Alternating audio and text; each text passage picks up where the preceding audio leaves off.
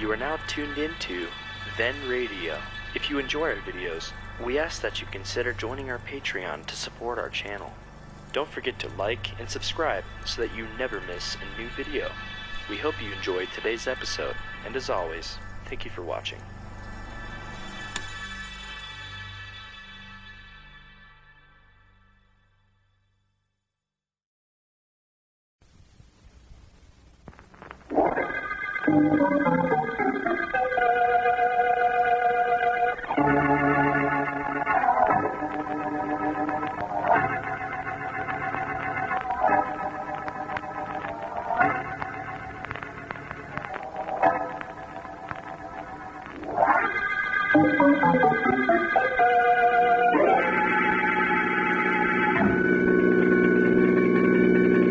Nothing much wrong with the guy we're carrying, is there, Doc? Oh, not too much, Steve.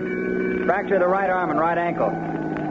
I had more trouble with his wife and two partners. They wanted to ride along to the hospital in this ambulance. That's all I need, passengers. Yeah. What happened to the guy we got back? Auto accident. He had his wife and two partners in the car and tried to wrap it around an elevated pillar. He's a funny guy. He fought against my giving him a hypodermic. Wonder why? No reason. No good reason, that is. He kept saying, "No hypo. Please, doctor, I'll be murdered before I get to the hospital if you give me a hypo." That's nothing, though. Shock hysteria brought on by the accident, that's all. Wonder why a guy would think someone was going to kill him. He didn't know what he was saying. Kept mumbling about no hypo right up to the time we closed the doors in the back. Don't you remember? I remember him saying something, but I didn't pay any attention. Well, here we are. Yep. I'll have this back door open in a jiffy and our friend fixed up before he knows it. He thought somebody was trying to murder him. EW, Doctor? Emergency ward, Steve, sure. What else could it be?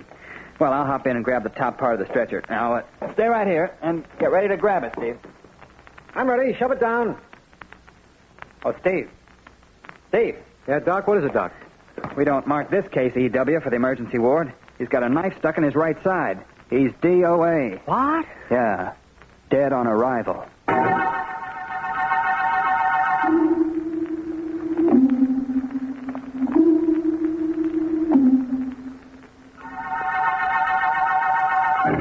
Sergeant Heath, that's all I can tell you. I could swear he was alive when we put him into that ambulance. Nobody could have got in when we were en route here, and yet that knife was sticking in him when I opened the door. That's what I like.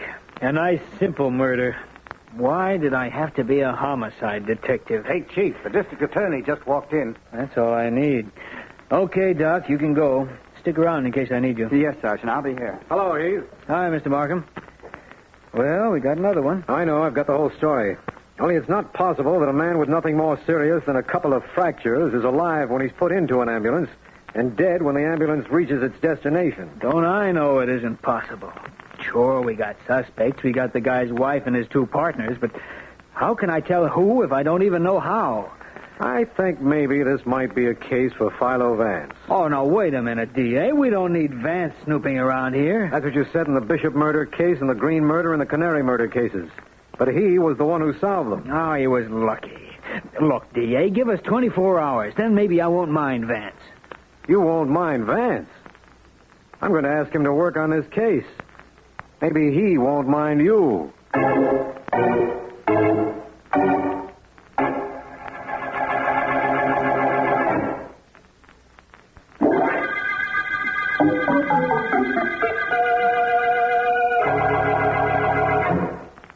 What time is it, Miss Deering? 1 minute to 5, Mr. Vance. Thank you, Miss Deering. Are you through the letters I dictated? They're on your desk, Mr. Vance. Will that be all? For the next 30 seconds. And then? And then, Miss Deering, it'll be 5 o'clock, and a coach and four drives up. I remember to call you Ellen, and you forget to call me Mr. Vance. Well, 30 seconds are up. I'm glad, Vance. Now we can be ourselves. Where are you taking me tonight? Well, to dinner, for one thing. I never starve my women. No good private investigator would. It might lead to a private investigation. Hello, is anybody home? Oh, sounds like your friend the district attorney's in the outer office, Vance. Markham, we're in here. Hello there, you two. How are you? Hello, Markham. Well, Ellen, I see it's after 5 o'clock. Because I'm sitting on Vance's desk, I always sit here. Chairs are so uncomfortable, Markham. And incidentally, how are you? Incidentally, I'm fine. Actually, not so good. Problems? A problem. Vance, will you help us on a case? Police are puzzled in mysterious murders? Now, look, Vance. A man named James Dalton was driving his car this afternoon when he had an accident. In the car were his wife and his two business partners, Ed Edwards and Bill Graves. Mm-hmm. Dalton was the only one injured, and an ambulance was called. That's easy. The butler did it. Go on, please, Markham. My secretary will be applying for unemployment insurance if she interrupts again. Well, the ambulance doctor says Dalton was alive when he gave him a hypodermic and put him in the ambulance. But he was dead with a knife in his side when the ambulance arrived. I don't suppose it could have been suicide or anybody hiding in the ambulance. You know better than that, or I wouldn't be here, Vance. No, suicide is out because the man's right arm was fractured and the knife was in his right side. There were no fingerprints. That's all I can tell you because that's all I know. You said this Jim Dalton's two partners were with him. Partners in what? A costume jewelry firm, the Eagle Manufacturing Company. What do you think, Vance? Sounds intriguing, doesn't it? What about your police? How does Sergeant Heath feel about your coming to me? Or doesn't he know? What he means is, can he expect the usual non-cooperation from the sergeant? Miss Deering, haven't you a letter to type or something? The name is Ellen, and the answer is no. Filing, perhaps, Miss Deering? Oh, ganging up on me, eh? Vance? Yes? If the doctor gave Dalton a hypodermic just before he placed the poor fellow in the ambulance, and then the ambulance doors were closed, how could the man have been murdered? Well, it certainly sounds intriguing, Markham. And you might be interested to know I'm working on this case as of this minute. Oh, he doesn't fool me. He's taking this case because he knows already who killed Dalton. On the contrary, Ellen, I'm taking the case because I haven't even the slightest idea of how it was done.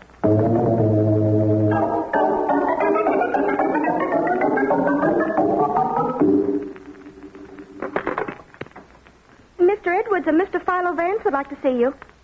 Yes, sir, right away. You may go in. That door there. Thank you. Mr. Vance? Yes, Mr. Edwards, I suppose. How do you do? How do you do? And, how can I help you, Mr. Vance? Mr. Edwards, you're one of the partners of the Eagle Manufacturing Company. That's right. I'm investigating the murder of your partner, Jim Dalton.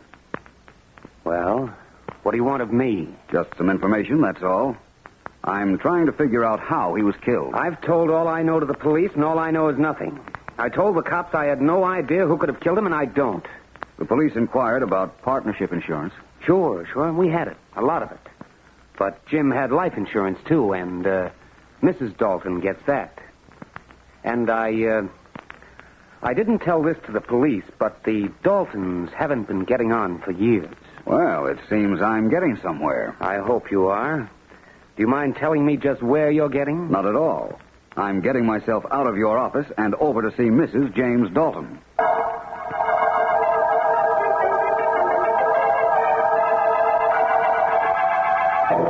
Why don't you stop bothering me? Why? Haven't I had enough with the police all afternoon? Mrs. Dalton, I'm not here to bother you or anybody. I only want to do what I can to find out how your husband was killed and to see that his murderer doesn't go unpunished. You say the police don't know how the murder was committed. Well, neither do I. Ed and Bill and I saw poor Jim last, but it couldn't be either of them. They both loved Jim almost as much as I did. According to them, maybe that wasn't so much. What? Well, Mr. Edwards seemed to think there might have been trouble between you and your husband. He told you that? All right, there was. Now I'll tell you something. They both wanted to get Jim out of the firm. They needed his money to get them started a year ago, but they're doing well now and didn't need him at all. And they hated him. Both of them did. Why didn't you mention this before, Mrs. Dalton? Because I didn't believe that... I didn't know what to believe. All I wanted was to be let alone. You haven't been very helpful, Mrs. Dalton. I believe the murder was the result of coincidence. How it was done, I don't know. But somebody wanted to murder your husband and saw his chance after the accident. But how could he have been murdered inside an ambulance? I don't know. I wish I did. Do you drive a car, Mr. Vance? What? A car. Do you drive one? Why, yes. What about it? Nothing. Or something. Depending on how clever you are. I drive. I'm a very good driver. I'm good at a lot of things. Does what I've just said mean anything to you? Frankly, no. I think you're trying to tell me something, but well, I don't get it. I know only one thing, Mrs. Dalton. That somewhere along the line, your husband's murderer made a mistake. All murderers do. And my job is to find out what that mistake was.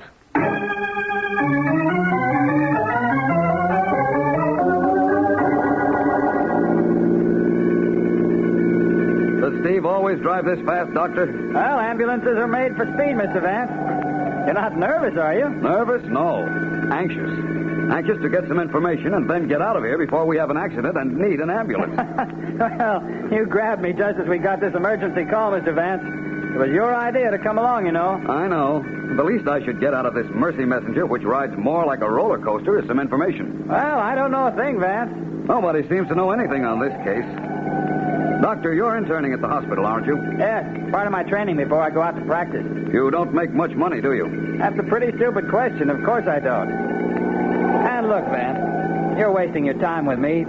All right, you don't know how this murder was done. Well, neither do I. Nobody knows except the murderer, and you've got 3 pretty good suspects, if you ask me. I wasn't aware that I had asked you, but go ahead. Well, there's those 2 partners, Edwards and Graves.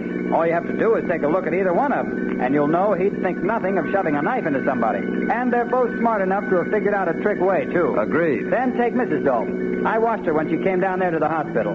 She's a manic depressive if I ever saw one, or has all the symptoms anyhow. Psychopathic? Definitely. Intervals of exaltation and depression, clever mind, superiority complex, changes from one subject to another without reason. And maybe you don't know this, but manics are potential murderers. That's very interesting, Doctor. Thank you very much. But getting back to your not making a lot of money and that question I asked you, which you thought was stupid. Yes? Maybe it isn't so stupid, Doctor. Jim Dalton's death meant a lot of money to several people. One of them might have been willing to spend a little of it on you to make sure Dalton died.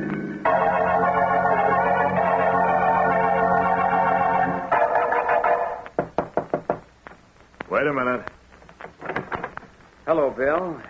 Surprised to see your partner after business hours? Yeah, Ed. Kind of. Come in. Thanks. I came by to congratulate you, Bill. That was a nice, clean job you did on our ex-partner. I don't know how you did it. Frankly, I don't care. You think I killed him? I know you did. Couldn't very well talk about this at the shop, what with cops and that Vance guy hanging around, but I can now. So, congratulations and thanks. I could say the same thing to you, and mean it more, Ed. I know you killed Jim. That's all right, kid. I don't blame you for not admitting it to me. We don't like each other, and we never did, but I still say you did a good job. Look, I don't have to stand for you accusing me of murder. No, that's true. You don't. Suppose we sit down and you tell me how you did it. You get out of here. And if I don't, what'll you do? Murder me, too? Well, you dirty... I'll fix you. Keep your hands off me. Yeah. Get them off! I'll take care of you later, Edwards. Who's there? Anybody mind if I come in? Who are you? Oh, hello, Mr. Vance. Bill and I were just talking. You, know my partner, Bill Graves, Philo Vance. How do you do? Hi. You mentioned, Edwards, that you and Graves here were just talking. I'm sorry, but I couldn't help overhearing, even a block away. Having trouble, boys? Nothing we need you to fix. I only dropped in to talk to you a minute, Mr. Graves.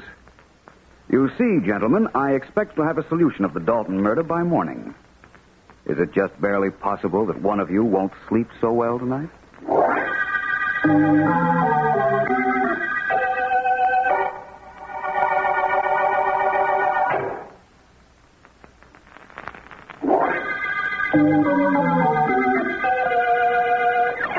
This is District Attorney Markham.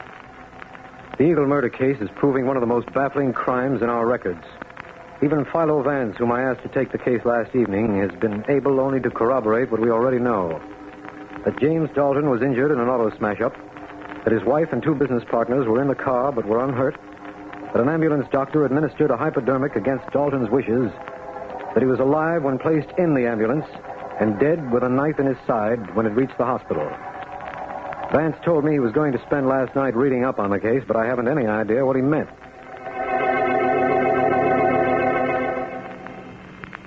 No, Miss Deering, I haven't seen Mr. Vance this morning yet. He must have overslept. Fine boss expects his secretary to open the office for him.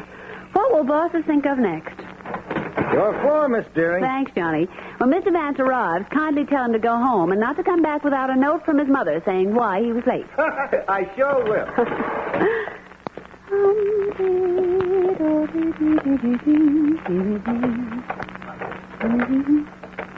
It's unlocked. Oh, Vance must be getting forgetful. Wow. What hit this place? A cyclone? and fast asleep in my chair. Mr. Vance. Vance. Darling. Hello, Ellen. Good morning, Mr. Vance. I trust you slept well in my chair all night. What happened here? It looks like a literary version of a pillow fight. Who's been throwing books around? I have. That is, I haven't been throwing them around. I've been reading them. All night? Practically. Very interesting books. Psychiatric studies. Psychiatric? Mental cases, Miss Deering. Preparing an autobiography, Vance. Mr. Vance? It's after 9 o'clock, remember? And the answer to your question is no. I've been doing some very interesting, if as yet unproductive, research. Take a letter, Miss Deering. I will if you'll let me borrow my chair and desk. Sorry. Here you are. Sit down. Thank you. And now, Mr. Vance? Letter to F.X. Markham, District Attorney. Usual heading, Dear So-and-so. Dear District or Dear Attorney? Dear Frank. Here are the facts I've uncovered in the Dalton murder. Got it. Go ahead. I wish I could. I haven't even a theory. Well, that's just as well, because I can't take theories in shorthand. Let's see. The ambulance doctor could have killed Dalton. Edwards might have, Graves might have, and Mrs. Dalton might have. But how? You're in a rut, Mr. Vance. I'm in a dilemma, Miss Deering. All four had possible motives, but none of them had any opportunity to stab Dalton inside that ambulance. Not even the ambulance doctor. He wouldn't have had time enough. Apparently, it was impossible for anyone to stab Dalton after he was put in the ambulance, so... Ellen.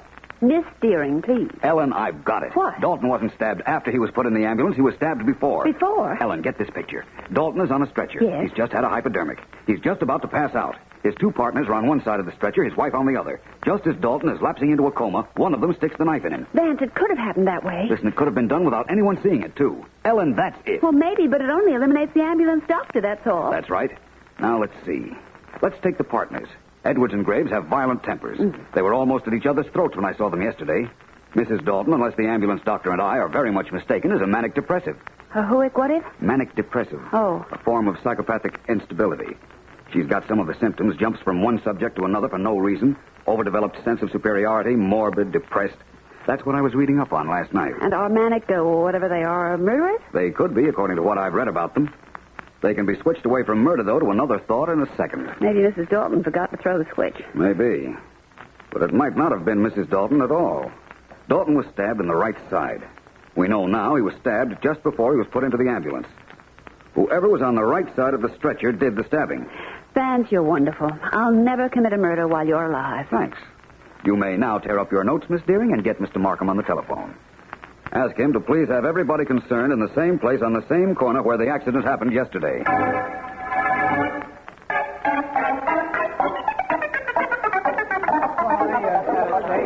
Sure, Mr. Vance. This is just the way it was. The ambulance was parked right there where it is now. Only there was a crowd around. The doc and the driver had the stretcher in their hands just the way they have now. Thanks, officer. Look, Vance, you know this is a lot of nonsense, don't you? Maybe you're going to wish it was, Mr. Edwards. Maybe you're going to wish you hadn't started any of this, Vance. Somebody's going to wish that. But it won't be me, Mr. Graves.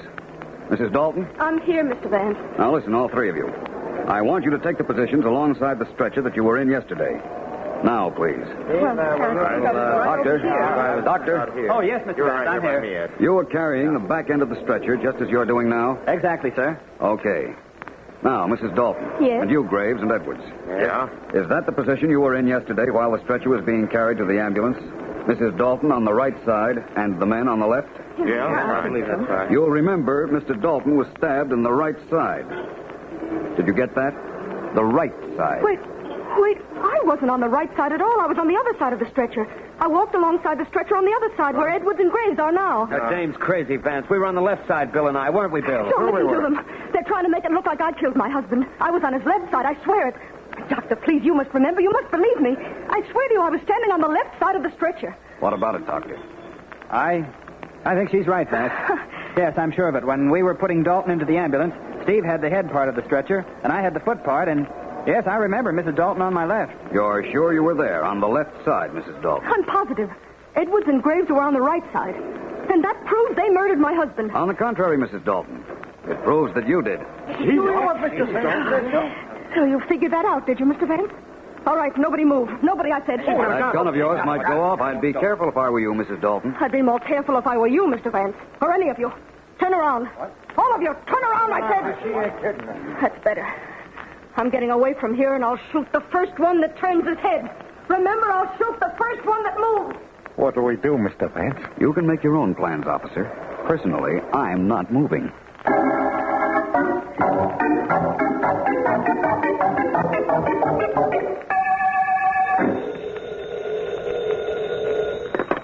Hello, Vance speaking. Vance, this is Markham. Just wanted to tell you that we haven't been able to pick up Mrs. Dalton yet. You will. She can't get very far. Aren't you worried? Don't you think she'll try to kill you? After all, you spoiled her perfect murder. She won't come up here, Markham. Her first job is to keep out of the way of the police. She won't waste time looking for revenge. Good night, Markham. Good night. I'll let you know if anything happens. So I won't waste time looking for revenge, Mr. Vance. I don't consider it a waste of time. I don't know a better way to spend the next few minutes than to use it killing you. Hello, Mrs. Dalton. Pretty gun you have there. You don't fool me any with that unconcerned way of talking. I'm going to kill you, and you know it. You know, of course, that people who are going to commit murder don't generally talk to their victims. They just shoot. I don't care about people generally. I'm an individual.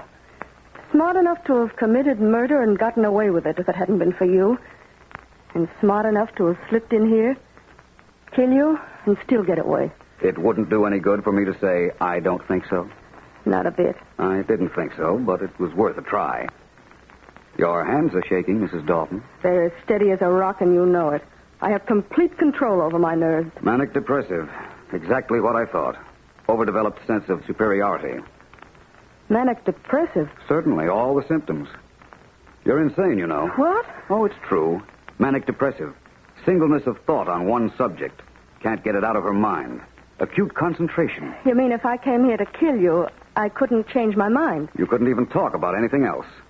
Fashions, for instance. What about fashions? That dress you're wearing. It's an original. I designed it. You know, at first I wanted it to have pleats down the right side. See? I can talk about something else. I'm not insane. I'm not, I tell you. I hear you, Mrs. Dalton. This dress is my favorite. I designed it first with pleats on the side. I'll show you how it would look with them, but you won't like it. I'd planned them down here. I won't need this gun. And you can see for yourself that it throws the lines of the dress off. There. Admit it. The pleats wouldn't be right, would they? Your gun's on the floor, Mrs. Dalton. Of course it is. I threw it there. Those pleats, Vance, they wouldn't be right, would they? They wouldn't really be right, would they? Mr. Vance, those pleats wouldn't be right, would they? Answer me. In a second, Mrs. Dalton, as soon as I pick up your gun. There. Now about the pleats. I'll tell you what I think about them on the way downtown. You won't answer me. You tricked me. I came up here to kill you and you tricked me. But it doesn't matter. You can take me to the police, but I'll find a way of getting out of jail. I'm clever. Believe me, I can do it. Can you? Well, the sooner we get you into jail, the sooner you can try. Shall we go, Mrs. Dalton?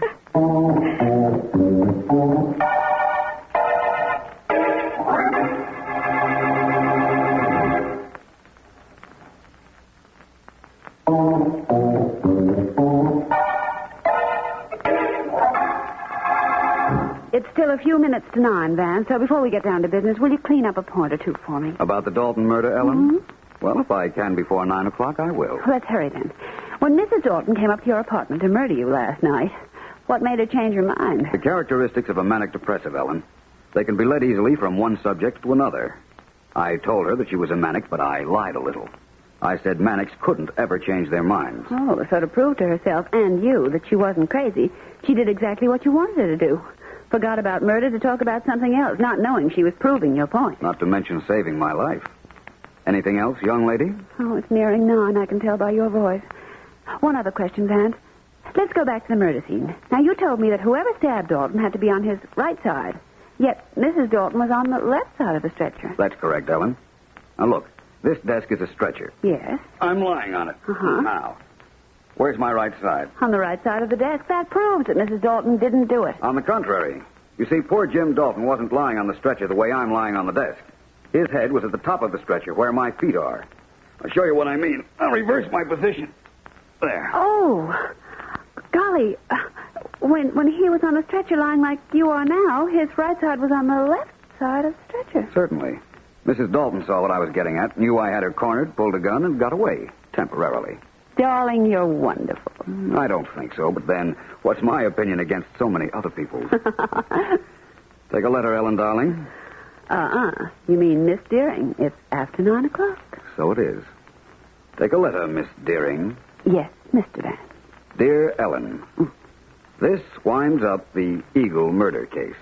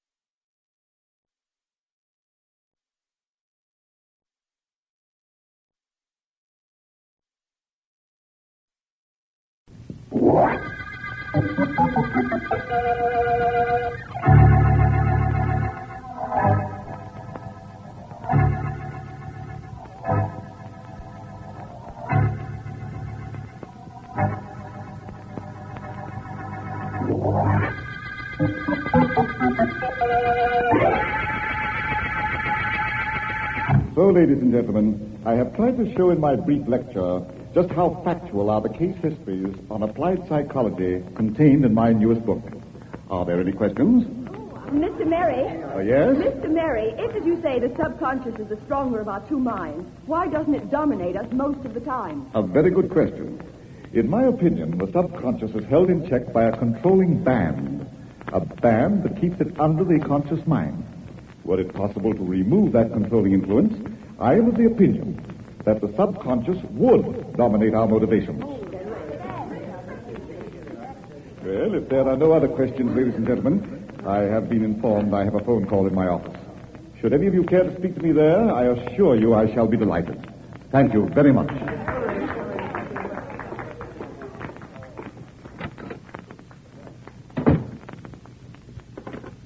Hello?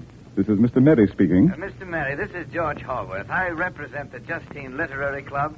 Would it be possible for you to speak to our members next Thursday? Next Thursday? Yes. Well, I intended to return to the coast. Oh? But I think I might be able to postpone my departure. Well, just a minute. Just a minute. Will you write me a letter, Mr. Hallworth, merely confirming our appointment? Oh, I'll be very glad to. Thank you, Mr. Merry. Not at all. Goodbye. Coming. Oh, it's you. I thought I saw you in my audience. I hardly expected the pleasure of a personal visit. Come in. I hope you've come to tell me that you've forgotten the past. How would the French say it? Un de ces choses? One of those things? I'm glad you came to see me. I've been wanting to... Why are you staring at me like that? Why don't you say something? What do you want? Oh, no. No! No!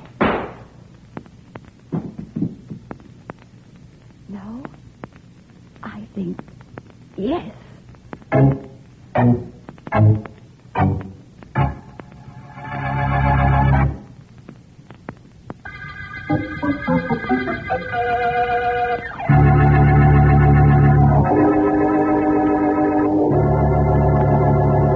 Vance? Mr. Vance, I'm not disturbing you, am I? I could contribute to your ego, Miss Deering, by saying that you're quite disturbing to me. But I won't. At least, not during business hours. Disturbing during business hours, or you won't say it during business hours? A combination of both, Miss Deering. You know, I believe I've reached the epitome of success as a private investigator. I'm so private that I haven't had an interesting or unusual client in a week. Doesn't seem to bother you much. It doesn't bother me at all. No, I rather like the ambition that gets me down to my office and the circumstances that do not force me to work when I get here. It guarantees my character and places no strain whatsoever on my mentality. Would it be too much for me to ask you to guarantee your character in your own office? After all, it's only through that door, and I have some typing to do. Do I distract you, Miss Deering? Well, I could contribute to your ego, Mr. Vance, by saying that you're quite distracting. So I will. You're quite distracting. Now let me get to work. Miss Deering. Yes? Take a letter, please. A letter? Okay, I take L for... Let me finish what I'm doing. Now, let me see. Take a look at the glass panel in the door. You will not be at ease much longer, oh serene sir. I seem to see a female profile. And I seem to hear a female knock. Come in. Mr. Vance here. I'm Philo Vance. May I help you? Oh, yes, if you only will, Mr. Vance. Is there someplace we can talk alone? Oh, don't mind me. I only work here. Come into my office if you like. It's just through this door here. Thank you. Thank you so much. Not at all. Won't you have a seat? Yes, thank you. Mr. Vance, I'm Alice Barkley. And I've come to you because you're the only one who can help me. If anyone can. I assure you I'll try. Just give me an idea as to what you'd like me to do. I don't know. I don't know what anyone can do, Mr. Vance. I've just shot and killed a man. I'm afraid you've come to the wrong office, Miss Barkley. You want the police, or perhaps that's vice versa. Oh, but you don't understand. I can't remember anything that happened to me. Except that 2 hours ago I was standing over a man who'd been shot in the heart, and I had a gun in my hand, and the gun was still warm from being fired. You can't remember anything before that? Well, I went to a lecture on applied psychology this afternoon with friends. The lecturer was Joseph Mary. You've heard of him, of course. He's written books. Oh, yes. All I remember was that after the lecture, I was standing over his body, and he was dead. What did you do with the gun? I have it here. I put it in my purse and ran. It was only then that I realized I didn't know where I was running to. So I walked and walked, and then I came here. But I can't remember anything else. Well, I'll do what I can to help you, Miss Barkley. But I'm pretty convinced that you'll be facing a murder charge unless you suddenly start remembering something.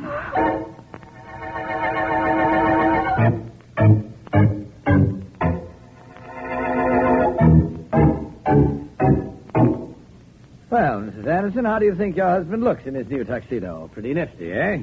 Please, darling, I'd like to lie down for a while. What's the trouble, Joan? You've come home rather late from the lecture and you're all upset. Here, wait, sit down for a minute.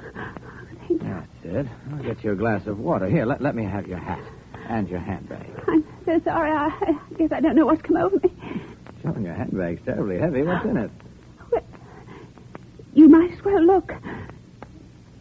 Joan, it's my gun. Yes. What were you doing with my gun? And one of the bullets has been fired. Joan! Please, darling, I don't know. I don't remember. You don't remember? All I know is that I had to take it to the lecture. Don't ask me why. And I shot a man with it. You what? I shot Joseph Mary.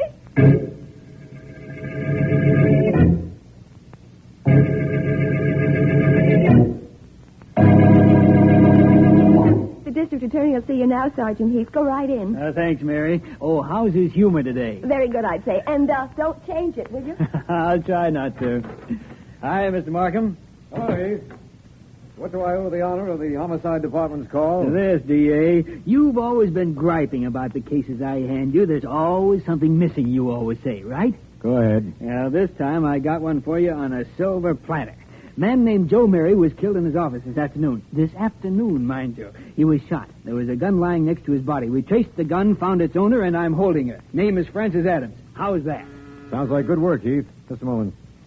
Yes? Mr. Philo Vance is here, Mr. Markham. Vance. Well, show him in, by all means. Oh, so your friend is here, eh, D.A.? Well, I'm glad. He'll find out that the police don't need him on every case. Hello, Markham, and Sergeant Heath. How are you, Vance? How have you been, Heath? Or haven't you made up your mind yet? I feel fine, Mr. Vance. Wonderful, in fact, and you? You'll have to forgive the sergeant today, Vance. He feels rather good. He's wrapped up a murder case by himself. Really? What one is that? The Joe Murray murder. Girl named Frances Adams shot him. Is that so? Well, I came up here to tell Markham that a girl named Alice Barkley came to my office a little while ago, and she was under the impression that she killed Joe Murray. Huh? Had the gun she did it with, too. Here it is.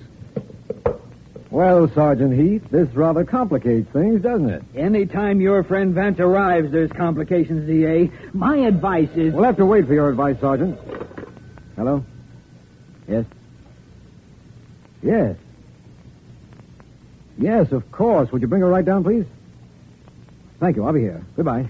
Now, I was saying that my We're going advice... to still have to wait for that, Sergeant. You see, you've arrested a girl for killing Joe Murray. Vance here has a young lady who says she killed him. And that phone call was from a man named Anderson. He says his wife shot and killed Mary, and he's bringing her down here right away.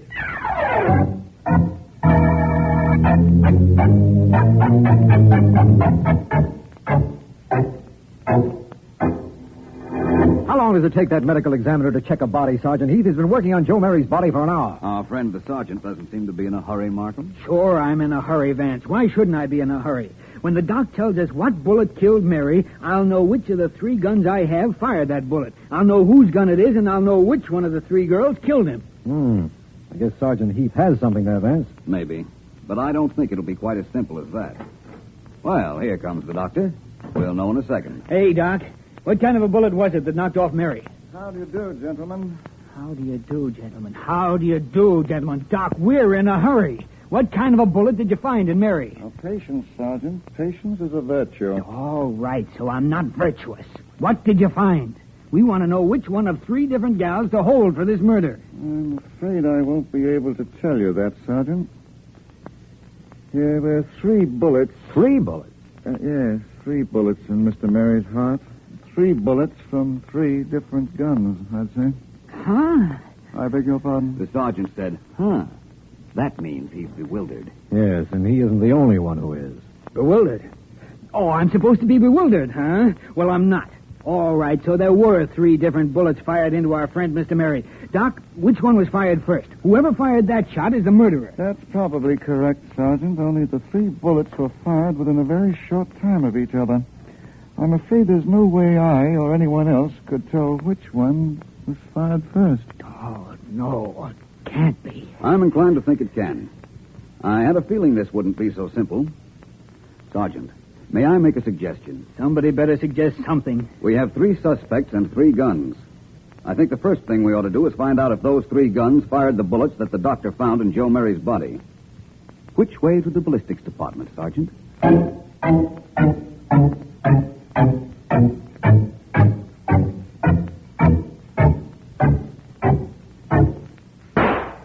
Well, you have quite a good eye, Sergeant. You hit the bale of cotton without any trouble. I got trouble, all right, but it's not because of the way I shoot.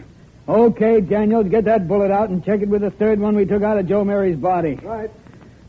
Now, Vance, what do you think we'll find? The same thing we found in the case of the other 2 guns we checked.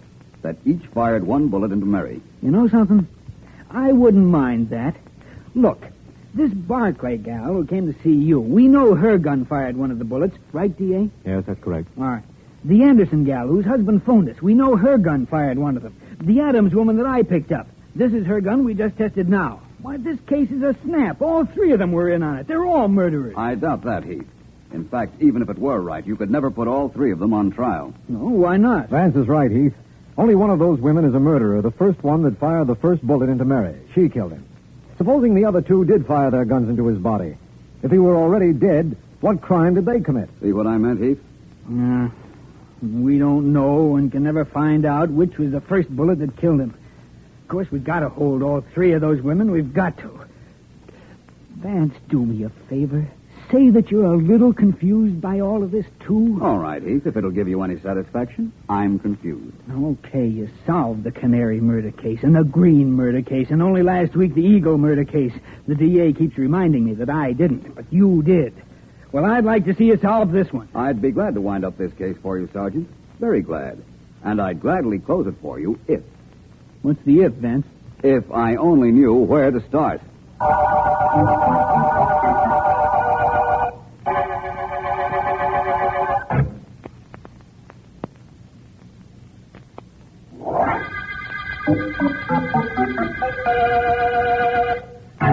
This is District Attorney Markham. The Mary murder case has everyone concerned, including Philo Vance, completely baffled. Joe Mary was murdered. 3 bullets were found in his heart, bullets belonging to guns owned by Alice Barclay, Joan Anderson, and Francis Adams. All admit they brought those guns to Mary's lecture, but can't tell why. At Vance's request, all 3 women were brought into a detention room at headquarters, and I understand Vance is on his way. Well, somebody say something. No good for the 3 of us to just sit here and stare at each other. What is there to say, Alice? We don't know where to begin. Francis, the police are going to find out that you were once married to Joe Mary. Why don't you tell them? And make myself their number 1 suspect. You can't mean that, Joan. And while we're on the subject, you and Alice ran around with him at college, didn't you? Why don't you tell the police that? Don't try to make it look like we killed him, Francis. Don't you do it. I warn you, I may know more about this than I'm saying. That sounds like a threat. Well, does it? How does this sound? I think you killed Joe Mary. You even intimate that again, and you'll be the sorriest girl alive. Joan, are we going to stand here and now, take this look, to her? Alice. She killed Joan. She killed him, and she's afraid we know how she did it. Now, look, darling. She shot him. I know she did. Don't cry, Keep Alice. that screaming idiot quiet, Joan. Keep her quiet. Ladies, Oh. please.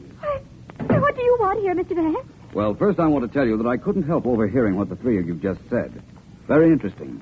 But, ladies, I have good news for you. You're all free to go home. Oh, how Only, wonderful. of course, you're not to leave town. Not to leave. And Mrs. Anderson, Yes? I'd like to see you in my office the first thing in the morning.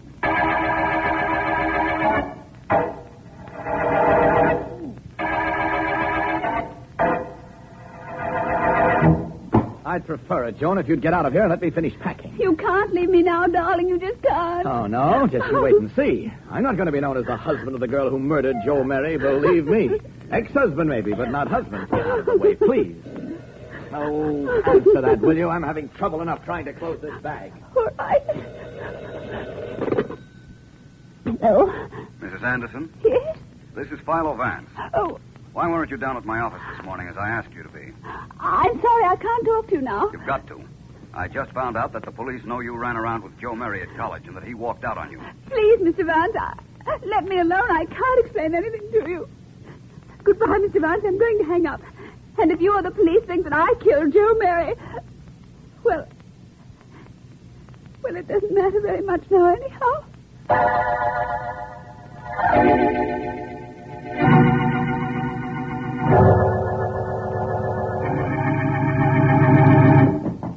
Yes, come in. Come in. Don't keep knocking like an infernal idiot. Good afternoon, Professor Colby. Remember me? Huh? Oh, certainly I remember you. One of my worst students. Got one of my highest marks. Never forgiven you for it. What's your name? Vance, Professor. Philo Vance. Oh, yes, Vance. Well, Vance, what is it? Professor Colby, can a person be hypnotized into committing murder? If you'd paid any attention in your classes, you'd know that nobody can be hypnotized into doing anything that's against his moral code. Goodbye, Mr. What did you say your name was? Vance. Yes, Vance. Tell me this, Professor. Post-hypnosis is a suggestion given to a hypnotized person which must be carried out after he is awakened from hypnosis, correct? Yes, of course, that's correct. The person receiving a post-hypnotic suggestion would have no idea why he was doing something, but he'd know he'd have to do it, right? Any child knows that. Children don't take courses in applied psychology. May I use your phone? Well, there's a pay station outside. Oh, this will do very nicely, thank you. I've got to talk to the district attorney and ask him to have 3 suspects in a murder case brought to my office this evening. And then, Professor Colby, I have a favor to ask of you. A favor I don't think you can well refuse.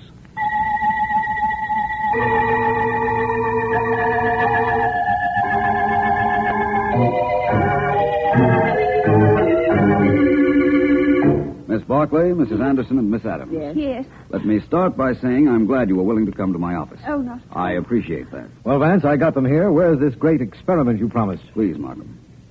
Ladies, I'm going to attempt an experiment in mass hypnosis.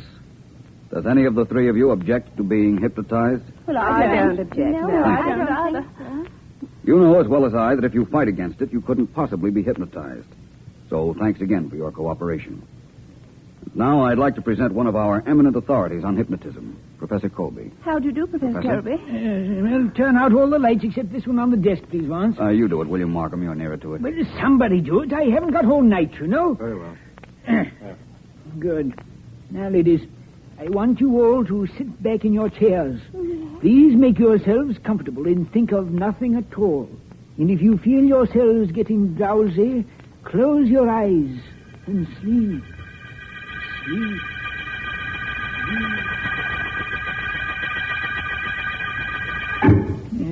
Vance, there they are, the three of them hypnotized. The conscious mind dormant. You won't need me any longer. No, I know what to do from here on in. Thank you, Professor. Be sure you do it. Fine thing bothering me at this time of the night. Good night, Mr. Vance. Mr. Markham. Good night. Good night, Professor. He certainly is a strange sort of gentleman, isn't he, Vance? Professor Colby is wonderful. You know, it's his theory and mine that under hypnosis, if hypnotism was used once before, the subconscious mind will recall what was done at that time. I have one of my secretary's hat pins in my hand, Markham. Observe closely. I'm going to touch Miss Adams' hand with it. There. What's up? Don't be alarmed. I assure you she didn't feel it. For the experiment. Remember, Markham, they're completely under hypnosis. They couldn't lie if they wanted to. Remember that.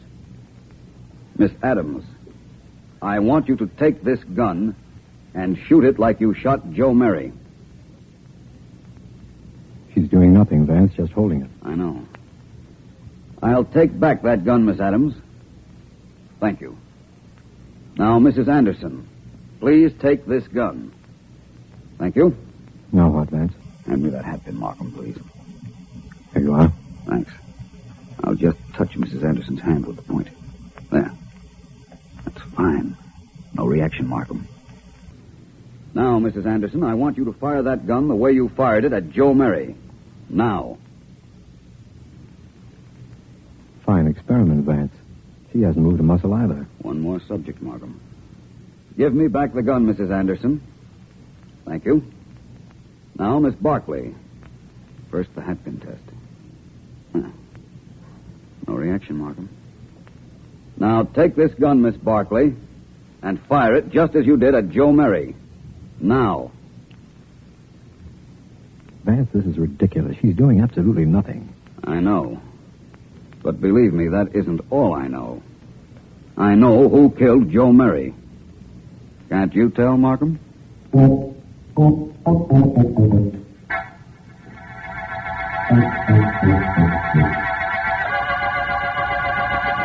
Miss Barkley. Yes? You've got to help me. I know you were hypnotized the day Joe Murray was murdered. I know who hypnotized you. The real murderer gave herself away in my office a little while ago. But I can't prove anything without your help. In the interest of society and to help trap a clever murderer, Miss Barkley, will you please? Will I be in danger, Mr. Markham? Mr. Vance and I will try to see that the danger is as slight as possible. Very well, gentlemen. I'll do it.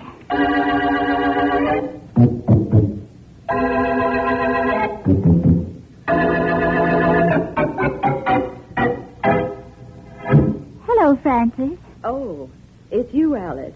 Come in. Sit down. Thank you. Tea? Yes, please. Francis, we're quite alone, aren't we? Why, yes, of course. Why? Cream? Yes, please. I just wanted to tell you that as long as the police have apparently given up on us, you and I ought to have an understanding. Really? What sort of an understanding? Sugar? Yes, two, thank you.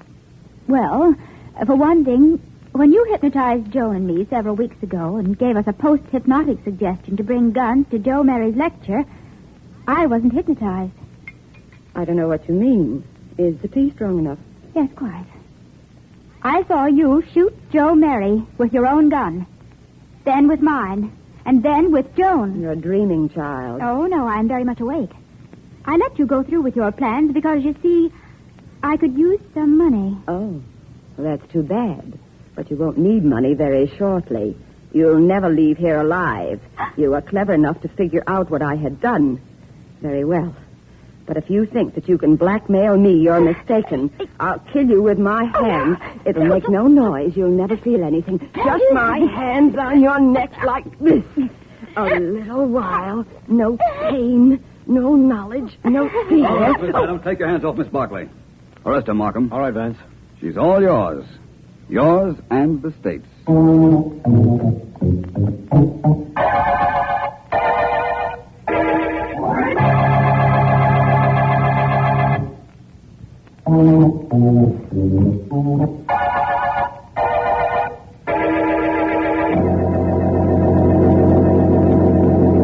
Miss Deering, inasmuch as you are employed by me, would it be too much to ask you why you're not working? I'm only hired between the hours of 9 and 5, Vance. It's 5:30 now. How about breaking down and telling me how you solved the Mary murder case? All right.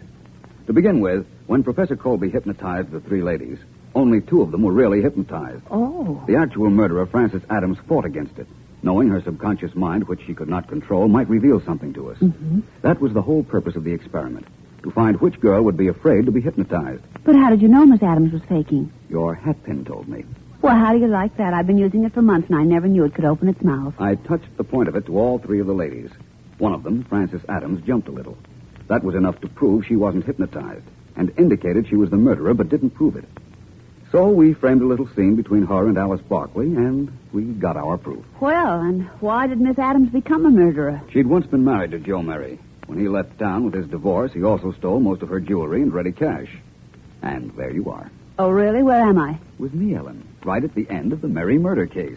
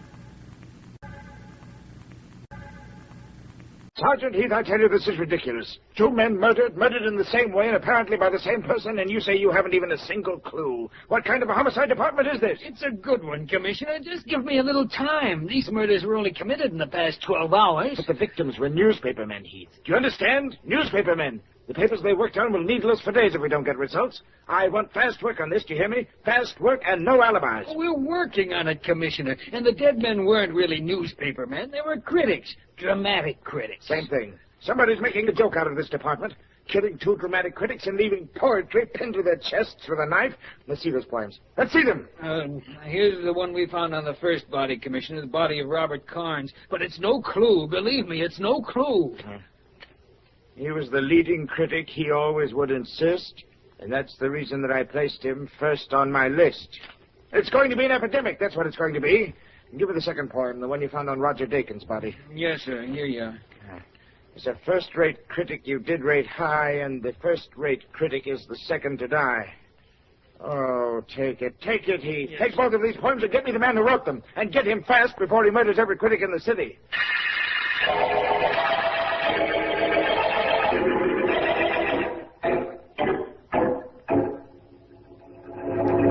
Are you busy, Mr. Markham? Very busy, I mean. The district attorney is never too busy to talk to the homicide department chief. What is it, Heath? Well, it's the commissioner.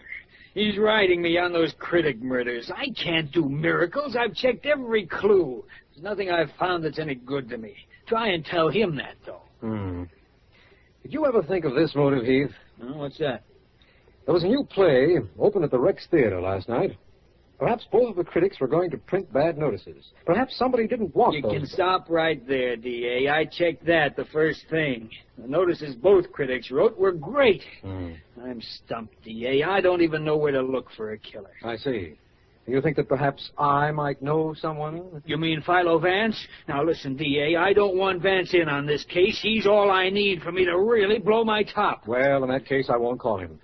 I thought for a moment that you might have been hinting that I do, but as long as you feel so strongly, why, I wouldn't think of it. Oh, what's the use?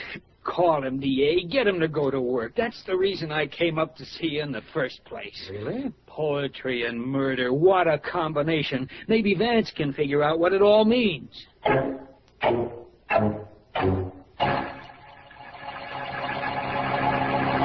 That's the story, Vance, all of it. Definitely interesting, isn't it? I suppose so. Let me see now. The first murdered critic was Robert Carnes. Carnes. Isn't he the one that married Edna Bowley, the dancer? Some years ago, I believe, Vance. Yes, he's the one. And wasn't she being sponsored before her marriage by Mike Wilcox, the racket king? Mike did have an interest in her. But he's hardly the poetry type, Vance. Don't forget those poems pinned to the chests of the two victims. I haven't forgotten them. Markham, there's a wonderful art exhibit at the Madison Galleries this afternoon. I was going to take Ellen and visit there. The Madison Gallery visit will be postponed because of my visit here? Precisely. I've changed from the Madison to the Rogues Gallery. Markham, I'm going to see our friend Mike Wilcox.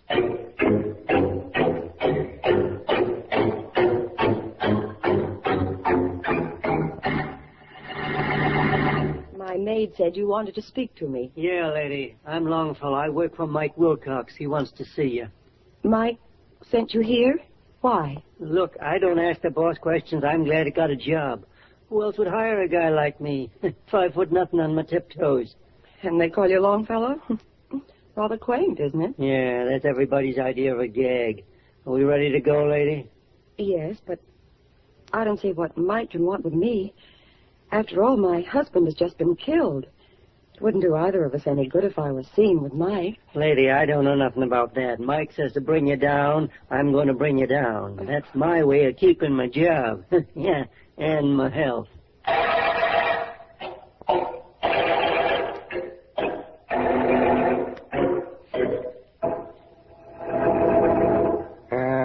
If I move here, he'll jump me. Get into my king row. And I'm a dead Joe. But if I move in this square, he can't do nothing. So I move in this square. Yeah? Who is it? Hello, Mr. Wilcox. I'm Philo Vance. Hi, Vance. You play checkers? Yes, but I've no desire to play at the moment. Well, playing checkers with yourself, eh? That's a new one. Who's winning? Me. I always win. Well, Vance, the boys downstairs says you wanted to see me. So I says if he wants to see me, let him come up. So you're up. And what do you want to see me about? About the murder of Robert Carnes, the drama critic. The same person also killed another critic. But I'm not quite as interested in the second murder as I am in Carnes' death. You used to go with Carnes' present wife, didn't you? Edna? Sure. What about her? Nothing. Except that from what I've heard, this Carnes wasn't too kindly an individual. Maybe you resented the way he treated his wife. And wrote them poems, too? No, that I doubt very much. When did you last see Mrs. Carnes, Mr. Wilcox? Oh, a couple of years ago. The way I figure, it'll be a couple of years before I see her again. Well, how's for a game of checkers, Vance? You look smart enough to be able to play checkers. Thank you very much, but I'm sorry hold it. Yeah? I got it, boss. We're here. Well, in a minute, Longy. I'll buzz you. There's nothing you can tell me about Robert Carnes' murder, Mr. Wilcox? Oh, no, not me. When I read about it, I says to myself, well, somebody must not like the critics, I said. Guess maybe that's so, huh? Maybe. Both of them wrote their last notices and their death notices at the same time. Maybe there's some connection between the two. There may be. I'm glad it ain't my business to find out. You got time for one game, Vance? Just one game? No, I think not. I'd better be moving along. Thanks, Wilcox. Maybe we'll meet again. Okay, Longy, you can bring her in now. All right, boss. Let's see. Suppose I do move here. I'm just gonna jump me. And I knock off two of his guys like this. Not bad, not bad, not bad. Hello, Mike. Hello, beautiful. Come on in. Me too, boss. No, I don't want you, long fella. Only Mrs. Khan. We got to talk about you. When I heard about your husband getting knocked off, I says to myself, that dirty rat figured to get it. I kept pretty good track how he was breaking you down. Beautiful, you need something? Dough, a mouthpiece? Anything at all? You think that I... Me, I ain't a thinking type, baby. I just got the same yen for you that I always had. And nobody's going to push you around. Ever.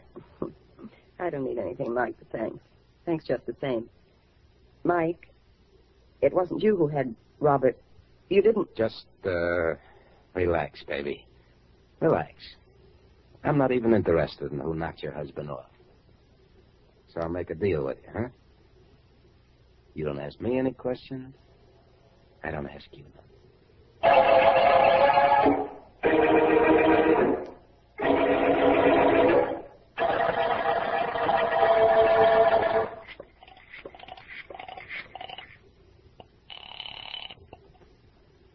Mr. Vance's office. Miss Deering speaking. Ellen, this is Vance. Oh, where have you been, Mr. Vance? People have been calling right and left. I don't want to know anything about calls right now. Listen, Ellen, get your hat. We're going to the theater. Theater at 5 o'clock in the afternoon. What's happening there at this time? Nothing very much, unless I can make something happen. The Rex Theater in half an hour. I'll be waiting.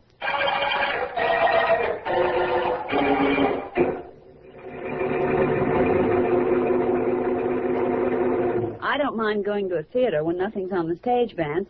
But must we wait in the lobby? And why did you bring me down here, please? Because this is as good a place as any to start working on those poetic murders. Oh? Let me think a moment. A new play opened here last night. Robert Carnes and the other critics were here, no question about that. Both of the murdered critics, Robert Carnes and Roger Dakins, left and wrote excellent reviews of the show. Well, that stops the suggestion I was going to make. Stops it just like that. If it were that simple, Ellen, Markham would never have called me in. I want to get a look at the seats the critics sat in. That might mean something. Hello there, Vance. Sibbleton. How are you, Sibbleton? Well, I hear you have a hit. It's the finest play I've ever produced. Trying to buy some tickets? Not at the moment. Miss Deering, may I present Mr. Sibbleton? How do you do, Oh, Mr. Sibbleton? Sibbleton, I'd like to go into the theater for a moment, if you don't mind. I don't mind, I guess, Vance. I just don't understand. I'm working on the murder of those two critics. Oh. I just want to look at their seats. They were both here last night. Yes, they were. I don't know what you expect to find, but come on in. I'll get the door. There. Thank you. Go ahead, Ellen. Thank you. Which way, Mr. Sibbleton? Straight ahead and down the middle aisle. An empty theater's an imposing sight, don't you think, Ellen? It is, I suppose, but not for a producer who thinks he has a hit. Then it's a catastrophe. Miss Deering is right. Yeah. Well, I won't have that worry, not with this show. Right down this aisle. Right. By the way, it seems to me that I recall Robert Carnes panning your last show, Sibbleton. Oh, he wasn't the only one. You see, we have every critic in town here on opening nights, from newspapers, magazines, trade papers. And practically every one of them took a crack at that last epic of mine. Including Roger Dakins? Well, every time Carnes pans anything, Dakins does too. Or rather did.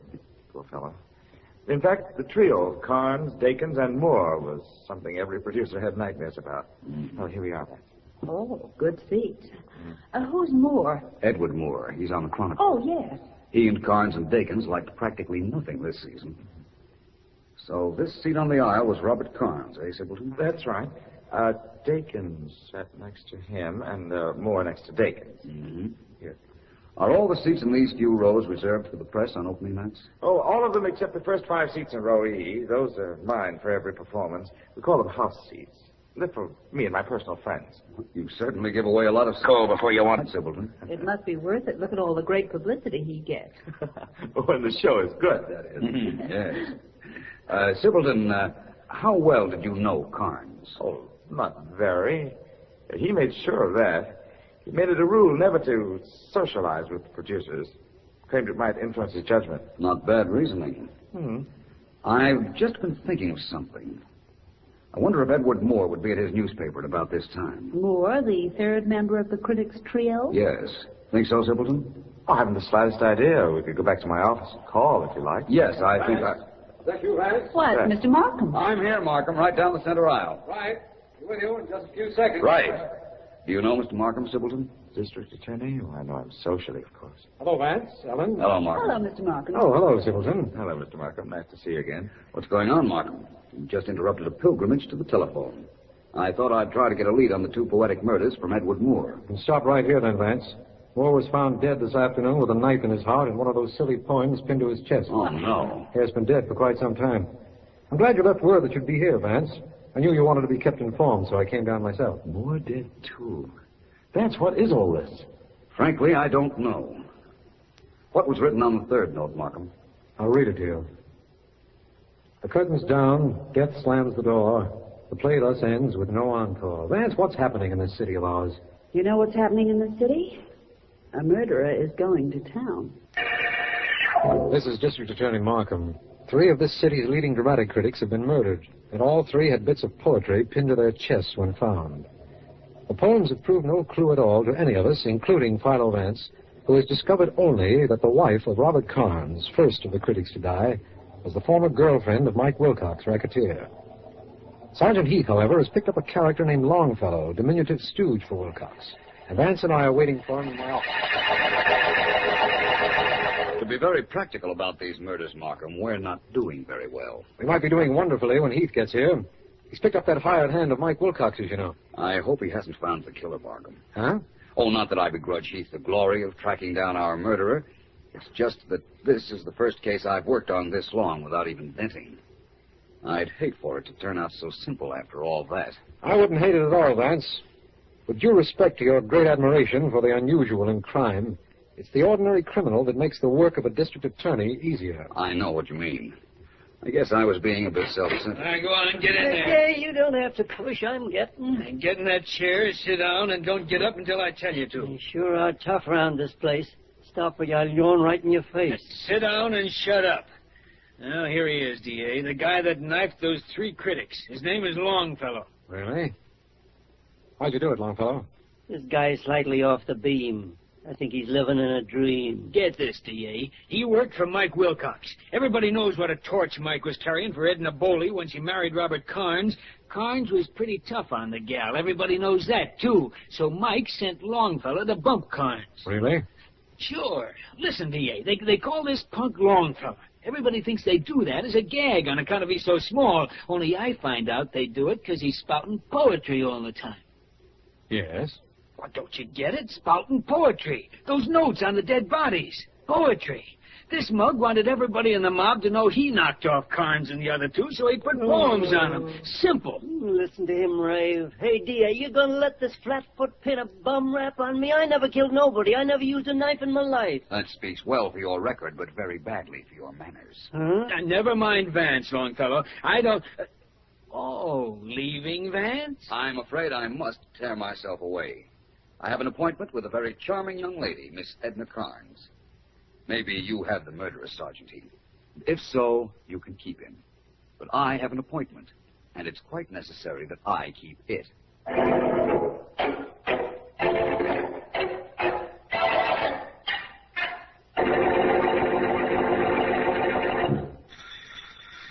Yeah? Come in. Well, Wilcox. Surprised to find you here. You don't look it, Vance. Don't mind me, I'm just playing some solitaire. I understood that Mrs. Edna Carnes lived here. You're putting the Red Queen on a red king. Don't kibitz, Vance. Sit down and play some gin if you want, but don't kibitz. How about a game of gin? I'd just as soon not right now, thanks. Ah, come on. I gotta play with somebody. Always at solitaire. I can't find nobody to play with. Maybe your friends wouldn't like what happened to them if they were to win. Okay, Vance, if that's the way you want it. What are you doing here? Paying a call on Mrs. Carnes. Where is she? She ain't home. She wouldn't want to see you even if she was home. Catch on? I'll take that. You could leave any time now, Vance. It'd be all right with me. Yeah? Hello, is Mr. Philo Vance there, please? Yeah, he's here. For you, Vance. Thank you very much. Hello. Vance? Ellen. I called Markham and he told me where you were. Hop right back here, Vance. On the double. I'm sorry, Ellen. I'll be detained here for a while. I'm waiting for Mrs. Carnes to return home. She's not going to return home, Vance. She's here, right here in your office, and she's going to wait here until you get back.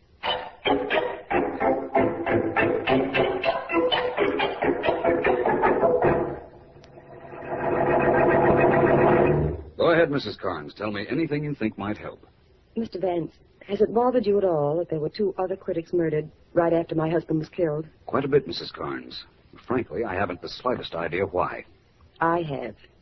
My husband's best friends were Roger Dakins and Edward Moore.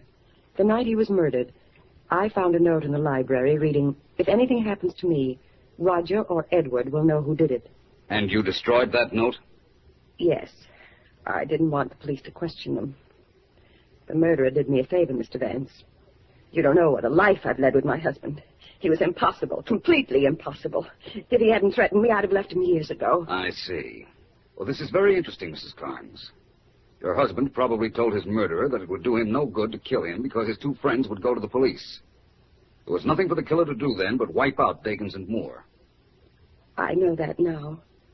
Well, Mrs. Carnes, your actions have certainly confused us.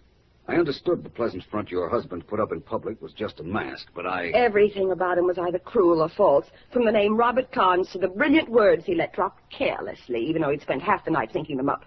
Oh, I couldn't stand him. I just couldn't. I was thinking that when I made the appointment to see you. I thought maybe you'd killed him. Me? But I came down here to tell you all this. Doesn't that clear me?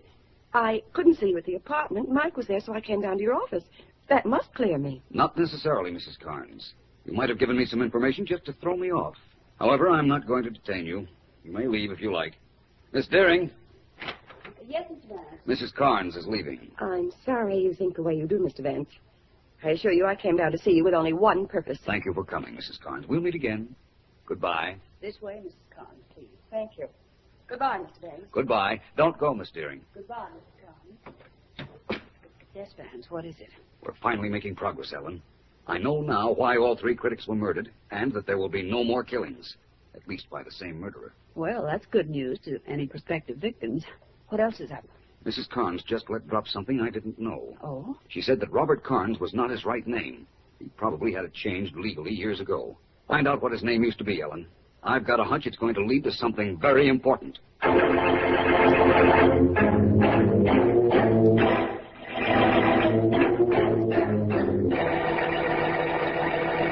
You don't mind my dropping into your office at this time, do you, Mr. Silverton? Not at all, Vance. I'm glad to be of service. You want to see the show tonight? I can let you have my house seats. Some other time, perhaps, but not tonight, Mr. Silverton. Right. You told me you didn't know Roger Carnes socially. That's right, I didn't. Well, this is very strange, then. You have an odd name, Sibbleton. Very unusual. I suppose that's right. My secretary found out that Roger Carnes' real name was Sibbleton. Was he a relation? My brother. Older brother. Only I never talked about that. He was nobody to be proud of. So I've heard from a number of sources. What did he have on you, Mr. Sibbleton? What? Must have been something very important for you to have killed him to keep him quiet. You think I killed him? Not exactly. I know you did. You see these 2 tickets for your theater, Mr. Sibbleton? They were dropped at the scene of your brother's murder. And they prove I killed him? Oh, now that... Oh, but they do. You see, these tickets are house seats. Your house seats. The ones that are reserved for you. You told me about them in the theater yesterday, remember? First 5 seats in row E. That's what these are for. Let me have them. There's a gun in that drawer, I presume. Not anymore, there isn't. It's in my hand. I'm sorry about this, Vance. I liked you. Well enough to put that gun away? Hardly. No, I don't blame you. Self-preservation is still the primary law of human motivation. By the way, I know why you killed Dakins and Moore. But why did you kill your brother? Why did Cain kill Abel? My brother and I had an argument. A terrible argument. He was about to write a magazine article telling a lot of things about me that are best forgotten.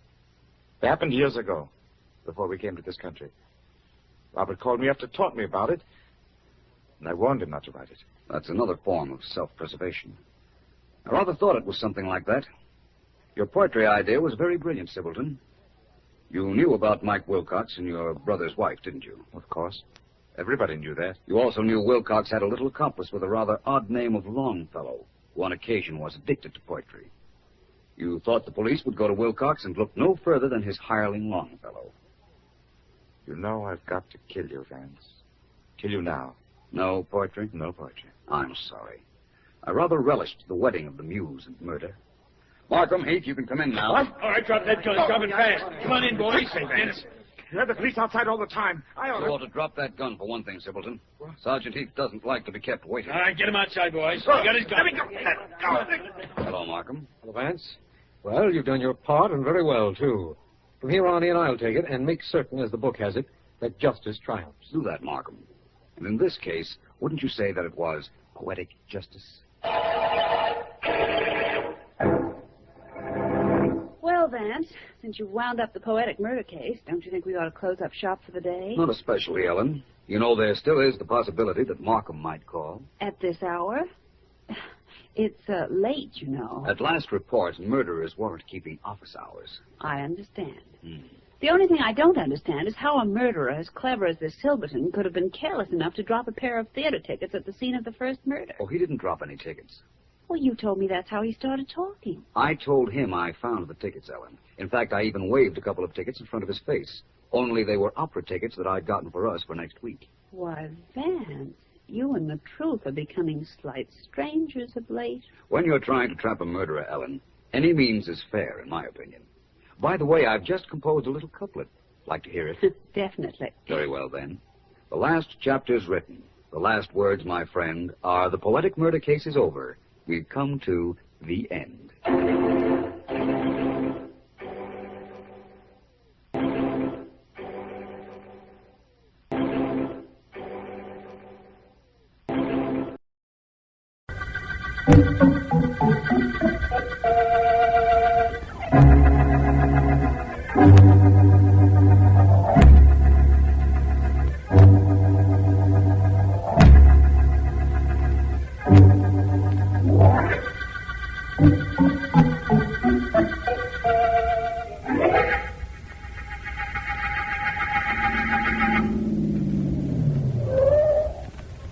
That'll be $4.20, lady. Here you are, driver. Please keep the change. Thanks, lady.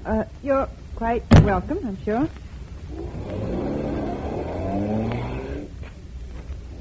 Grace! Oh, Grace! David, what in the world are you doing here at this hour? Rather early, isn't it? You see, I have an appointment to interview your husband for my magazine this morning.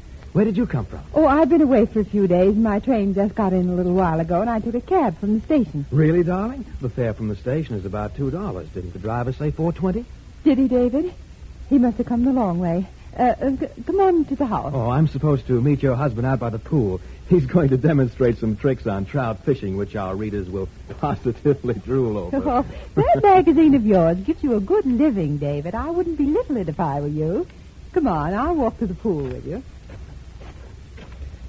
Well, if it gave me a good enough living, you'd be married to me. Instead of Morton? Instead of Jay Morton, exactly. You think it's his money I married? It certainly wasn't because you were in love with those specimens of deep-sea fishing which are mounted in his den. Or with the fact that he was perhaps the leading authority on the use of wet Coachman flies for trout fishing. You're quite sure I would have married you if you'd had Jonathan's money? Reasonably. You know, Grace, I don't think I'll ever change about you. I think I've loved you from the first moment I saw you. Thank you. Well, here's the pool. You know, it's a sort of symbol of this whole place, all white and large. David! I see it, Grace. There's a body floating in the middle of the pool. Come on. It's Jonathan. Look what's lying on the edge of the pool. A fishing rod.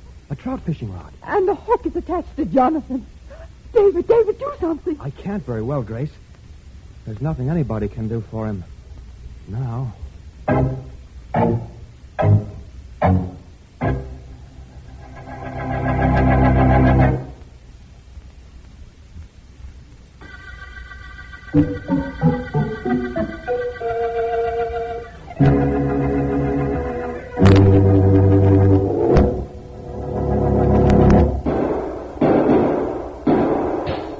Did you get him, Chief? Did you? I don't think so. Maybe winged him, but he got away through that window. Casey will pick him up downstairs. I put him under the fire escape. If I remember Casey, it's more likely the killer got him.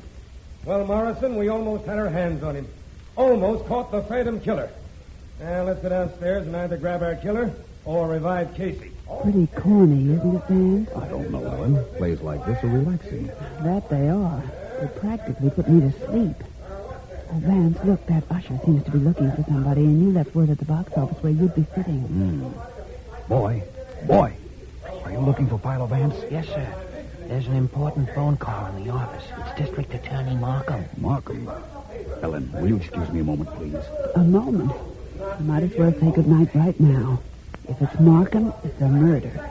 And if it's a murder, I know I won't see you until morning.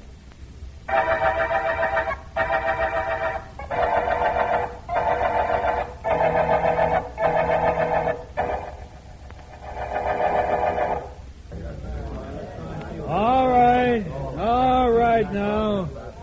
I want you men to go over every inch of the grounds. Somebody got in here early this morning and murdered Mr. Zachary and left some kind of a clue before he scrammed. Okay, now go out and find something for me. Rather excellent performance, Sergeant Heath. Resourceful homicide detective orders his men to bring him a clue. What do you expect they'll find? Nothing, D.A. Absolutely nothing. But I can't have him hanging around here at the pool either, can I? Oh, hello, Vance. Hello, Sergeant.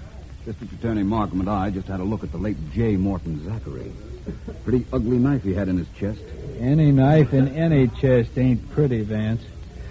Well, all I know so far is his wife and that magazine editor, David Douglas, found him. What about that fishing rod that was on the edge of the pool with the hook in Zachary's clothing? Yes, please, Heath, something about that. A prominent fisherman found dead in a pool with a rod and reel as accessories before the fact. Rod, reel, and hook, complete with Coachman fly as bait. Intriguing. I don't know about it being intriguing. All I know is I'm working on my day off. Well, the hook was attached to him, all right, and the rod lying on the edge of the pool. Why, I don't know. Or who killed him, I don't know. Glad you came, Vance. Certainly, Markham. I admire mystery plays. Ellen and I were seeing one when you phoned me. But I'm more partial to unusual real-life murder cases. No, I gotta go to work. Hey, Morgan. Here? Get in that overgrown pad house and see what you can find. Okay. These articles on the ground here, the ones in the sergeant's handkerchief. I imagine they were found on the dead man. So I understand. Handkerchief, wallet with nothing unusual in it, and these keys. Oh, funny thing about these keys, Vance. Wonderful example of colonial architecture, Markham. The house, I mean, and beautifully kept ground. Vance, I was saying there's a funny thing about these keys. Yes, I know. One of them doesn't open any lock belonging to Zachary. Do you know there's a definite resemblance between colonial... Now, wait a minute, Southern... Vance. How could you possibly know that about that key? It's true, isn't it? Yes, it is true. Heath tried every one of them. Each one is for some different door or Zachary's office or car. But that shiny one in the middle, that's the one that opens nothing. Only how did you know? Because it's the shiny one, Markham.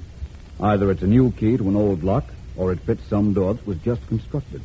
Neither of which is very likely. Or it doesn't belong to any of Zachary's locks. Where's Mrs. Zachary, Markham? In the house.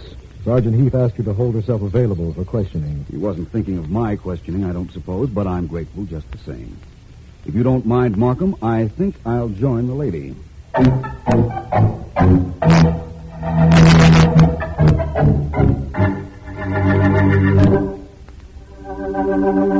You were away for 3 days, Mrs. Zachary. Came home this morning.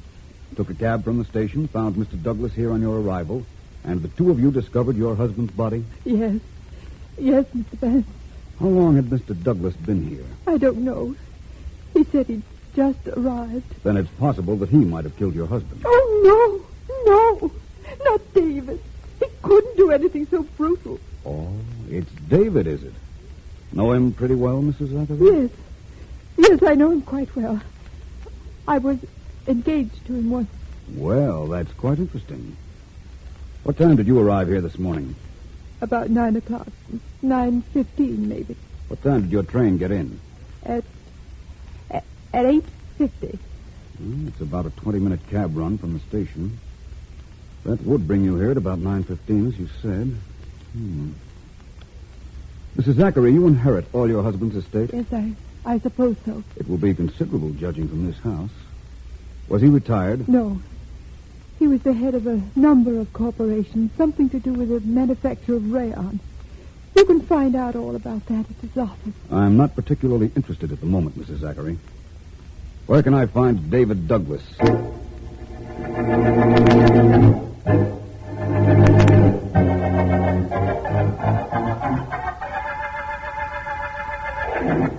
If you've come to arrest me, Vance, arrest me. Only don't just sit there staring at me. I'm not a police officer, Mr. Douglas. All I want to know is, did you kill Zachary? No, I didn't kill him. I told you I had just driven up to his house a moment before Mrs. Zachary arrived.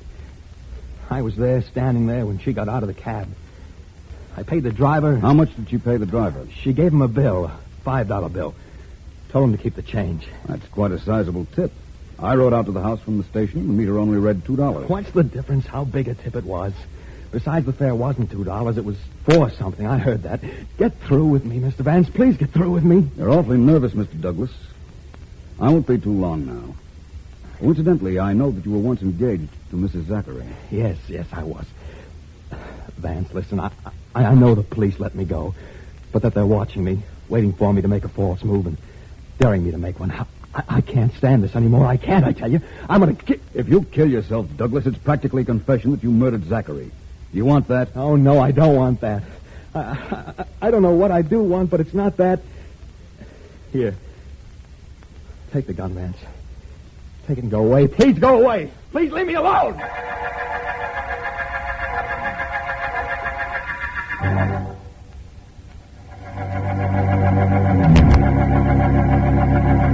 Thank you very much, sir. Goodbye. Well, Ellen? Well, Vance, you were right in your hunch. The railroad information just told me that there is no 8:50 train that Mrs. Zachary could have taken. There was a 7:50, though. So she arrived at her house an hour before she said she did. And she gave the cab driver $5 for a $2 run. Well, let's see now. She could have arrived at her home about 8, killed her husband, had the cab driver wait, then drive her around a while, and back to the house in time to meet Douglas. Oh, got yourself a prospect, Vance? 3 prospects. Mrs. Zachary, David Douglas, and a certain Hastings. What, may I ask, are Hastings? They're people. And this particular one is George Hastings, assistant to the late Mr. Zachary. Have you seen him yet? No, I tried to, but he sent out word that he was too busy. I think I have an idea how to talk to him, though. It seems important to find out just what Zachary's rayon business means. Well, when you get that certain look on your face, you mean business yourself. A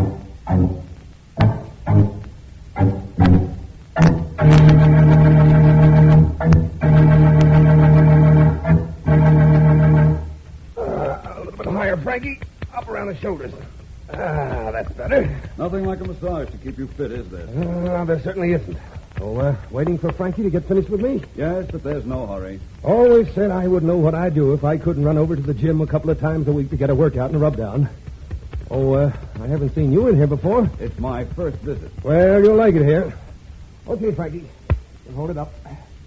I'll just lie here and relax a minute. You can think better when your body's in top condition, I've always thought. Oh, you sure can. And I've got to be able to think. Think fast. I'm in rayons. Hastings, the name. How do you do, sir? I'm Robert Williams. Rayons, did you say? Right. Read about that fellow named Zachary who was murdered? Mm-hmm. Well, I was his assistant.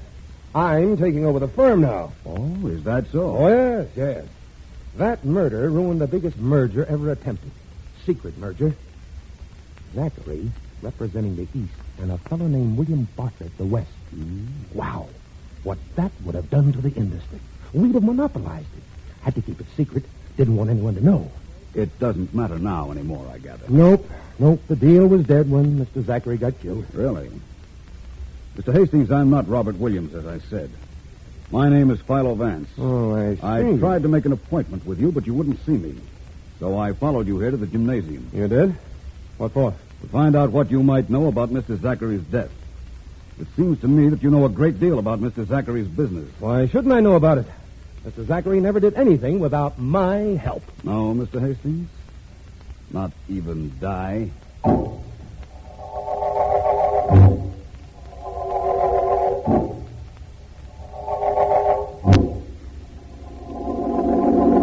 I'm glad you came with me to pick up this David Douglas, D.A. I like having you along on cases when Vance isn't along with you.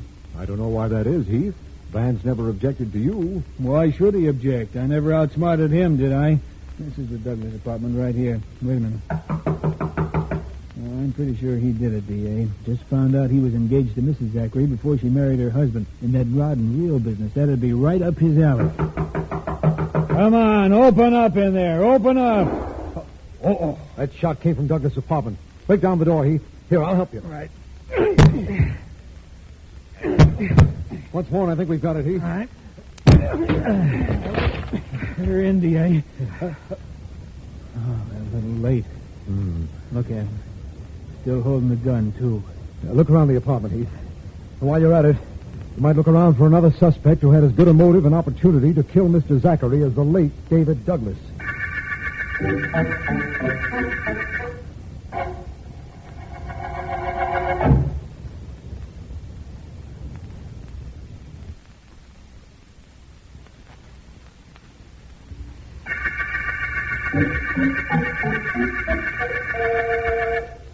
This is District Attorney Markham. The Coachman murder case opened when millionaire sportsman J. Morton Zachary was found dead in his swimming pool, a fishing knife in his heart, and a rod and reel and hook complete with Coachman fly attached to him. Philo Vance has been to see both Zachary's widow and Mr. Hastings, who has taken over the murdered man's business interests, and who told Vance of an impending merger between Zachary and one William Bartlett, whom Zachary had never met. One of our men, Sergeant Heath, has just reported that Mrs. Zachary, who has not been detained by the police, has just had a visitor. This information has led us to... Miss Zachary, I'm sure sorry I never got to know your husband. From what you say, he sure was a grand man. He was. He was, Mr. Bartlett, the finest. It was nice of you to come down, especially since you'd never met either of us. You had to come, ma'am. Was going to be your husband's partner. I beg your pardon. Oh, shucks, ma'am. Nobody knew about it except him and me. We was going to have our first meeting up at my place, a meeting set up for today, and get real organized. Sure was a shame. Well, now, ma'am, if there's anything I can do... This is terribly rude of me, I know, but may I please come in? Mr. Vance. I apologize deeply for this intrusion. I did knock on the door, but nobody answered, and the door was open. Mr. Vance, this is Mr. Bartlett. How do you do? Hi, son. Glad to meet you. I wish it was under different conditions, but I'm glad to meet you. I was just going in case you got something to talk to Miss Zachary private, like. I'd like to talk to you, if you don't mind, Mr. Bartlett. Me, son? About what? About that merger you and Mr. Zachary were planning. Well, how'd you hear about that? I didn't even know about it until just now, Mr. Vance. A private investigator makes it his business to find out things that people in general don't know. In this case, it wasn't very difficult. Well, son, what do you want to know about the merger? Oh, I guess just why you were merging and some of the details. Well, why? Because we've been cutting each other's throats, Zachary and me, for years. One way to stop being competitors was to become partners. But we never did get to meet on account of, well, asking your pardon, ma'am, on account of what happened here yesterday. You'd never met Zachary, eh, Bartlett? I wanted to be sure of that. Nope, never. Well, now I'll be going. Please call on me, Miss Zachary, if there's anything I can do for you. Thank you very much. Bye, Mr. Vance. Nice to have made your acquaintance. Thank you, Mr. Bartlett. It was nice meeting you. Now, Mrs. Zachary, I think it's time you and I had a little understanding. According to what I've found out, you arrived here yesterday morning a little after 8 o'clock, not 9:15 as you said. You found that out? Yes. I also found the cab driver who took you out here from the station. He said he drove you here twice. Once about 8, and he waited for you, drove you around a while, and then back, at which time you met Dave Douglas here. Well? I want to know why the double cab trip, and why you told me your train arrived at 8:50. Very well. I told you that because I didn't want to be suspected. I did get here earlier. I went into the house. I looked out, and I saw Jonathan's body in the pool. And all I thought about was to get away so fast and as soon as possible. The cab was waiting, so I got in. I rode to town, and then I came back out here again. I believe that David Douglas thought you killed your husband, Mrs. Zachary. He committed suicide in the belief that he was taking suspicion from you. He must have loved you very much. He always said he did. But taking his own life was so unnecessary.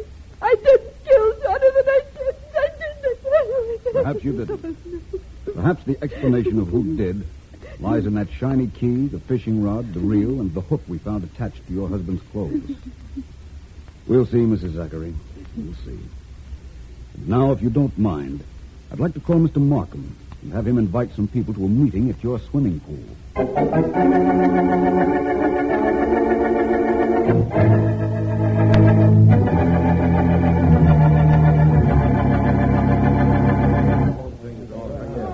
Please, everyone, may I have your attention? Want me to keep him quiet, Vance? No, Sergeant Heath, thank you just the same. Now, we are in what I imagine was a combination bathing cabin and trophy room. Is that what it was used for, Mrs. Zachary? Yes, Mr. Vance, that's right. All of you can see that there is fishing equipment, mounted fish, and fishing knives in this room. And that one of the fishing knives is missing from the box on my right. That is the state's Exhibit A. It's the knife that killed Mr. Zachary. Vance, must you go into all the terrible details? I'm sorry, Mr. Hastings. Now, you'll notice that there's a door leading from this cabin to the pool. It's only a few short steps. Mr. Vance, I sort of wish you'd stop wasting time and get down to cases. I will, Mr. Bartlett, all in good time. Now, it is my theory that Mr. Zachary and his murderer met out here early on the morning of the murder. There was a quarrel. And in the heat of anger, the murderer seized a knife from this box and stabbed Mr. Zachary. Stop it, Mr. Vance, stop it. Vance, stop. Mrs. Zachary is fainting. Somebody run into the kitchen and get a glass of water for Miss Zachary. Thanks. The kitchen's right in there. Thanks very much, Mr. Bartlett, but it won't be necessary. Thank you, just the same. I apologize again to you, Mrs. Zachary. I'm sorry, but I must continue. The murderer stabbed Zachary. He staggered back, as I'm doing now, and through this door. Now, please follow me, all of you. Yes, we will. That's fine. Thank you. Zachary staggered through this door. Teetered a moment at the edge of the pool, like this, and then fell in. Ben, look at him. He's floating face down out to the center of the pool. Ben! I'm all right, Ellen. Don't worry. Oh, dear. Give me a hand, will you, Markham? Right here, old boy. What in the world did you do that for, Vance? Because I already know who killed Jonathan Zachary. And now I know the reason for that fishing rod and reel. You can go now, everybody. Thank you for coming here. And the murderer, well, I want to thank him for giving himself away.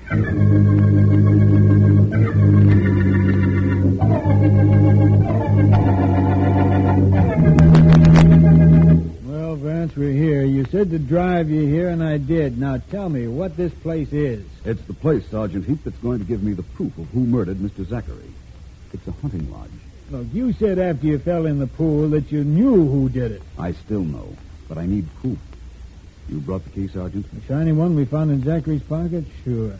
Only what makes you think it's going to open a door you never saw before? I'm the positive type. Come on, let's try it. Come on, Heath, if you want to watch. I'm coming, Vance. Okay, there's the front door. Go ahead. One key, one little lock, one little turk. Having trouble, Vance? It doesn't seem to fit. Can't understand this. Wait a minute. This lock is brand new. So? So maybe it's been changed since the murder. Heath, drive me to the nearest town so I can find the nearest locksmith. I refuse to admit a little luck can make me so very wrong.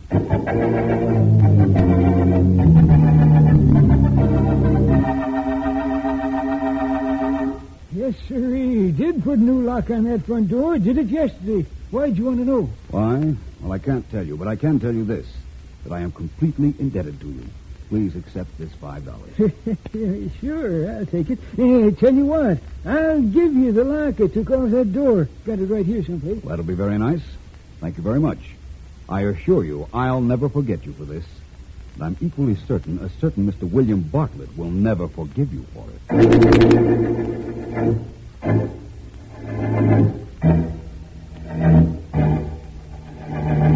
Now, look, Bartlett, it's 4 hours since we've held you here at headquarters. We've told you how we know you killed Zachary. Now, you tell us why you did it. I don't see why the why is bothering you so much, Sergeant Heath. Bothering me? Of course it's bothering me. We know you got down to Zachary's early on the morning you murdered him. You do, eh? Sure. And after you stabbed him and the body fell into the pool, you remembered that the key to your hunting lodge was in Zachary's clothes. So you grabbed the rod and reel. It was only a trout fishing rod, but you figured it'd be strong enough, and you threw the line out toward the body. Did I? Yeah, you did. The hook caught on Zachary's clothes. You started to reel in the line when you heard Mrs. Zachary arrive, so you dropped everything and ran. Why would I go through all that procedure, Sergeant Heath, just to get back a key? Why shouldn't Mr. Zachary have a key to my hunting lodge? Because, according to your own story, you were never supposed to even have known him. That's why. And that key tied you up to the corpse, but good. That little description I gave you just now, that's the way it happened, wasn't it? Who saw me? I can't tell you that. Why did you kill him, Bartlett? He tried to trick me with a framed contract. I wasn't to be a partner, just an employee. We fought about it, and that's how it happened. He had the key to my hunting lodge because we had to have a secret place to meet before anybody in the industry thought we even knew each other. I had to get the key back, just like you said. Heath, tell me, who was it saw me? Mrs. Zachary? Tell you the truth, Bartlett. Nobody saw him. Nobody? But they must have. You knew the whole story. If nobody saw me, how'd you know? I didn't know. Philo Vance knew. But how he knew? Well, you can search me.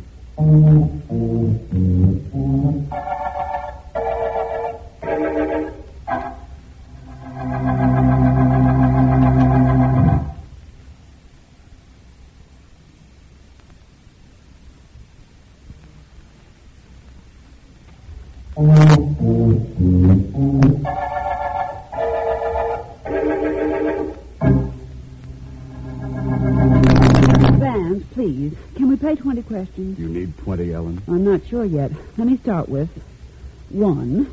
How did you know it was Bartlett? Well, Bartlett said he'd never met Zachary. Yet he knew where the kitchen of the Zachary house was. Remember his telling Heath where to get a glass of water when Mrs. Zachary almost fainted? Yes, but did that prove that he murdered her husband? No, but it made it obvious that he and the murdered man had been meeting here. And if they had been meeting here, it might be that they'd met at Bartlett's lodge. It might still further be that the shiny key Zachary had was the key to the front door of the lodge. It was, even though Bartlett tried to throw me off with a new lock. And that's all the proof you needed? Well, I helped a little. I stayed away when you went to Bartlett's lodge, didn't I? Yes, you did. You know, someday, Ellen, our little enterprise here will be reading Vance and Deering, private investigators. I can see it just as plain. No, I can see something even plainer than that. I can see that we're at the end of the Coachman murder case.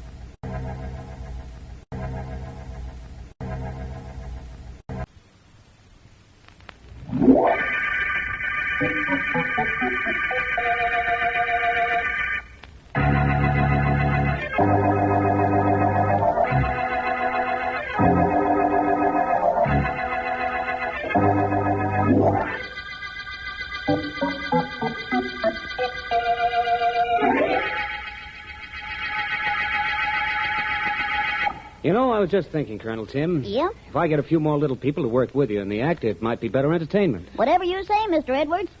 Say, I know someone who might do. A young lady. A lady, Midget? How tall is she, Tim? Oh, about my size, 33 inches. Uh-huh, that's not bad. We could bill you two as the smallest Mr. and Mrs. in the world. Sure. I'll think it over. But right now, let's get on with our rehearsal. Okay. Take a song from the middle. I'll give you a pickup. Here. You've seen our little village, and I guess you all have learned that it really is a small world as far as we're concerned. I've taken you through Shiny Town, my eeny, meeny, miny town. Now we say to Tiny Town, goodbye. Ah, that's swell, Colonel Tim. Billy Edwards and Company. I like the sound of that. You, La Belle Louise and her trapeze, Andy Anderson, the human giant, and Duke Miller and his magic. Not bad, not bad. Sounds good to me. Think of it, Tim. 2 more weeks of rehearsal, then 6 months in theaters booked solid. If all goes well, we could go on the road 2 weeks from Tuesday. Yes, Mr. Edwards, but that is, if all goes well.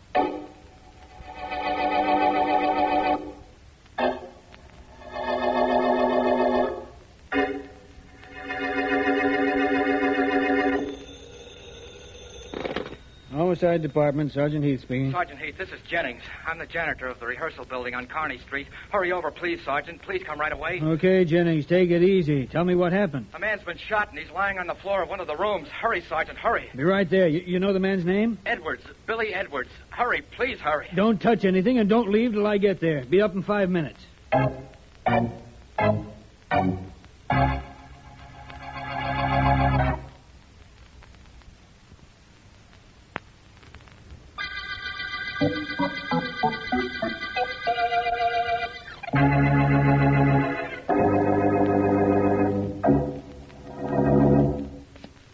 Our friend, the district attorney, should either not have an office on the 8th floor or else see to it that the elevators in this building run all night. Oh, right, Vance? I'll suggest that to Mr. Markham, Ellen. Stairs a little wearying for you? I'm allergic to them. Whew. 8th floor. At last. Mr. Markham's office. Finally. That you, Vance? Right. And it's me, Ellen. Hello, you two. Hello. Sorry to get you down here at this hour, Vance, but I thought you'd be sorrier if I hadn't. I'm fairly certain I would be. What is this, Markham? What did you mean when you told me on the phone that there hadn't been a murder yet? I meant there still hasn't been one, but there has been a shooting. A theatrical manager and pianist named Billy Edwards had been shot when I called you. He's at the hospital, unconscious and in pretty bad shape. Just a shooting? I don't see why you called Vance. You'd never have forgiven me if I hadn't, Ellen. Vance, Edwards was rehearsing a vaudeville act featuring a midget, Colonel Tim. Mm-hmm. And he was shot with a midget gun. We found the gun. It's no more than 2 inches long. Could a gun that size mortally wound a man? Very possibly, Ellen. That type of weapon was invented in France. It uses a tiny pellet quite capable of killing a man if fired at close range and into a vulnerable spot. I imagine if Edwards recovers, Markham, he'll be able to tell you who shot him. Unquestionably, if he recovers. I see what you mean. Who else was in the act Edwards was preparing? In addition to the midget, there was a trapeze performer named Louise, a giant named Anderson, and a magician named Miller. A modified circus troupe, eh, Markham? Yes. Well, it does sound different. What was found on Edwards? Anything interesting? The usual things, except for money. Edwards had more than $700 in cash in his pocket. Really? Markham, I want to thank you. For bringing you in on this case, Vance? Yes, of course. And I'd also like to thank you to see that no word of Mr. Edwards' condition gets into the newspapers. Still time to do that? Yes, Vance. You see, I'm beginning to understand how you work. I specifically asked Heath not to release any information. Thank you. Now, if you'll tell me where I can find the people who are supposed to be in Mr. Edwards' act, I'll replace our talking with some action.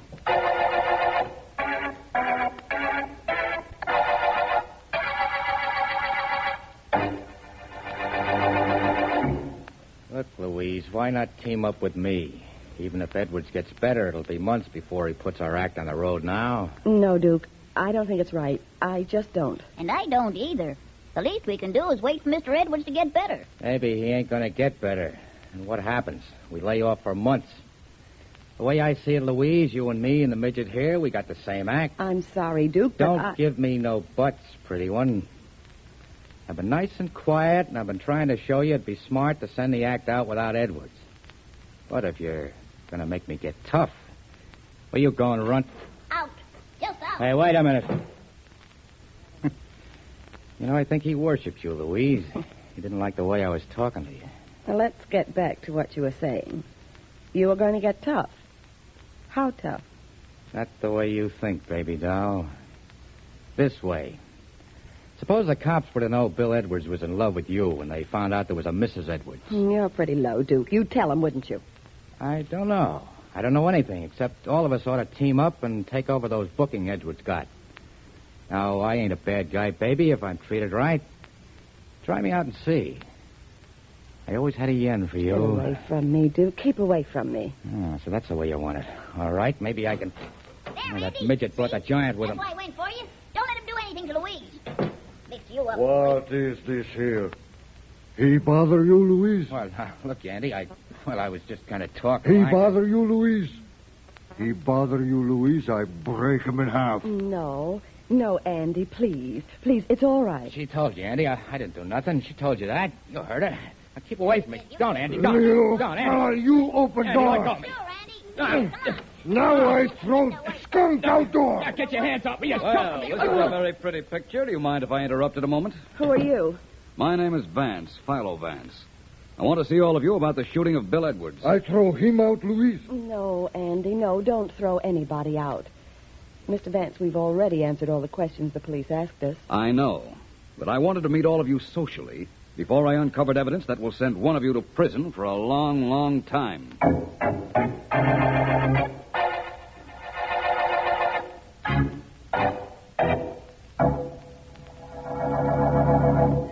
Did you find anything, Mr. Markham? No, nothing, Heath. But let's keep looking. This apartment isn't very large. No. I'm sure there's something here that'll give us a lead on who shot Edwards. Oh, that's his picture there on the piano. Nice-looking fella. Probably his wife next to him, huh? Probably. It's quite pretty. Hope she doesn't mind what we're doing to her apartment when she returns here. Uh-huh. Oh, Heath, have you followed Vance's instructions about keeping Edwards' condition out of the newspapers? Sure I did. DA, do I have to keep on taking orders from him? Heath, we haven't done badly by taking suggestions from Vance in the past, have we? No, only this is just a routine case, DA. God, I guess that's it. Nothing left to look into except that trunk in the corner. Yes, well, let's look in that. Now, come on over. We'll do it together. Okay. Sure wish Mrs. Edwards would get here. If we can't find anything, maybe at least she'd tell us something. Huh. Trunk's not locked. That's something. Yes. Seems to be stuck, though. Help me, will you, D.A.? Sure. There. Holy mackerel. Look what's in it. Mrs. Edwards. Look at her neck, D.A. Those red marks. She's been choked to death. Yes. By somebody with very powerful hands. Choked to death and crammed into this trunk. Heath, I don't know what Mrs. Edwards might have been able to tell us. All I know is she'll never tell us now.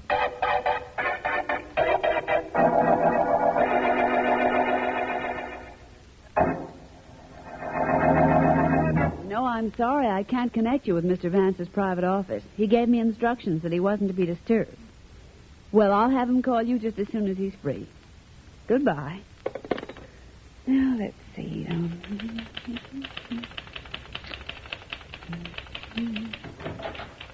Me want to see Vance. Well, I'm very sorry, but Mr. Vance isn't seeing anybody. You must be the giant in Mr. Edwards' act. That's right. Yes. Vance here?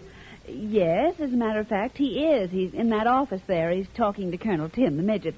If you'd care to wait, I'm sure he'll be glad to see you when he's through. Me no wait. Me go in now. Hey, wait a minute. You can't do that. That door's locked, and besides, you can't see him, I said. Me don't care what you say. Me take care of locked door like this. Well, really, What do you think, Andy? What are you doing here? Mr. Anderson, nice of you to break in to see me. Vance, shall I call the police? I think not, Ellen. Better go back to your office. Andy, you shouldn't have come here. You broke Mr. Vance's door. Me break lots things, maybe.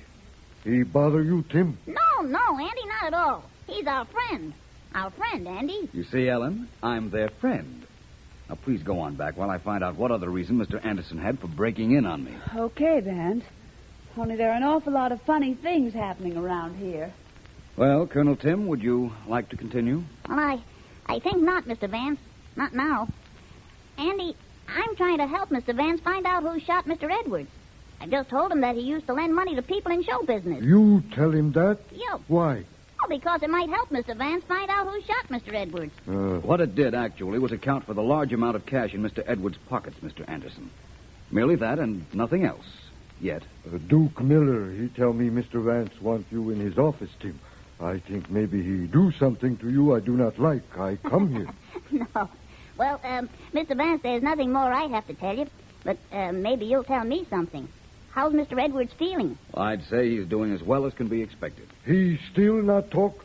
He's not conscious, Mr. Anderson, if that's what you mean. Well, come on, Andy. Come back with me to the hotel. All right. Oh, Mr. Vance, I'm sorry about the door Andy broke. If you let me know how Well, much... don't worry about it, Colonel Tim. Come on, we go to hotel. Come on, Tim. Goodbye, Mr. Vance. I'm sorry I couldn't be of any help to you. That's all right. Thank you for the information you did give me. Goodbye. Bye. Come on.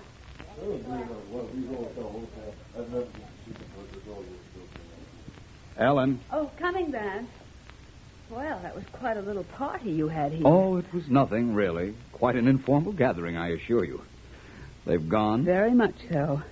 Thank goodness. Did you find out anything? Well, I'll tell you this. I spoke to Duke Miller and Louise, the trapeze performer, at their hotel rooms. Yes? The giant and the little fellow here. Now, I've come to the conclusion that any one of the four could have shot Edwards. Well, you're certainly going out on a limb there, Vance. And so far as the weapon used is concerned, the midget pistol, it might have been fired by any of the four. Same limb, only a little further out this time. Hey, anybody at home in there? Markham, come on in. Well, what went on in here? Brawl? Who broke this glass, Vance? Hello, Markham. Well, not exactly a brawl. A giant came into my office without bothering to open the door. It was really the door's fault. It hit him first. Vance, I've got some news for you. Mrs. Edwards has been murdered. Really? Mrs. Edwards? How, by another midget gun? No, she was strangled to death. Heath and I found her an hour ago. Someone with a powerful pair of hands was responsible, we're certain. There should be very little question about that. Time of death, Markham. Yesterday afternoon, the medical examiner says. Well, then she was killed before her husband was shot. Well, that might mean something, Vance. Everything in this case might mean something if I only knew what. Markham, the midget gun used to shoot Edwards belonged to Colonel Tim. He just told me that. He said somebody stole it from him. He also said that Edwards used to lend money to performers at high interest rates. A show business Shylock. Well, now I've heard everything. So Mrs. Edwards was strangled. Well, I'll see you both soon. Where are you going, Vance? Out. Please excuse me, Markham. I'll only be about an hour if you care to wait. Vance, there are several things we ought to discuss. Later, Markham. I won't be too long. You see, I just thought of something. Goodbye. You think you go somewhere, Mr. Vance? Beg your pardon, but that's my neck. You have your arm around, Mr. Anderson. Vance, you keep away from us. You no bother me, Colonel Tim or Louise, or even Duke. Keep away, Vance. We no like you bother any of us. Understand?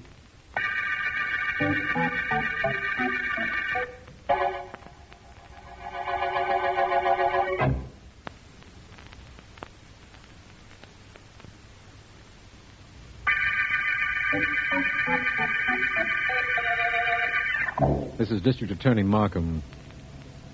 When Billy Edwards, theatrical manager, was found shot by a midget pistol, Philo Vance uncovered 4 suspects: a midget, a giant, a trapeze performer, and a magician.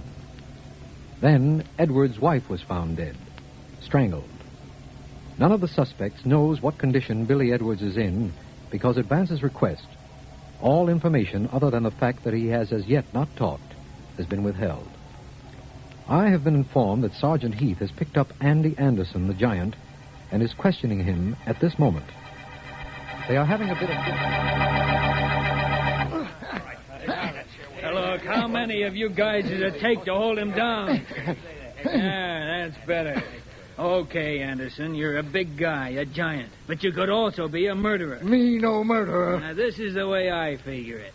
Edwards, the guy who was shot, was married. All right, maybe he isn't dead, but his wife is. I figure you strangled her with those big hands of yours because you were going to kill Edwards and she knew you'd threatened him in the past. Why I kill anybody? You try make fool of me. I not let you... Hold him in that chair. Don't let him get up. You want to know why you tried to kill Edwards? I'll tell you. You were in love with Louise, the trapeze performer. You knew Edwards was playing around with her, so you tried to knock him off. All right, I know a way to get you to talk. Murphy. Yes? Bring in that girl, Louise. She's in the next office. Right. Come on in here, Miss La Belle Louise. Okay. Sit right down there. That's right. Well, what do you want with me? You're the reason this giant won't talk. Make him open up. Make him confess he killed Mrs. Edwards and tried to kill Edwards. Andy. Me say nothing. Please, Andy, if you know anything to help the police, tell them. I keep quiet because of you. Yes, I know, Andy. You want me to talk? I talk. Yes. This what I see. Yes, Andy. Night before Mr. Edwards is shot, I see you with little gun. Same kind as what killed Mr. Edwards. This I no want to tell police. You even have same gun with you now. This? Huh. Oh, is this the gun you mean? Yeah. This one on my charm bracelet? Yeah. Oh, Andy. Look, Sergeant Eve, it's perfectly harmless, isn't it? Let's see. Yes. Oh, sure. That's just a toy. Me thought maybe... Maybe I shot Mr. Edwards? Huh. No, Andy, I didn't. Sergeant Heath, how is Mr. Edwards, and when can we see him? He's still unconscious. All this questioning may mean nothing if he's ever able to tell us who shot him. You can go, Louise. Oh, thank you. And, Andy? No, I want him here for a little while. Some more questions I just dreamed up. I see you later, Louise. Yes, of course. Goodbye. Louise. What? Oh, Did I startle you, Louise? I'm very sorry. my nerves are a little on edge, Mr. Vance. Louise, I've got to know something. I'm pretty certain, as Sergeant Heath is, that our giant friend, Andy Anderson, is in love with you. And that Colonel Tim, the midget, worships you. I like them both, Mr. Vance. They're really wonderful people. I'm sure they are. And I'm sure that our magician, Duke Miller, was very eager to become a very good friend of yours, too. I gathered that from outside your apartment yesterday when I met all of you for the first time. Oh, I see what you mean. You think that because they all like me and I like Mr. Edwards that they might have tried to kill him and had some other reason for murdering Mrs. Edwards. Is that right? Yes. All of them apparently wanted something from you. Your affection. Now, I want something too, Louise. I want your help in finding which one shot Edwards.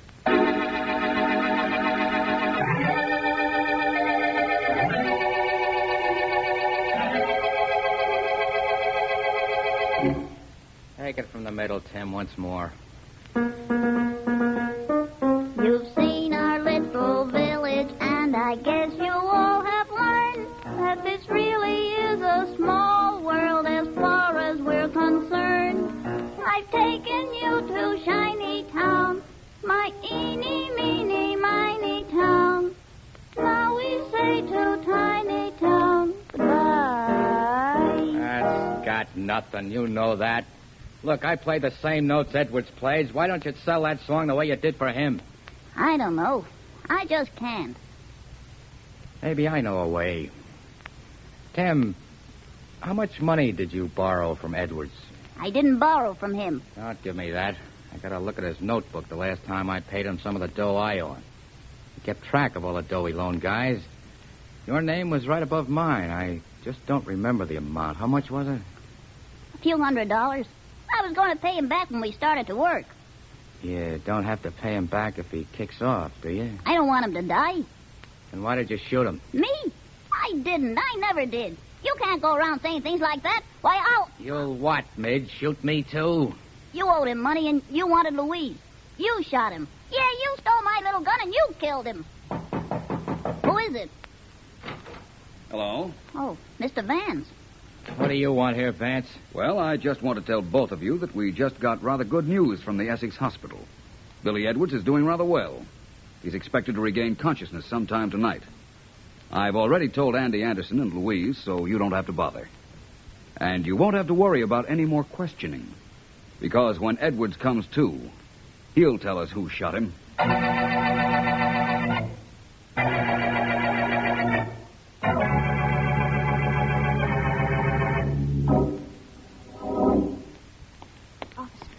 Is it all right if I go into Mr. Edwards' room with these flowers? No, ma'am. Nobody gets into this hospital room. Them's my orders. But I'm a nurse. I know you're a nurse. And what harm could you do? How do I know what harm you or anybody could do in there? All I know is I'm God here to see that nobody gets in Mr. Edwards' room. Very well. There's a patient up on the next floor who'll appreciate these. I'll take them up to her. Do what you like. You could save me one of them, though. How you take it home to the wife.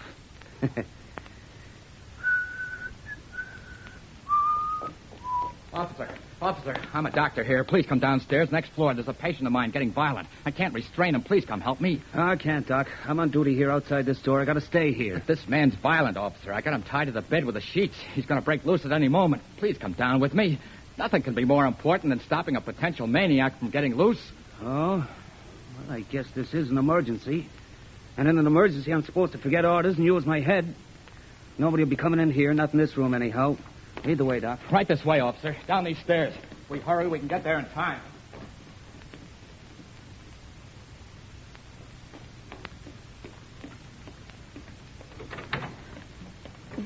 I mustn't put on the light. No, I mustn't. That figure on the bed, that must be Billy. He mustn't recover consciousness. This knife will make sure that he never does. All right, Heath, put that light switch on. Right. Oh, Hello, Louise. Completing some unfinished business. Mr. Vance. And Sergeant Heath, whom you've met, of course, but not exactly in this manner. Yeah. Well, that was quite a cute way you got rid of the officer outside in order to fall for this plan of mine. Who was it helped you, Duke? Sure it was Duke. I had him turning cartwheels. He'd do anything for me. Just as you'd do anything for Billy Edwards, including murder. What? My guess is you killed his wife. But he wouldn't marry you in spite of that. He turned you down. So you borrowed the little gun that Colonel Tim carried and used it on Edwards. You're too smart, Vance. Do you forget that I still have this knife? Now I'm going to use it on you. Oh, no, you don't. Yes, I am. Come You on can't now. get away with Out the door with you. double All right, open it up, will you, Vance? Got a cop right outside. Oh, pleasure. Die, you she-devil. Get out that door, Wild. Get out. All right, boys, take her away. All right, I got it. Okay, Vance, we got her. You can shut that door in this case anytime you like now.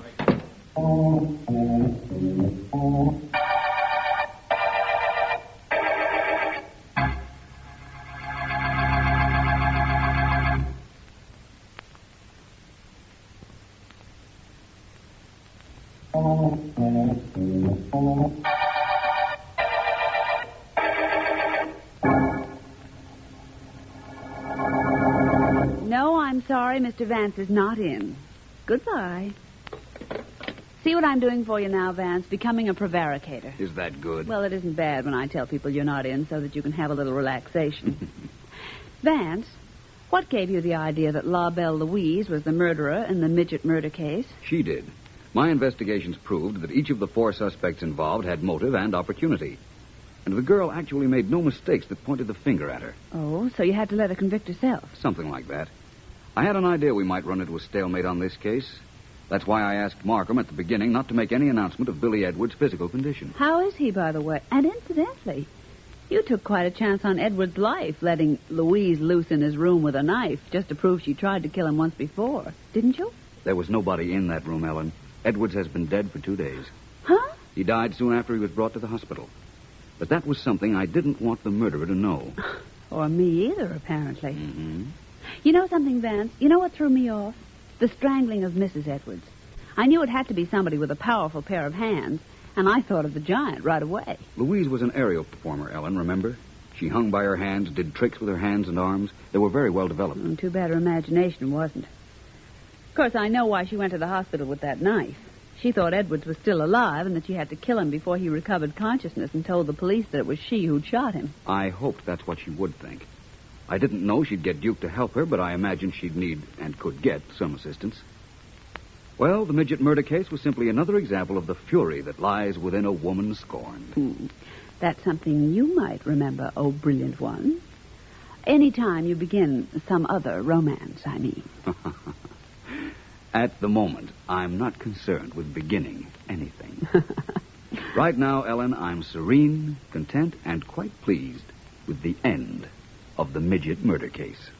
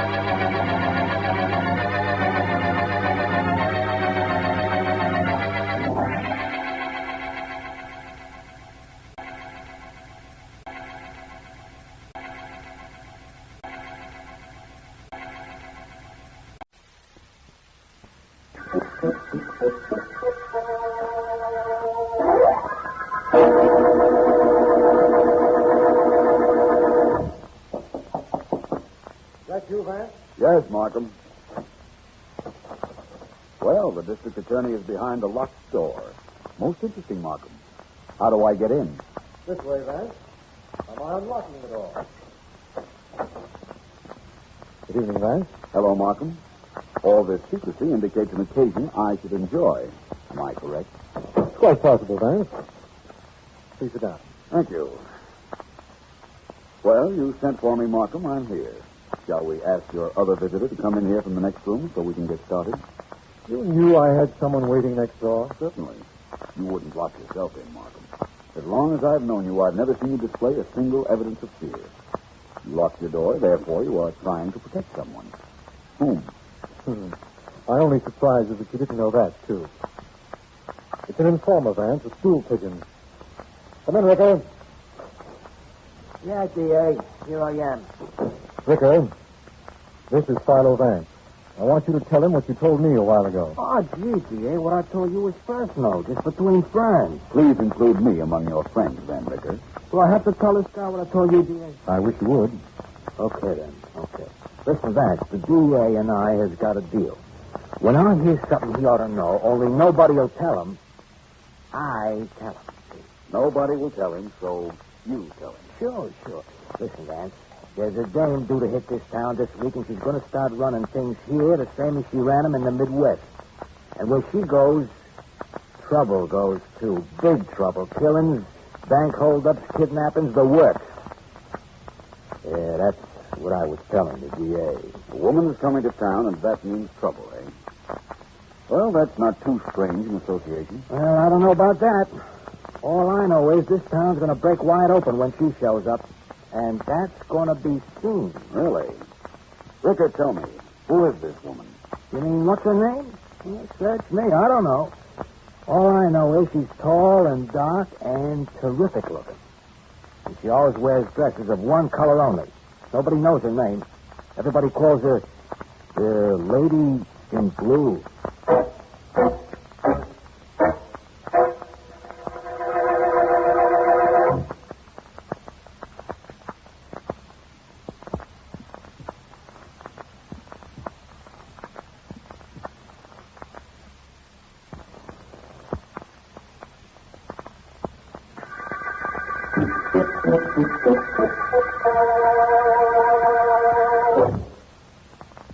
It would be my suggestion, Danny, not to let the Lady in Blue into this office. Legal advice or a friendly tip? A friendly tip, Danny, actuated by the fact that I wish to be retained by you as your lawyer for quite some time yet. Meaning I may not be around long running things if I let the Lady in Blue in here. Well, let's see. Davy, let her come in.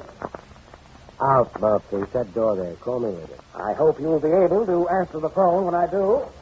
Bye. Davy, I said to send that... Hello, Danny. Well, aren't you going to ask him to sit down, Danny?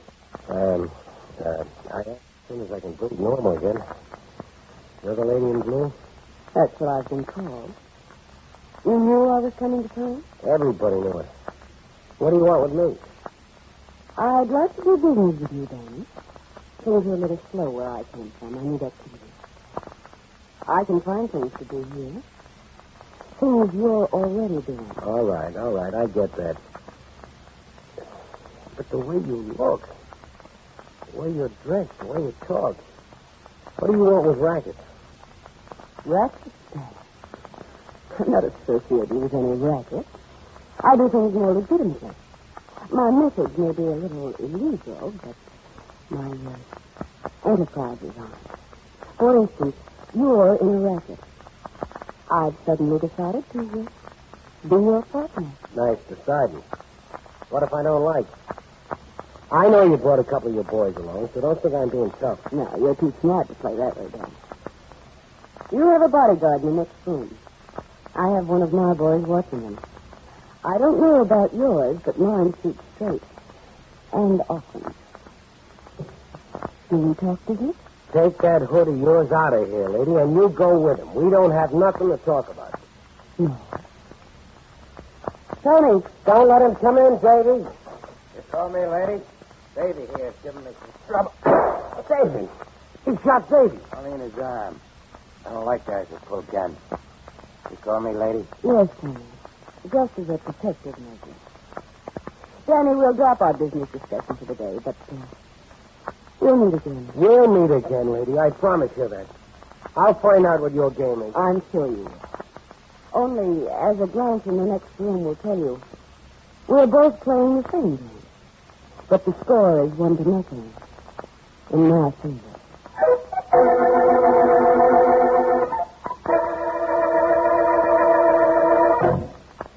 How do you do, madame? May I help you with your selection? It's quite possible. You own this shop. Yes, I am Madame Marie. Madame, you have a beautiful figure. And I have the creation that will set off the blue of your eyes. Please come with me. We can do business here, Madame Marie. I'm not interested in gowns.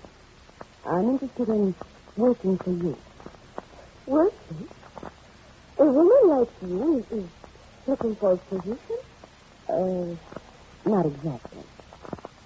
Madame Marie, effective today, everything that you purchase from manufacturers here and abroad must go through me. A service for which I charge 10%. Do you understand? No. No, I do not. You will. Oh, now, there's a beautiful gown. That blue evening mark. An import, of course. How much is it? $400. But I still do not know what you're trying to do. I need no one to buy for me. You'll change your mind. I'll take that gown. Send it to me at the Richmore Street. No, I'm 28. Oh, 400, you say? Very well, here you are. Good day, Madame Marie. Oh, you'll be hearing from me. Oh, what does it mean? Evelyn, I'm not to be disturbed. I'm going into my office. Thing like this cannot happen.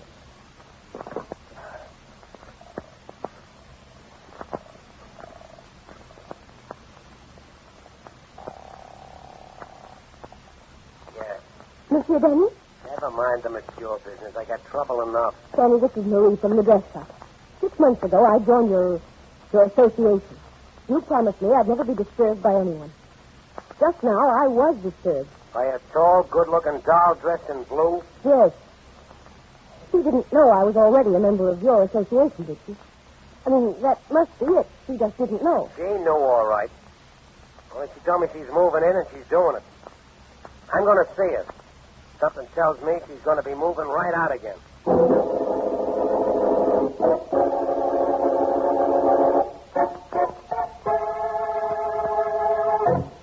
Sit down, Dan. We're quite alone, and there's nothing for you to be afraid of.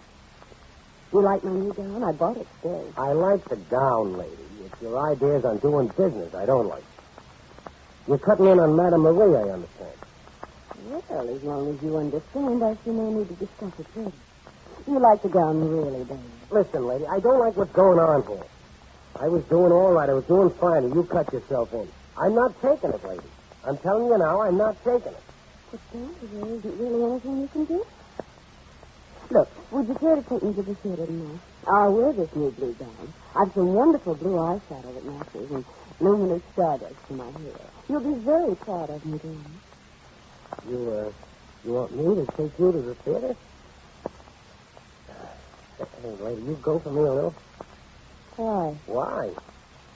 On account of you're only the most terrific dame I've ever seen, that's why. Say, you want me to take you to the theater? Is it a date, then? Oh, could be, lady, could be. So you like me a little, huh? Well, I like you a lot, lady. You got what I ain't got. Class.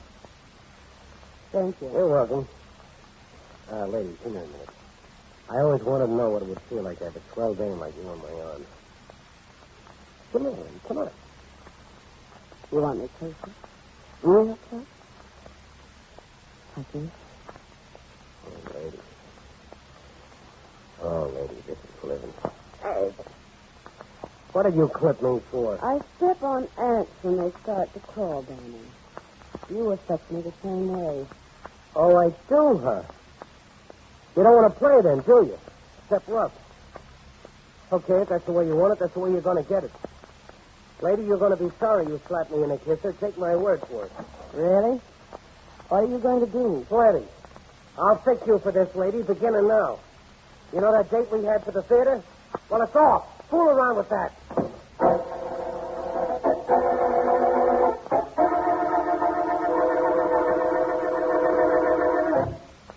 Well, Mr. Markham, we got another murder. I see, Sergeant Heath. Danny Claxton, isn't he? It was. That's the way we found him, lying face up here in his apartment, knife in his heart. Vance will be interested in that when he gets here, Heath. Oh, incidentally, I had to wake him up. After all, only homicide detectives and district attorneys stay awake all night. Call him back and tell him to stay away, D.A. We can solve this murder without him. I'll have the guy who knocked off Claxton within a week. You know, Heath, I was living in hopes that you'd bring Claxton in one of these days so we could send him up the river where he belongs. Apparently, someone sent him down the river. Hello, Martin. Hello, Vance. Sorry to get you out of bed. I'm sorry you got out of bed, too. Good evening, Sergeant Heath. So this is a big-time racketeer's apartment. And that a big-time racketeer's corpse. We're waiting for some men from the morgue to remove the body, Vance. Sergeant Heath has had the knife that killed Claxton taken to headquarters. Sure did. See and check the fingerprints right now. I hope you find some. A knife killed Claxton, eh, Martin? Yes, Vance, a knife. Now we have a corpse, and so far, 3 suspects. Really? Who are they? Well, there's a lady in blue whom we were warned about last night, remember, by my personal informant? Yes, of course. And there's a cold-blooded killer named Tony who works for the lady. We got him right away, but he's out on bail. Wonderful device, that business of bail. Who's the third? A former attorney who was Danny's business advisor, a man named Smythe. Also out on bail, I suppose? Mm-hmm. Oh, Heath. Yeah, Van. What can't I do for you? Find anything in the room that might be a clue? Not a thing. But maybe you will. You generally do. But look, don't bother me, Vance. I'm busy. Well, Vance, do you want to look around or shall we go? We might just as well go. Apparently, there are no clues to be uncovered. Coming, Sergeant Heath? Sure, I'm coming. I'll leave the man outside the door to wait for those guys from the morgue. Turn off the light, will you, D.A.? Certainly. Holy mackerel, it's dark in here. Open the door, will you, D.A.? It's right next to the switch. Certainly, I've got it right here. Don't open that door, Markham. Don't do it for a second, anyhow. Oh. Hey, Vance, what are you staring into a dark room for? You can't see anything. Hey, where'd you go? I'm over here by the body, Heath. And I did see something. Something very interesting. In the dark? Yes. You can open that door now if you like, Markham. Hey, Vance, what could you possibly see on that corpse in a dark room? I'll tell you about it sometime, Sergeant Heath. At about the same time that I tell it to the murderer.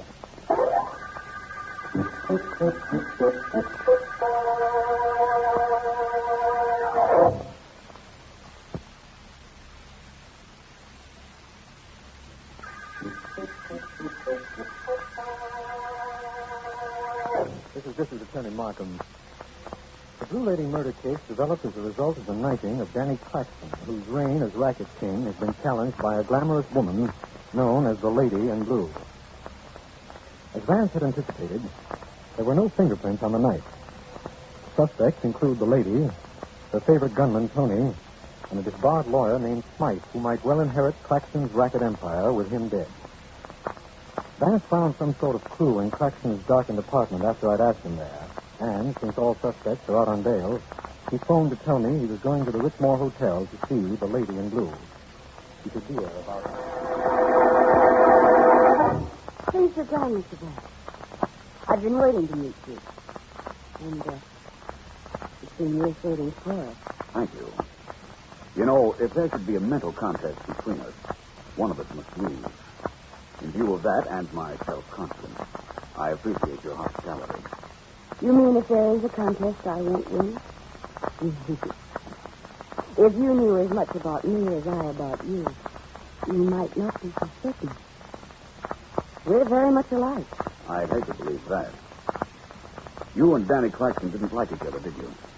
Oh, I wouldn't say that exactly. He was quite fond of me. That's not difficult to understand. You know, Vance, I'd like you to tell me something. Something about me. Yes? What do you think of me? Are you quite sure you want me to tell you? Quite. Well, as a woman, you're perfectly gowned, beautiful, exciting. Exciting, then? Very much so. Many men must have fallen in love with you. Many men? Yes. In one man? No. Is there something else I might tell you about yourself? You've told me what I want to be here. There's no question about that. Of course, I could go further. Let's take the surface view. The gown you're wearing is startling, but it's right for you. The jewelry is exquisite. Your hair becoming, fashionable, but too perfectly groomed. Nothing is wrong with you, lady. Therefore, something is wrong with you. Oh, please don't stop that. If I were you, I don't think I'd strive so for effect. That hairdo of yours, for instance. What are those little things that glisten on top of it? Oh, that's stardust. When lights hit it, has the effect of sparkling. You couldn't possibly be content to not stand out when there are no lights. A theater, for example. No, you're quite right. For occasions like that, there's a luminous stardust on it. Sounds wonderful. Oh, right. Vance, I like you. You're the man I never met in my life. You understand what I mean? I think so. And under other circumstances, something must be done about that. Not under these? I'm afraid not. I'm engaged in a murder investigation. Well, I must admit that for the last few moments I've neglected it a bit. Will you tell me something? Anything. Within reason. Danny Claxton was murdered in his apartment last night. Were you ever in that apartment? No. So the contest commences. The gauntlet has been hurled. And the challenge accepted. Oh, expecting company. Not that I know of. I was just leaving. I'll answer the door. Lady, may I say that this has been one of the most pleasant interviews I've ever had? Just a moment. I'm glad you said that. No matter what happens from here on, I'll remember that. You did something to me. I shouldn't like what you did. But I did. Goodbye. Goodbye. Oh, why? Go right in. Lady, I've got to talk to you. What did Vance want here? What is it you want here? Lady, I work for Danny Claxton. I know everything he did, how he operated, who paid him, and whom he paid. I imagine you're taking over here. I could be valuable to you. My intention in coming here was to take over. Now I'm Mr. Sue. I beg your pardon? Nothing. So you want to transfer your allegiance from the dead to the living, Mr. Smith. You want to save me. With Danny out of the way, why not? Was it you who saw to it that Danny was out of the way? Did I kill him? Why, lady, what difference does that make? The king is dead. Long live the queen.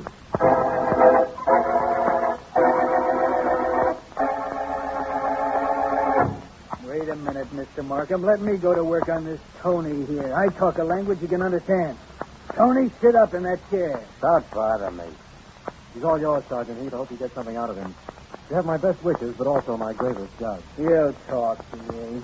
Tony, listen. You bore me, Capper. I'll bore you. I'll do something till you bring you. Leave me.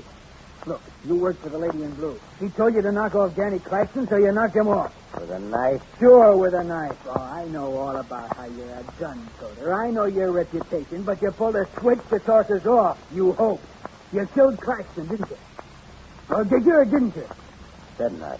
Go away. He's so far away. I guarantee nobody will look for you. You start talking or nobody will ever find you. Tony, get this. Hold it, please.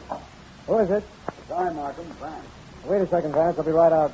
Tony, you killed Danny Claxton, and I'm going to prove it. Hello, Vance. Glad I found you, Markham. It sounds like you've got news on the Claxton killing, Vance. Oh, that. I suspected last night who killed Claxton. You did? Certainly. This afternoon, I visited the lady in blue. Just as I was leaving, Claxton's former employee, Mr. Spies, came in. My appearance there was very fortunate. You see, I thought I'd known who killed Claxton, but now I have proof. Well, man, don't just stand there as if you told me it looked like it might rain tomorrow. Who killed Claxton? I know, Markham, but I have no evidence that would satisfy a jury. Ask the lady in blue, her friends Tony, and Mr. Smythe up to my apartment at 9 tonight. You and Heath be there, too. I think I'll supply the proof we need at that time.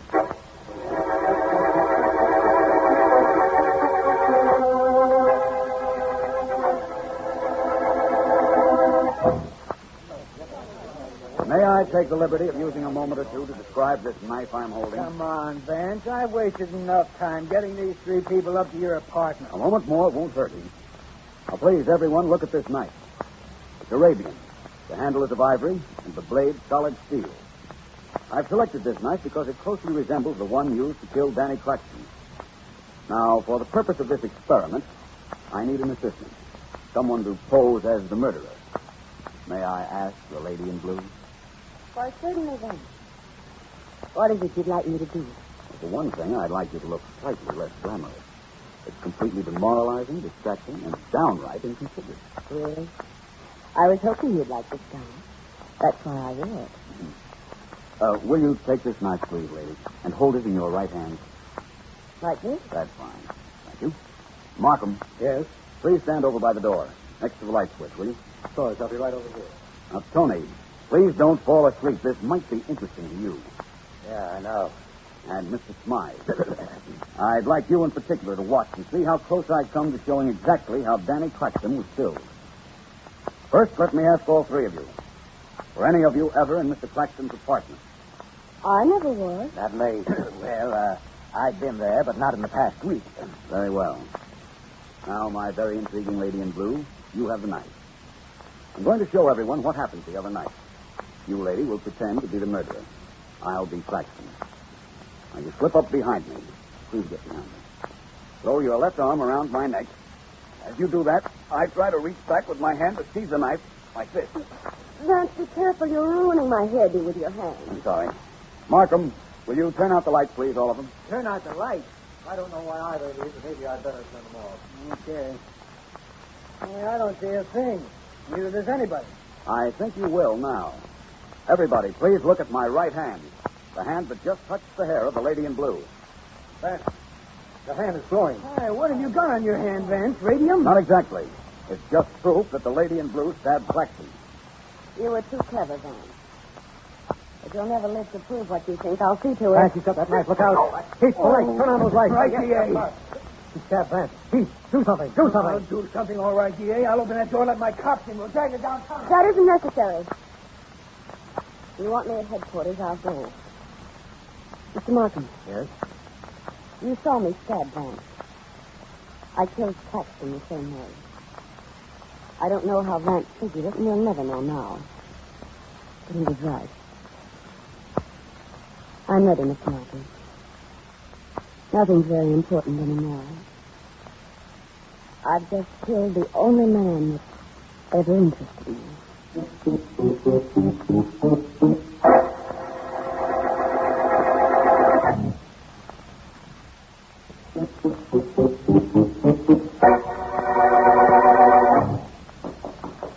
Come in, Markham. Come in.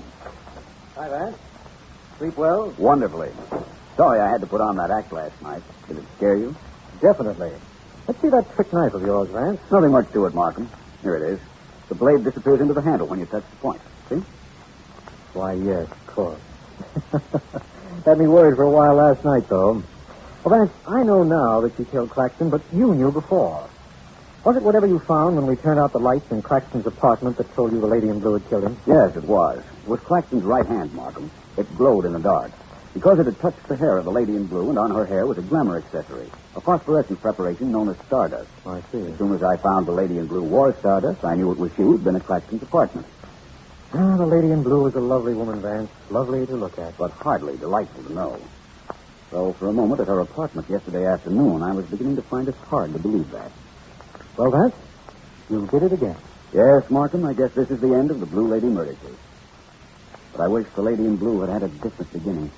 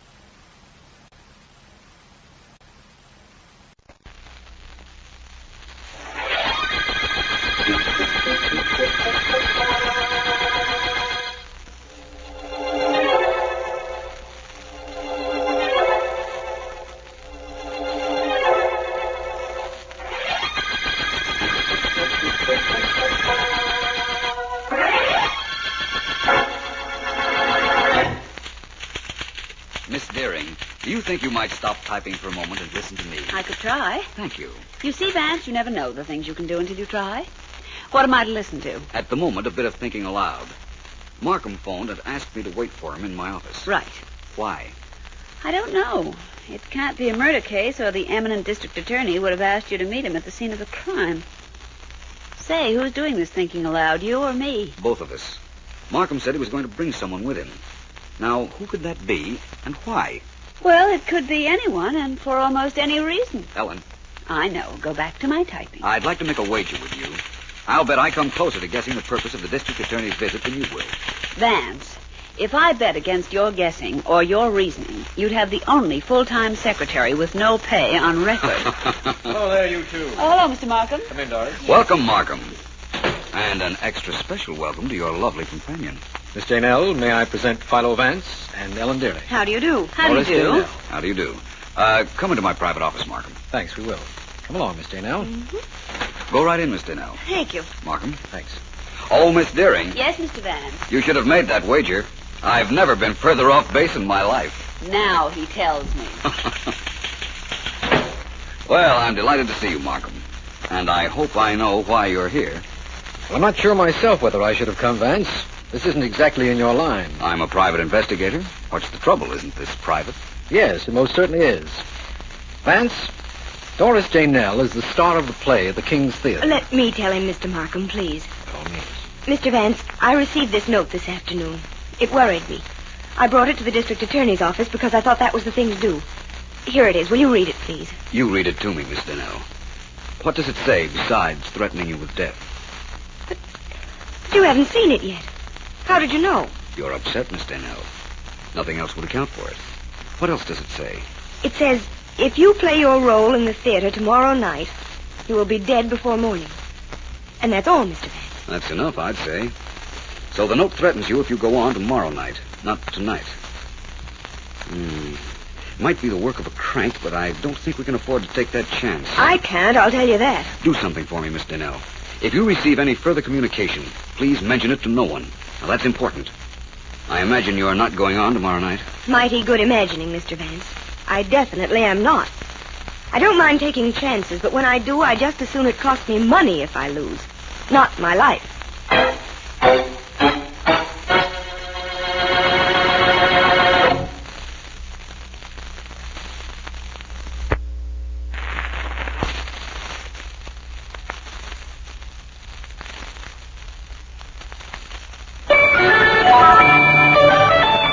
Got bills to pay? Pay 'em. Got things to buy? Buy 'em. Want cash to do it? Then call Beneficial Finance and get that big okay. Get that big okay at Beneficial. Get that big okay for cash today. Just pick up your phone and make a call for cash. The Beneficial way, it's the smart way. The right way too. When you want cash, here's the thing to do. Get that big okay at Beneficial. Get that big okay. You pick the terms, you pick the payments. Get that big okay. Beneficial Finance Company.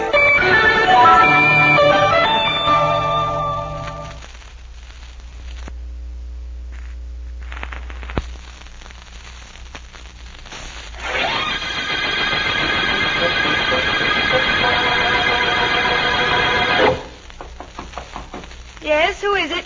It's Betty Wheeler, Miss Daynell. May I come in? Sure, come on. You wanted to see me. Badly. Betty, how long have you been my understudy?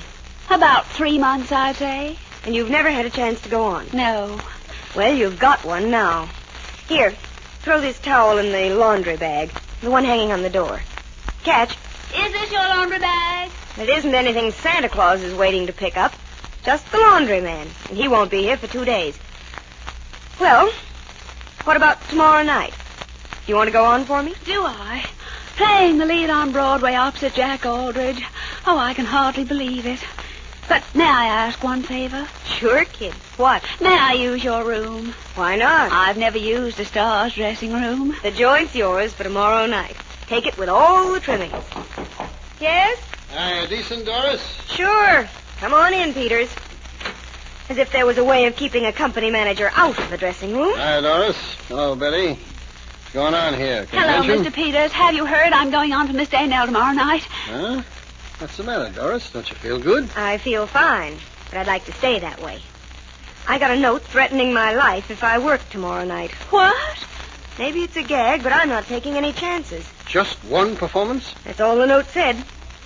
Peters, Betty here is your star for one night. Well, this show is getting jinxed. I'm sure of it. First it's robbery, and now it's this threat. What's this robbery routine? Somebody steal a bow? Stealing a bow? Somebody stole the receipts from the office 2 nights ago. Over $4,000. And the cops are going crazy because they can't find any evidence of anybody breaking in. Inside job, huh?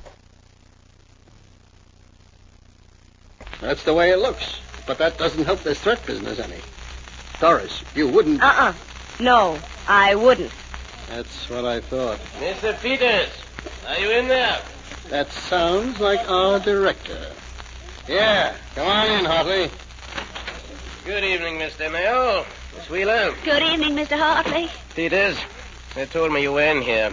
That was very nice of them. And you found my dressing room without trouble. Well, the director of our show has a sense of direction. Hey, I'm starting to feel better already. Miss Daynell, can't we go somewhere and talk? There are so many things I want to ask you. Well, there's one thing I want to tell you. Don't get used to the way Jack Aldridge makes love to you on stage. He's mine. On stage, and what's more important, off. Oh, of course, Miss Daynell. I know that. Well, what are you standing there like that for, Hartley? You're supposed to have come in here to see me. What about? I did not want to interrupt the young ladies. I find their conversation very interesting. I'll have a record of it made for you. Now, what do you want with me? Please come outside, Peters, so we can talk. Tell me in here. I think it would be better for you if you came outside. Okay. Come on, I'm ready. Well, Hartley, what is it? What's on your mind? Money, Peters. I need some money. 10 till payday? Let's not fool Peters. I don't want any of that vaudeville money.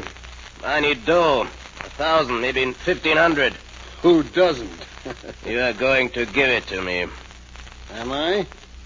How do you know? It isn't how I know, it's what I know. Shall I go into details?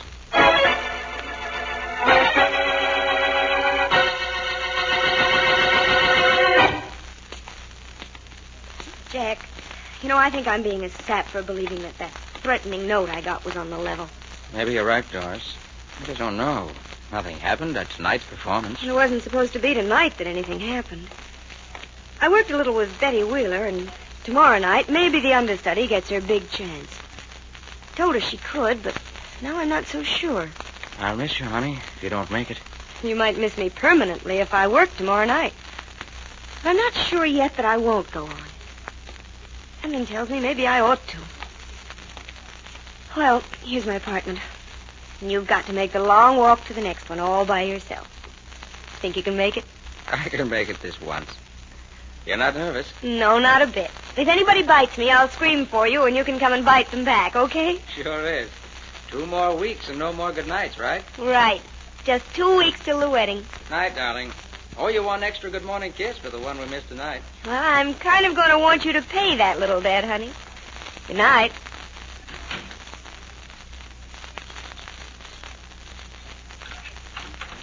What's the matter with this lock?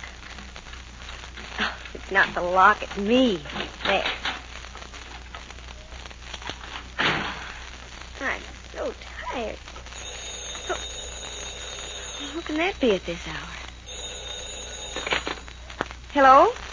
Miss Daynell, you get my note? Yes. Who is this? Never mind. You're gonna be a smart girl and not go on them all night, ain't you, Miss Daynell? I don't know. You better know. You better know for sure, too. On account of I wasn't kidding, sister. I meant it. You walk on stage tomorrow night, and you'll be carried out of your apartment the next day.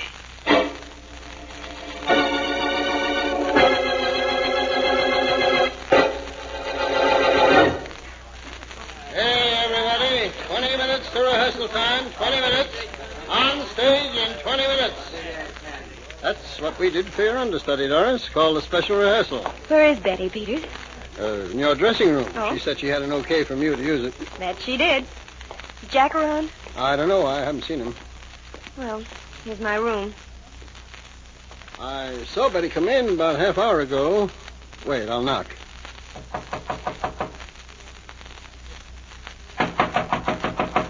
Hey, she couldn't have gone out, or I'd have seen her. Betty! Betty! Miss Wheeler! Hey, Wheeler, open up.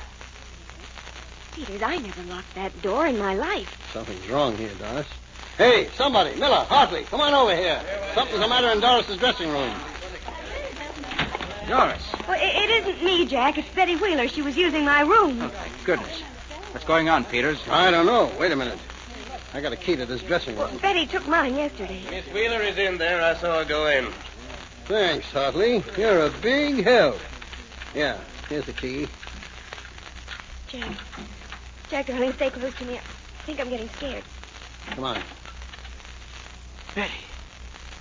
Good Lord. Let me...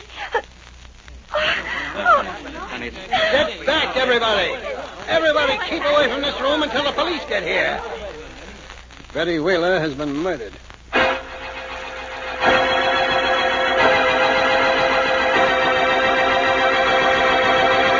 This is her dressing room, Vance.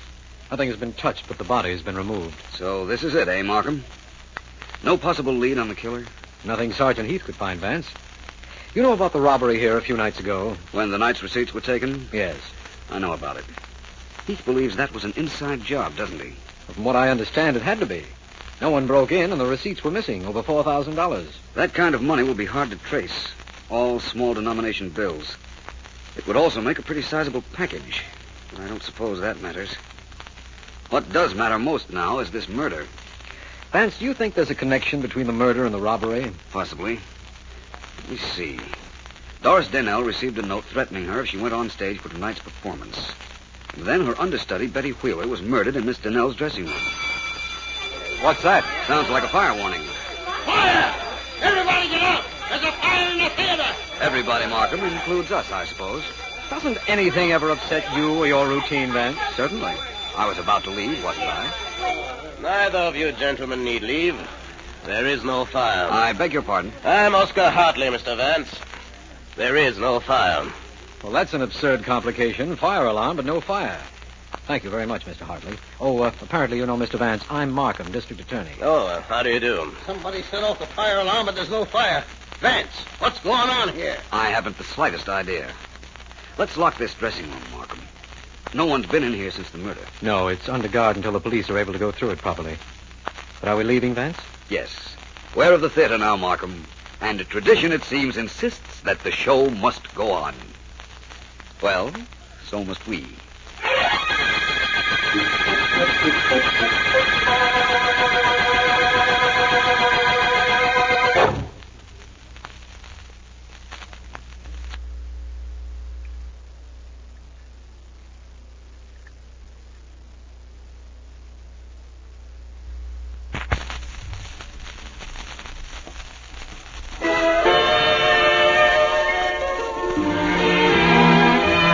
Tonight, picture yourself in your easy chair, just taking it easy. And alongside, hot buttered popcorn. Man. Popcorn is easy to make with a West Bend corn popper that's easy to buy at your Pennzoil station. Here's how. Drive in and buy 8 gallons of power-packed Pennzoil premium gasoline for faster starts and cold mornings and better performance anytime. You'll get Pennzoil Premium at the price of regular. And to call attention to this savings, your Pennzoil dealer also offers you a $7.95 West Bend corn popper for just $4.95. It's a double savings. Pennzoil Premium and a West Bend corn popper. And to get you started, a bag of popcorn is included free. So stop today. Enjoy Pennzoil Performance and enjoy hot buttered popcorn tonight.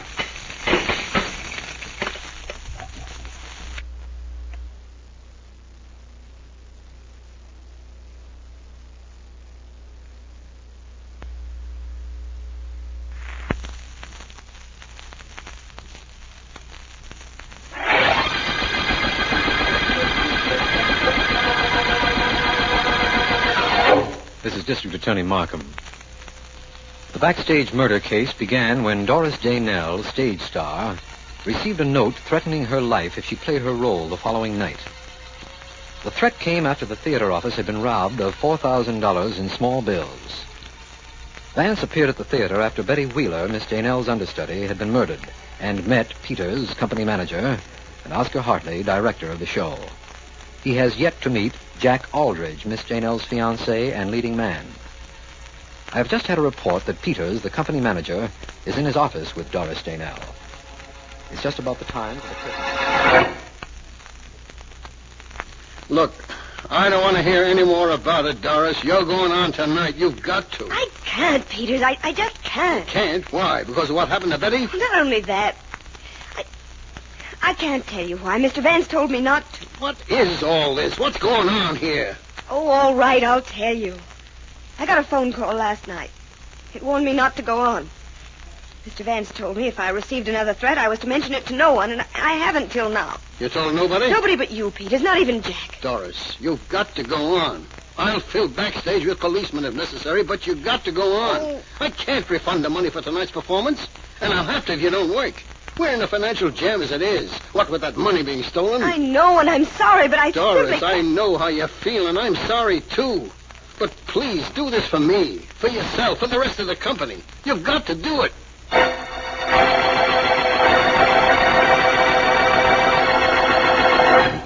Hey, D.A., maybe I ought to take this murder room apart, piece by piece. Maybe then I'd get a clue to who killed that Betty Wheeler. Well, if you think that'll help, go ahead, Sergeant Heath. Maybe that won't be necessary, Heath. Hello, Markham. Oh, hello, Vance.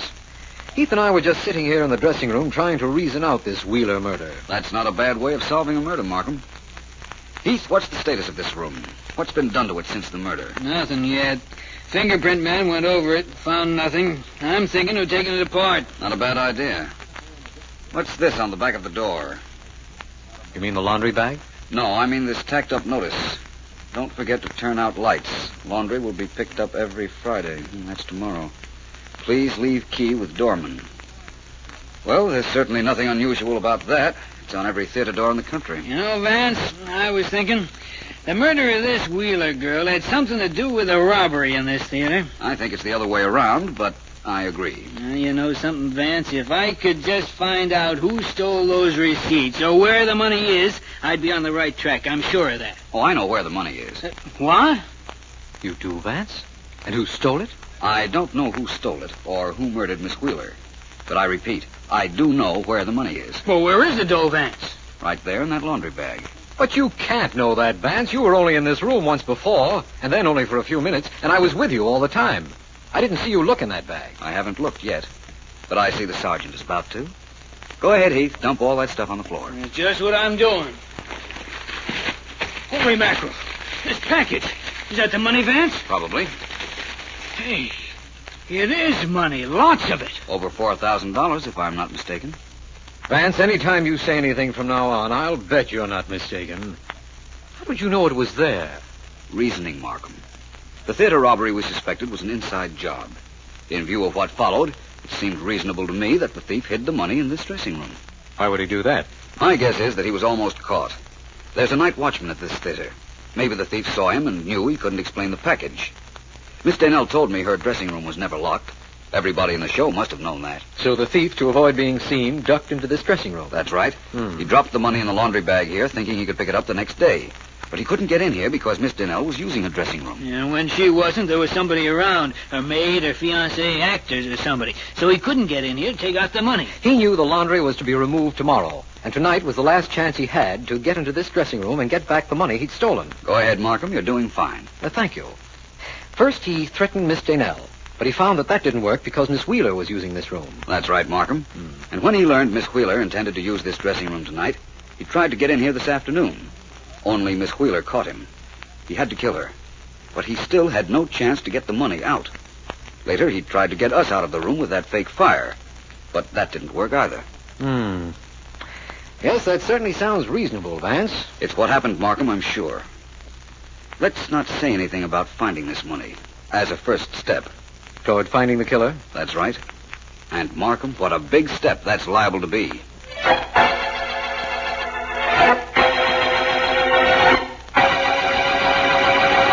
I've questioned Jack Aldrich and Mr. Peters, Mr. Hartley, and I didn't want you to think I was slighting you in any way. I know you had talked to them. I overheard you. You did? How? By the exceedingly simple process of putting my ear to the door. I just wanted to see how far Peters would go in indicting me. You see, he and I did not get on very well. So I learned. But still, you direct every show he's connected with. I'm a genius. That's not the way I heard it. Apparently, you have a hold of some kind on Peters. Very definitely. You see, many years ago, Mr. Peters happened to take some money out of a theater safe. The producer caught him. Peters was allowed to put the money back when he swore it was his first offense and would never happen again, so nobody was hurt, nor any the wiser. Except you. Oh, I had to know. You see, I was the producer.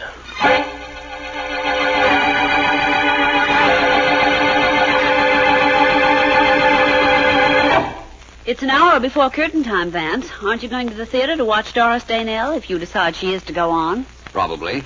And you're going with me, Miss Deering. Well, good.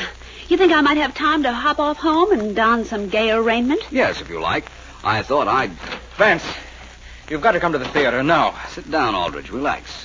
What's the trouble? Doris received another threat. A phone call last night. The murderer insists that she doesn't go on and that there be no performance tonight. No cause for your excitement, Aldrich. No cause for excitement. After what's happening in our theater, I love that girl, Vance, and all this is making a wreck of her. She says she'll go on if you tell her to, but you can't take a chance with her life. I'm sure the murderer intends to strike again. That sounds like a line out of a play. But very well, Aldrich, I'll go. I'm sorry, Ellen. You won't have to bother about changing your dress. I'm going to see a murderer about changing his mind.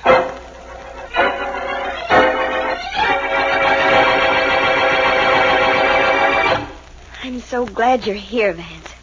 When you're around, I feel much safer. That's hardly a tribute to my romantic appeal, but I like it, Miss Danell.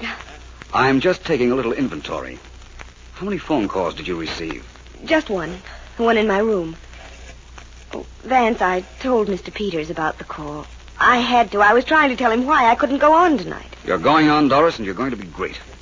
But the man who murdered Betty and who threatened me, Vance, what about him? Him? Oh, I know who he is, Miss Danell. He probably thinks he's very clever. I'm going to let him make his second mistake. Second? What was the first? Thinking he was very clever.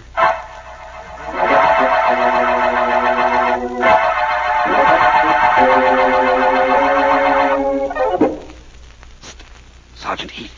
Right here, Vance. Can't see you very well in the dark, though. Just keep your eyes straight ahead, Heath. There'll be a light showing any minute now. Huh? A light? A match or a flashlight. Match, probably. It doesn't attract as much attention and suits the purpose. You are sure everybody connected with this show thinks we haven't examined the late Miss Wheeler's dressing room? Sure, I'm sure. I practically announced it to 2 cops so that everybody could hear. Did a good job. Vance, on the corridor, a light to match. That's what I expected. Do I grab whoever's carrying it? That's right. I'd sure love to know who it is.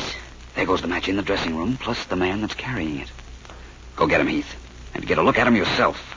I promise you a great surprise.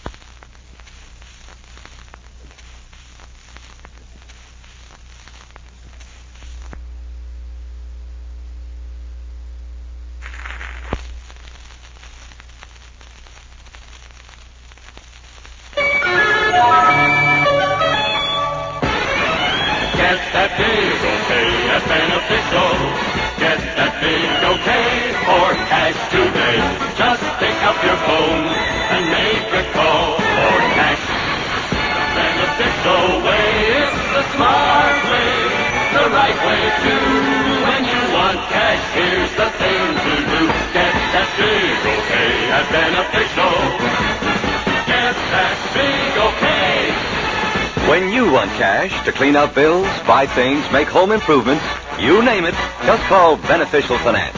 You pick the terms, you pick the payments. So call Beneficial and get that big okay. Beneficial Finance Company.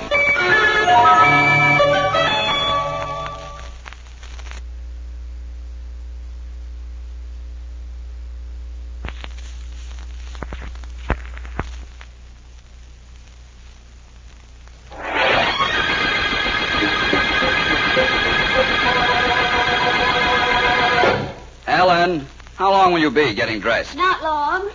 What's the hurry? Won't they hold up the shuttle we get there? Well, Vance, how do I look?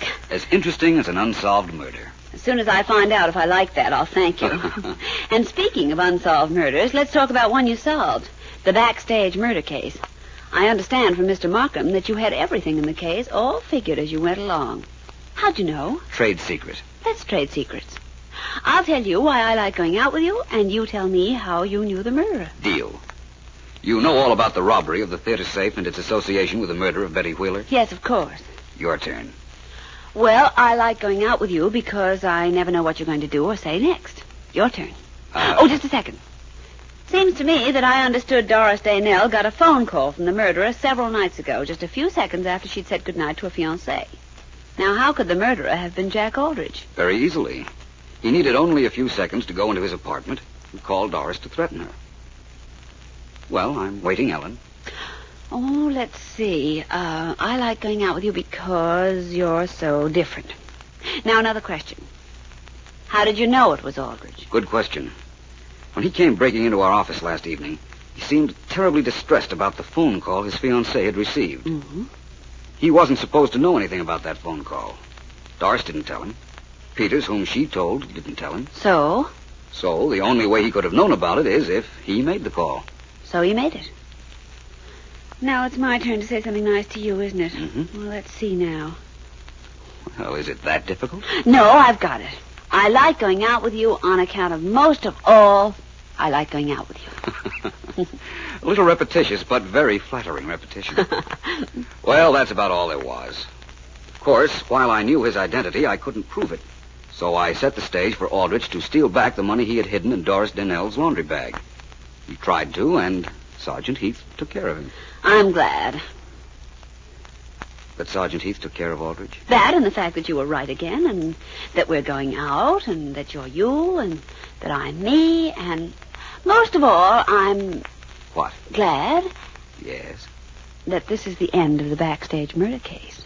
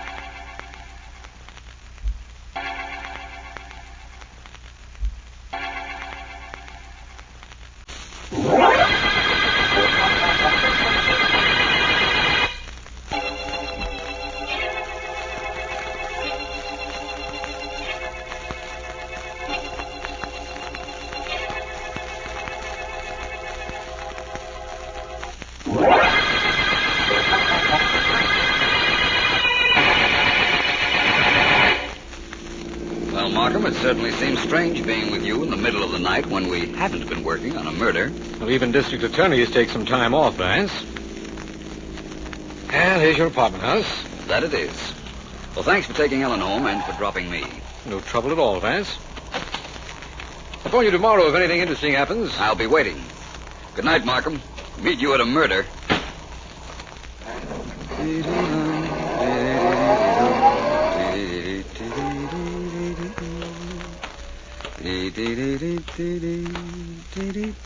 I beg your pardon, Mr. Vance?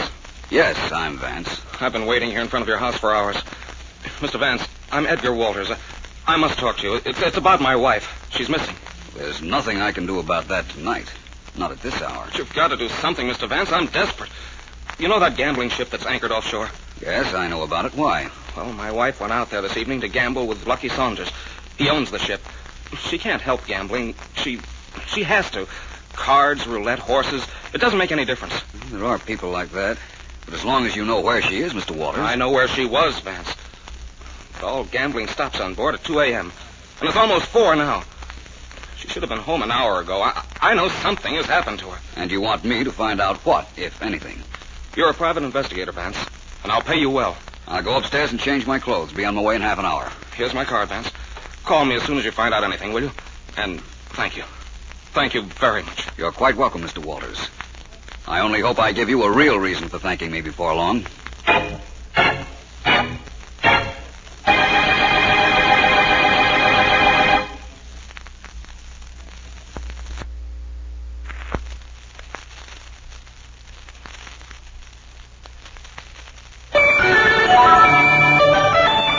Got bills to pay? Pay 'em.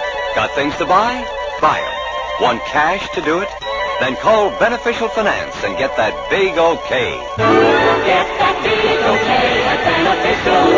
Get that big okay for cash today. Just pick up your phone and make a call for cash.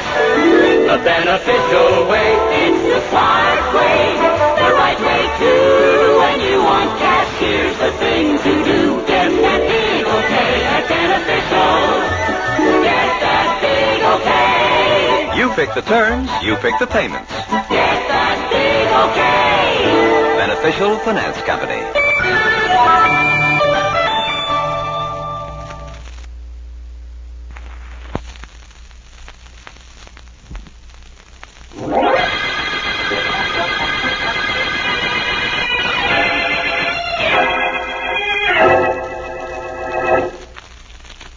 Your deal, Mrs. Walters? Your cut, Mr. Saunders. How much did I owe you before we started this evening's session, Mr. Saunders? $12,000. And now I owe you $3,000. It's time to quit, isn't it? I have a stateroom fixed for you, Mrs. Walters. We could go on with the game in the morning. Lady Luck's smiling at me right now. Tomorrow she might be laughing out loud. One cut, double or nothing. For, $3,000? That's right. If I win, you join your friends, Mr. and Mrs. Henderson. And leave, huh? Oh, if I win, I'll stay here on board. There are no more water taxis to shore. I sent the last one off an hour ago. The Hendersons don't mind spending the night aboard ship. Your cut, Mr. Saunders. As you say. There we are. 9 of diamonds. And mine's the Queen of Clubs. That makes 6,000. Queen of Clubs again. That's the third time you've picked that queen, Mrs. Walters. I suggest we quit. You won 6,000. I have it here in my safe. I'll get it for you. Maybe you won't have to get me anything. Or 12,000. Double or nothing, Mr. Saunders. One cut? One cut. They say never fight the cards, but there is also a law of averages to be taken into consideration. Your cut first. 12,000 or nothing. You are a gambler, aren't you? Very well. My cut. The Queen of Clubs. Why, yes. You seem surprised. You shouldn't be. You've had a strange affinity for that card since we started. Perhaps we'll discuss that a bit after I've cut. There. Oh, Jack of Diamonds. You win 12,000. Once more. Hardly.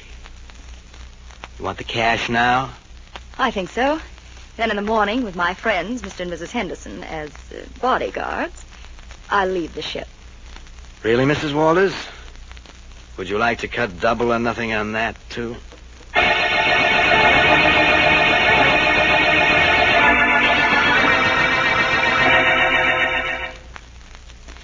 It's almost 5 o'clock, Ace. Do you think she's still playing? Well, she hasn't come to a stateroom, has she? Lucky Saunders told me he had the one next to this fixed for her.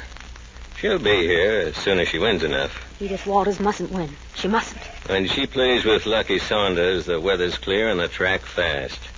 But if she does win, maybe she'll take care of the markers I've been holding.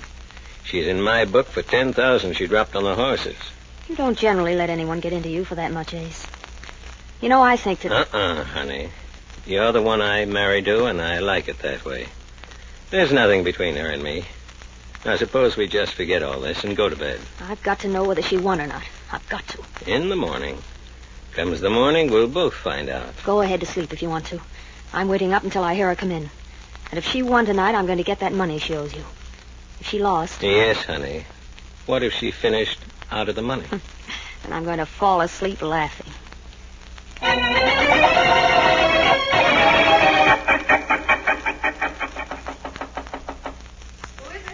Mary Henderson. Wait a minute. What do you want? You mean, what do we both want? Me and this gun.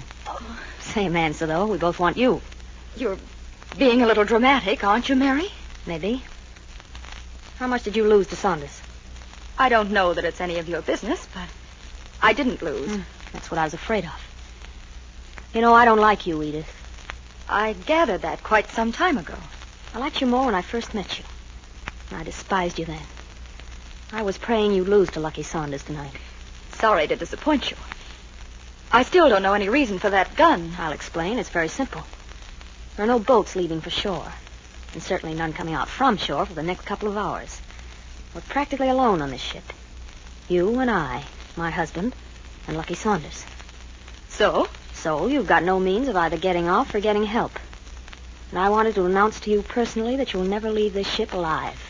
You've lost sight of one thing, haven't you, Mary? My husband knows I came out here. Your husband thinks you came out here.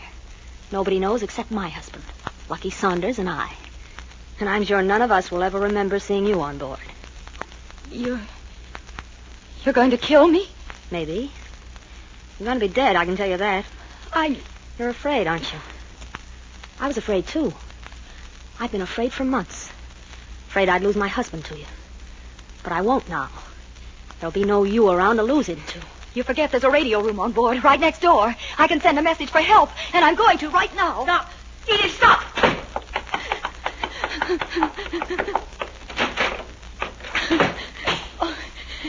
One of these switches turns on the microphone. One of them does. It must be this one. It's got to be. Anybody who can hear me anywhere, get in touch with the police. I'm going to be murdered. Listen, my name is Edith Walters. I'm on board the gambling ship Argus. Please, if anybody hears this, get in touch with the police. Tell them to come out here. Tell them to hurry.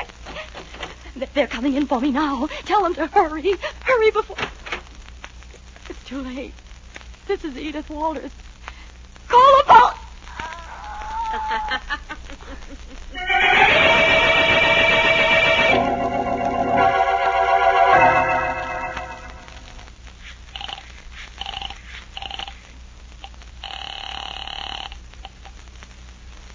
Hello? Markham, this is Vance. I didn't wake you up, did I?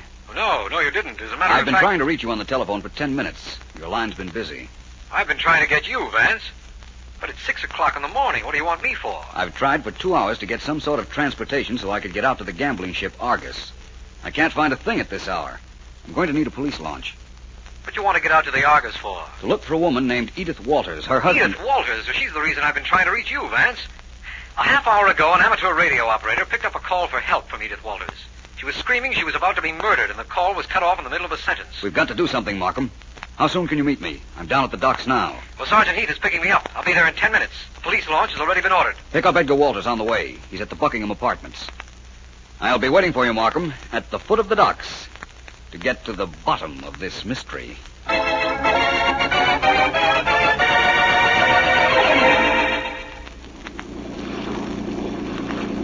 Take it easy, Walters. We'll be out at the gambling ship very shortly now. I know, Vance. It's just that I'm afraid of what we'll find when we do get there. Vance, we're a little bit lost. This fog is so heavy, the launch pilot says he can't see a thing. We're going by compass, but we don't know exactly where the Argus is anchored. Oh, I know, Mr. Markham. It's exactly 2 miles along the coastline from the dock. Then we round a blinker light and head due east into the ocean. I was out there only the other night with my wife, and that's how we got there. Oh, that's fine, Walters. Thanks. I'll tell the pilot. Sergeant Heath. Don't take it so hard, Walters. Things may not be as bad as you imagine. No, maybe they aren't. All I'm sure of is that they couldn't be any worse.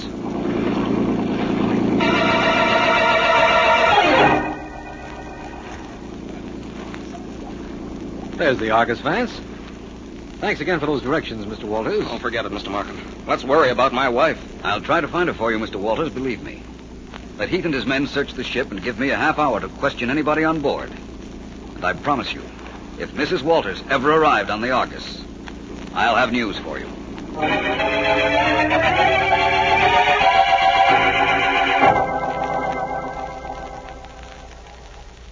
You're going to use the master's cabin as an office, Vance? Temporarily, Markham.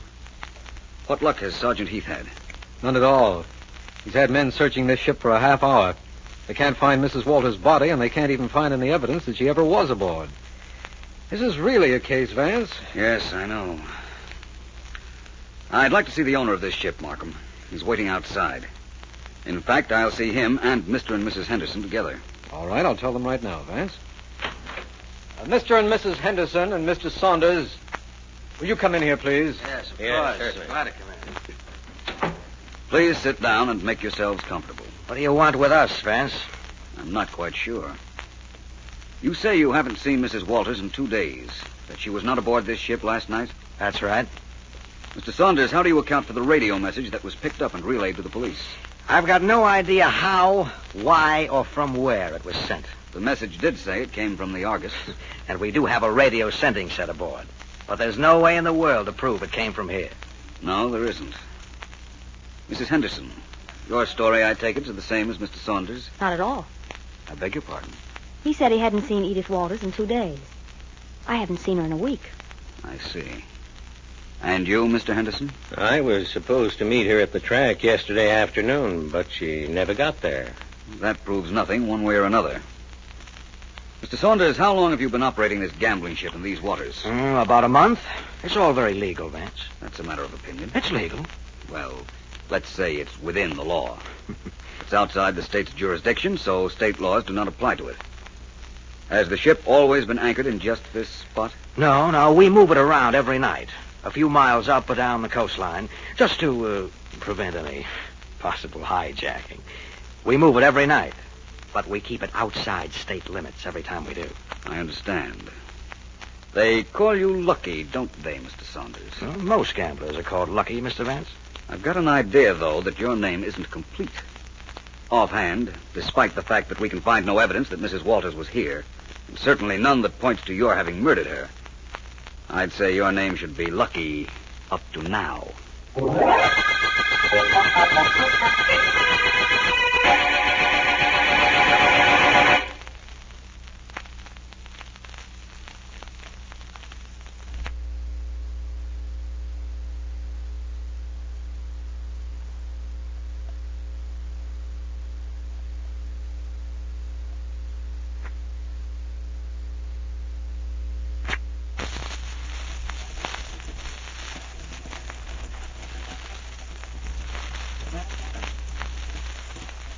Buttered popcorn. Crisp, tender morsels that melt in your mouth. Try some. Easy to make with a West Bend corn popper that's easy to buy at your Pennzoil station. You can get this $7.95 electric West Bend corn popper for just $4.95 when you buy 8 gallons of Pennzoil gasoline. You save $3 on the corn popper, and you get extra value from Pennzoil's power-packed premium gasoline. Satisfying premium performance at the price of regular. Stop in at your Pennzoil station and take advantage of this double benefit. Get 8 gallons of Pennzoil gasoline to give your car a new lease on life, and get your corn popper, too. There's a free bag of popcorn with each popper. So enjoy Pennzoil performance and enjoy crisp, hot buttered popcorn today.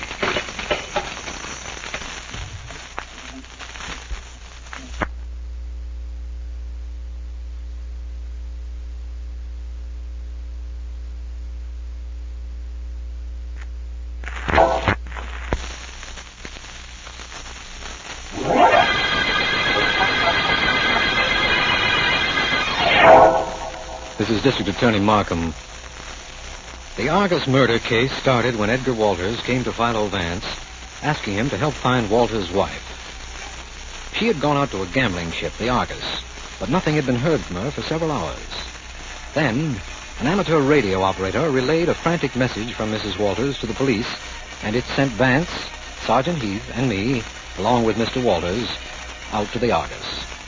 There we met Lucky Saunders, owner of the ship, and Mr. and Mrs. Henderson, both of whom knew Mrs. Walters, and both of whom deny she was ever on board. Hi, Mr. Vance. Oh, yes, Sergeant Heath. I was just on deck getting a little air. What have you found? I haven't found a thing. No trace of Mrs. Walters anywhere on board, but I'm sure that dame was on board this boat, Vance, and that she was murdered. Only how do we prove it? We don't. We can't unless we find the body. And if she were murdered and the body thrown overboard, which is probably what happened if she were murdered, we'll never find it. Hey, I never heard you so pessimistic before, Vance. Never had more reason to be, Heath. I'm going ashore to check over my facts, and I'm taking Mr. Walters with me. I'll contact Markham if I find out anything.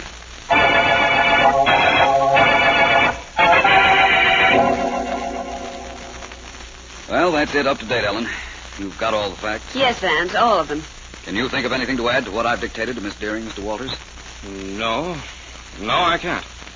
You've been very thorough, Vance. Ellen, when will you have typed up so I can see them? Oh, I don't know. I'm not sure. Please be sure. I'd like them in a half hour. Come into my private office, will you, Mr. Walters? Wait a minute, Vance.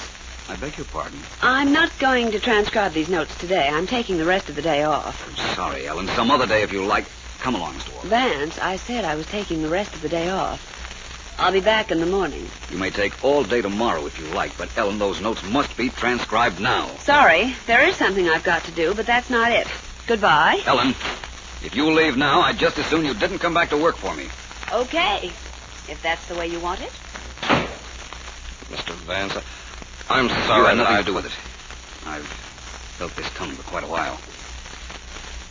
Let's get back to your wife, Mr. Walters. Who were her friends? Who might she have been with if she actually didn't go out to the Argus last night? She had few friends, Mr. Vance. Nobody she was very close to. Most of the days she spent at the track. Oh, the track, eh? Where would she be at the racetrack if she were going there? Oh, somewhere around Ace Henderson's box. He's a bookmaker. You met him on board the Argus. I'm going out to the racetrack this afternoon. Maybe I can pick a winner. And that has nothing to do with horses.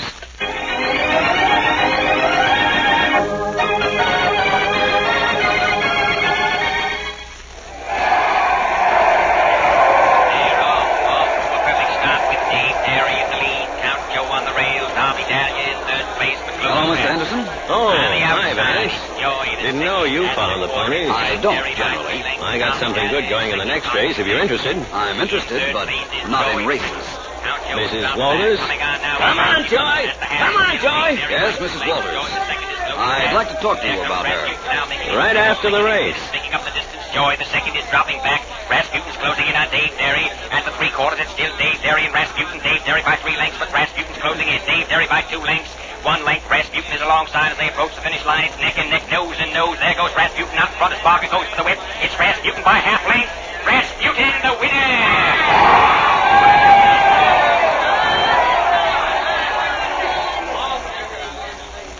In second place, Dave Derry.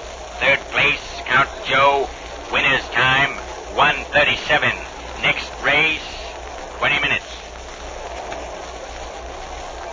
Well, Vance, I dropped a few on that one. We won't bother then about the good thing you had for me in the next race. Henderson, how much did Mrs. Walters owe you? Oh, a few... 10,000.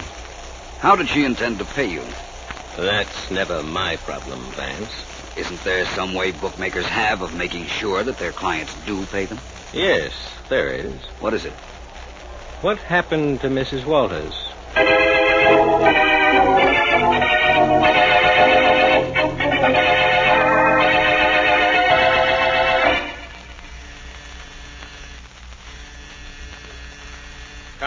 Coming. Hello. Well, I don't think I know who you are, do I? You should. I'm Ellen Deering. I was Philo Vance's secretary. Remember me now, Mr. Walters? Oh, yes. Yes, of course I do. Well enough to ask me to come in?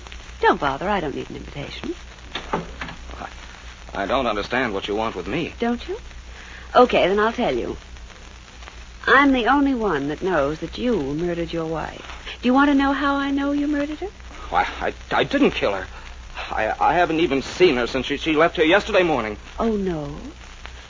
You told the police you'd been out to the gambling ship exactly a week ago, right?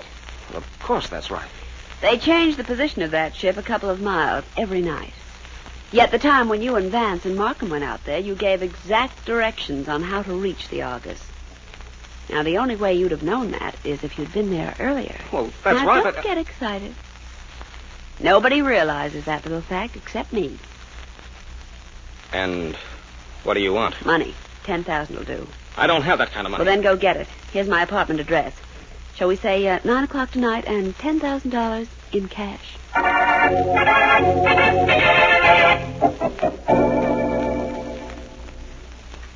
What time is it, Vance? A few minutes to 9. Frightened, Ellen? Yes, but I'll go through with it. You were right about Walters, of course, but what happens when he gets here? I'll be in the next room. You get him to talk and tell the whole story. Take the money. Then I'll come out and take him. Well, suppose he has other ideas. Ideas that he can pay me less expensively with a bullet than with a bundle. What then? Don't worry, Ellen. Nothing will happen to you, I promise. Oh, listen, that's the door. And that'll be Walters. Vance, please stay close. Hide, but stay close just in case. Don't worry, Ellen. I'll be. Well, right on time, Mr. Walters. Come on in. Oh, no. You're coming out. Out here in the hall. Come on. Hey, listen, you're hurting my arm. Your apartment might have been a trap. Taking no chances. We'll talk out here in the hall. I just locked your door, and here's the key right here in my pocket. Now, come on. You can't make me. See this knife? I'll slash it across your face if you don't come. What happened to your wife? You tell me that first. She's in the cellar at my house. All dressed up in concrete. Oh. And you'll be keeping her company. Are you coming, or do I use this knife? I think I'm coming. And this guy's going. This. Oh, Sergeant Heath. Am I glad to see you? Didn't you expect me? Oh. Didn't Vance tell you he asked me to be here in the hall in case this guy got cute? No, he didn't. And that reminds me. I've got something to say to Mr. Philo Vance.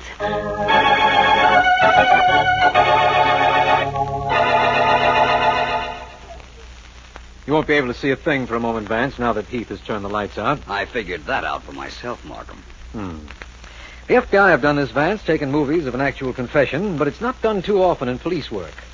I think you're entitled to see the film, though. The film featuring Edgar Walters in his first and last starring role. Okay, Markham. Let's see and hear it. All right. Heath, let's have the film. All right. This is Edgar Walters. Of my own free will and volition, I'm confessing that I murdered my wife by going out to the gambling ship, Argus, in a small boat I had chartered the day before. I met her by arrangement, and I killed her as soon as we reached land. Her gambling was ruining me. I had to kill her. I don't know how anybody could have figured my actions, but Philo Vance did. That is all. All right, Heath, let's have some lights. All right, Mr. Morgan. Very interesting, Markham. Very interesting explanation. Which reminds me, I've got some explaining still to do to Ellen Deering. She won't be satisfied till she knows the whole story. But then, neither was I.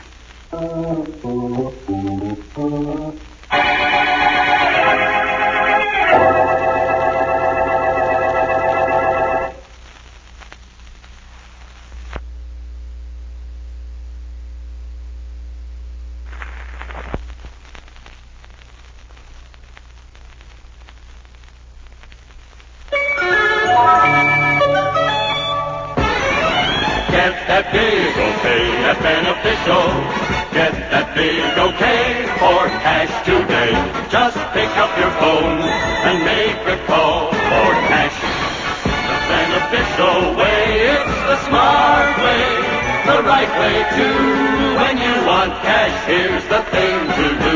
Get that big okay at Beneficial. Get that big okay. When you want cash to clean out bills, buy things, make home improvements, you name it, just call Beneficial Finance. You pick the terms, you pick the payments. So call Beneficial and Get that big okay. Beneficial Finance Company.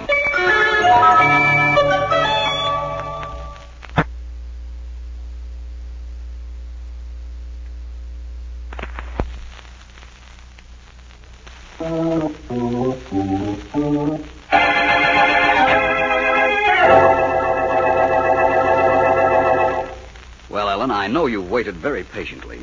So let's talk about the Argus murder case. It really had me puzzled for a while. I was quite certain that Mrs. Walters had been on board the Argus, but the denials of Lucky Saunders and Mr. and Mrs. Henderson threw me for a while. Why did they lie, Vance? They all had reason. Saunders would have made himself a wonderful suspect if he'd admitted that Mrs. Walters had been on board, and in addition, have given his gambling ship a bad reputation. A gambling ship, a bad reputation. Well, that sounds like a reason skunks don't eat scallions, but I'll buy it. Why did the Hendersons lie? Mrs. Henderson hated Edith Walters, and Edith Walters was welching on money she owed Ace Henderson. Mm. Both would be ready-made suspects if they told the truth. I suppose I'm dumb, but it's hard to figure out why Walters came to you in the first place. He was trying to be smart. He figured it was a perfect alibi to ask me to work on his wife's disappearance. He knew I couldn't possibly get out to the gambling ship at 4 a.m, but he could, and he did. But what about that radio message that Mrs. Walters sent? Mrs. Henderson admits now that she threatened Edith Walters, that Mrs. Walters ran into the radio room and sent the message that brought us out to the Argus. And then? Then, while she was sending the message, Saunders came along, let himself into the radio room with his own key, and put his hand over Mrs. Walters' mouth. He didn't want the police out on his boat, naturally. Commonly known as Nat. Hmm. Then what? Then Saunders talked Mrs. Henderson out of any desire for personal revenge against Edith Walters, and saw to it that Mrs. Walters got to her cabin. But she had arranged with her husband to meet him, as we know, and she rode with him to the shore and her death. It was a very clever plan Walters had. There's a moral in this somewhere. Something about wives, not gambling. Or playing around with gamblers. That was the beginning of Mrs. Walters' trouble. Yes, I suppose it was. And this is the end of the Argus murder case.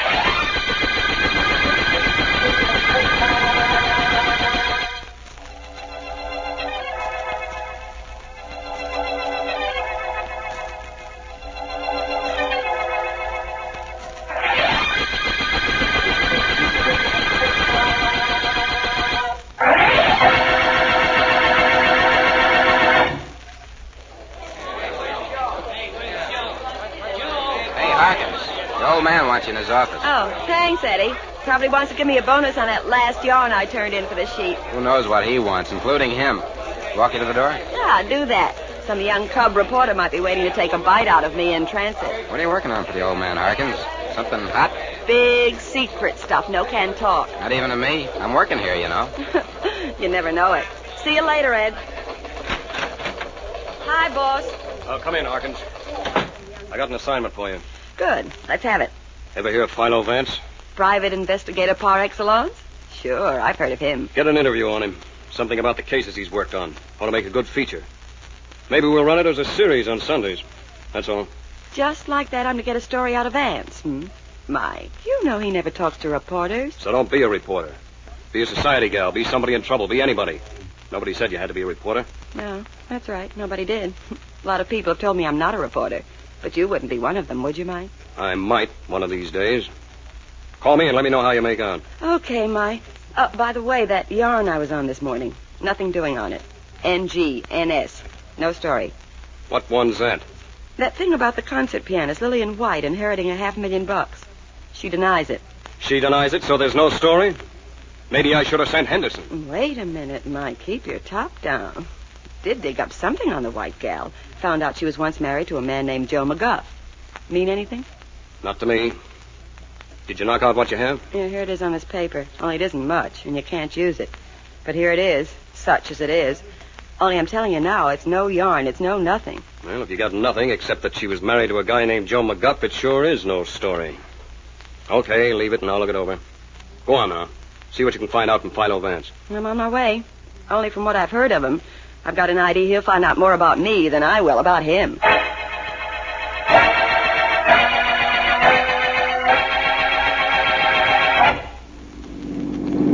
Keep moving!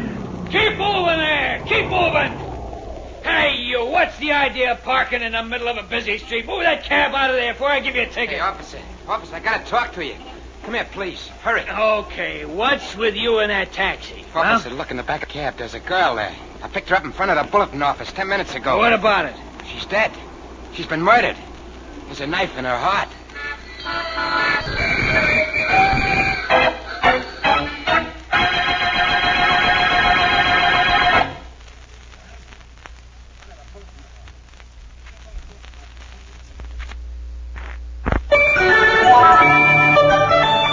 Got bills to pay? Pay 'em. Got things to buy? Buy 'em. Want cash to do it? Then call Beneficial Finance and get that big okay. Get that big okay at Beneficial. Get that big okay for cash today. Just pick up your phone and make a call for cash. The Beneficial way. It's the smart way. The right way too. When you want cash, here's the thing to do. Get that big okay at Beneficial. Get that big okay. You pick the terms, you pick the payments. Get that big okay. Beneficial Finance Company.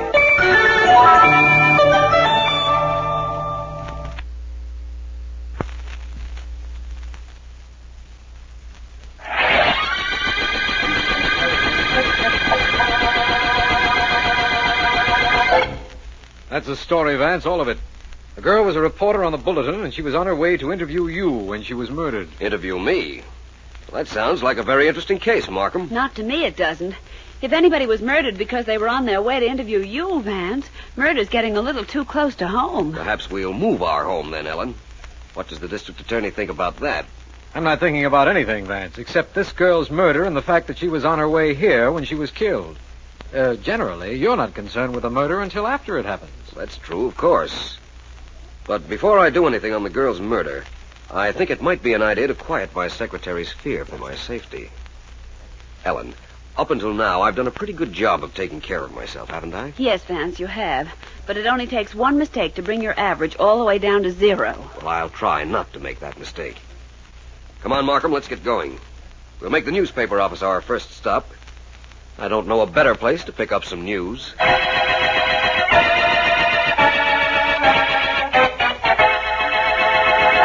Eddie, listen to me. Somebody murdered one of our staff. Reporters have solved crimes before, but this one we've got to solve. I'd like to get my mitts on whoever knocked off Harkins, Mike. She was one of the best newspaper men I've ever worked with. Well, go on, get going, Eddie. There must be some connection with her death and the story she was working on. Well, you'd know what yarn you gave her, Mike. What was she on? Nothing at the moment. Nothing but a straight assignment. An interview with Philo Vance. What was she working on before? Nothing. That item about a concert pianist named Lillian White inheriting some money. Nothing important. Nothing, except that you took that story and put it on page 1. What a nice little job you made of it, too. Headline, is this the story that caused the death of the Bulletin reporter? Subhead, who is this mysterious Joe McGough? Nuts. McGuff. G-O-U-G-H is McGough. All right, Eddie, have it your way, only don't be bitter. That yarn, treated just that way, will be on page 1 of every paper in the country by morning. They'll all handle the story the same way. It's human interest. A story that wasn't even a story becomes front-page news, only it costs the reporter's life. I think maybe I'll turn in my press card. I know how you feel, Eddie, but forget it. Now, listen. How about to the house where the taxi driver lives? The one that picked up Harkins in front of our building. Get him to say something. Whether he saw anybody get in the cab when it stopped for a light. Anything. Okay, Mike, I'm on my way. Only if the cab driver knew anything, he'd have told the cops. And Riley at headquarters said he keeps insisting he didn't see anyone get into the cab after Harkins got in. The cops let him go, Eddie. He's home now. You got the address? Sure, Riley gave it to me. Well, get on your horse and see what you can find out. Okay. Only don't expect me to die just to put my story on the front page.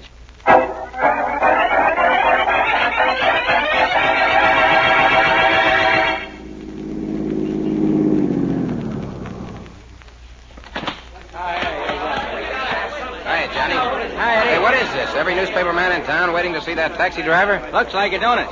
We can't get in, though, Eddie. Cops have been there since I got here. Flash your press card? I could have left it home. Sergeant Heath's in charge. Heath? Yeah. Heath's on homicide. What's he doing here? That Harkins girl's death wasn't any accident, you know. And if you really want to know what Heath is doing, ask him yourself. Here he comes out the door now. Hey, Heath, what'd he say, huh? Did you get anything on it? All right, shut up. Shut up, all of you. Okay, quiet. Hey, Heath, all we want to know is whether that cab driver talked. Did he say he saw anybody get in his cab while he was driving the girl? Yeah, what'd you get from him? I said shut up, and I mean it. The cab driver didn't talk. What's more, he ain't gonna talk. Now or never to nobody. He's dead. What? Yeah, killed the same way as the girl was. We don't know who knocked him off, either.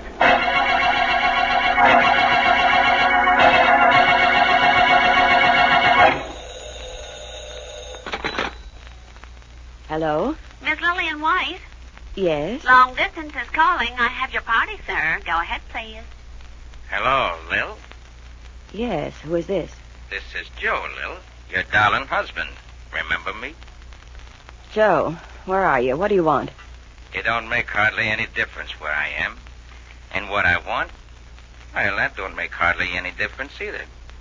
I just seen the papers. But, Joe, I don't know how that reporter found out that you were my husband. I didn't tell her. No, I don't suppose you would, hardly. But she found out. Only I don't care about that. I care about $500,000 you inherited, according to the story. I want in on that dough. I'm entitled to it. I'm still married to you. Remember, kid? Joe, that story isn't true. Maybe. Maybe not. Anyhow, I'm hopping a plane in a few minutes, and I'll be in to see you in a couple of hours. Just don't be too surprised when I walk in. I hardly want to surprise you, honey. Hardly.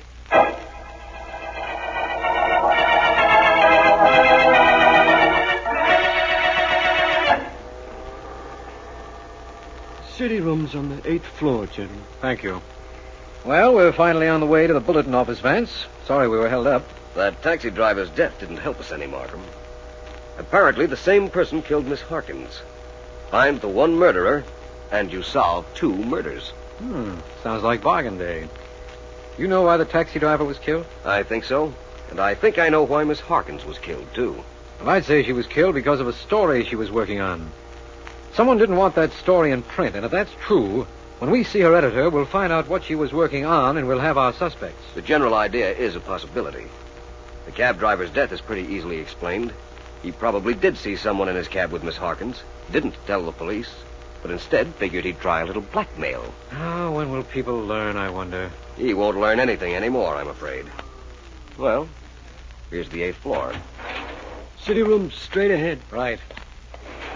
You know, Vance, I think this case is going to give us trouble. I just have that feeling. All cases give us trouble, Markham. In every case we ever work on, somebody has committed a murder they've thought out pretty carefully. In their intelligence lies the extent of the trouble they cause us. And I'm sure our murderer this time isn't stupid. And my hunch was correct. Probably. We'll know very shortly, as soon as we know what story Miss Harkins was going to print. Come on in with me. I beg your pardon. Yes. What is it? I'm Philo Vance. This is District Attorney Markham. How are you? Oh, hello. Hello, both of you. I'm Eddie Henderson. Can I help you, Vance? Perhaps. I'd like to see the city editor. Where do I find him? Oh, in that office back there. The first one on your right. Walk right in where it says private. Everyone else does. Thank you. Oh, by the way, Which desk was Miss Harkins?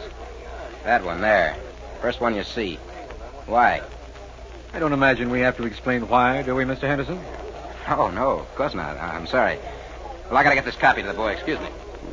Why didn't you tell him why we wanted to see Miss Harkins' desk, Markham? A very complicated reason, Vance. You didn't tell me why we wanted to see it. Well, here it is.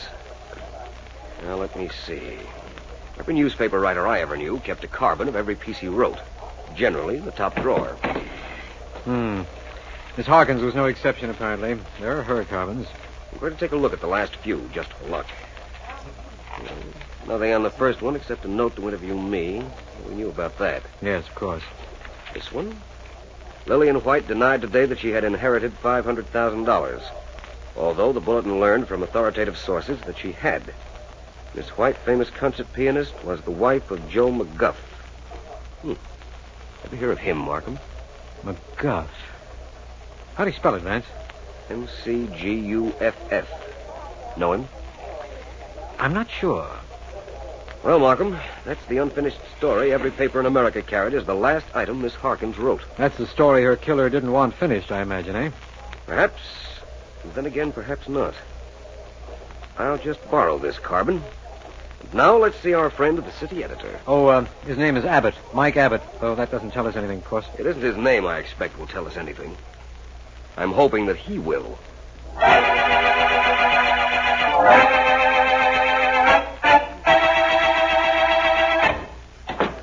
Hello, Miss White. Eddie. Eddie, what are you doing in my apartment? Talking to you. I don't know why I'm bothering to. I've done a lot for you in the Bulletin, Lillian. But I didn't like what you did to pay me off. Please, Eddie, don't I have enough trouble now? I don't even know what you're talking about. Don't you? It wouldn't be that you wanted to make sure Myrna Harkins never got any more information about you, would it? And that you killed her. I killed her? Who sent it to me with that made-up story about an inheritance that I never got? Couldn't have been anybody but you. Doesn't matter where the paper got the tip that sent Harkins here. What does matter to me is that you wouldn't want any information about your husband, this Joe McGuff, to get out. You see, I just got finished checking, and I found out the rackets he's been running. Get out of here, Eddie. Get out of here before I send for someone to throw you out. Who are you going to send for, Joe? And what are you going to tell him? And aren't you afraid I've got something to tell him, too?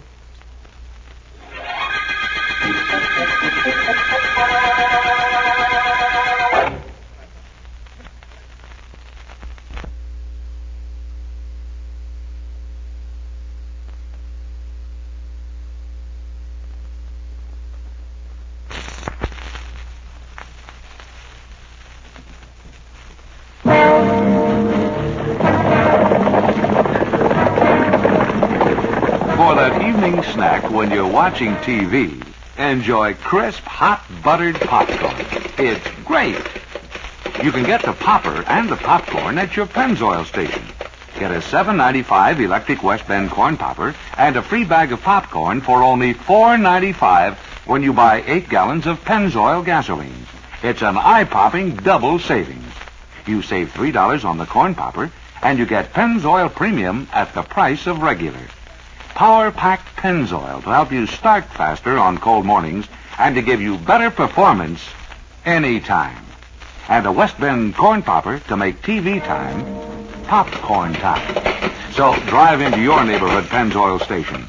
Enjoy Pennzoil performance today and enjoy hot buttered popcorn tonight.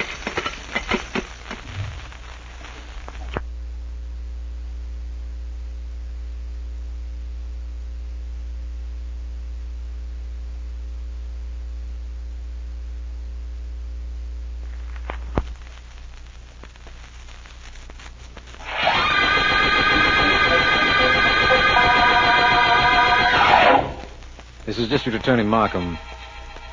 The Bulletin murder case began when Myrna Harkins, Bulletin reporter, was found stabbed to death in a cab. Philo Vance visited the Bulletin office where he talked to Eddie Henderson, reporter, and Mike Abbott, editor. Neither could throw any light on the murder, but the police believe that a story Miss Harkins was writing, and which was later published unfinished, is a clue.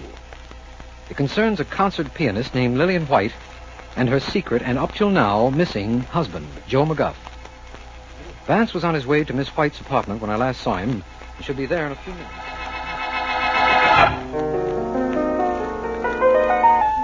What's the matter, Lily?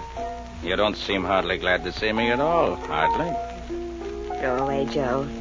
Go back where you came from. I hopped the plane just to look at you, Lily. So stop playing that piano. I want to look at you and that $500,000.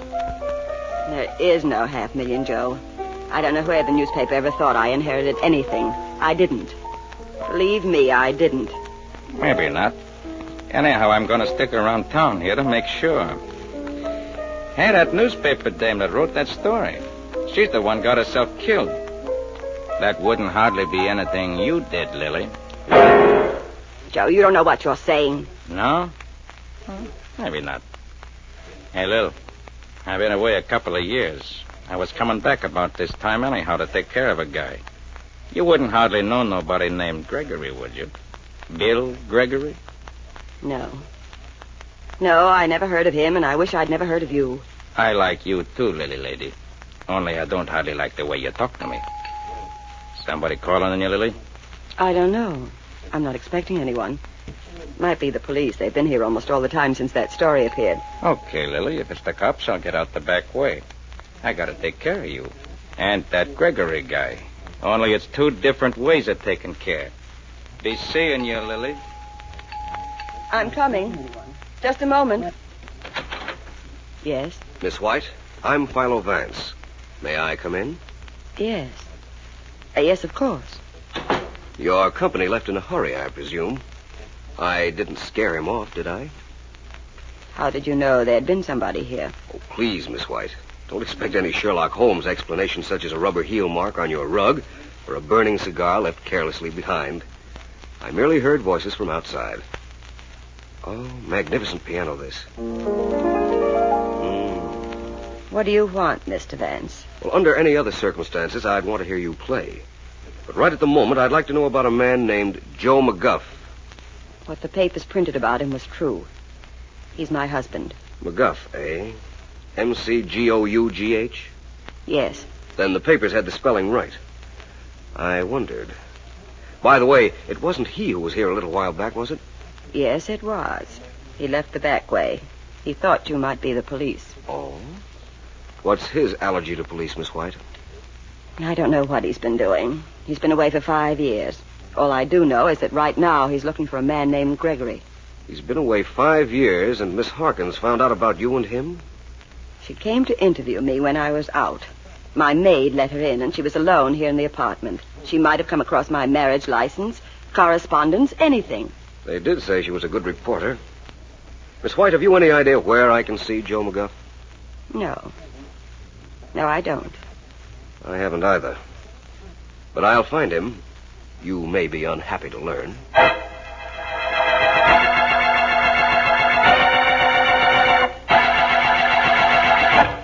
I think that will be all, Miss Deering. My notes are up to date on the Bulletin murder, I believe. Read me the last item again, will you please? Certainly, Vance.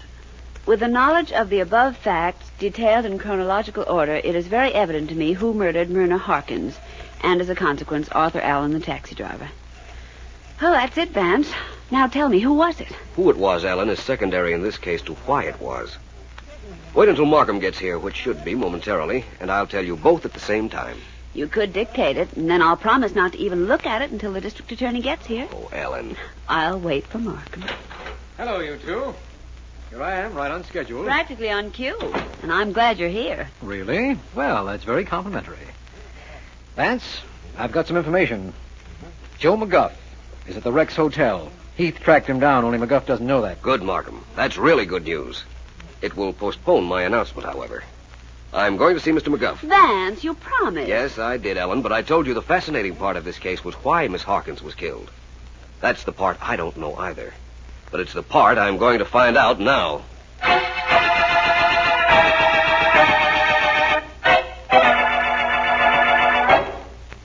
I could kick you out of here, Vance. You could hardly blame me for that, could you? Hardly. No, I couldn't. You don't seem surprised that I found you, Mr. McGuff. I heard of you, Vance. I ain't surprised at nothing you do. Then it won't disturb you too much to know that I can find a certain man named Gregory for you. Gregory. You know where he is? I think so. Maybe you're thinking ain't so good. Maybe you talk faster than you know. What does he look like? About 45, gray hair, parted on the side, big fellow, big hands. And big bluff. Okay, Vance, you know him. Where is he? First, what do you have against Mr. Gregory? A beef, that's what I have. And he knows I got that beef. And he knows that one day I was going to come and take it out on him. The hard way. So he's afraid of you? He's been afraid of me for 5 years, ever since he crossed me. And every day of those 5 years, he ain't hardly slept, hardly, on account of he knew I'd get him. You think not? Hardly. Joe, I'm going to do more than just tell you where Gregory is and what name he's using. I'm going to deliver him to you. How'd you like that? How'd I like it? With bells on, my coat off, and my sleeves rolled up. That's how I'd like it.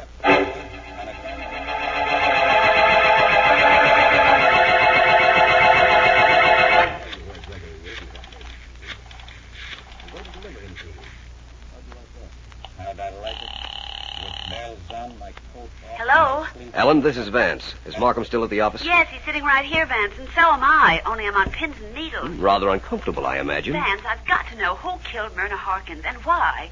But I'll settle for one thing now. Were the police right in their original premise that the story about Miss White's inheritance was the reason Miss Harkins was murdered? You mean was killed to prevent that story from being printed? Yes. Mm-mm. We've never been more wrong in our lives. That murder was committed in order to make certain that that story appeared.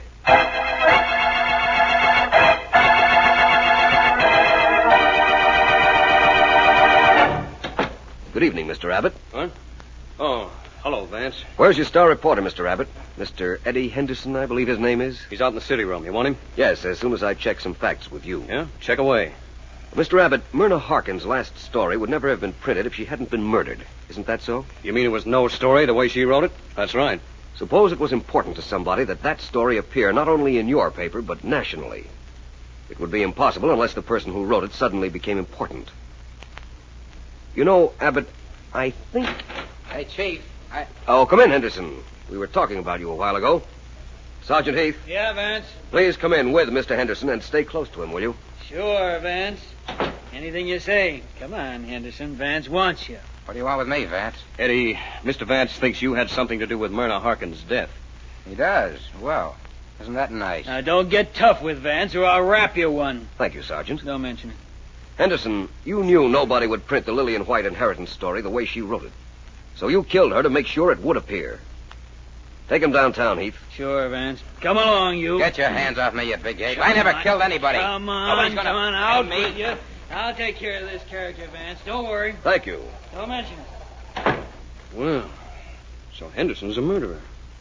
I can't believe it. Then don't try to. Oh, Mr. Gregory. Yeah? I mean, who? Don't bother with the deception, my friend. I know your name is Gregory, and I know you killed Myrna Harkins. That little byplay with Henderson just now was to throw you off your guard so you'd answer to the name of Gregory. Well, what does that prove? A lot of things. You said whoever killed Harkins did it so her story would get in the paper. Well, I'm the editor. I could have used that story if I'd wanted to. And what's this Mr. Gregory business about? You're Gregory, all right. I described you to Joe McGuff. McGuff? That's right. And it's right that you could have published Miss Harkins' story in your own paper. But that wasn't any good. You had to have a story that would break nationally, so no matter where McGuff was, he'd see it and come back here. I wanted him back here, whoever he is? Most certainly. That was your intention when you first dreamed up the inheritance story for Miss Harkins to work on. You had the whole thing planned then. Let her write the denial. Then you were to kill her, and her last story would then be page one news all over the country. You wanted McGuff back here so you could kill him before he got you. Heath! Heath! Here I am, Vance. Can I take this guy downtown? Please. He's one of the lowest murderers I've ever met. Killing an innocent girl just as a means to bring somebody here where he could get his hands on him. Harkins innocent? That's how much you know. She knew all about me. The same things that McGuff knew. She'd been blackmailing me for years. Hey, Vance. Vance, tell me. I gotta know something. Where did I make my mistake? You were too good a newspaper man, Gregory. Too good a newspaper man, but not too good a murderer.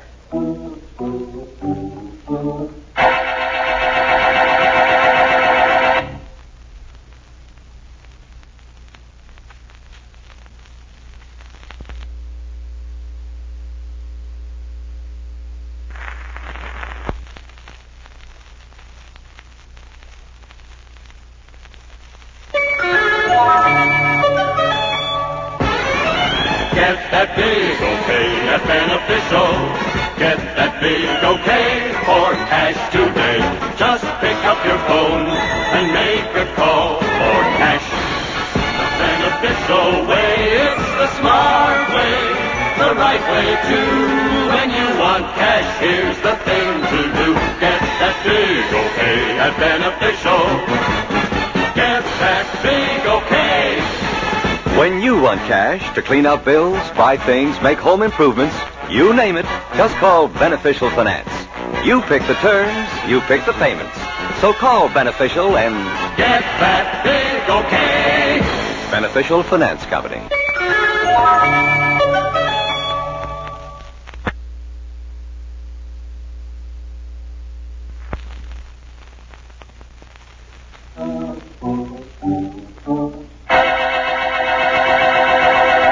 Well, Ellen, any questions? Just one, Vance. What pointed to Mr. Abbott, or Gregory, as the murderer?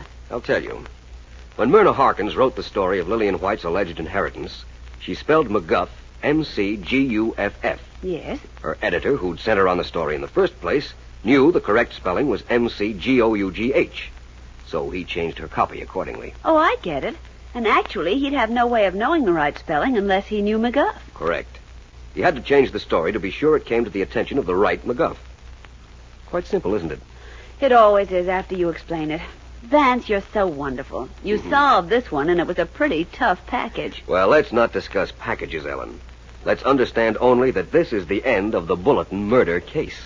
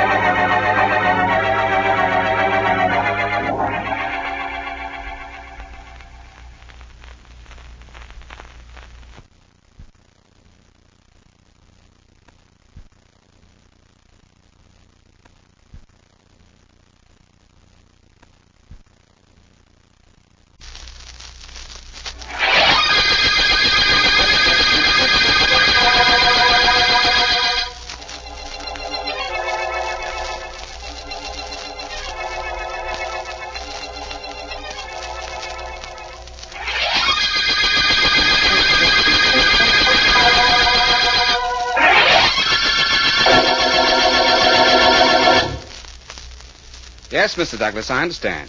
You want 6 girls to model evening gowns for your fashion show tomorrow night. And they've got to be tall, slender, and attractive, Mr. Bennett. I understand. They will be, Mr. Douglas. In fact, I can give you the same girls you had a few weeks ago. Oh, do that. They were very satisfactory. Goodbye. Goodbye. Well, do you think we have time to finish our little conversation now? Oh, I'm sorry, Sugar. Business is business. You understand? I understand more things than maybe you realize. All models aren't dumb, you know. They just look dumb. Sugar, listen. You're going on a photography job tomorrow afternoon for me. 2 girls, you and Betty Downs. Wait a minute, Sugar, will you? Mr. Bennett speaking. Douglas again, Bennett. Oh, yes, Mr. Douglas. I just wanted to make sure of something. One of the girls you're sending me for my fashion show will be Sugar Keen. Oh, yes, of course, Mr. Douglas. In fact, she's right here in my office at this moment. Oh, fine. Just wanted to check, that's all. Bye. Bye. Somebody wanted me? I just wanted to be sure you'd be on a fashion show job tomorrow night, Sugar. Another Hollywood-style preview. You worked a few weeks ago, remember? Return engagement by popular demand. Mm-hmm. Well, at least I'm not slipping. Slipping? Why, you're the top photography and fashion model in the country, Sugar. Have been for years. Let's get back to this business about the date tomorrow afternoon. You say it's important. And I'm going to work with Betty Downs, huh? Yes, it's very important. The pictures are for a Hollywood department store. Every movie producer in California will see them. Doesn't that make the job important? To Betty, maybe. She's got movies on her mind. Not me. She's got movies on her mind when she hasn't got Slugger Davis on it. She's not taking your prize-fighting boyfriend away, is she? She's trying, and I don't like it. And I like it a whole lot less because Slugger doesn't mind. Look, let's keep personalities out of business, Sugar. You see, I've got a personal contract with Betty. And if she goes to Hollywood, I'll make plenty. On that tomorrow's date, see that her makeup is okay. See that she looks right, will you? Look out for her, please, Sugar. Listen, Al, I'm telling you right now. If she doesn't watch her step, she better look out for me.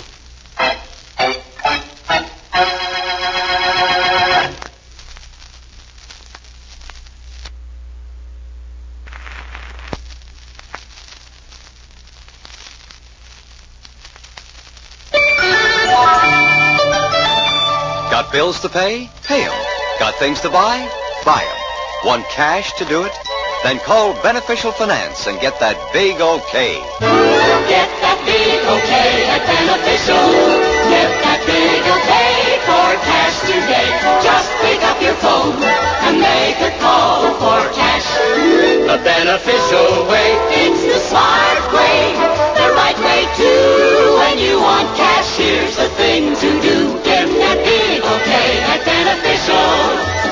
Get that big okay. You pick the terms, you pick the payments. Get that big okay. Beneficial Finance Company.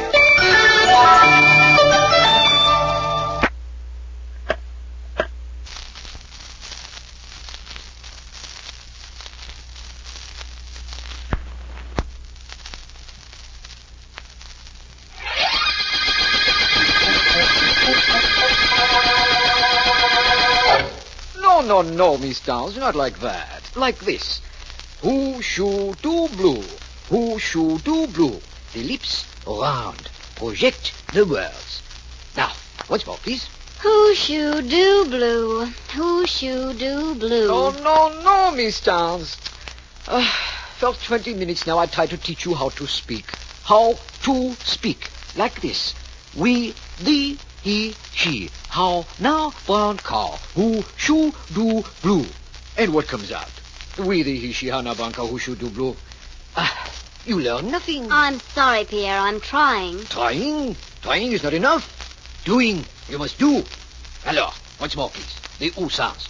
Ready? No, I'm not ready. I'm tired of making ooh sounds. Oh, Pierre, I'm so tired. Oh, I am sorry, my dear. You model all day, and then in the evening you work with me. It is very difficult for you, n'est-ce pas? You rest a while. We try again in a few minutes, eh? Who is that? Come in. Hi, Betty. What's the good word? Hello, Slugger.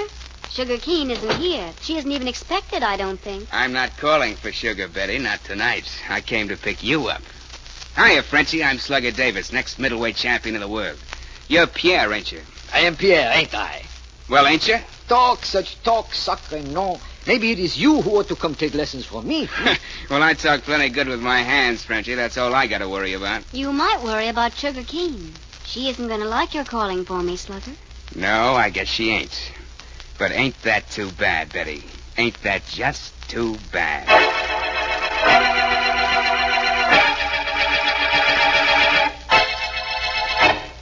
Build your upper lip a little more, Betty.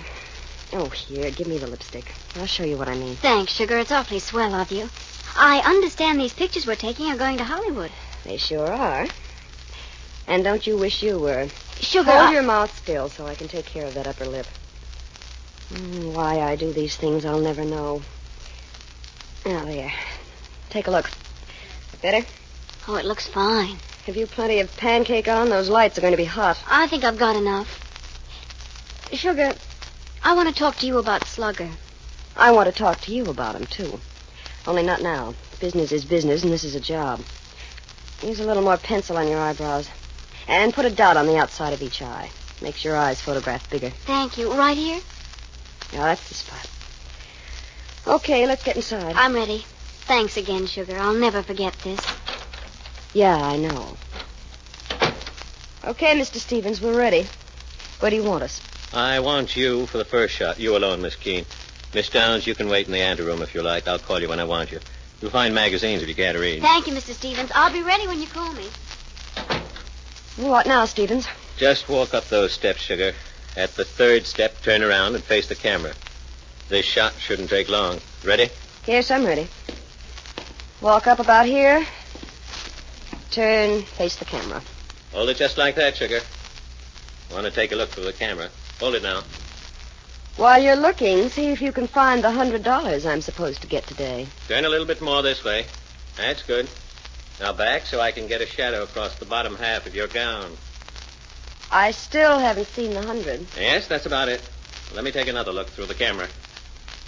Maybe the money will be there this time. All right, you'll get your blackmail. Now hold still. You look awfully silly, Stephen. In fact, the only way you don't look silly is when you're paying me my little weekly hush-a-bye money. Stop talking and bend your right knee a little. A little more. Good. Hold it. Hold it just that way and turn on the smile. The big prop smile, but make it like you mean it. I'll just make believe you're paying me. How's this? That's good. Now hold it. That did it. Relax. One-shot sugar, they call me. What next? Relax for a while. I want to take Miss Downs now. I'll get her. Right after you give me that little cash present I get every week. You do like giving it to me, don't you, Stevens? I couldn't possibly accept it if I thought you didn't enjoy giving it to me. I love it. And you'll have it before you leave. When do I get back those letters? At the end of the year, just as I promised. You pay me every week for a year like a good little boy. And your wife will never know you were a bad little boy. And that I have your letters to prove it. You wanted Betty, I'll get her. Hey, Betty. Oh, Sugar. Hello, honey. Oh, just like that. Hello, honey. Slugger, I told you to keep away from Betty. But, Sugar... I'll handle this, Betty. Look, Sugar, what are you building? Can't I talk to another dame without you blowing your lid? Listen, Slugger. The only thing that will ever break you and me up is my making up my mind that it'll happen. Me. When I decide you and I aren't a team, we're through. Not when you do. Do you understand? Maybe I do, and maybe I don't. Maybe I don't like you handing out the decision, Sugar. What happens then? What happens then? Mm-hmm. This happens. Try walking out on me, Slugger. And you'll be the sorriest pug that ever walked on his heels. I said the sorriest.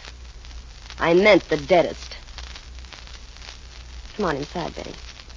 We have to have our pictures taken. Business is business, you know.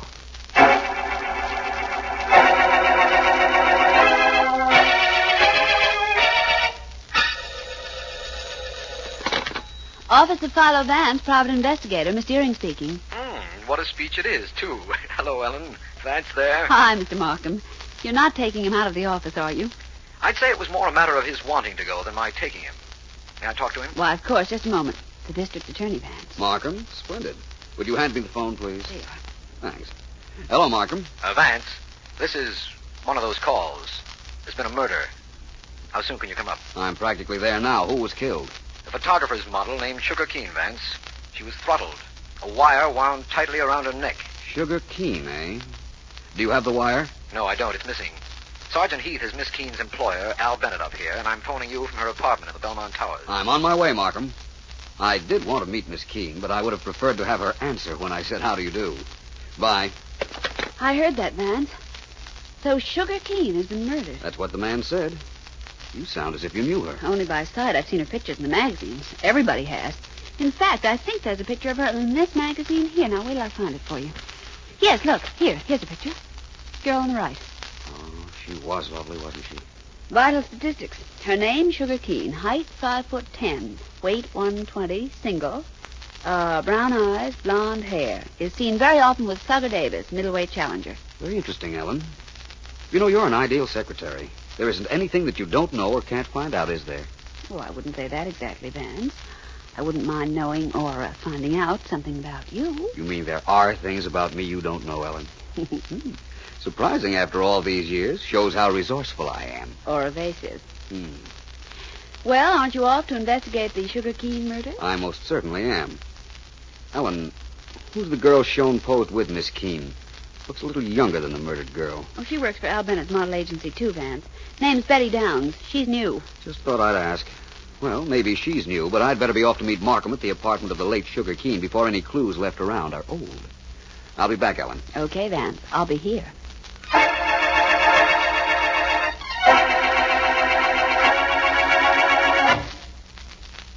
Miss Keene worked for you, didn't she, Mr. Bennett? You must know who didn't like her. Well, I'm sorry, Sergeant Heath. I wish I could help you, but this has upset me terribly. You see, I've known Miss Keene so long, ever since she was a child. But you've got to give me time to think. You've just got to. Sorry, Mr. Bennett. I didn't mean to be tough. You've gone over this murder room without missing a thing.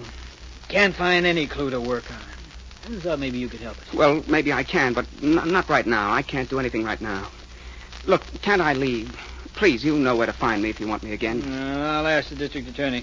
He's talking to his friend Philo Vance in the next room. There just doesn't seem to be anything at all that points... Hey, D.A., is it all right for Al Bennett to leave? Who? He's the head of the model agency this Keene gal worked for. He wants to go home. Let him go, Heath. We can get him if we want him. Okay, D.A., just wanted to get an okay from you.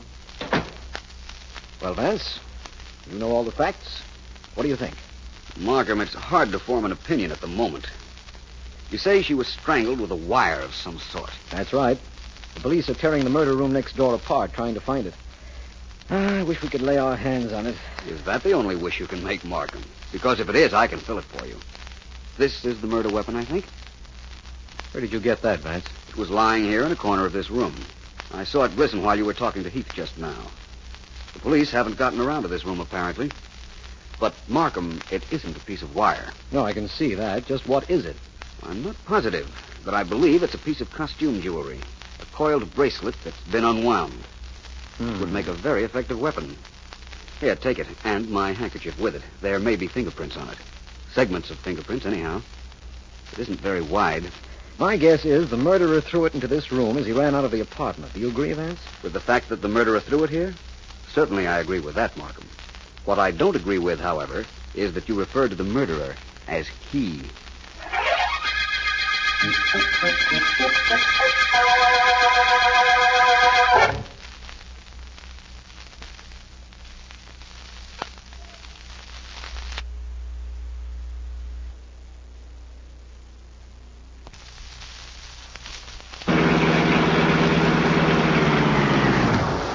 Hi, Joe.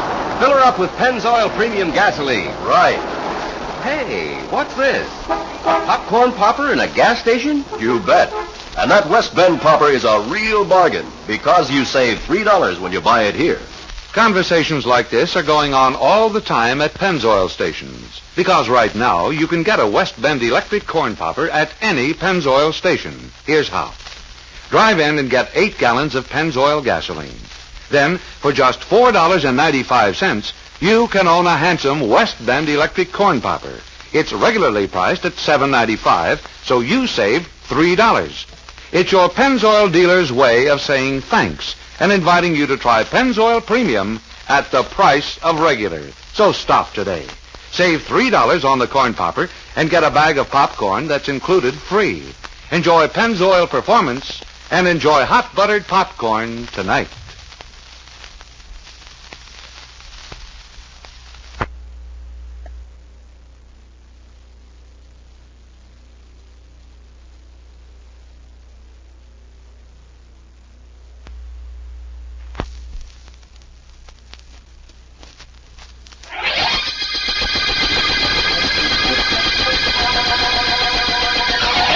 This is District Attorney Markham. The cover girl murder case began when Sugar Keene, popular model, was found strangled by an uncoiled piece of metal which Philo Vance believes was once a costume jewelry bracelet. Al Bennett, model agency head, told us Miss Keene and her boyfriend, Slugger Davis, had been having a severe quarrel over another model, Betty Downs, and also that at one time Miss Keene was friendly with a photographer named Stevens. Philo Vance has gone to see Miss Downs, who, at the moment, is about to make an appearance as a model at a fashion show. Vance should be there. Please, Mr. Vance, I really must leave. I'm due to go on any moment now. All right, Miss Downs, I'll walk with you to the side of the stage. Allow me. Presenting an original Francois Laveau creation. Imported and sold exclusively by this shop. Well, that's really Quite attractive. Featuring off-the-shoulder design for the cocktail hour. And such lovely shoulders. Please notice the uneven hemline, the full black skirt, shirt at the waist. Oh, that's a wonderful The bodice in contrasting white crepe. Quite effective. I'm on next, Mr. Vance. I'll have to leave you now. Very well, Miss Downs. I'll be here when you're finished. I'll watch you from the wings. You know, this sort of thing's a little out of my line, but very interesting. As you say. Goodbye, Mr. Vance. Goodbye. Our very latest import, ladies and gentlemen. Another Largo original. For very formal evening wear, severe black relieved by a gold band at the waist. Completely backless, as I beg your is pardon, dictated Mr. by the Vance. latest Mr. Bennett, is it not? Mm-hmm. The long black glove. Fashion show doesn't seem the same without Sugar Keen in it, Mr. Vance. You should have known her. She was wonderful, lovely, exquisite. All three? She was everything, Mr. Vance, everything. Mr. Bennett, did you know it was a bracelet that strangled Sugar Keen? A bracelet, Vance? One of those coiled bracelets, Bennett. So that you might Someone trace unwound the it, lines of each used it on dog Miss Keen's and neck. revel in the originality You of think, each Miss Downs? Possibly. My stroke. I understand she was part of a triangle, along with a pugilist named Slugger Davis. People have been killed for less. Tell me, as far as you know, did Miss Downs own a coil bracelet? Well, yes, as a matter of fact, she did. I've seen her wear it. Really? I almost didn't want to hear that. Well, I'll see Miss Downs later on. I've another call to make, at a gymnasium. Perhaps the challenger to the middleweight championship of the world can forget the ring to discuss a bracelet.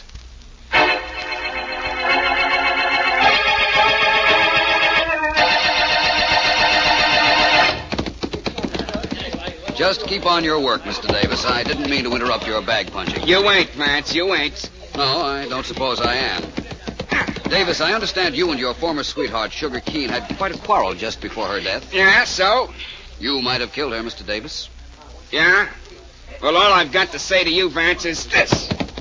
Well, that's quite a punch you have, Mr. Davis. I think I understand what it was you had to say to me.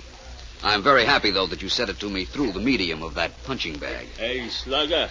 Hey, Slug. There's a doll outside wants to see you. And what a doll. Yeah, well, thanks, Punchy. You want in on this, too, Vance? For just a second, I want to verify one fact. Huh? It has nothing to do with you, believe me. Is this the door we use? Sure. Wait till I throw this robe over my shoulders. There. Okay, let's go. Hi, Betty. Slugger, Good afternoon, Miss Downs. Mr. Vance, I didn't expect to find you here. You said you had something to ask her, Vance. Go ahead. Very well. Miss Downs, I've been informed that you owned a coiled bracelet. Costume jewelry, I believe. Is that correct? Yes. Yes, I own a bracelet like that, but I can't find it anywhere. And I don't understand where it can be. No. I wonder. What upsets me is that I only bought it yesterday. Well, I've never had a chance to even wear it. So you say. I just want to check one more thing. Did Sergeant Heath take your fingerprints? Forget it, Vance, and beat it. Heath took everybody's fingerprints, and I've taken about all that talk of yours I can stand. Get out of here. Betty and I have things to say to each other. Have you really? Perhaps it might be a good idea for both of you to devote the things you have to say toward perfecting an alibi for each other.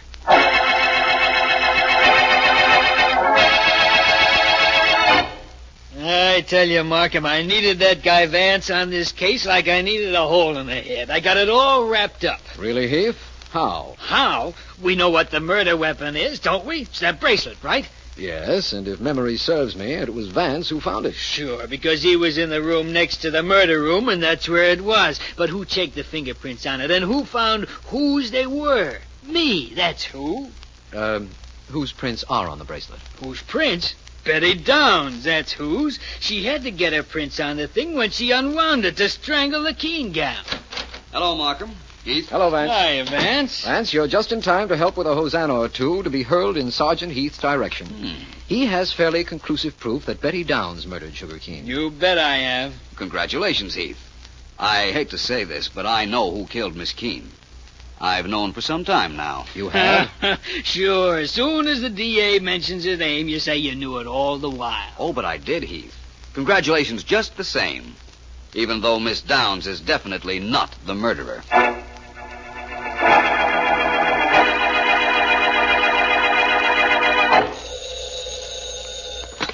Hello? Ellen, this is Vance. Hi, boss. What's up? My spirits, for one thing, Ellen. I think we're near the end of the cover girl murder case. We sure did that quickly enough. How did we do it? I'll tell you all about it, as if I dared do anything else but that. But first, Ellen, I want you to call Markham and have Mr. Bennett, Miss Downs, Slugger Davis, and a photographer named Stevens in Mr. Bennett's office in an hour. Right. Anything else? Yes, I want you to stop at the office of an attorney named Wolf, Bartley J. Wolf. And when you're there, here's what I want you to do.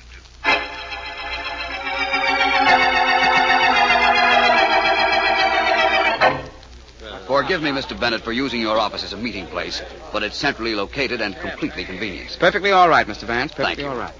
Now, please, everybody, may I have a little quiet? Thank you all. Mr. Stevens, may I ask you one question?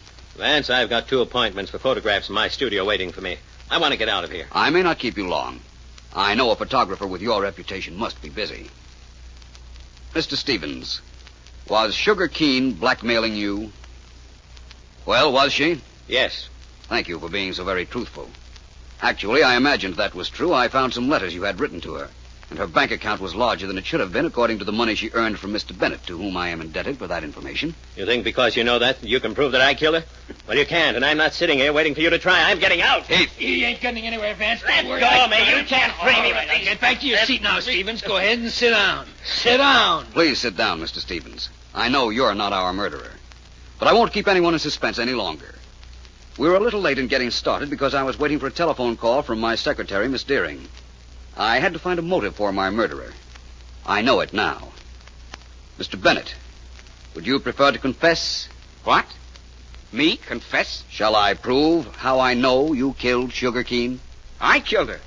Well, Vance, there's something the matter with you. Did you hear that, everybody? He thinks I killed her. Now, why should I kill her? I needed her in my business. I liked her. She was my friend. Everybody tell Vance Sugar was my friend. Oh, I don't doubt that you two were friendly, Mr. Bennett, but you killed her just the same. You were entrusted with an inheritance which she was to get when she was 23, next year. Vance, you don't know what you're saying. Oh, yes, I do. My secretary found out that information from the attorney who represented Sugar Keene's dad up until his death. That was the phone message I got. My guess is you dissipated the money that was rightfully Miss Keene's, and that you couldn't face the accounting you knew you'd have to have with her shortly. That still doesn't prove I killed her, does it? Everybody, does that prove I killed her? Nobody knows it doesn't any better than I. But I can prove you did kill her. I said that before, didn't I? You see, I know something. The one little thing that will prove it to the complete satisfaction of the district attorney.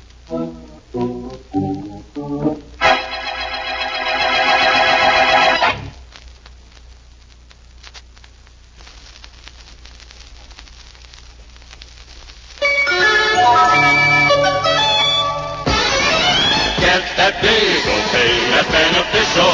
Big okay for cash today. Just pick up your phone and make a call for cash. The beneficial way, it's the smart way, the right way too. When you want cash, here's the thing to do. Get that big okay, that beneficial.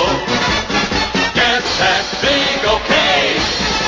When you want cash to clean out bills, buy things, make home improvements, you name it, just call Beneficial Finance.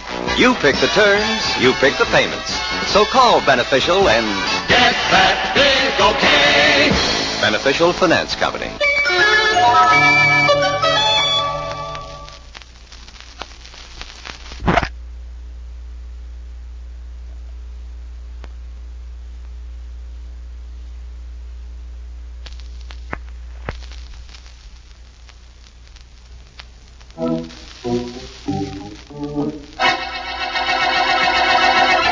You mean to tell me, Vance, that you're going to let me crawl with curiosity and you're not even coming down to the office? That's right, Ellen. Well, it's partly right. I can control your curiosity even though I won't be down today. Well, start controlling, boss. I've got questions to ask about that cover girl murder case. You'll find the answers on the dictaphone. I dictated a record last night. Now I'm going to sleep. See you later, Ellen. Oh, all right. But if you've left out anything, I'll be on the telephone. Bye, Vance. Goodbye. Dictaphone, hmm? Well, we'll see. Miss Deering, you probably want to know how I knew Al Bennett killed Sugar Keene and why I sent you to that attorney's office. I certainly do. We knew Miss Keene was strangled with a winding bracelet belonging to Betty Downs. But Betty Downs claimed she had never worn the bracelet. I knew that was probably true because she'd have no reason to lie about wearing it once she admitted she owned it. But to make certain, I checked with the store where she had purchased the bracelet. And I was told it had been delivered late in the afternoon of the murder day. Mighty good checking. Al Bennett, however, knew she had that bracelet. How could he possibly know? He never saw her wear it. The only way he could have known is if he took it out of her apartment to use on Sugar Keene. I wonder what he was doing in Betty Down's apartment in the first place. I imagine, with your logical mind, Ellen, you want to know why Bennett would go to Miss Down's apartment. Well, I believe he went there to get something. A glove, a belt, a handkerchief. Something he could leave at the scene of the crime that would be traced to Miss Downs. He hit upon the coil bracelet. His one mistake. And what a mistake. Once Bennett said he knew Miss Downs owned the winding bracelet. I knew he was our man. And if there aren't any questions from you, Miss Deering, I believe that is all that needs explaining. Well? Oh, what's the difference if I had a question? You couldn't answer it, could you? Hey, what am I doing talking to a record? I thought I'd covered everything, Ellen. Or perhaps I should say, uncovered everything. Suffice to say that I'm sure we've reached the end of the Cover Girl murder case.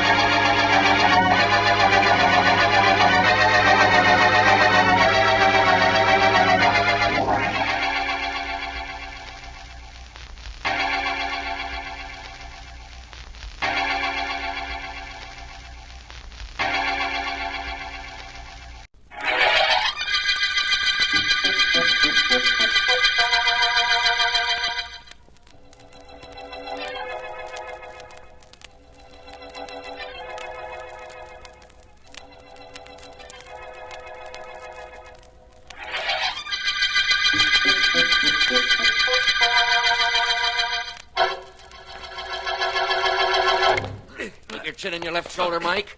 Put that shoulder up higher. Keep your left out. Further. That's it. Keep him away from that left. Keep jabbing, Mike. Keep that left hand in his kisser. Get him off balance with it. Now the right. Okay, Mike. That's enough for today. Come on over here. I want to talk to you. Let me have that glove. I'll take it off for you. Yep. That's it. There we are. Oh, it feels good to get that mouthpiece out of my jaw and these gloves off, Sam. Oh, how'd I look in there today? Yeah, you'll do. Throw this robe over your shoulders, eh? Don't want you catching cold right now. There you are. Now let's have that helmet you're wearing. Yeah. I'll put it away with the rest of the stuff. Good enough, Sam. Well, what goes on now? Nothing. You take a shower and you go home. Take it easy. No more workouts till the big fight tomorrow, and then nobody will be calling you Mike anymore. They'll be calling you Champ. Think so? Sure. What's the matter? Don't you like the idea? Are you kidding? Mike Daggett, heavyweight champion of the world. You come a long way, kid, and I'm the guy who brought you up there. Yeah, I know, Sam. Thanks a lot. Oh, forget it. Oh, look, I gotta stop and see my girl on the way home. That's okay, isn't it? Well, it ain't okay, Mike. What? I got nothing against Billy Stanley. She's a good kid. She's for you all the way. Only fighters and females don't make so good. At least not before a big fight. Look, call her up. Well, what you say goes, Sam. Say, look, you really think I got a chance against the Champ? This isn't any pep talk, you know. Oh, you're a cinch, Mike. Only thing that can stop you tomorrow is the referee counting 10 over that cheese Champ. He's a pushover, Mike, a pushover. You really think that, don't you, Sam? Think it, I know it. By tomorrow night, you'll be champion of the world. Think of that, kid. Just think of it. I've been thinking of it, Sam. And right now, it's the one thing in the world I'm afraid of.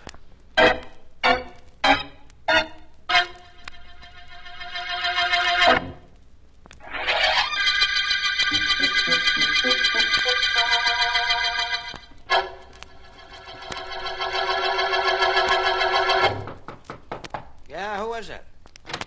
It's me, Silk. Sam Billings.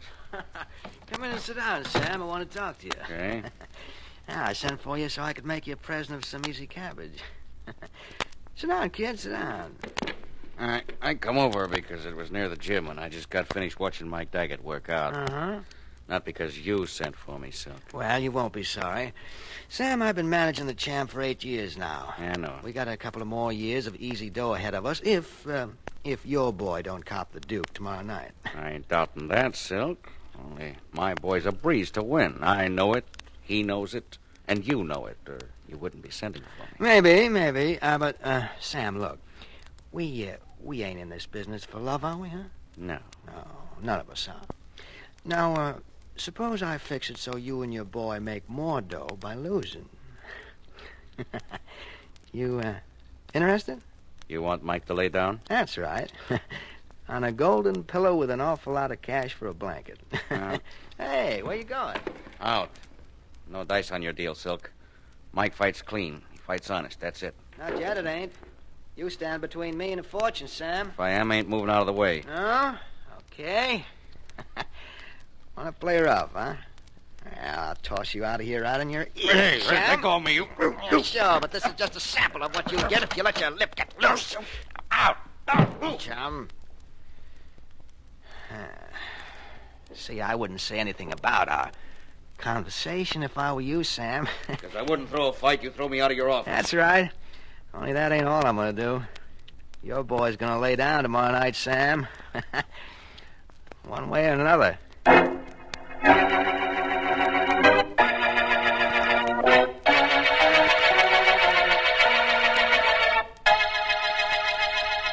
Look, Billy, I shouldn't even be here.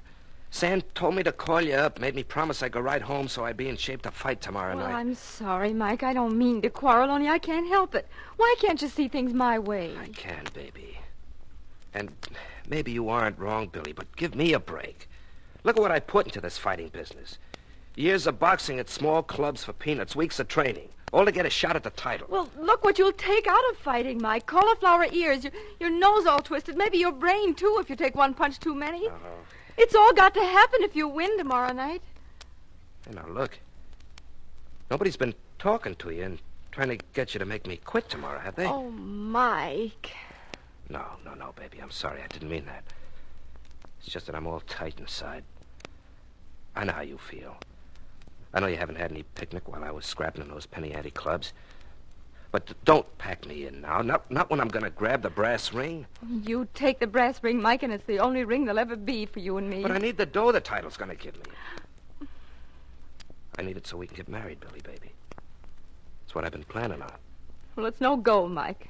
I don't want that, any part of it. I'll go on making my own living. Sure, taking pictures of suckers in a nightclub. It's some job for my girl. I'm going to keep that job, especially now that it looks like I'm going to lose you. I'm not going anywhere, baby. Yes, you are, right out of my life.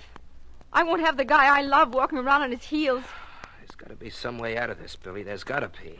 All right. There is a way out. You've got to fight tomorrow night, but you don't have to win. You did promise me you'd quit if you didn't win the title, didn't you, Mike? Yeah, I promised. Then don't win. It's so simple. We'll have enough money from your end of the purse to get married and start off with. It'll last till you get a job. What about it? I don't know, Billy. Maybe I'd do it if it wasn't for Sam, but... Well, he's had just as tough a time as we had. I owe him a clean fight. I don't like to hurt Sam either. But this is for us, Mike.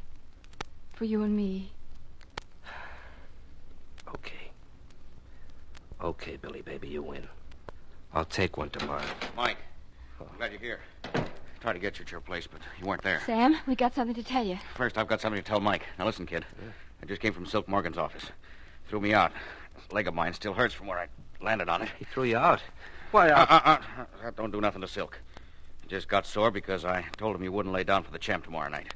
They got it all fixed for him to win. They're betting their shirts on him.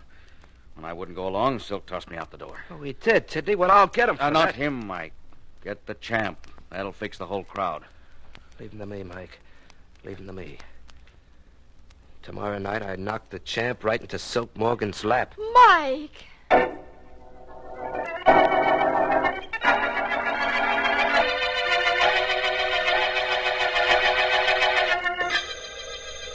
Excuse me a moment, Sergeant Heath. Oh, sure.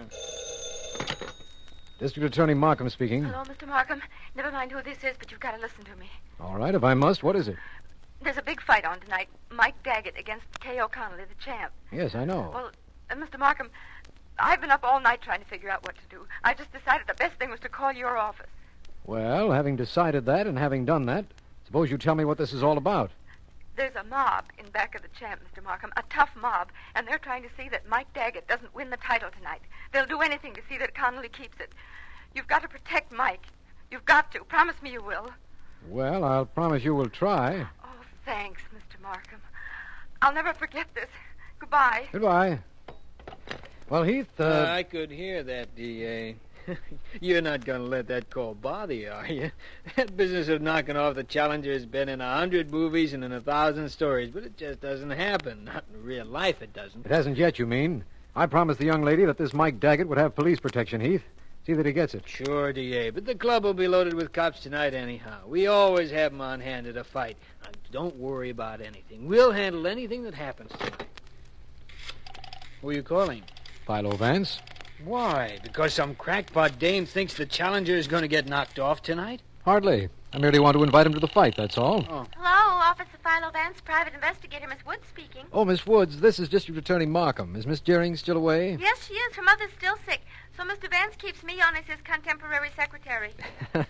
You probably mean temporary, but we won't bother about that now. Is Vance there? Is he here? He's practically on pins and needles waiting to talk to you. Just a minute. It's for you, Mr. Vance, here. Thank you. Hello, Markham. I was hoping you'd call. Well, thank you, Vance. That's very complimentary. But if you wanted to speak to me, why didn't you call me? Well, I might have, except that I have no murder to invite you to. Well, this time, Vance, I don't have any either. I just called to see if you'd like to be my guest at the big fight tonight. It so happens that I have 2 extra tickets, and it promises to be a great match. Well, thank you very much, Markham. I'd like very much to go. You'll still have an extra ticket, but we'll dig up somebody. Thanks again, and I'll call you back and arrange a meeting place. Oh, incidentally, Vance, I'm not promising anything, but there just might be a little unscheduled excitement at the fight. Really, Markham? Well, that sounds wonderful. I'll see you later. Goodbye. Bye. Mr. Vance, I don't want to sound like I'm forward or anything like that, but did I understand Mr. Markham had an extra ticket? Why, yes, he has, Miss Woods. Well, gee, if it wouldn't be putting anybody out, I'd sure love to see that fight, Mr. Vance. You like fights, Miss Woods? In the neighborhood where I live, if you say you don't like fights, right away you're in one. Really? I never have guessed. You like boxing matches, Miss Woods? Well, I never boxed any. But, Mr. Vance, should we continue on with that history of the last thing we were working on? The President murder case? I think we'd better, Miss Woods. What disturbs me is that was last week. We haven't had a single killing this week to work on. Oh, there's going to be one tonight, Mr. Vance. I could tell you that without the slightest thought that I was a prefabricator. I don't question your telling the truth, even though I think you mean prevaricator, Miss Woods. But you're sure there will be a killing tonight? Natch, at the fight. When Mike Daggett gets the champ in the ring tonight, he'll murder the bum.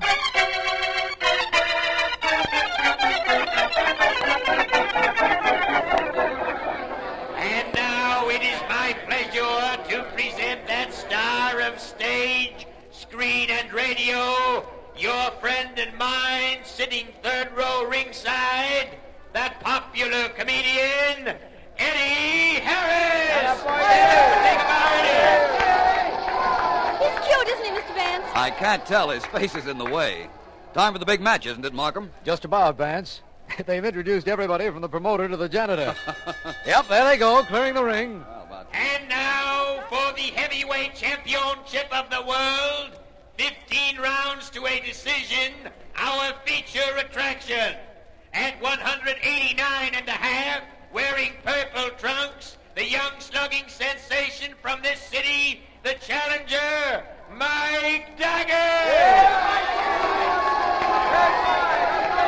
Over here, at 210 pounds, wearing black trunks, holder of many many records and recognized by one and all for his courage and his fisting ability, the heavyweight champion of the world, K.O. Connolly!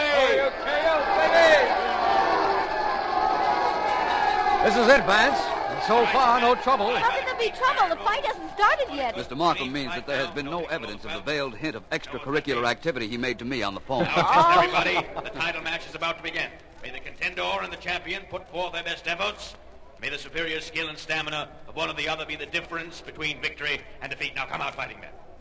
There they go. Oh, wow, look at that right. The champ let loose. Miss Woods, please. What's the matter, Mr. Vance? Don't you like fight? Vance Daggett was hardly touched, and he's down. He's getting up. Probably just knocked off balance, that's all. The champ will get him now. There he goes, measuring him. Here he comes. Oh, he missed it. He missed him, the bum. Markham, look at Mike Daggett. He's staggering. There go his knees. They started to buckle. There he goes. 5. He wasn't even hit, and he's down, Vance. 8, 9, 10. There's the referee picking him up off the floor and carrying him to his corner. But Vance, he wasn't even hit. No, I know he wasn't, Markham. But I got to look at him just before he fell. He may not have been hit, but I guarantee he's dead.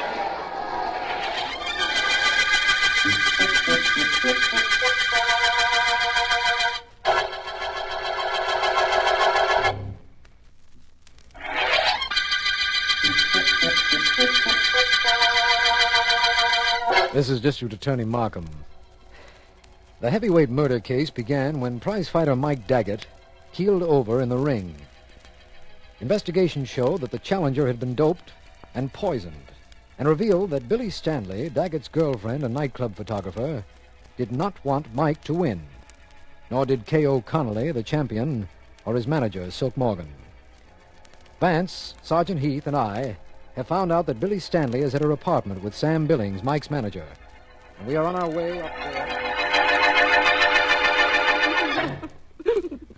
Please stop, Billy. That isn't going to help things any. I can't help it, Sam. I can't stop. Billy. He's gone. He should never have gone into that ring. He's gone, Sam. Yeah, I he know. was murdered. The police say he was murdered. He was poisoned. Oh, Sam. I'll get it, Billy. Now, try to take it easy. I beg your pardon. I'm District Attorney Markham. This is Philo Vance and Sergeant Heath. We'd like to see Miss Billy Stanley. Come on in. I'm Sam Billings. I was Mike's manager. That's Miss Stanley, only she I can understand how she feels, Mr. Billings. Good evening, Miss Stanley. Permit me to tell you how What do sorry you want I with me, Mr. Vance? What do you want? Haven't I had enough questions from the police? Apparently not. You see, Miss Stanley, we found out that Mike Daggett was both doped and poisoned, and that you were with him when he ate last before the fight. Yes, I was. And I didn't want him to fight. Found that out, too, I suppose. But did you also find out that I loved him, did you? We'll take your word for that, Miss Stanley. Look, Mr. Markham, Vance ain't getting anywhere with those silk gloves of his. Heath, please. I'm taking over. Look here, Miss Stanley. Your boyfriend was fed knockout drops, and he was poisoned afterwards. The Mickey Finn was so he wouldn't taste the poison. Now, you ate with him. Come on, admit you fed him the stuff. No, I won't. I didn't. You've got no right to come here and accuse him. Billings, you shut up or I'll go to work on you. Now, come on, Miss Stanley. Tell us you did it and we'll go easy on you. I won't tell you that. It's not true. Apparently, motorman's gloves aren't any more effective than silk ones. Huh? Never mind, Heath. Mr. Vance was entitled to that. Miss Stanley, that's a professional camera on the table over there, isn't it? Yes, it is. Speed Graflex. You know, I'm a nightclub photographer. Who develops your pictures? And do it myself. There's a dark room in the club. You liked Mike Daggett, didn't you, Miss Stanley? Oh, yes. You were going to marry him. Yes, I was. You loved him more than any man in the world, didn't you? Yes, of course I did. And why did you poison him? I didn't. Of course you did. Mr. Daggett was murdered by poison, by an acid used in developing pictures. It was handy for you to get. You got it. You used it. No, Mr. Vance, I tell you I didn't. Mr. Daggett was fed knockout drops. Sergeant Heath found out that you purchased several ingredients at a drugstore. These ingredients, when combined, would do the trick very nicely.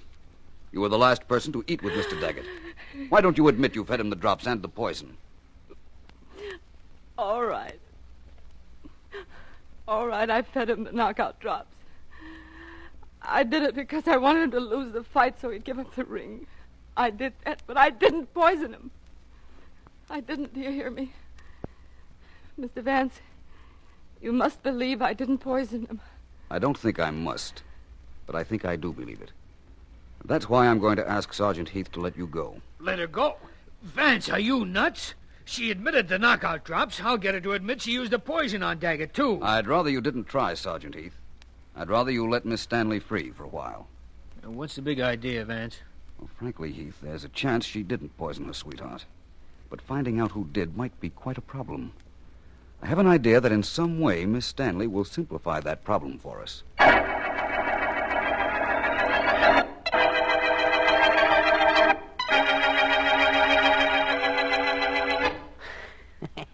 Hey, champ, this Vance guy comes to us to tell us Mike's girl admits she gave Mike a Mickey. What do we care? Sure, Silk. What do we care? I wasn't certain whether you cared or not. I thought perhaps you'd like to know. And by the way, you might be interested in this. The police have released Billy Stanley. Hey, Vance, the paper said that Mike was poisoned by some junk used in developing pictures. Don't you know that Stanley dame takes pictures in nightclubs? Sure, she takes pictures in nightclubs. That's beside the point. What is important to both of you is that you wanted Mike out of the way. Because from what I've learned, he could have beaten you easily last night. Think so? Yeah, think so? I know so. What I think is that perhaps you wouldn't want him to try. We can't find out how Mike was poisoned. But perhaps you found some way of feeding it to him. You can't come in here and accuse us of murdering Mike. No, you can't come in here and say we knocked him off. And I'll teach you not to do things like that, Vance. Go ahead, champ, show him. I don't like the way he looks anyhow. His nose is too straight. Yeah, his nose is too straight. Fix that right now with the... You've killed him, Vance, with that jiu-jitsu trick of yours. You killed him when you threw him over your shoulder. I think not, Mr. Morgan. Not if he landed on his head. Well, so I own a victory over K.O. Connolly. That practically makes me the heavyweight champion of the world.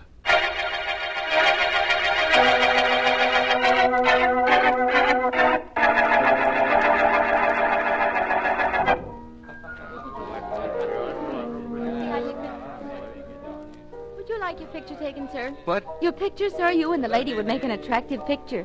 Have it as a souvenir of your visit to this nightclub. No, thank you. No? All right. Would you like your picture? Oh, it's you, Mr. Vance. Good evening, Miss Stanley. Oh, Mr. Vance, I want to thank you for getting me off. But tell me, are you close to finding out who did kill Mike? I think his killer is in this club, Miss Stanley. You mean K.O. Connolly or his manager, Silk Morgan? They've got a ringside table, and they're looking this way. Good. Listen, lean over and pretend to whisper something to me. Anything at all. Go ahead. All right. What is it you want me to say? Anything, but be emphatic. Are you anywhere near knowing who killed Mike, Mr. Vance? Really? Well, thank you very much. Oh, hello, Mr. Billings. Hi, Vance. Hello, Billy. Hello, what goes Sam. on here? Not a great deal. I'll see you later, Miss Stanley. Right. I'll see you later, Sam. Okay. Would you like your photograph? I'm glad you came over, Mr. Billings. If I'm not mistaken, isn't that Mr. Silk Morgan and the champion making their way over to this table? Yeah, it is. Wonder what they want. I imagine we'll find out soon enough. Hello there, Mr. Morgan, Mr. Connolly. Hi, Vance. Hi, Vance. Hey, Vance, what was it that Billy Stanley was whispering to you just now? Unless it ain't none of my business. On the contrary, I'd say it was a great deal of your business. Miss Stanley told me that if I'd meet her at the back exit when the club closes, she'd tell me who poisoned Mike Daggett. Good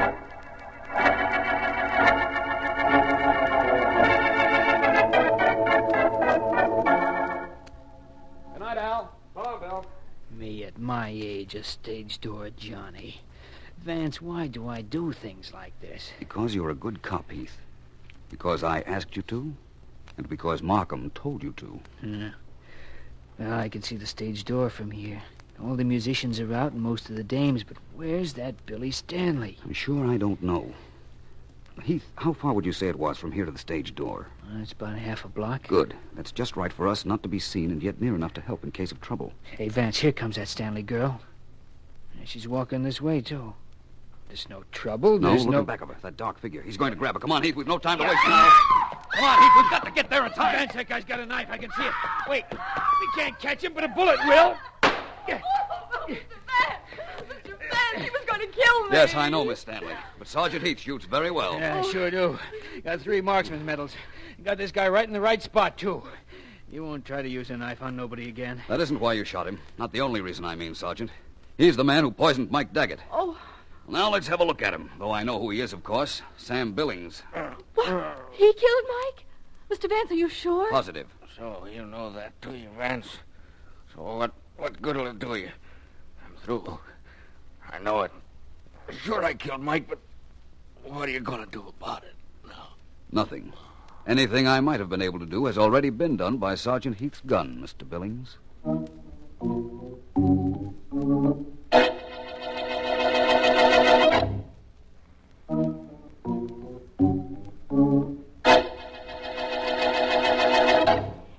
Vance. Yes, Miss Woods? You figured out that Sam Billings, Mike Daggett's manager, poisoned him with an acid he took from that Miss Stanley's darkroom. How? How? Yeah, how? How did you figure it? Well, And I'm telling you now, after you do tell me, I also have a why I'm going to ask you. All right, Miss Woods. You're entitled to at least one how and one why. I'll tell you how I knew it was Billings. He was the only person, not counting Miss Stanley, who ever got near enough to Mike Daggett to poison him the day of the fight. Oh, check.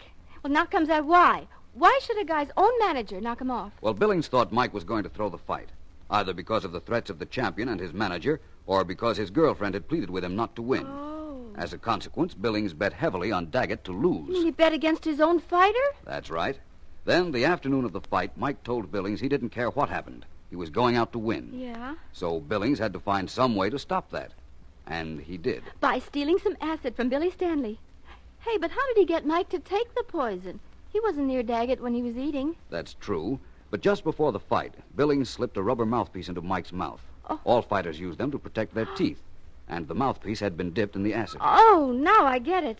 And after Mike dropped, Billings removed the mouthpiece. A very natural thing to do. Yeah. Nobody suspected anything because Billings took all of Mike's equipment, which is what any manager would do. What do you know? Only this manager took with him the proof that he was a murderer. Yeah, he took the proof, but he didn't fool you, did he, boss? I merely suspected what he had done. I had to be sure. So I made certain he thought that Billy Stanley promised to name Mike's killer after work. Because if he were the murderer, he couldn't take a chance on letting her do that. No. There was a chance that she had seen him steal the acid and was going to tell me that. You see, that brought Billings out into the open and right into the middle of our net. Gee, it sure did. And hey, you know something? What? Bring him in.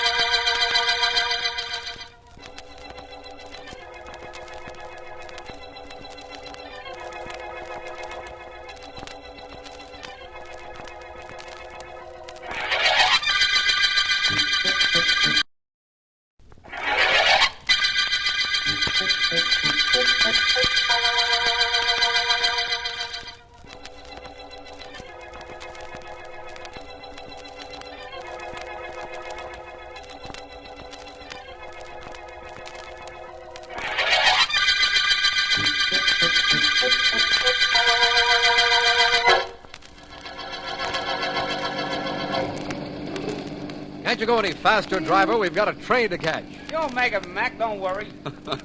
Relax, Markham. There's really no use in starting off a vacation weekend by worrying about anything. You know, Vance, I still don't believe we're going. I imagine that nobody has ever started a vacation without that immortal line, Markham. You're quite certain no murder case came up this morning that you're running out on? Now, you know better than that, Vance. I know you're too good a district attorney to walk out on a crime just to rest, even for a weekend. I'm satisfied we're missing nothing. And I'm equally satisfied that we'll find nothing exciting up at Northville, Vance. It's lumber country, peaceful country, very rarely any trouble. Perhaps you're right. I certainly hope I'm right. Well, there we go, Markham. Starting off a vacation weekend with entirely different viewpoints.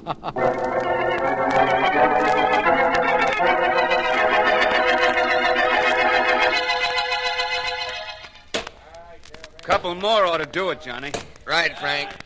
I'll take it from here. You just stand by. Check. That did it. She's starting to splinter. Out of the way, everybody.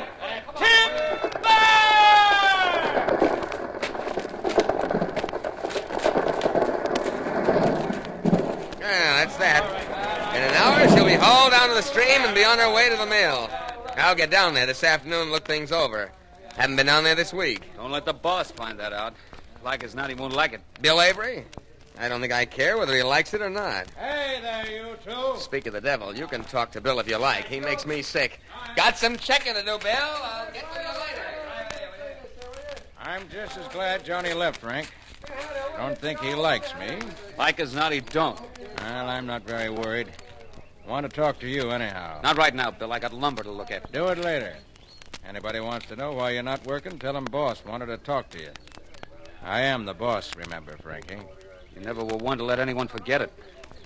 Don't it bother you none that I got this here axe in my hand?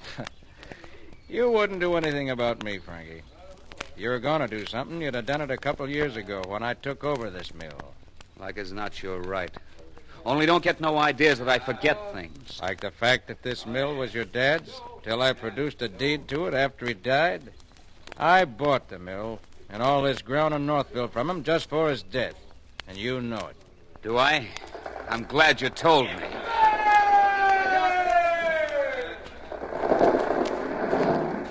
Well, there goes another one. I get a swell feeling when a big one like that gets cut down and crashes. I know what you mean. Like as not, I'd get the same kind of feeling if a big one like you was cut down and crashed, too.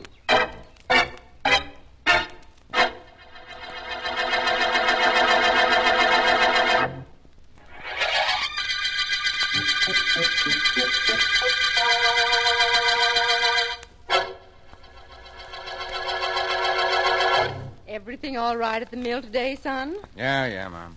Everything is all right. William, Look, Mom, keep knitting, will you? Leave me alone. I want to read the paper. Mill's shut down for the day. I don't want to talk about it. I've been meaning to talk to you about something else, William. About Doris.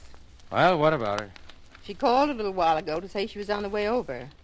Doris is a nice girl, William. You've been seeing her for 5 years. You should be married to her. Oh, I should I? Just like that, huh? Just because you say so. Well, Okay, now I'll tell you something. I'm not going to marry her, ever. And I just assume we didn't discuss it any further. Don't talk to me like that, William. Why not? If it'll make you feel any better, I've taken care of Doris in my will. Taken care of her very nicely for these 5 years, but I'm not going to... That's probably Doris now. Come in. Good evening, Miss Avery. Hello, Will. Good evening, Doris. Why, hello, Johnny. What'd you bring that brother of yours along for? Bodyguard? Maybe she isn't the one that's going to need one, Bill. Evening, Mrs. Avery. Johnny. I want to talk to you, Bill. Oh, Johnny, you promised me you wouldn't start nothing. You promised, Johnny. Isn't anything I'm starting, sis. Something I'm finishing. Mrs. Avery, would it be putting you out too much if you went upstairs with Doris? Hey, what is this? Hey, it wasn't none of my doing, Will. Honest, it wasn't. Johnny just made up his mind to come with me tonight. You know Johnny when he makes up his mind to do something. Come on, Doris. I'll show you the scarf I crocheted. Finished it this morning, and I'm starting on a sweater for you. All right, Miss Avery, I'd love to see it. Maybe you show me that cross stitch you did. I'd like Okay, Johnny. What's this all about? It's right simple, Bill. Like you suppose, it's about Doris. You've been seeing her for 5 years, keeping every other fellow away. When you gonna marry her, Bill? Suppose I tell you I'm not going to marry her. Then I'll tell you that that's something you should have decided 4 or 5 years ago. Little late for that kind of thing, I'd say. Well, go ahead. Say it. If you have anything else to say that too and get out. I haven't anywhere to go. You haven't, huh? All right, then I have. And right now. A man can't stay in his own house without being hounded to death. Tell my mother and your sister that I've gone out. Sure, I'll tell them. Only you're not going very far, Bill. Fact is, you haven't got very far to go at all from now on.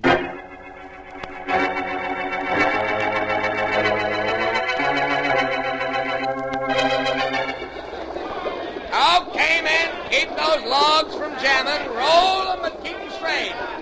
Hey, Mike, take care of that one. It's going down Belly's side. Keep 'em moving now. Keep 'em pointing toward the mill. Morning, Johnny. Hiya, Frank. Just want to straighten out the boys on that timber we cut yesterday.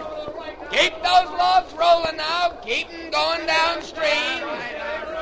What's going on? Oh, nothing much.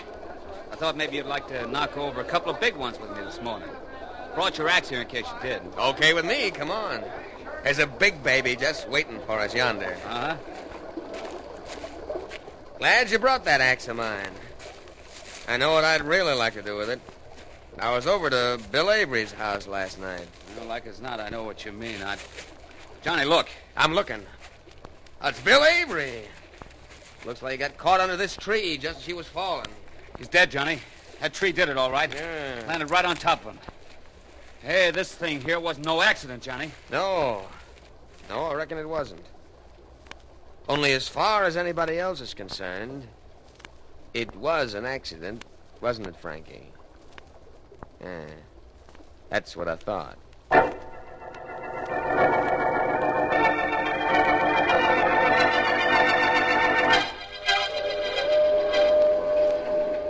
Better wake up, Markham. We're almost there. Well, Sorry, Vance. Must have dozed. Dozed? You've been fast asleep for the past 2 hours. Fine way to start our weekend vacation. oh, I don't know. Vacations are for doing things you don't get a chance to do while you're working. Like sleeping. Well, don't tell me this business of being a district attorney keeps you up every night. No, Vance. It only seems as if it's every night. Did it stop Northville? That's what the conductor said.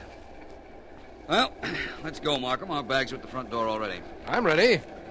2 whole days with nothing to do but play and fish. Oh, it sounds beautiful. I didn't even let the office know where I was going. Neither did I. Well, this is it. This is Northville. I'll hop down and take the bags, Markham. Hand them to me, will you? Here you are. 1. Yeah. 2. Right. Well, nobody else seems to be getting off this train. Good. At least we know we've not been followed. The only person in sight is that old fellow over at the station window, Markham. What's more reasonable, then, that we talk to him? Nothing. Let's do it. We've got to talk to somebody, I suppose. We've got to find our hotel, get those bags moved, get directions to the fishing ground. Hello there. How do you do, sir? Hello, Sonny. Who's your friend? Well, let's say his name is Smith. Well, if that's the way you want it, it's okay with me. What's he wanted for? Horse stealing? I was, but they dismissed the charge. Where is everybody? Here I am. What's on your mind? Oh, we'd like to know where our hotel is. What happened, Sonny? Lose your hotel? Dang careless of you. Oh, brother. Look, my friend, we had a reservation at the Northville Mansion House. Now, how do we get there? Take a cab. And where do we find the cab driver? That's me. Well, that's fine. Now, can we get the baggage agent to move our bags? Sure. That's me, too. Versatile, aren't you? How do we find the way to the fishing grounds? Get a guide. And that's... Nope. That's my brother. And where is he? He's to the funeral. Everybody in town's to the funeral. Bill Avery. Never saw a town so happy a fellow was dead. Owned the mill here, did. Only got it in a swindle. Hires lots of folks from around here. Only he don't pay 'em hardly nothing. Weren't very well liked, I can tell you that. Everybody disliked him, eh? Yep. What did he die of? Vance? Oh, we're still on vacation, Markham. I didn't mean anything by it. Want to know what he died of, huh? Well, a tree fell on him. Of course, somebody had to cut that tree down, but somehow nobody bothered to figure that out. Well, here goes our vacation. I can see that. I think I'll send a notice to the fish around here saying, we're busy. Don't bother biting. Yeah. What's that you say, mister? Well, You know, you talk awful funny. You're the type of fellow they call character, ain't you? Oh, no.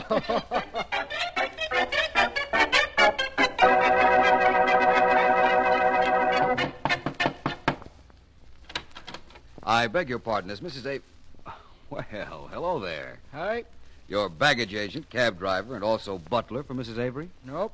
Just happened to be town sheriff, that's all. Say, mister, you asked a lot of questions at the station a little while back. I'd like to know why. Certainly, Sheriff. You see, I'm Philo Vance. Philo Vance? The investigator? That's right. Mountain High Moses. I read about you. Come on in. Miss Avery ain't at home, but come on in. She'll be back soon. Come Thank on, you. Yeah, Miss Avery stayed a little extra while at the funeral. Doris came here to fix her some tea, so it'll be here when she got home. Oh, Doris, come here. Yes, Clem, I'm coming. You want me about something? Doris, this here is Mr. Philo Vance from the city. How do you do? Hello, Doris. I'm going to wait for Mrs. Avery, but I'd like to talk to you. All right, Mr. Vance. You were engaged to Mr. Avery, weren't you? Well, I guess you couldn't hardly call it that, Mr. Vance. It's something I'd like to think, though.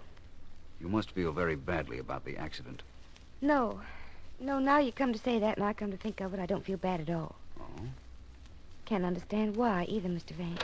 Oh, there's Miss Avery now. Someone to see him, Miss Avery, Mr. Philo Vance.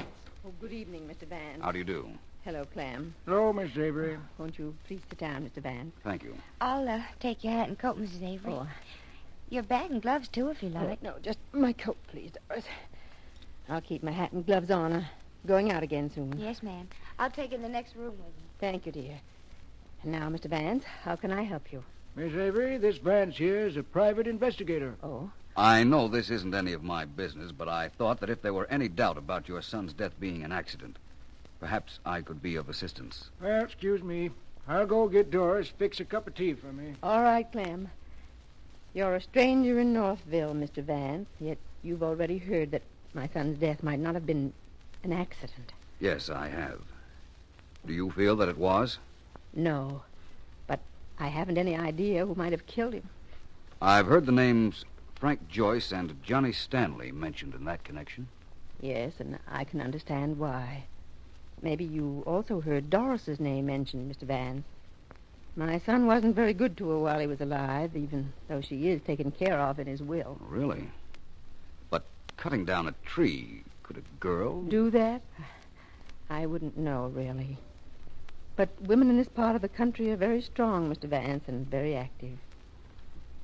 I'm sorry I can't tell you anything that might help you. I'm sorry, too. But I take it that's a signal for me to go. Well, if you don't mind. Very well. Goodbye, Mrs. Avery. And if I didn't know better, I might think that you didn't want whoever murdered your son to be caught. I'm not surprised that you say that, Mr. Vance. As a matter of fact, I don't.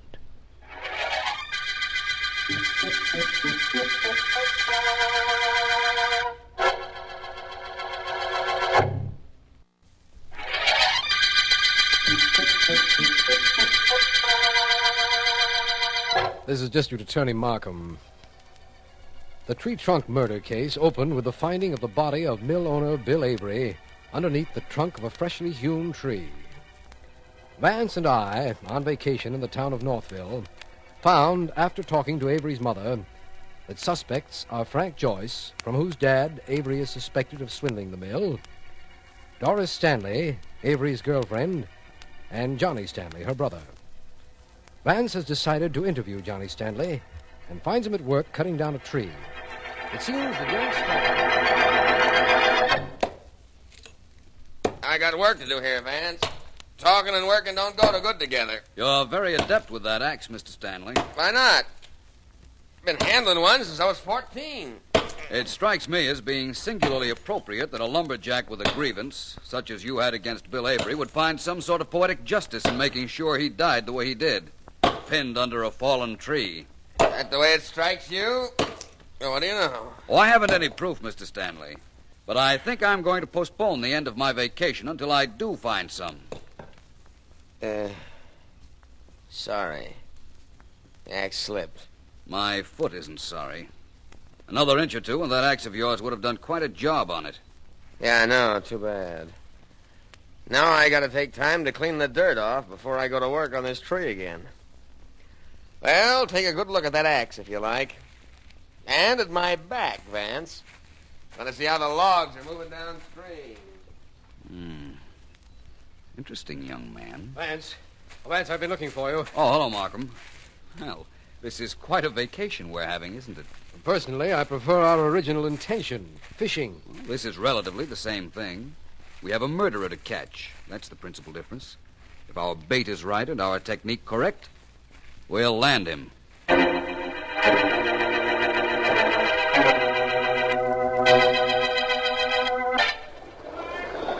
Frank! Frank! Yeah, Johnny? Hop over here, will you? I want to talk to you. Those logs are going downstream, okay? Check. Like as not, they don't need me to send them down to the mill anyhow. What's up? Walk up here a little way with me. I got to talk to you. I know what about, too, don't I? That's right. It's about Bill's death and those two city fellas who've been buzzing around. You mean Vance? Yeah, he's one of them. Talk to you? A little while ago. Had an idea I knocked over a tree so that it fell on Bill. He's got an idea everybody around here knocked over that tree. Make a deal with you, Frank. Like as not, I'm going to say okay. That's what I want to hear. Look, Frank, whatever we know about Bill Avery's death, we keep to ourselves. You keep your mouth shut, and I'll do the same. Well? Suits me fine. Never did like strangers butting in the business of us peaceful folks at Northville.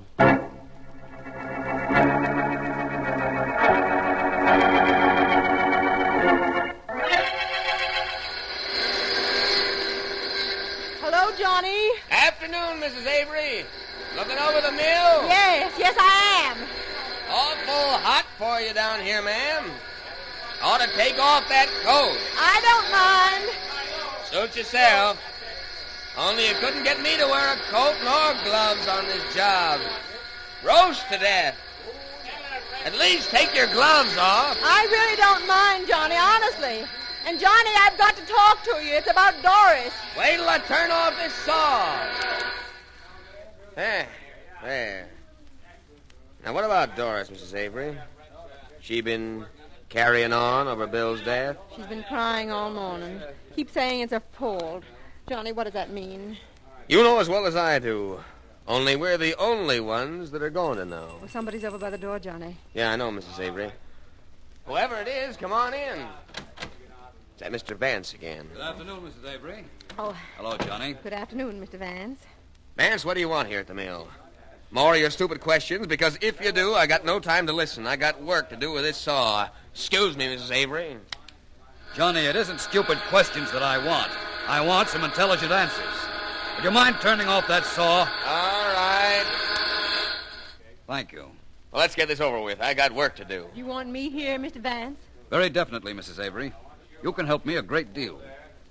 You see, my investigations find nothing except that a lot of people wanted to see your son dead. Yes, that's probably true. In view of that and the fact that this case has been singularly unproductive of results, I wanted both of you to know that Mr. Markham and I are leaving here in the morning. Good. You're leaving Northville tomorrow, Mr. Vance? Yes, I am. That means that if I don't find your son's murderer tonight, that will leave only the sheriff to look for whoever it is. And somehow I don't believe the sheriff is going to look very hard.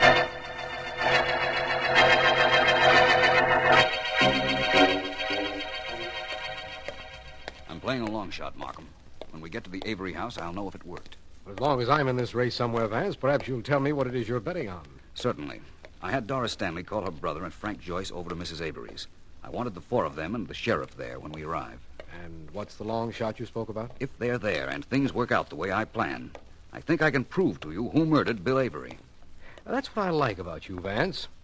We work side by side in a murder investigation, and you come up with a statement like that. Personally, I haven't found anything yet that points to any one of the suspects. I have. Points rather definitely, too, I'd say. You'll find what I mean when we get to the Avery house.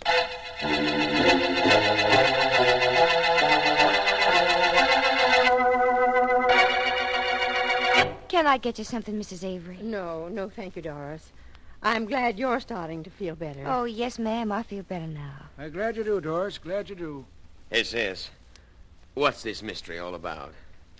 Why did you call me here? I can't tell you. I promised not to. Like as not, that means you promised to call me here, too, and promised not to tell why. Yes, Frank, I did. Well, who'd you promise, sis?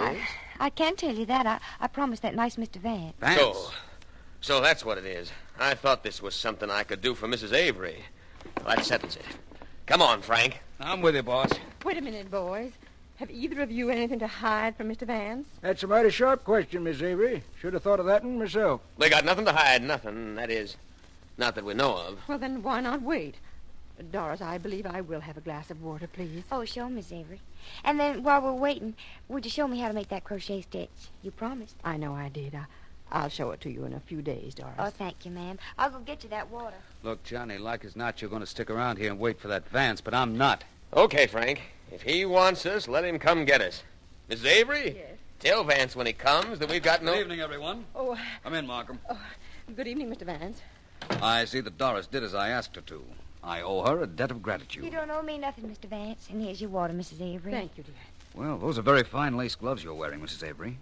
Make them yourself? Yes, I did. They match this collar and the cuffs. So I notice. Miss Avery's going to show me how to crochet in a couple of days, Mr. Vance. I wouldn't be surprised. Now, you two men, Johnny and Frank, this meeting was arranged for your benefit. We don't need any benefits or anything else from you. Look, Johnny, I don't think I'd talk to Vance like that if I were you. No? Who's going to stop me? But if I were you again, I wouldn't try to find out. I don't know what anybody else is going to do, but I'm getting out of here. Please don't go yet, Frank. I want you particularly to be here. Yeah, for what? To hear me tell all of you who murdered William Avery. Maybe I don't want to hear that. Maybe you already know. Mr. Vance, may I ask what we're waiting for? That is, if you do have something to tell us. Of course, Mrs. Avery. Oh, Sheriff. Yep, that's me. Ain't had nobody to arrest in 3 years, but I'm sheriff. I'm afraid that record of yours is due to be broken momentarily. That's what I don't like about strangers. Always starting something new. Oh, thank you, Sheriff. Before I name the murderer of Mr. Avery, I'd like to say that Johnny here and Frank and Doris all had motives for killing him. And what if we did? What does that prove? Nothing. I also would like to look at Mrs. Avery's glove, if she doesn't mind. Why the glove, Vance? What'll that tell you? Nothing, actually, Markham. It will merely convince me.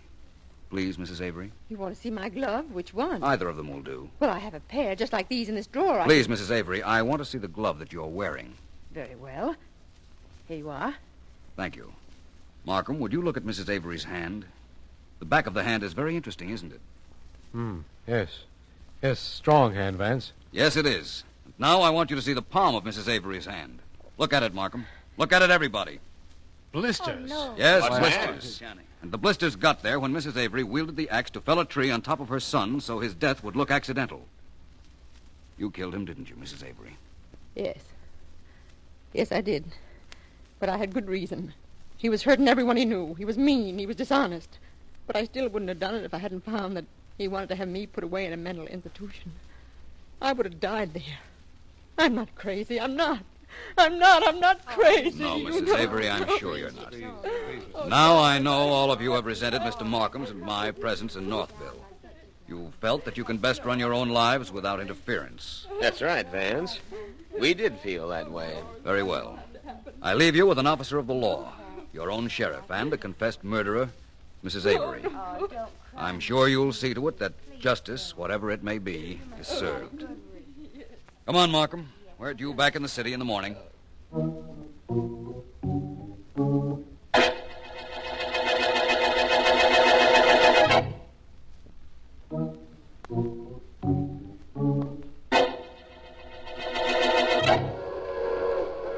Vance, now that we're on our way home, how did you know Mrs. Avery committed the murder? Well, every time I saw Mrs. Avery, she was wearing gloves. No matter what the occasion or lack of occasion, she wore gloves.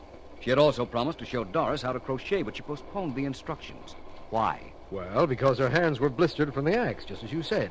And how simple it all sounds now. Mighty strong woman she was to be able to cut down a big tree, Vance. Yes, that's true. She did have strong hands. Too bad she tried to take the law into them. Well, Markham, our vacation is ended. Yes, it is, Vance. And so is the tree trunk murder case.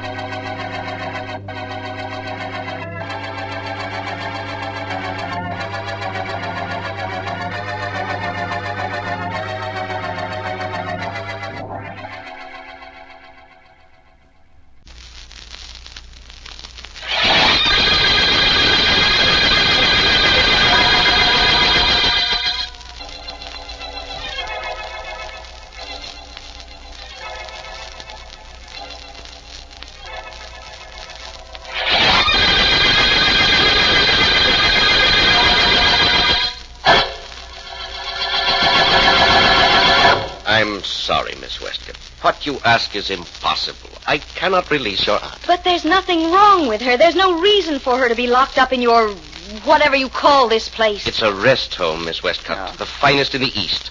Our patients have every comfort, every care. Maybe. And if they're ill, maybe that's what they need. But not my aunt. There's nothing wrong with her. She's a wealthy woman, and her family had her put here so that they could get her money. I'm sorry. Well, that may be so, but your aunt has never said she was unhappy here. Never asked to be released. Apparently she's quite content. The only person making trouble, as far as I can see, is you. Excuse me. Yes? Yes, I'll see him. Send him right in. I'm sorry, Miss Westcott. I'll have to ask you to leave. To leave this building and these grounds. I have an appointment with my chief assistant. With your chief guard, you mean? I've seen the way he treats Aunt Alice. Mr. Ward, believe me, I'm going to do something about this place and about you. You got company, I see. Miss Westcott was just leaving. Good day, my dear. We'll keep you informed as to your aunt's condition. There'll be an improvement in that condition with her out of here, and I'm going to see to it that she does get out. I promise you that. I promise that to Aunt Alice. And what's just as important, I promise that to myself. She's really got a beef, ain't she, boss? She thinks she has. Durant, I sent for you because there have been complaints about your tactics. You're a little too rough with our guests. Guests? Stop kidding. You know, I've been meaning for you and I to have a talk, Ward, and this is as good a time as any. Oh? You got a good racket here. I want in on it. Racket? Don't raise your eyebrows at me. I work here. That kindly little kisser of yours and your pretty snow-white hair don't fool me. This joint's practically a prison for people whose families want them out of the way. You ain't such a nice character as you look, Ward. Well, that does call for a little talk between you and me, Al. Shall we say this evening?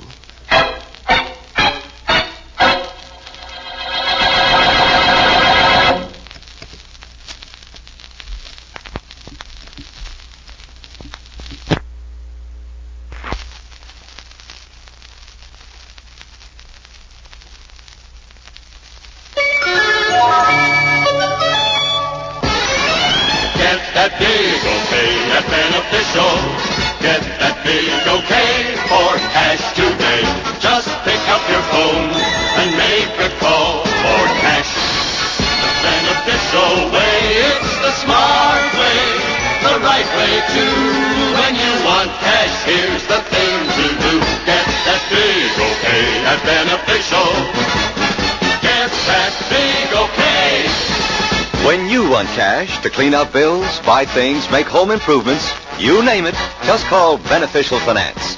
You pick the terms, you pick the payments. So call Beneficial and get that big okay. Beneficial Finance Company.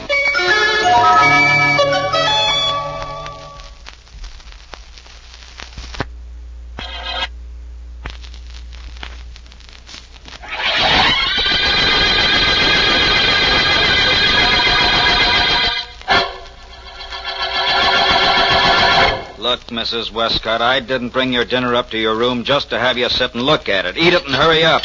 I just don't think I want it right now. I'll eat, Mr. Durant. I just don't care for anything right now, thank you. You don't, huh? Well, you better. I'm through for the night as soon as you eat. Now, Mrs. Westcott, I ain't got much patience. Start eating. Thank you very much, but I really couldn't have a thing. I said start eating. Oh, you mustn't hit me like that. I'm an old woman, and I've done nothing to you. I'm just starting. Now eat. Well, what's going on here? Quite a slugger, ain't you, Al? Like any woman you'll wait, I bet. What's it to you, Bill? Nothing. Go ahead and hit her again for all I care. Now, look, Bill, Mrs. Westcott here's on this floor. This is my floor. That's got nothing to do with you. You belong downstairs. Yeah, sure. What I came up to tell you, though, Al, was that I ain't got the dough I borrowed from you. No? No. Maybe I'll be able to pay you in a couple of weeks. Maybe. Maybe? What do you mean, maybe? You'll pay me that dough. Believe me, you'll pay it. Please, gentlemen. You're giving me a headache with all that arguing. I'd much rather you didn't argue. It ain't making Al very happy either. Just to make him just a little bit more unhappy, take your time about eating. He'll wait. And make him wait for his dough, You make him wait, too. Now, look, just because you work here, too, Bill, don't give you any license to hold me up for my money or try to run this floor. Maybe I ought You won't. You ain't got the guts. You wouldn't take a chance of taking a poke at me. After all, I ain't an old lady.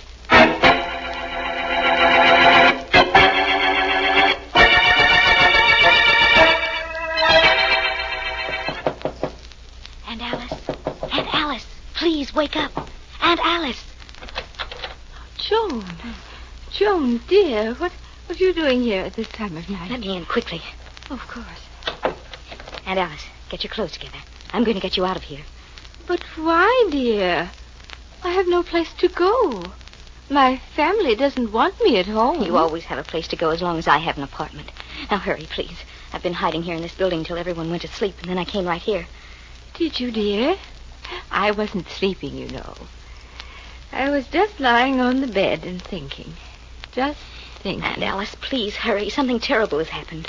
But he deserved it. We know he deserved it. You mean that Mr. Durant, who was supposed to look after me? He's lying outside my door, isn't he? And he's quite dead. You know about that? Oh, yes. And I'm not a bit sorry. Not a bit. He was struck down by Providence, you know. No, I don't know. I only hope that's what it was. Oh, it was. Of course, sometimes, like in this case, Providence has to have a little outside help.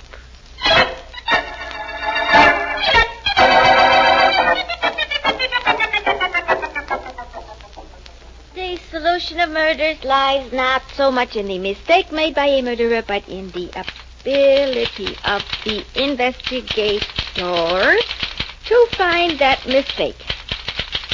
Well, I got that, Mr. Vance. That's good, Miss Woods. Now, let me see. How am I doing since Miss Deering's been away seeing her mother, Mr. Vance? Great, huh? Adequate.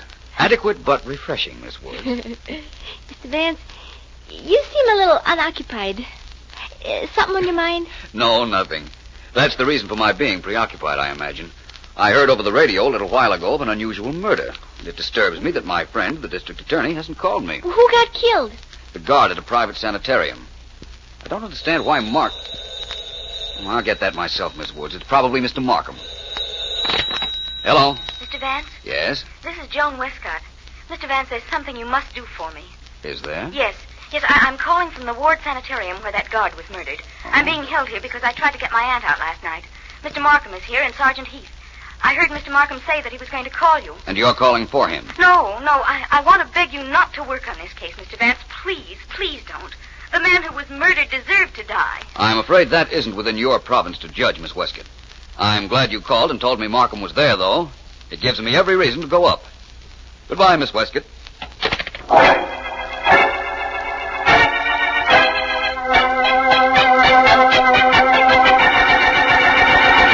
You see now why I didn't want you to call Vance, Mr. Markham? How can I miss solving this case myself? I don't know how you can. I just hope you don't. And I did phone Vance Heath, only he wasn't in. Now, let's see. The dead man was killed by a blunt instrument. Blackjack, probably. And in his hand, you found 3 black hairs. Yeah, he probably yanked him out of his murderer's head when he was struggling with him. Now, I talked to everybody in this joint that's got any sense. And there are 3 suspects. And all of them got black hair. First, that Joan Westcott, the young dame who got locked in Mr. Ward's private office there. She's a brunette. Quite attractive one, I'd say. It all depends on how old you think she is. On the contrary. It all depends on how old you think you are. Maybe. Well, my second suspect, anyhow, is her aunt. She's a little touched, I think. She's a patient here, and she's old, but her hair is pitch black. Yes, I saw that. And the hair of Bill Williams, the guard you suspect, is black, too. Sure. So, all I have to do is take samples of their hair, send them down to the police lab with the samples taken from the dead guy's hand. Whichever checks, well, that's our killer. Somehow I'm sure that Vance would have another theory. Mr. Markham. Mr. Markham. Yes, what is it, Mr. Ward? There's a Mr. Philo Vance outside. He says you're expecting him, or rather, that you should be expecting him. I'll go out. Well, Heath, Vance is here. Yeah, I know. But am I happy? No. Hey, wait a minute. Sure, I'm happy. Now Vance will have a chance to see how I work.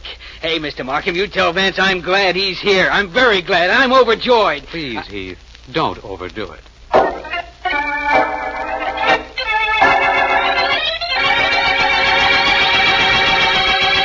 Thanks, Markham. You're welcome. Just give me a few minutes in Mr. Ward's office with Joan Westcott and that other guard, Mr. Williams, and I'll be satisfied. All right. You know, of course, that the reason you didn't reach me on the phone was because I was on the way up here. Of course. My fault for calling late. Go right in, Vance. I'll wait for you here. All right. You know, murder in a sanitarium is such a delicate thing. I'm really gratified that you did come. Right, and thanks again. It's all right. Well, hello, you two. Hello? Hiya. My name is Vance. Oh. I have a purely academic question to ask both of you. Miss Westcott, did you kill Mr. Durant? So you came after all, didn't you, Mr. Vance? Even after I begged you not to. I told you I would. Mr. Williams. Don't bother me. I'm sorry, but I must, Mr. Williams. What's that? Changing of the guard? Patients are exercising. We march them around. What about it? I'd like to see that. So look. Yeah, look, Vance. You can see it very plain from this window. Well, I'll try. That's quite an imposing sight. Does Mr. Ward always lead the patients through those maneuvers? No, that's my job. I'll show you where I generally do it from. You see, right about... I've got him, Miss Westcott! Oh! Clipped him. Now, grab that towel and cram it in his mouth. What? Get that towel, hurry, or I'll take care of you, too. Oh, here it is. Good. Now, get that roll of wire from the top drawer in Ward's desk and step on it. We'll tie him up good and get out of here. I don't want to get out of here, not this way. Do what I tell you. Get that wire. Well... Make it quick. Okay. That's better. I don't like doing this. Who cares what you like? Do what I tell you so I can get out of here. You want to stay, stay. I'll tie Vance up and then go to work on that window. Here's the wire. Okay. Vance guy just walked in here. Wrong time for him. There, that takes care of his hands. I use my handkerchief to make sure that towel stays in his mouth. Tie it. Good and tight. All right, but I... Hurry up and shut up. Feet. There, one more turn to make sure. That does it. Well, you coming with me? No. Well, then, so long, sister. I'm getting... What's going on in here? Sergeant Heath. I guess that's that. Seemed like a good idea at the time, though. Hey, come on in, Markham. Take a look at your friend Vance. All he needs is a spit, and he's ready to be barbecued. Vance, what happened? What? Just a moment. I'll have this. Look. There you are. Thank you for removing that gag, Markham. It's all right. Please get to work on my hands. Of course. Now, what happened here? Well, Miss Westcott and Mr. Williams didn't want to be questioned, I imagine, so Mr. Williams knocked me out. Oh, thank you, Markham. I'm all right now. You are you? I'm going to show you how all wrong you are, Vance. I'm solving this case myself. You can watch if you like. I'd like to, very much. Okay. Now, Al Durant, the dead man, had 3 black hairs in his hand when we found the body. So, a black-haired guy, or gal, killed him. That's entirely reasonable. Sure it is. Now, I'm taking samples of the hair of this black-haired gal and this black-haired guy. Yeah, hold still, you. Hey, what are you doing to my head? Just taking a couple of hairs off it. You won't miss them. Now, you, miss. Don't you dare use that scissors on my head. Oh, okay, do it yourself. Here. Oh, all right. This is all completely ridiculous. Perhaps not, Miss Westcott.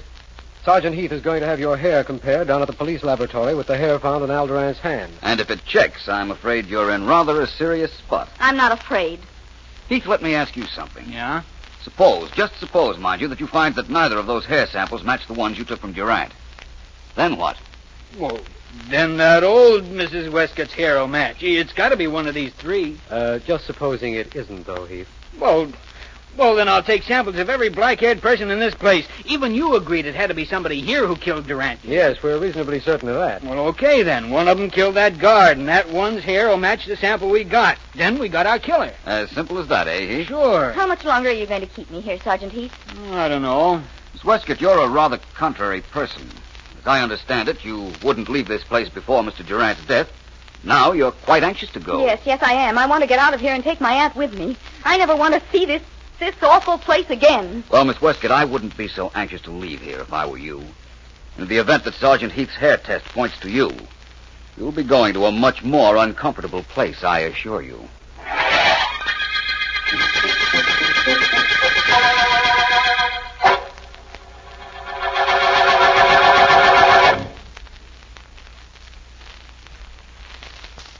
Let's see.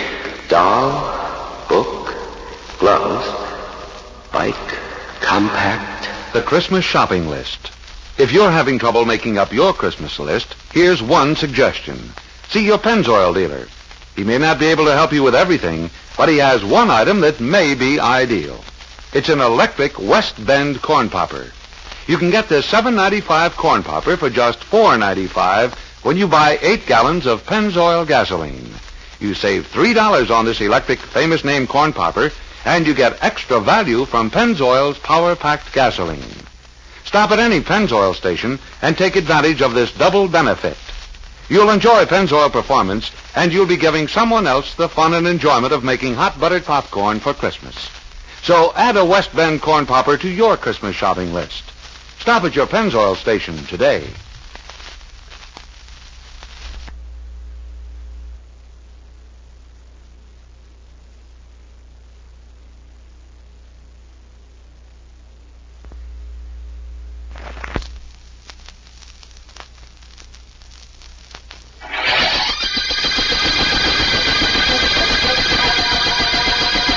This is District Attorney Markham.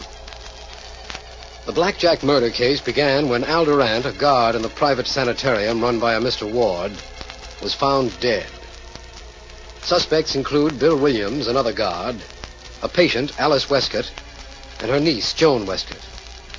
Vance has one important clue: 3 strands of human hair that have been found in the dead man's hand. Vance told me he was on his way to interview Mrs. Westcott, and he should be there. You sit down, Mr. Vance. Please do. Thank you, Mrs. Westcott. Yes. I have a few questions to ask you. I don't mind. Really, I don't. Only you won't slap me if I don't answer them, will you? I'd rather not be slapped, Mr. Vance. I won't slap you, Mrs. Westcott. In fact, I'd like to see anybody raise his hand to you while I'm around. Mr. Williams, the other guard, made Mr. Durant stop hitting me the day Mr. Durant was murdered. Just before they quarreled. Yesterday, I believe. Mrs. Westcott, do you think Mr. Williams killed Mr. Durant? Oh, no. Your niece, then, Mrs. Westcott? Oh, my goodness, no. She's so nice and gentle. She wouldn't hurt anyone. I wonder, then, who did kill him? Oh, I did. You? You killed Mr. Durant? Yes, but he was mean and very rude to me. He slapped me. I'd rather not be slapped, Mr. Vance. I know. You told me that before. How did you kill him? I opened the door, and there he was. And he had a blackjack in his pocket. I took it out of his pocket and hit him with it. I'm sorry if I've caused everybody so much trouble, but nobody asked me until now whether I killed him. All they wanted was a few strands of your hair. Is that right? Yes, but I don't know why. You're sure of what you just told me, Mrs. Westcott? That you hit Mr. Durant with his own blackjack? Oh, I'm positive. I used to kill him very often. Every night, right after I fell asleep, I used to kill him. And always the same way. So you see, I know I did it. I see. I'll tell you one thing, Mrs. Westcott. You've confused me, and very nicely. I wonder how ill you actually are, how imaginative you actually are, and above all, how clever.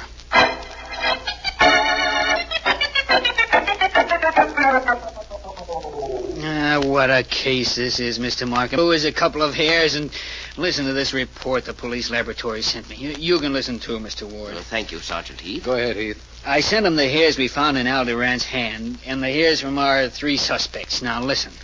Sergeant Heath, this is to inform you that there is no similarity between the samples taken from the heads of your suspects and the original hairs found in the dead man's hand. Signed, Morgan Police Laboratory. Looks like we haven't gotten very far in this case, doesn't it, Heath? Yeah, sure does. It's a fine time for your friend Vance to run out on us. Oh, he'll be back. I know that. You know it, but what do I know? All I know is a black-haired guy killed Al Durant. Well, I'll leave you with Mr. Ward. I'm going to go looking for another black-haired guy. And see you later, Mr. Markham. Mr. Ward. Right. How soon will the police leave here, Mr. Markham? They've Well, spoiled my discipline, my routine. They've ruined this office. How do they ruin it, sir? By using it? Look and see. Papers helter-skelter, the desk moved, everything topsy-turvy. Nothing is in its proper place. Everything must be in its proper place, Mr. Markham. Yes, I know. And the reason we've made such a mess out of your office, Mr. Ward, is because we're trying to put a murderer in his proper place. Behind bars.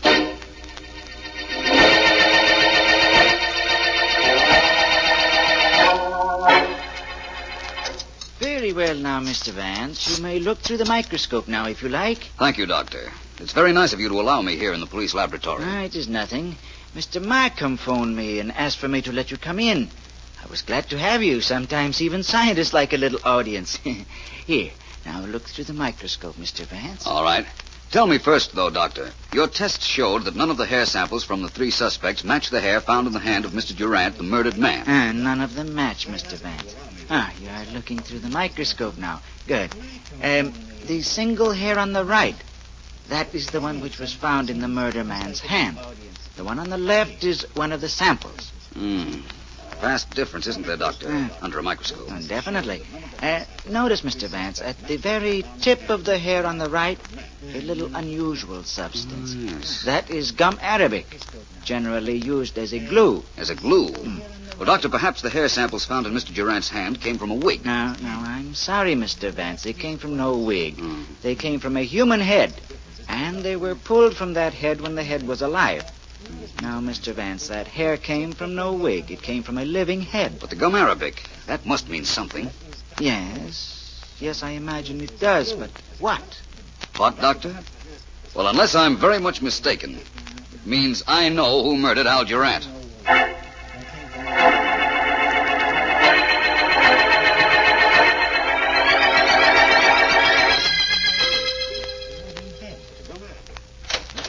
Well, Vance, welcome back. Thank you, Markham. Any progress on the murderer of Mr. Durant? No, none at all. Frankly, I've been waiting for you. I've an idea you'll be glad you did. Where's Heath? He and Mr. Ward are gabbing in Ward's office. You know, Vance, I was thinking that perhaps an outsider killed the guard. That is possible, you know. Undoubtedly, only I'm quite sure that isn't what happened. Where's Joan Westcott? I'd like to see her. She's in that room right there, Vance. It wouldn't surprise me any if she were about to break down. I'd like to talk to her, Markham. I'll meet you in Mr. Ward's office in a few minutes, all right? Certainly, Vance. I'll be there with Ward and Sergeant. Hello, Miss Westcott. What is it, Mr. Vance? Why were you crying, Miss Westcott? Any reason I might do something about? No. Perhaps there is. I'd like to tell you something. This is no trick, believe me, but I know that neither you nor your aunt murdered Al Durant. You know that? Very definitely. Now, will you tell me why you were crying? Oh, Mr. Vance, I didn't mean to break down, but the hopelessness of this whole thing just got me. It just got me, that's all. I thought my aunt had killed Mr. Durant, and that's why I couldn't tell you about this place.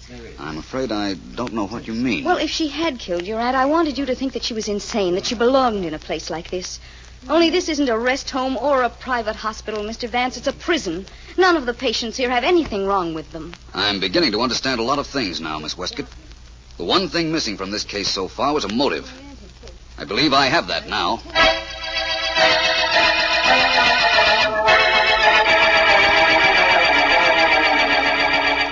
You'd do all of us a great favor, Mr. Ward, if you'd cooperate with Sergeant Heath and me. I'd be glad to, Mr. Vance. How can I help? I'll get around to that in a moment. First of all, as I understand it, Mr. Durant, the murdered guard, wasn't too gentle with his patients. Well, in this sort of institution, sometimes it's necessary to use force. Of course, Mr. Durant knew what kind of institution this was. What? I don't understand. I think you do, and I think he did. I think he knew you were operating this place as a wide-open racket, keeping certain people in it because of the convenience that might provide to others. Mr. Vance, do you know what you're saying? Sergeant Heath. I don't know either. All I know is he generally does. Thank you, Heath. Mr. Ward, this Durant came to you the night of his death. Probably came to your room and demanded money in return for keeping his mouth shut. What? You quarreled, and you killed him. Then dumped his body outside Mrs. Westcott's door. Ridiculous. This guy's the murderer, Vance? That's right. Joan Westcott thought that perhaps her aunt had done it, so she wouldn't talk, and in fact tried to keep me off the case. The aunt thought Joan had done it, so she pretended to be slightly insane and confessed. But I have proof that it was Ward. Vance, the murderer is a black-haired guy. That much we know. Ward's hair is snow white. I think Mr. Ward's hair, what's left of his own hair, is black. Take that toupee off his head, Heath. Keep away. Don't touch me. Vance says that's a toupee. Now get your hands down or I won't touch you. I'll scalp you. Hey! Hey, Vance. It came off in my hand. It is a wig. So I see. What's left of his original hair is black. And I think you'll find the black hair matches the ones you took from Durant's hand. I'll get you for this, Vance. If you live to be 1,000, I'll get you. I doubt that, Mr. Ward. I doubt your getting me. I doubt my living to be 1,000. And I doubt that you'll live to your next birthday. See to that, will you, Heath?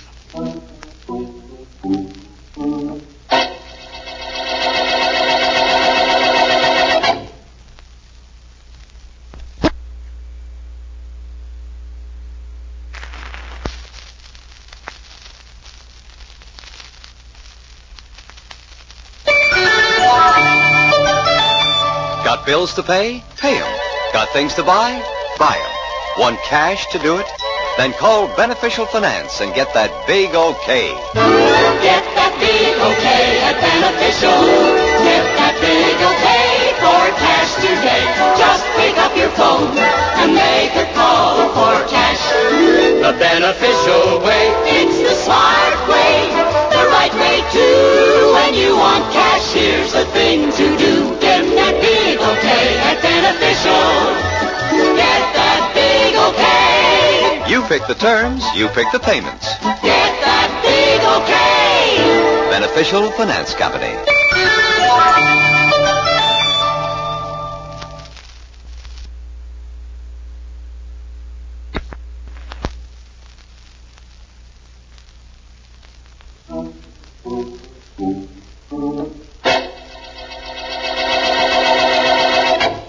Mr. Vance, I'm so mixed up about that hair thing. I don't know how to begin asking you what made you so sure. I'm dumb, huh? Leading question, Miss Woods. Perhaps I might explain, though. The one clue we had was the black hair. Yeah. It had a bit of gum arabic on it. I believed that the gum arabic, or glue, got on the hair from a toupee. That's the way it turned out, too. That's right. I was sure then that Ward wore a toupee. And I reasoned that Durant must have come into his bedroom when he was preparing for bed, at which time he'd have taken off the toupee. Oh, hey, then they battled, and that's how Durant got some of Ward's real hair in his hand. That's right. Sergeant Heath spent his time looking first for a black-haired individual. Sure, that Mr. Ward's toupee was snow white. He had quite a racket, didn't he, Mr. Vance? For a while. But, like all rackets, eventually it backfired. This one backfired very convenient for me. You got back here just at 5:30, right at the end of the day. That's right, Miss Woods. And right at the end of the day, we're right at the end of the Blackjack murder case.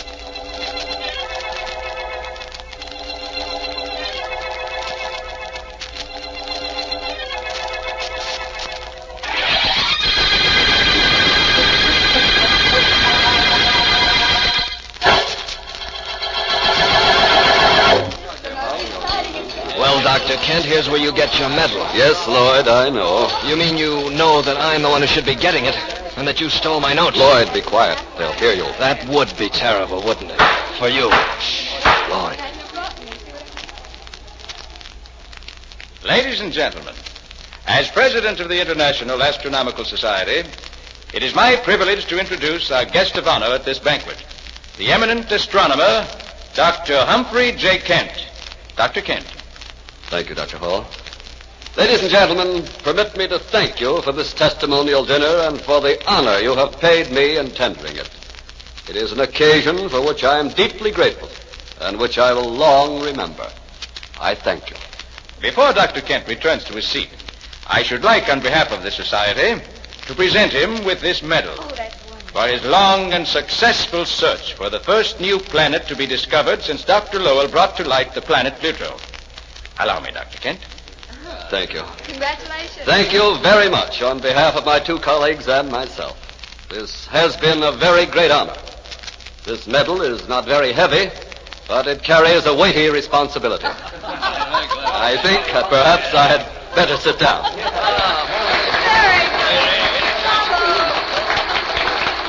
Quite a speech, Dr. Kent. Thank you, Lloyd.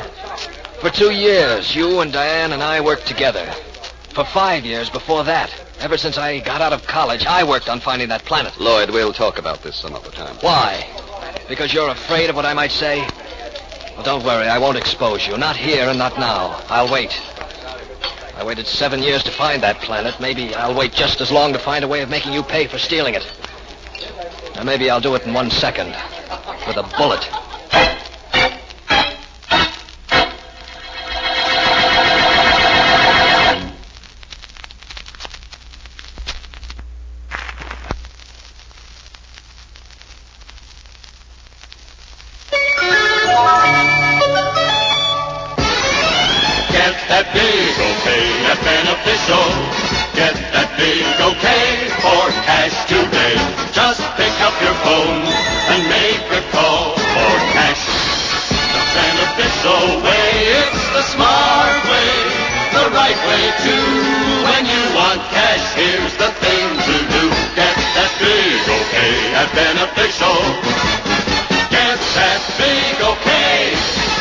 When you want cash to clean out bills, buy things, make home improvements, you name it, just call Beneficial Finance.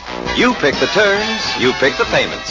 So call Beneficial and get that big okay. Beneficial Finance Company.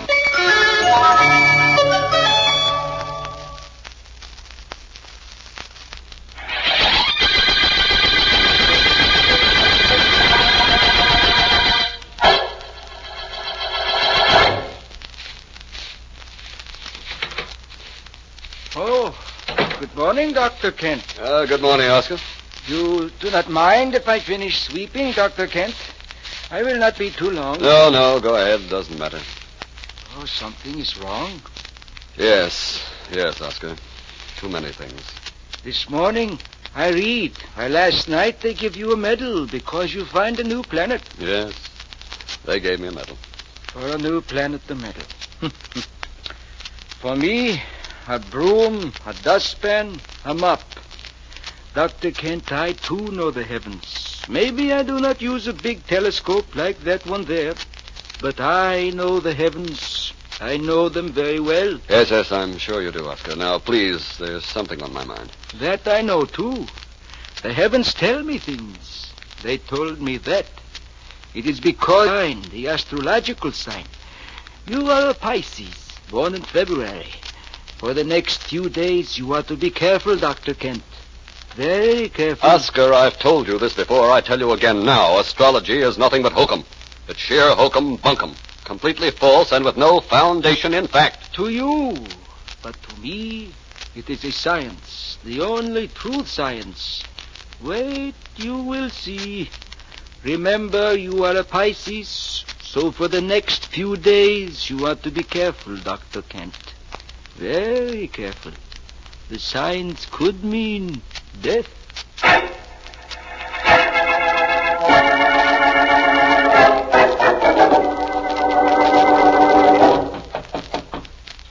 Busy, Lloyd? No, I'm not, Diane. Come in.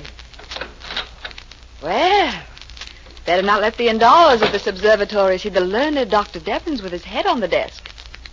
What's the matter, Lloyd? Plenty. I went to that dinner they gave Dr. Kent last night. Watched them give him a medal. Saw the smug look on his face when he accepted it. On behalf of my 2 colleagues and myself. Well, so we got a medal by proxy. I'm just as happy. Scientists work for science, not recognition. Recognition never hurt, though. Let me ask you something, Diane. Dr. Peters, please. It's working hours. Oh. Lloyd, why don't I see you after hours anymore? I'll get around to that, Diane. Diane, did you notice Oscar snooping around my desk at any time? The janitor? Yes. What would he be doing at your desk? Oh, pretending to clean, but actually to spy. You know he's very sold on astrology, don't you? Yes, but I'm more concerned at the moment with you and me. What's happened to us, Lloyd? What's happened? Nothing's happened. I'm tired, Diane. I'm tired of this place, of working, of Dr. Kent. And of me, eh? I said of everything, and I meant it. Leave me alone, will you? Just like that. Leave you alone.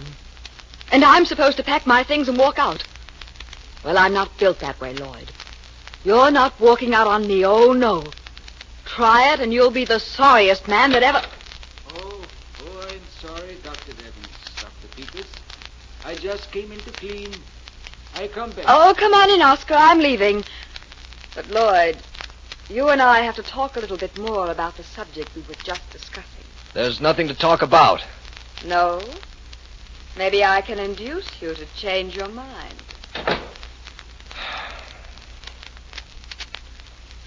Well, Oscar, you said you came in here to clean, so clean.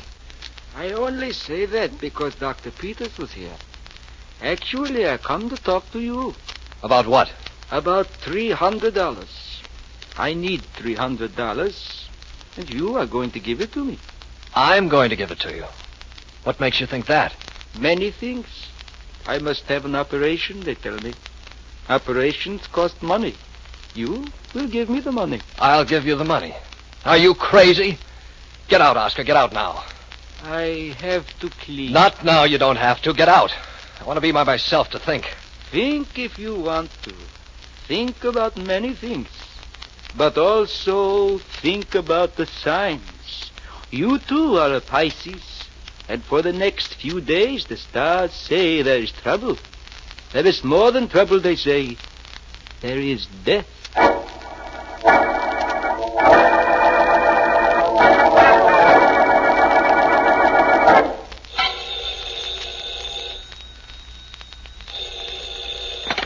Hello. Vance, Markham. Well, how is my friend, the district attorney? How did you know I was home? I called your office and Miss Deering told me, Vance. She's been very conscientious since coming back to work, hasn't she? Ellen's always worked all hours. She says she likes it. That might be. And I have something you might like, Vance. How are you fixed for murders? Committing them, knowing of any, or investigating them? Investigating them. I've got a wonderful one for you, Vance. Happened a little while ago up at the Kent Observatory. You know anything about astronomy? A little. I know that Dr. Kent, head of the observatory, got a medal last night for finding a new planet. And to astronomers, getting medals is the highest possible honor they can receive. That's undoubtedly correct, but did you know that he has 2 assistants, Dr. Lloyd Devons and Dr. Diane Peters, a very attractive young lady? No, I didn't. If Dr. Kent was murdered, when can I see them? Oh, it wasn't Dr. Kent, Vance. It was young Dr. Devons. He was killed in his office a little while ago. Oh? I'm up at the observatory now, and the body hasn't been removed yet. Can you come up? I'll be right up, Markham. Apparently, astral bodies aren't the only things to be found there.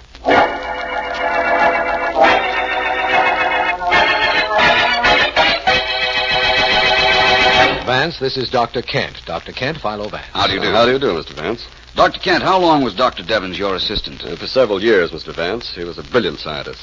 His experiments with the spectroscope will be studied for many years. Spectroscope, Doctor? Well, yes, it's used to study stars, find out what they're made of, and to break them down into colors. Oh. I see. I understand you discovered a new planet recently, Dr. Kent. Yes, I did, but I'd rather not discuss that right now. It can't possibly have anything to do with the murder of Dr. Devons. Oh, it might, Dr. Kent.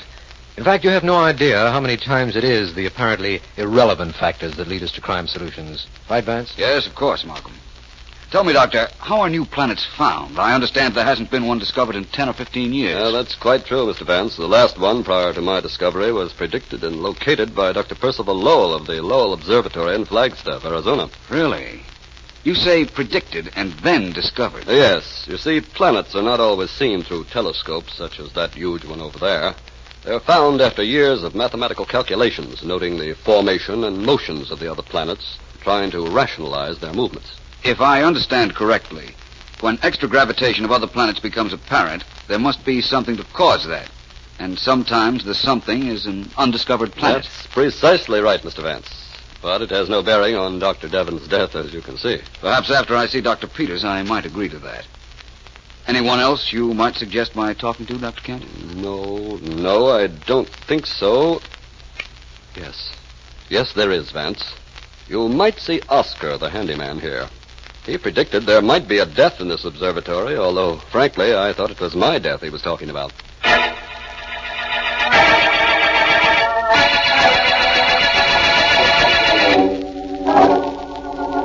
Help me carry these photographic plates over to the table, please, Oscar. Yes, Dr. Peters, I do it gladly.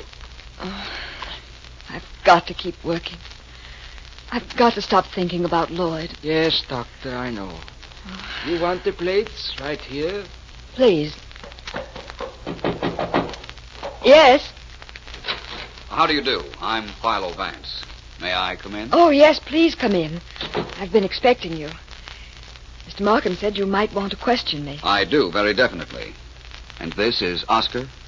I am Oscar. I wish you'd have a seat, Oscar. I'll want to talk to you, too. Very well. I sit down. Well, Vance? Dr. Peters, may I start by saying that I think you're a very attractive scientist? What are you going to finish by saying? I really don't know yet. How well did you know the dead man, Dr. Devons? I knew him very well. We worked together for years. I see. You and Dr. Devons were merely scientific companions? Not exactly. Except that he was very busy recently. Doing what? Trying to compute the location of the planet Dr. Kent found. Only his notes were stolen. His notes were stolen, eh? And Dr. Kent then discovered the brand new planet? Well... Well, what, Mr. Vance? It's a little too early to tell yet, Dr. Peters. The dead man's notes were stolen. Mine are not yet complete. Oscar. Yes. What do you want with me? I'm not sure yet, beyond the fact that I'd like to know how you could predict death as you did yesterday. How I could do it? Anybody could do it. Anybody who knows how to read the stars correctly. By that, I suppose you mean astrology? Of course. These are troubled days for everyone born under Pisces. Dr. Devons was a Pisces. I understand your original indication was that it was Dr. Kent who was to die. I do not indicate anything. The stars, they indicate everything. And the stars do not make mistakes. Possibly not. And from all I've been able to find out on this case, neither did our murderer.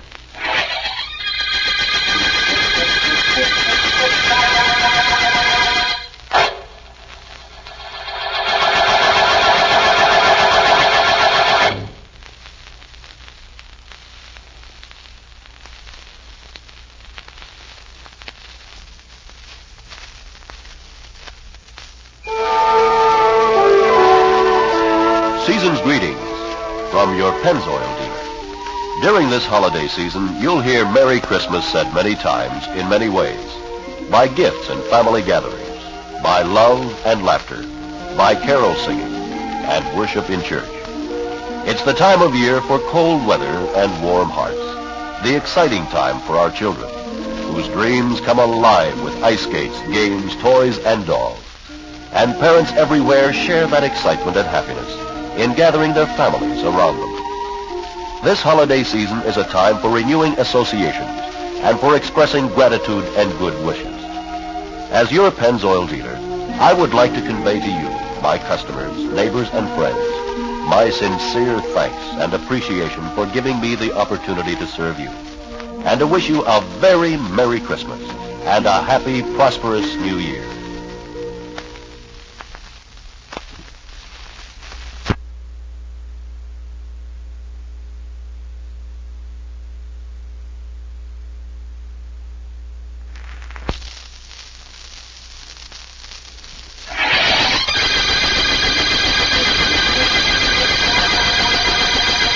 This is District Attorney Markham. The star-studded murder case began the night Dr. Humphrey J. Kent, famous astronomer, was rewarded for discovering a new planet. He was threatened then by Dr. Lloyd Devens, his assistant, who subsequently was found murdered. Vance knows that at one time, another assistant, Dr. Diane Peters, had been friendly with the dead man, but had had little time for her lately. Vance's other suspect is Oscar, general handyman at the Kent Observatory, where the murder was committed. As we return to our story, my men report that Oscar has just gone into Dr. Kent's office. What do you want here, Oscar? Your cleaning is done. This time I do not want to clean, Dr. Kent. From you, I want money. Money? You want money from me? What for? Well, Dr. Kent, Dr. Devens, he talks to himself when he is alone. Sometimes he only thinks he is alone. Well? Just before he is killed, he talked to himself. He say, he stole my planet. That planet was mine. I find it, but he steal it. He was talking about you, Dr. Kent. That is nonsense. Maybe. And the police will not think so. You dare to come here and threaten me? To try to blackmail me? You pay me. I do not tell the police. I do not You'll tell nobody, and I won't give you a cent. You understand? You won't talk, and I won't pay you nothing. No, don't hit me. I'll do more than that. I'll choke you. Dr. Kent. He hit me, Dr. Peters, just because I hear Dr. Devins say... Oscar. I don't care. I hear Dr. Devins say that it was Dr. Kent who steal the planet from him, that he find it, and Dr. Kent gets the medal. I hear him say this before he get killed. This man doesn't know No, what Dr. Kent. Perhaps you and I better talk this over. Oscar, don't say anything about this to anyone, will you? Not just yet. Not if you ask me not to, Dr. Peters. Thank you. You leave, Oscar. Dr. Kent and I want to discuss this more in detail. Don't we, Doctor?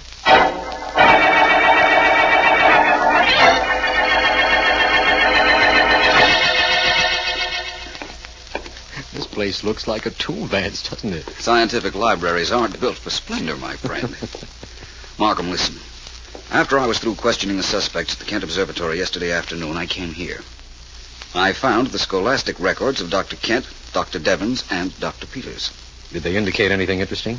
I'm not sure yet. Now, I also found out several other things. For instance, in this book here. Here it is. Class of 1940, Midwest University. Let me see.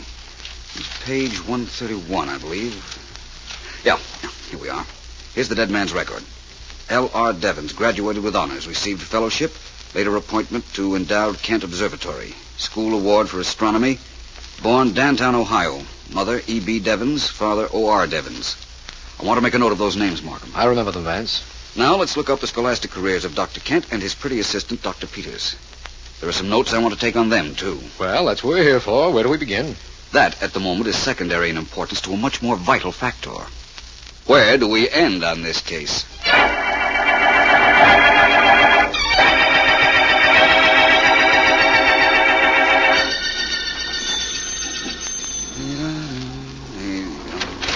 Mr. Vance. Oh, sorry to disturb you at your home, Dr. Peters, but it's a matter of necessity. May I come in? Well, I have company. I won't stay long. Thank you very much. Dr. Peters, I've found something very interesting at the science library this evening. What's that, Dan? Oh, Dr. Kent's voice, isn't it, Dr. Peters? Good evening, Dr. Kent. It's Philo Vance. Come in, Vance. How are you, Dr. Kent? I'm well. I was just leaving. Oh, please stay. Dr. Peters, I came to tell you I want you at the observatory at 10 o'clock tomorrow morning. And I'd like you there, too, Dr. Kent. Would you? Why? A very obvious reason. I've been doing some research. Dr. Kent, I've found out several very interesting things. For instance? Well, from what I learned from Oscar, I believe Dr. Devens died believing that you, Dr. Kent, had stolen his research information on the new planet. That's preposterous. Is it? Perhaps. Dr. Peters, Yes? you mentioned something to me earlier which I haven't thought much about, but which perhaps you might clarify just a bit. I will if I can. What is it? I had asked you if you and the late Dr. Devens were purely scientific companions. You said, not exactly. What did that mean? It meant just that. Not exactly. You saw him socially. At one time. And then? Then I didn't. Who lost interest, Dr. Peters? You or Dr. Devens? He was working very hard on his notes. And had no time for you. Look, Mr. Vance, don't try to shape a woman's scorned angle to fit me. Do you know what Dr. Devens believed about Dr. Kent here? I know about Dr. Kent here, all about him. I'll meet you both tomorrow morning at the observatory. At, shall we say, 10 o'clock.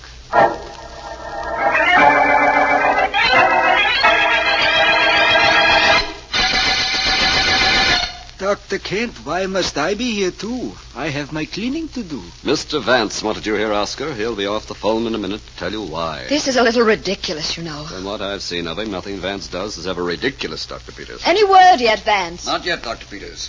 Mr. Markham is still on the long-distance phone at his office checking some facts. He'll be back on this one in a moment, I'm sure. Well, hurry. Perhaps you'd care to... Oh, excuse me. Yes, Markham, I'm here. Go ahead. He listens now, Dr. Kent. Yes, I see. Yes, I have that, Markham. Thank you very much. Yes, it's fine, thank you. Goodbye. My apologies to you all.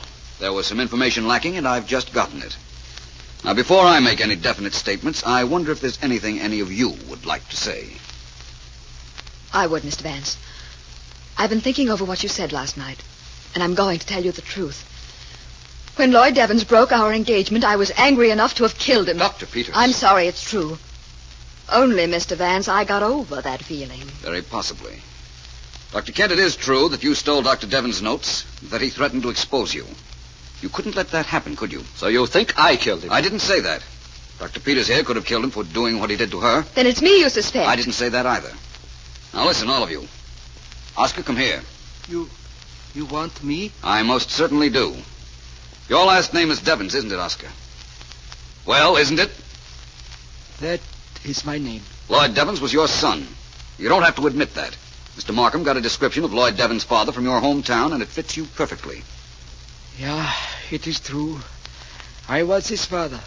He did not like it to be known that his father was a janitor. A ridiculous concession to false pride.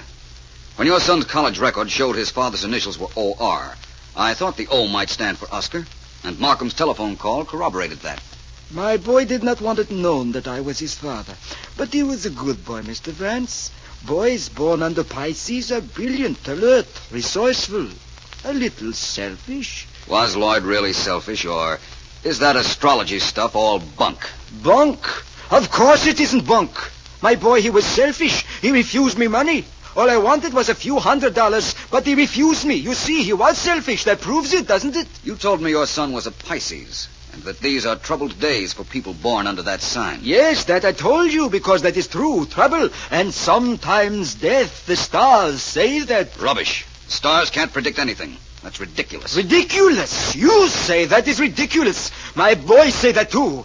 I wonder whether he would say that now if he were alive to say it. When did he say it was ridiculous? When I warned him. When I warned him that his selfishness might lead to death, he looked at me. He laughed at me. He laughed at the stars. He was laughing even at the stars when I killed him. What? Oscar. Oh, Oscar, no. Oh, so you were clever, Mr. Vance. You tricked me so I tell the truth. But it does you no good. I go out that door, and nobody stops me. Nobody. I shoot whoever tries to stop me. You even, Dr. Peters. Oscar, don't be a fool. The police Police? They are smart, maybe. But I am smarter. I have the stars to tell me things, to tell me everything. But I kill anyhow anybody who follows me. Let's get after him. It's quite unnecessary, Dr. Peters. I'd asked Sergeant Heath of the police to wait downstairs and arrest anyone who left here. If I know Heath, he has Oscar by now. Oh, what a terrible thing this has been. But I suppose I ought to thank you, Mr. Vance. You can in a moment. Dr. Kent, Don't you have a medal given you by the International Astronomical Society that belongs to the late Dr. Devens? Yes, I guess it actually belongs to him. Don't you think you ought to write a paper for the Astronomical Magazine giving him full credit? Well, partial credit, anyhow. Perhaps. Yes, I'll write the paper and my resignation together. That's what I thought you'd do. Well, I'll leave you now. Thank you, Mr. Vance. Thanks very much. For Lloyd. It's quite all right, Dr. Peters. I guess Oscar thought he could get away with murder, but it just wasn't in the stars.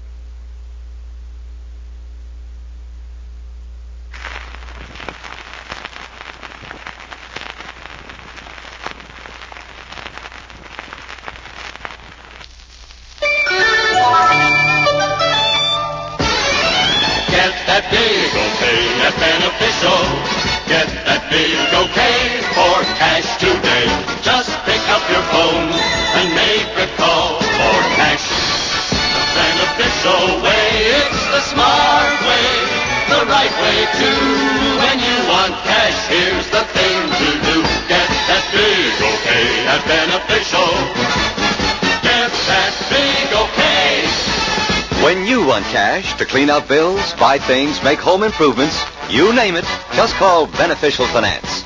You pick the terms, you pick the payments. So call Beneficial and get that big okay.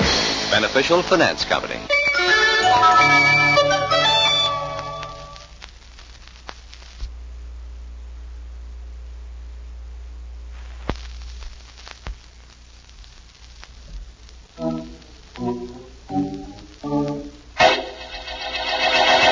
Well, Vance, thanks for cleaning up the murder of Dr. Devens for us. And incidentally, I think you did quite a brilliant job on this case. Well, don't sound so surprised. I'm really a very brilliant person. Vance? Oh, absolutely, Markham. I'm so brilliant that I had 3 suspects for the murder of Dr. Devens, all with motive, all with opportunity. I'm so brilliant that I didn't know which one of them actually did it. That isn't exactly true, Vance. You did know ultimately. Yes, I suppose so. But I had to make Oscar break down and admit it. If he weren't so sold on astrology, I don't know how I could have done it. You'd have thought of something, Vance. You always do. And I'll tell you a little secret. I knew you'd solve this case. Knew it from the very beginning. Did you, Markham? I didn't. I guess I'm not so brilliant after all. I had to wait for the end. The end of the star-studded murder case.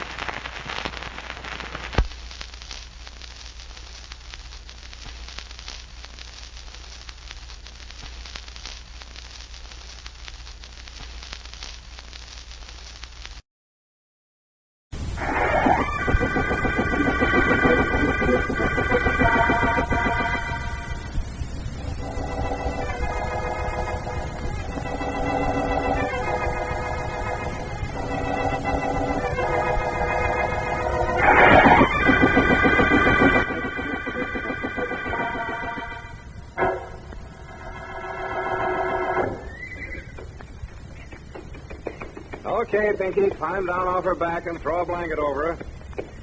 How'd she do? Well, she went a little slow in the turn, Mr. Burke, but she sure opened up plenty good when I got her into the stretch. Plenty good. she's a winner. This horse is. Miss Murdock will be glad to hear that. I sure wish it was my horse, Mr. Burke. Sure wish it was. I sure wish I was riding her in a race, too. Oh, you'll ride someday, Pinky. All jockeys have to be exercise boys to start. Well, take the filly over to her stall and rub her down, will you? Sure will, Mr. Burke. Sure like this here horse.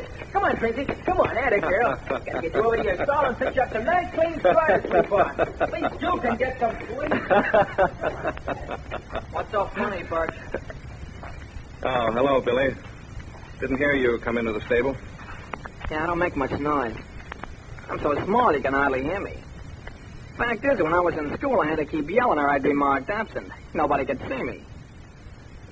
Well, why aren't you laughing at that? It's not terribly funny. Bart, sometime you're going to learn that when a star jockey tells a gag, it's a good thing if a horse trainer laughs it up. Especially if the star jockey happens to be friendly with the trainer's boss, like I am with Miss Murdock. How long do you think you'd be friendly with Miss Murdock if she knew as much about you as I do?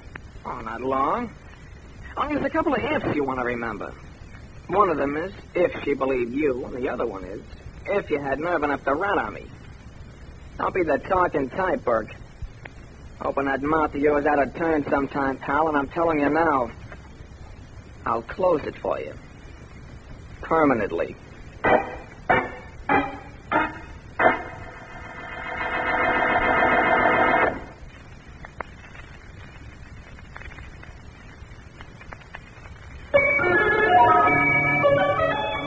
Got bills to pay? Pay 'em. Got things to buy? Buy 'em. Want cash to do it? Then call Beneficial Finance and get that big okay. Get that big okay at Beneficial. Get that big okay for cash today. Just pick up your phone and make a call for cash. The Beneficial way is the smart way. The right way too. When you want cash, here's the thing to do. Get that big okay at Beneficial. Get that big okay. You pick the terms, you pick the payments. Get that big okay. Beneficial Finance Company.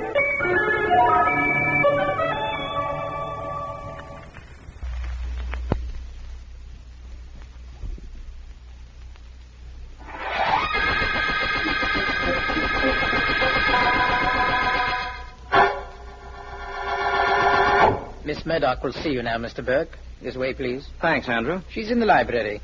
Seemed a bit disturbed that you were calling, sir. Most people are disturbed when you come over to tell them things for their own good. I wouldn't know about that, sir. Please go in. Thanks. Very good, sir. Miss Murdock. Well, what is it, Burke? What is it? Oh, I thought perhaps you hadn't heard me come in. The butler announced you, opened the door for you. I heard you say my name, and you thought I didn't know you were there. You seem so occupied in that book, I If didn't... the book were interesting, I wouldn't have seen you at all. Well, what is it? Miss Murdock, it's about Billy Albert, your jockey. What about him? He isn't honest, Miss Murdock. I know that for a fact. I thought perhaps you wouldn't want him riding for you if you knew about him. Oh, you thought that, did you? Mr. Burke, what is it that you're paid to do? Train your horses, breed them, run your training farm. Not to question my judgment of people? Well, hardly, Miss Murdock. I never intended to do that. All I wanted to do was tell you something you didn't know. What makes you think I didn't know? I'm a little surprised that you knew, but that isn't too difficult a situation to remedy.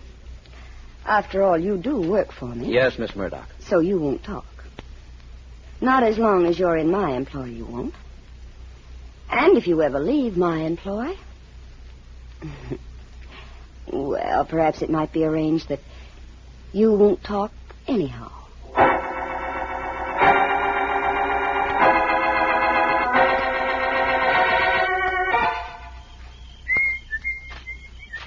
Pinky? Huh? Pinky? Oh, yes, sir, Mr. Phil. How are you tonight, sir? All right. You seen Burke? I sure have. He's in his office. Looks like the moon fell down on him. Gonna go see him? Yep. Well, don't get in any mood like he's in. Been in it all day, too. Hey, as long as you're his assistant out here, maybe you could do some assisting in the trouble he's having. Maybe that wouldn't be a bad idea, huh? Might not be at that. Hey, you're pretty dolled up for an exercise boy. Where are you going, Pinky? Well, got me new suit, new tie, and the same old girl. I'm stepping out tonight, Mr. Phil. Go ahead, Pinky. Only watch that step a little. I sure will, Mr. Phil. I sure will. Tonight's the night. Yes, sir. Tonight's the night. Come in. Evening, boss. Oh, hello, Phil. Come in. Hey, you've got the lows, Mr. Burke. What's wrong? Nothing very much. Nothing you can help me with, I suppose. Well, what's on your mind, Phil? I need some money, Mr. Burke. $1,000. Who doesn't? I need it bad, Mr. Burke. A couple of bets I made went haywire. You've been betting on horses, Phil? Well, I thought they were horses when I made bets on them. I haven't got $1,000, Mr. Burke. You got to lend it to me. You know, Miss Murdock has a rule about her employees betting on horses. Oh, now, look, I don't want to lecture. I want the money. You can get it and take it out of my pay. The Murdock girl will give it to you if you ask for it. If I ask for it, maybe she will. But I'm not going to. In fact, I don't know why I shouldn't tell her that you've disregarded her orders about betting. I wouldn't do that, Mr. Burke. That way I'd never get the money I need, would I? No. But that's your problem. I can't worry about you and me, Phil. No, I guess you can't. But that being the case, Mr. Burke, maybe you'd better do some extra worrying about you.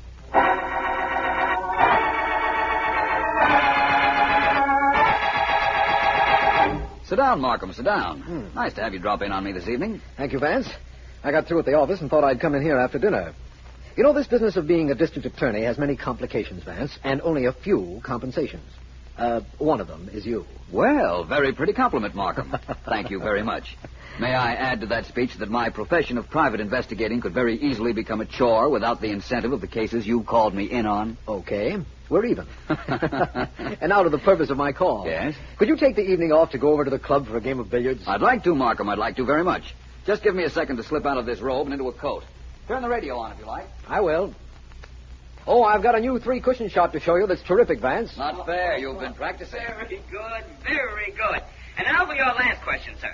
What is the capital of the state of Maine? Now tell me quickly before a gust of wind comes into the studio. What have you got there, Markham? A quiz show, apparently. No coaching, please. No help from the audience. Come on now, sir. The capital of the state of Maine. A gust of wind will come into the... Augusta! That's right! Lots of fun, these quiz shows, Markham. Yes, I enjoy them. Let's listen for a moment, Vance. All right, now, everybody. We're ready for our next contestant. Your name, sir? Billy Alberts. Well, welcome to our game, Mr. Alberts.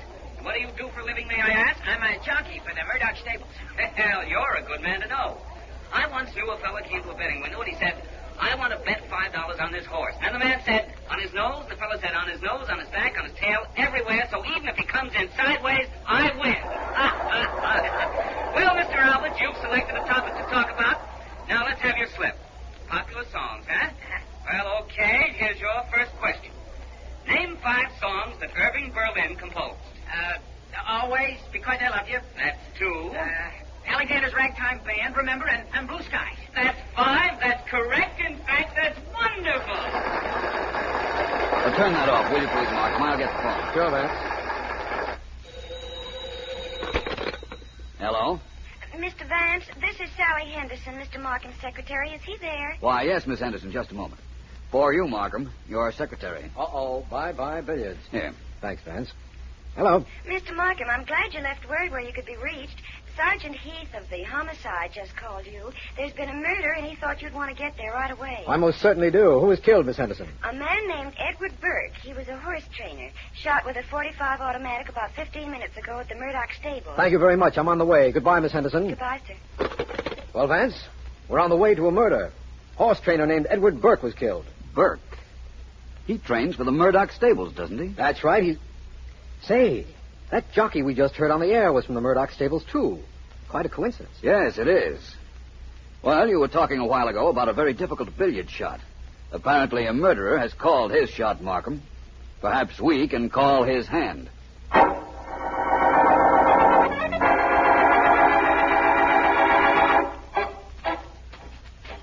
Vance, the Murdock stables where the body was found are miles from here. Why did you ask him to stop the car outside the Murdock house? Because Sergeant Heath is at the stables with the body, Markham. He'll find anything there that I might find. I thought someone at the Murdock house might give us something to work on. After all, the Murdocks own the stables. I've learned better than to argue with you, Vance. Don't ever stop, please. I'm not always as certain as I sound. We might find out absolutely nothing here. We certainly won't if we don't get inside. I'll handle that detail. Oh, I hope you have your calling card ready, Vance. Miss Carol Murdock is very social. You mean she's very rich? Markham, some of the richest people I know are antisocial. Yes, sir. District Attorney Markham and Mr. Philo Vance to see Miss Carol Murdock. Miss Murdock is not at home. Would you care to come in and wait? Vance? We would. Very good, gentlemen. You might wait in the library if you like. Right this way. Oh, there's someone else in the library, a Mr. Billy Alberts. He works for Miss Murdock. Billy Alberts, the radio star? He's a jockey, sir. I know, but he was on the air tonight.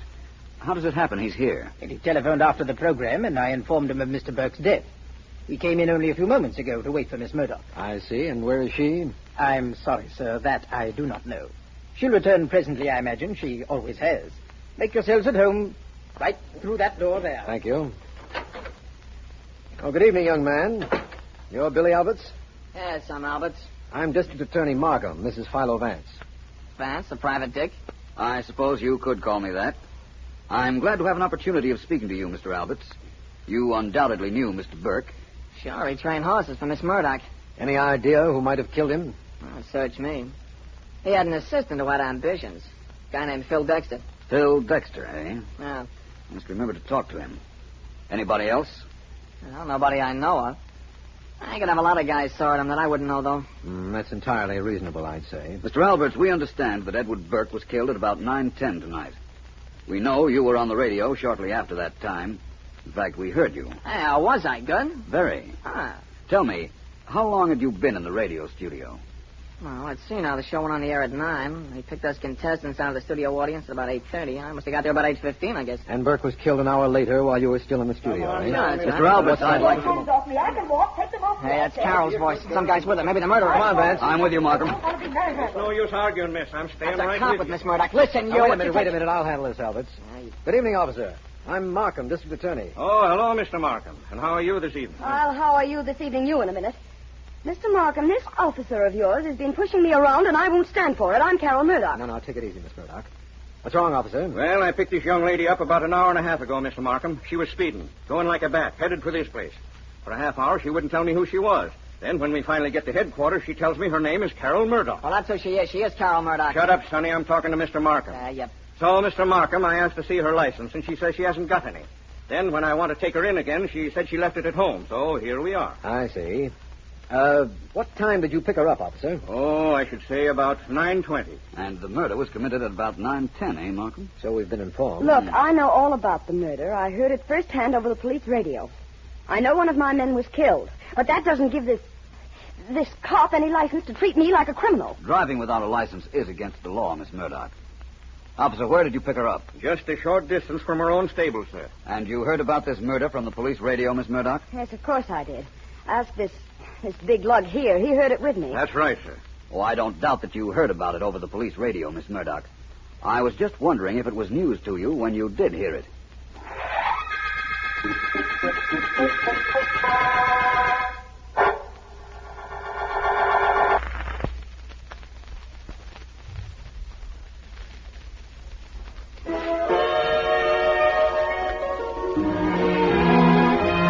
Tonight, picture yourself in your easy chair, just taking it easy.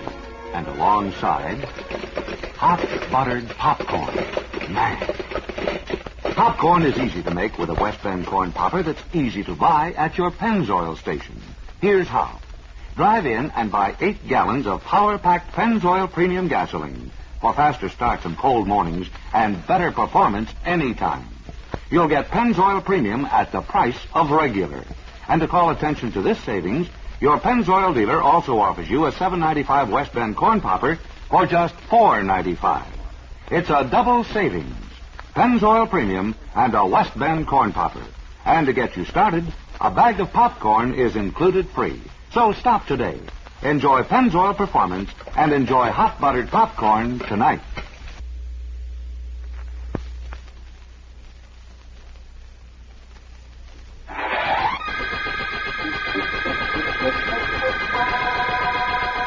This is District Attorney Markham.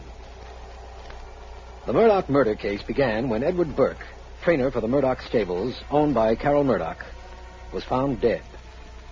Vance has questioned Billy Alberts, a jockey who was on a quiz program at the time of the murder, and also questioned Carol Murdock, who was caught by a motorcycle policeman coming from the murder scene at about the time of the murder. Still to be interviewed by him is Phil Dexter, assistant to the dead man. But I understand Vance is taking care of that detail right now in the Murdock home. We have been at the house I'd tell you more if I knew any more, Mr. Vance, but I don't. Honest, I don't. Let me go, Mr. Vance. Let me go. I'm not stopping you from leaving, Mr. Dexter. The police might, but I won't. But you've been asking me the questions, Mr. Vance. If you said to let me go, they'd let me go. They might, but they'd only pick you up again. Why don't you tell me what you know of this case, and then you'll be clear of it once and for all. All I know is what I told you. The last time I saw Mr. Burke, he was worried about something. He'd just been to the house here, he told me, and he was worrying. Don't ask me about what I don't know. Tell me all about the last time you saw him alive in detail. Okay. I was walking toward the stable when I saw Pinky. Pinky? Pinky's an exercise boy. Mm-hmm. It was about 6:30, and I asked Pinky if he knew where Mr. Burke was, and he said, sure, in his office. And I said so long to Pinky, and I went in. Where was Pinky going, do you know? No.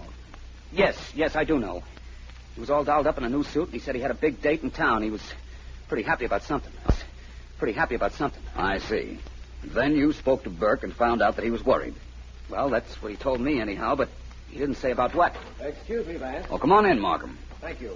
There's a phone call for me, and I didn't want to take it out in the hall. More privacy in here. I thought you'd released our jockey suspect, Mr. Billy Alberts. Well, I did. I sent him home about an hour ago, Vance. But Miss Carol Murdock is still in the house, and I just don't want to be overheard in case this is important. I see. Mr. Dexter, you may leave.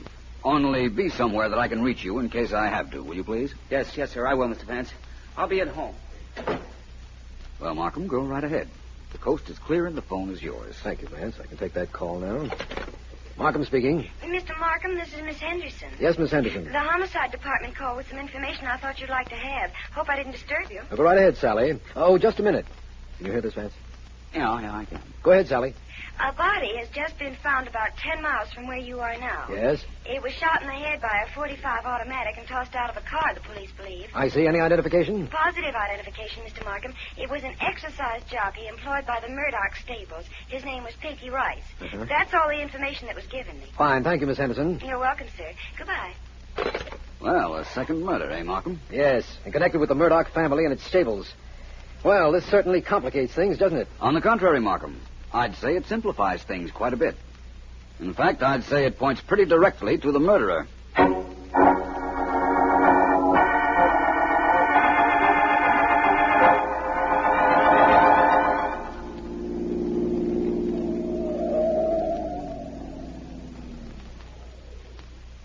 Billy? Is that you, Carol? Yes, where are you? Right here. I've been waiting for you over the side of the road where I wouldn't be seen. Well, all right, I'm here. What's all the mystery? Why did you call and ask me to meet you here? Take it easy. I thought you'd like to know what I think about the murder of your trainer, Burke. And of Pinky, the exercise boy. Oh, so that's what it is, huh? Mm-hmm. What's there to talk about that you couldn't say on the phone? Oh, I had no reason for privacy. I thought maybe you might want it, though. You see, I know you had a battle with Burke. Your butler told me. I pay him for services rendered. Apparently you did, too. That's right. As I understand it, you threatened Burke. You want to know why I did? To protect you, you fool. He knew something about you. Did you kill him to protect me, too? No. That's not saying I might not have if I thought it would stop him from talking, though. You see, that's the way I feel about you, Billy. Yeah, you've been trying to convince me of that for quite some time now. You'll get tired of me, though. Probably. I got tired of everything else in my life. But what has that to do with what you called me about? Oh, everything. Now, take me. I'm a good jockey. I make good money. In a couple of years, I'm a little too old to ride. I don't make such good money. Carol, how much is it worth if the police don't know about your threats to Burke? You're not that low. I wouldn't be so sure. You can't prove I killed Burke. Oh, maybe not. But according to the cop who picked you up, you were near enough to the stables to have done it. Billy. Where were you when Burke was killed? Me? I was on the radio being a genius. I was practically talking on the air when Bert got his. And when Pinky was killed? Where were you then? Home. Kid, there's no heat on me. Now, let's get back to the important reason for this little meeting. How much is your life worth? Quite a bit, Billy. In fact, I value it a whole lot higher than I do yours.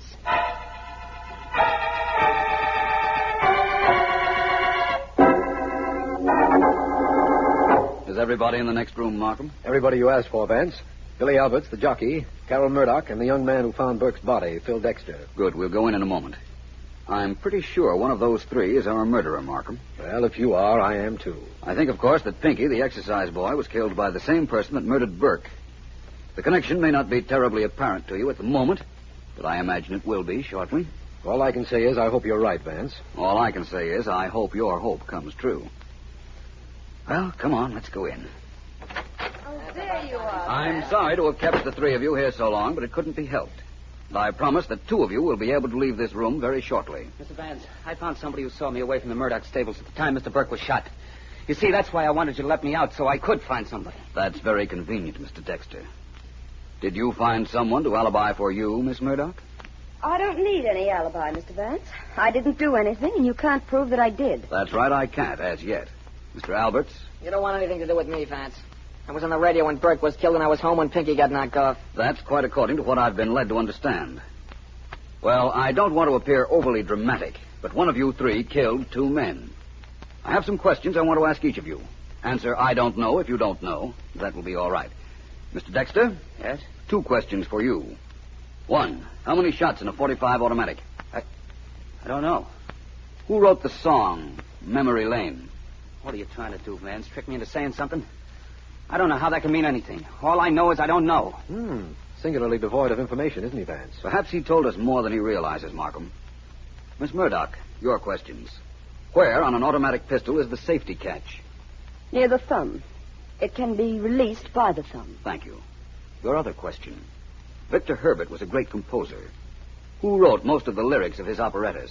I haven't the slightest idea of who wrote the lyrics, of why you're asking these stupid questions, or who killed the 2 men that worked for me. All I can do is assure you that I have. You think because I know about automatics Please, that Miss Murdock, don't try to tell me what I think. Mr. Alberts. Yeah, what? It's question time for you. Who wrote the popular song of some time ago titled Remember? I don't know. Jerome Kern, Cole Porter, one of those characters. I don't want to know. Your second question. How is a clip fed into a .45 automatic? I don't... why lie about it? It's fed to the bottom of the grip. Everybody who's ever seen a movie knows that. Any more questions? No, I think not. Markham, did those questions mean anything to you? No, Vance. As a matter of fact, they didn't. And I haven't the slightest idea of what the answers proved. No? Well, then I'll tell you. They told me that Billy Alberts killed Burke and Pinky. Oh, no, you don't, Vance. Wait. I don't know if you're bluffing or guessing or if you really know something. But I'm not taking any chances. They're not saddling me with any murder rap. Not when I got 2 legs and this gun to get me out. Well, thank you, Miss Murdock. I'm afraid the vase you hit him with is pretty well shattered, though. What if it is? You just see to it that Billy Alberts gets put in jail all in one piece.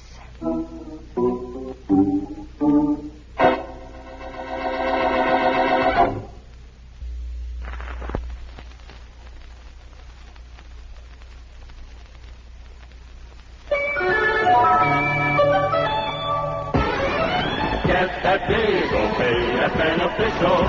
Get that big okay for cash today. Just pick up your phone and make a call for cash. The Beneficial way, it's the smart way, the right way too. When you want cash, here's the thing to do. Get that big okay at Beneficial. Get that big okay. When you want cash to clean up bills, buy things, make home improvements, you name it, just call Beneficial Finance. You pick the terms, you pick the payments. So call Beneficial and get that big okay. Beneficial Finance Company.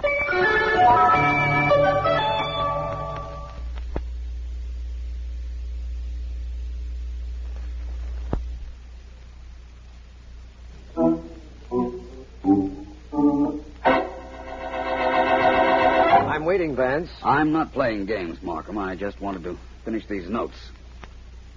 That's all there. Now, what is it you're waiting for? An explanation, of course, as to how you knew it was Billy Alberts who killed Burke and Pinky. All I knew was that Alberts was on the radio when Burke was killed. Well, that wasn't Alberts at all. It was Pinky, establishing an alibi for Billy Alberts. That's the reason Alberts had to kill him, to avoid any possible future blackmail. You knew that? Of course. Remember when we heard that quiz program together?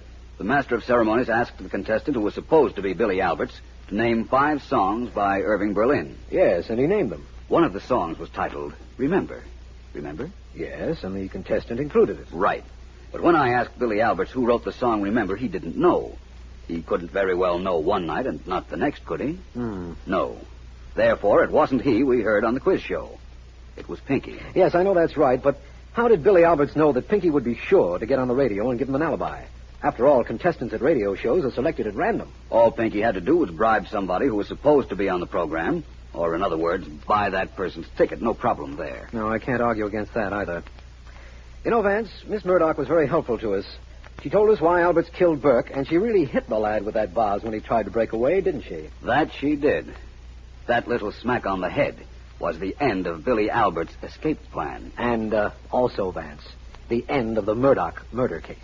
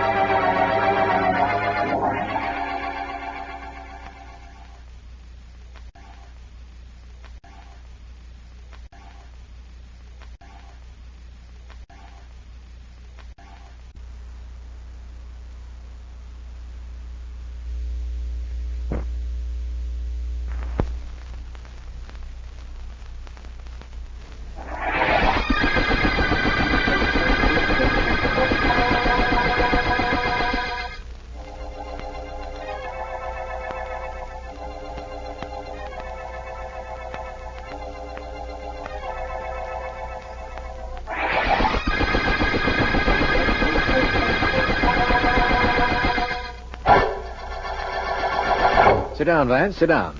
Nice of you to drop in. Well, thank you, Markham. Well, I'm glad that being district attorney gives you the same privilege of working late that my chosen profession affords me. Haven't seen you in a week, Vance.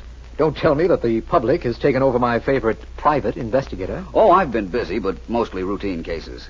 Then, this evening, I was driving by this way, saw the light in your office, and thought I'd take a chance that it was you up here and not a cleaning woman. I'm glad you're not disappointed.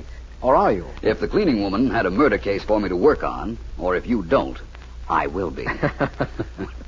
Anything unusual going on, Markham? Yes, I'm working late because a young lady phoned me and asked me to wait for her. She said it was urgent. Well, that sounds very interesting, Markham. Perhaps Which one of you is the district attorney, please? Please? Well, please come in. I must see Mr. Markham. I phoned him a while ago. It's a matter of life and death. Yours? Are you Mr. Markham? I'm Philo Vance. This is Mr. Markham. How do you do? Mr. Markham, my name is Mills. June Mills, and you've got to help me. Well, I'll certainly try if you'll give me a hint as to how. Oh, I'm sorry. It's just that I'm so upset. I've never done anything like this before, and I don't even know if you can help me. If he can't, I'd like to, Miss Mills. What's the trouble? Well, I know the district attorney is called in to help convict a killer after a murder takes place, but can he help prevent one? That's what I want to know, can he? He certainly can try. Tell me what it is you're troubled about. It's my boyfriend, Johnny Blake. He works at the soda fountain down at the Kingsway Luncheonette. He's going to be killed. Who's going to kill him? Who? Yes, Miss Mills. Who? I can't tell you. I can't tell you that. I don't dare tell you. Why not? Because they'll kill me, too, if I do. And you won't be able to stop them. They might kill me if they knew that I came here. Oh, I just thought of that. You've got to forget that I was here. Promise me that you will. What about your boyfriend, Johnny Blaze? I'll think of something else. I'll have to. Nobody must know about this. Promise me, both of you, that you'll do nothing about it. Please, please, promise me. I'm frightened. You've given us no alternative, Miss Mills. We have nothing to work on. Yes, I know. I'm sorry I came up here. When I heard about... Oh, no, I can't tell you. I mustn't. Remember, you promised that you'd forget what I said. Please forget that I was here tonight. Please. Well, what do you think of that, Vance? I don't know yet. That girl was terrified. Something tells me I ought to see her boyfriend, and I will, first thing in the morning.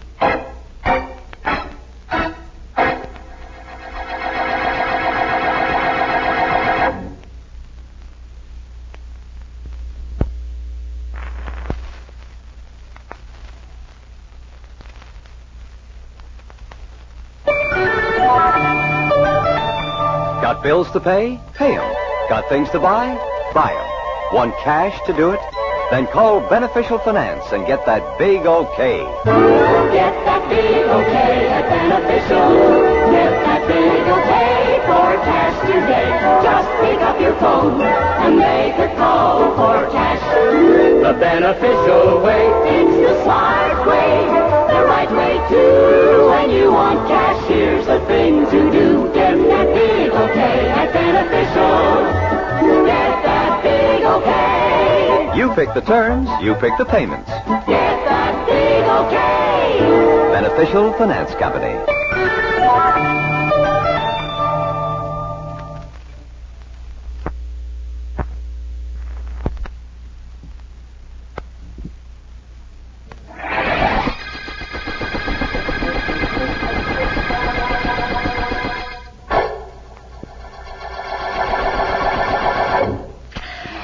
Chocolate soda, all black, no whipped.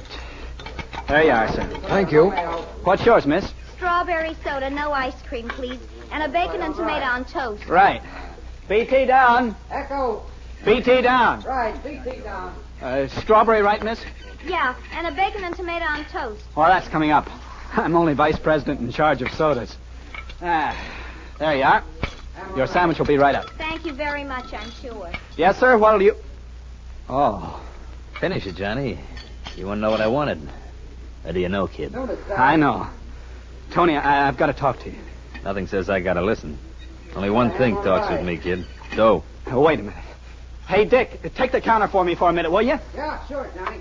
Tony, I haven't got what I promised you I'd have. No, Johnny?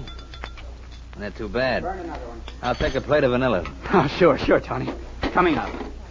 You're not sore, Tony. There. Sore? No, I ain't sore. Only I'm disappointed in you, Johnny. Here you are. White. That's right. It's good ice cream. You, promised me something. You don't keep that promise. That ain't right.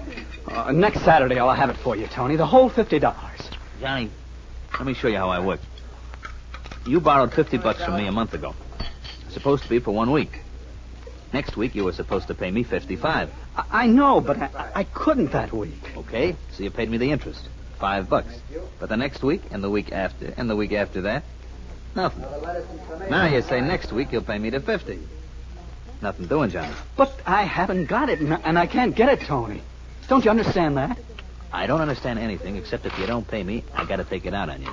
Nothing personal, Johnny. Just that guys like me, we don't ask for security when we lend you guys dough. If I let you get away with it, other guys will get the same idea. There's good ice cream. Look, Tony, there must be some way I can make a deal, will you? There must be something you'll take. Sure, kid. My money. You better run around tonight and get it, Sonny, or tomorrow maybe you won't even be able to walk. It's good ice cream you got here, you know?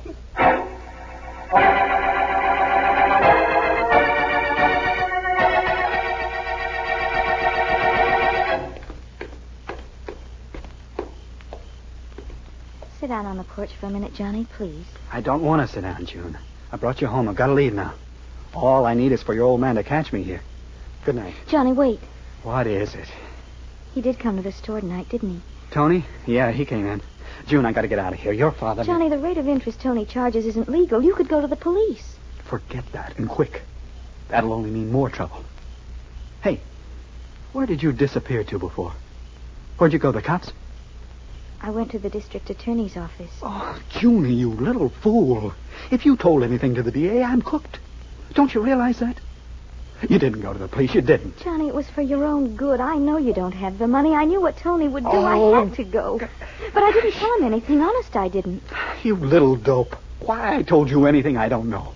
If a cop shows up at that store, Tony will take care of me, sure. Joe, who's that with you? It's me, Mr. Mills. Johnny Blake. Daddy only took me home. That's all, Dad. That's all. Johnny, you listen to me.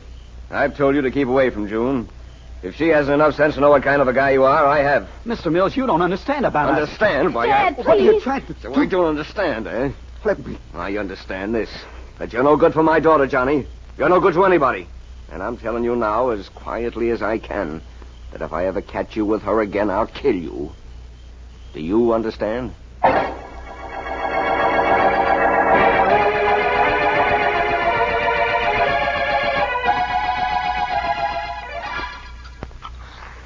Yes, sir. What do you have? Oh, good morning, young man. My name is Vance. If you're selling anything, Vance, you better see the manager, Mr. Kelly. He'll be in about a half an hour. My name is Philo Vance. Oh, I'm sorry. I can't do a thing. Philo Vance? The private detective? Well, I'm really a private investigator, but the difference is so subtle we'll skip it. I'm looking for Johnny Blake. Is that you? Nope. I'm Dick Jackman. Johnny ought to be around, though, somewhere. Where's that? Well, I don't know for sure. I just came to work. He gets in before I do. Maybe he's downstairs in the basement grabbing a smoke. Or mixing some syrups or something. What's up, Mr. Vance? I don't know. That's what I came to find out. Which way is the basement? Right down the stairs at the back of the store. Say, I'm off for a couple of minutes. You want me to take you down? I'd appreciate that very much. Okay, just walk along outside the counter, Mr. Vance. Meet you in the back. That's fine. Thank you again. Here we are. Right through this door. Down the stairs. Oh, I'll go first, Mr. Vance. If you will. See, we keep all kinds of stuff down here, Mr. Vance. Syrups, big refrigerators, everything. Hey, Johnny, got company. Yeah, that's funny. Maybe he isn't down here. Oh, no, he's got to be. One of the boys said he saw him go down here about an hour ago. Hey, Johnny! John! Mr. Vance? I see it. Was that Johnny Blake? Sure looks like him from here, Mr. Vance. I wouldn't like to go over there. I would like to look at it from up close. You won't have to, Dick. He's dead. I can tell that. I can see from the way he's crumpled up. What's that on the floor next to him? Well, that's a syrup pump. Vanilla syrup pump. We keep all of them down here in the morning where they can be scrubbed. Well, I'd say somebody hit Johnny over the head with it and killed him. Dick, who was it Johnny was afraid of? Don't ask me, Mr. Vance. I don't know. I haven't any idea who it was. No kidding. I wouldn't know, Mr. Vance. I wouldn't know. It might help me find whoever killed Johnny, Dick. Yeah, maybe, Mr. Vance, but I'd say that nobody can help Johnny anymore, and, well, I don't want to be in a spot where nobody can help me either. Dick, listen. Johnny's girlfriend, June Mills, told me part of the story. She told you about Tony? Vaguely. I need a little more information. Well, Tony's the reason I won't talk, Mr. Vance. See, he's a pretty tough character. June probably told you that Johnny borrowed dough from Tony, didn't she? Not exactly, but she didn't have to.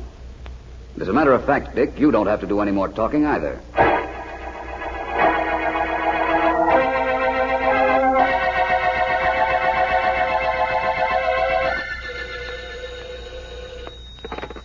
Hello, Markham speaking. Markham, this is Vance. Hello, Vance. I'm down at the Kingsway Luncheonette. You remember the girl who came to see you last night? Yes, very well. Why? I should have come down here last night, only she begged so hard I postponed it until this morning. What she was afraid of has happened. Her boyfriend, Johnny Blake, has been murdered. What? That's right. He was hit over the head with a syrup pump. A vanilla syrup pump. And his body was tossed in a corner. You'd better get Sergeant Heath and some men down here right away. Yes, I will, of course. So, Vance, it's finally happened. You found a murder and called me in. Well. I hope that's as far as precedent breaking goes on this case, Markham. I'd like to solve this case. Incidentally, I have something to work on. You have? What's that, Vance? Johnny Blake's soda fountain partner, Dick Jackman, told me what it was that Johnny's girl was afraid of. He'd borrowed money from one of those small-time gangsters who lend money to soda clerks and barbers and small salaried office workers who have no security. Yes, we call them Shylocks, Vance. They're usually pretty hard customers. Are they, Markham? Well, I'm going to see this one. Maybe I can soften him up a bit.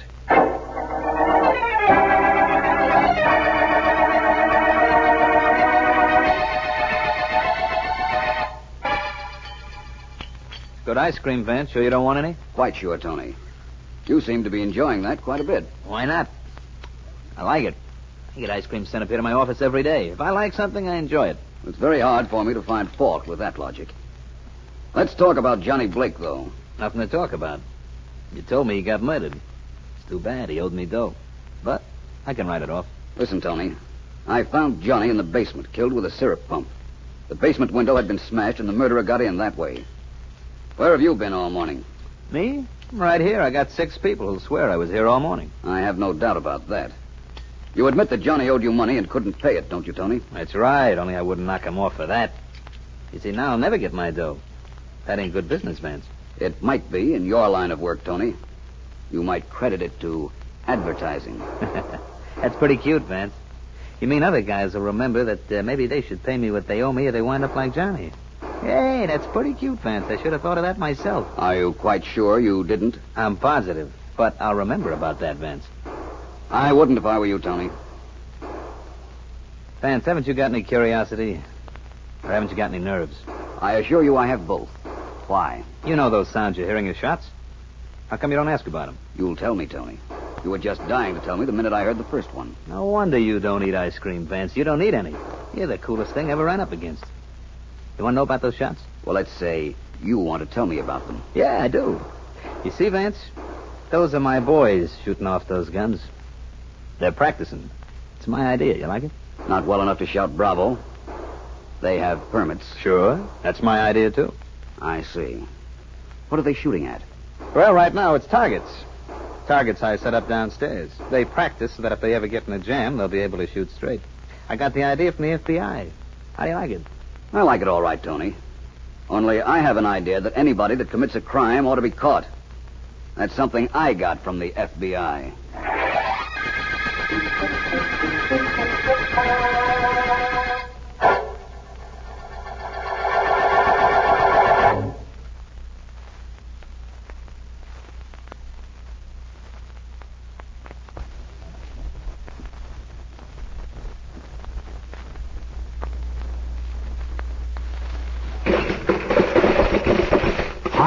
Buttered popcorn. Crisp, tender morsels that melt in your mouth.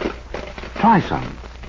Easy to make with a West Bend corn popper that's easy to buy at your Pennzoil station. You can get the $7.95 electric West Bend corn popper for just $4.95 when you buy 8 gallons of Pennzoil gasoline.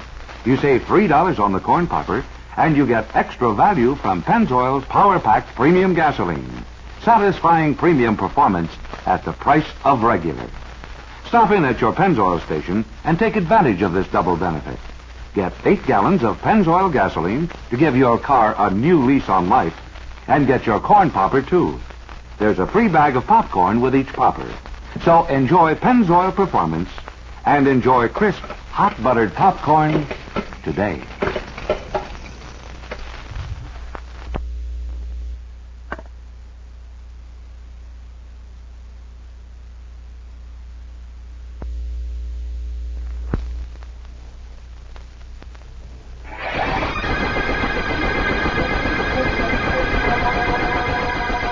This is District Attorney Markham. The Vanilla murder case began when Johnny Blake, a soda dispenser, was found dead in the basement of the store where he worked. Vance and Dick Jackman, another soda clerk, discovered the body, and beside it, a syrup pump which Vance found to be marked vanilla. Vance has found out that Tony Amrotti, a loan shark, had threatened Johnny. I've uncovered some information that might be helpful to Vance, and I've phoned him to meet me outside the basement window. He should be along any minute now because it's about half an... Vance, is that you? Yes. Well, Markham, what's going on that you couldn't tell me on the telephone? I could have told you then, I suppose, but I thought I'd like to have a private chat with you, Vance.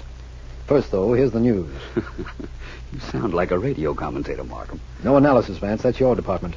I'll stick to the facts. You can tell me what they mean. You remember the girl who came to my office last night? June Mills, of course. Well, I've talked to her. And she admits to me that her father threatened Johnny. Oh? It's not too involved, but he didn't like Johnny. In fact, he threatened to kill him if he found him with his daughter again. Is that so? Definitely. Well, this little piece of information of mine gives you another suspect, Vance, right? No question about it. Where is Mr. Mills now? June and her father are at home. Sergeant Heath is keeping them there temporarily. In that case, I think I'll pay them a visit. I might as well clean up that little detail. Vance, I've given you some information, but you've been a little reluctant to part with any news. Have you made any progress at all in this case? I think so, Markham. In fact, I can tell you with every confidence that when I return from the Mills house, I'll tell you who murdered Johnny Blake.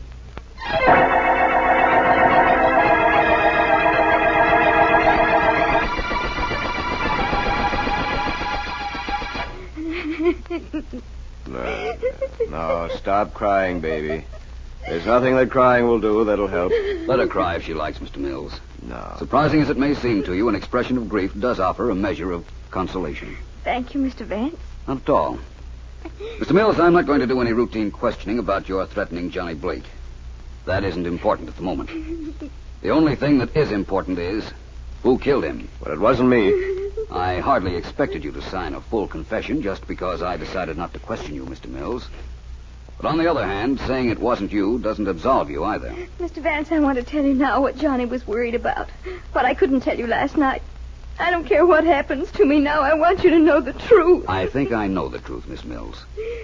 And after this little talk I've had with you two, I think I know something even more important. I think I know the killer.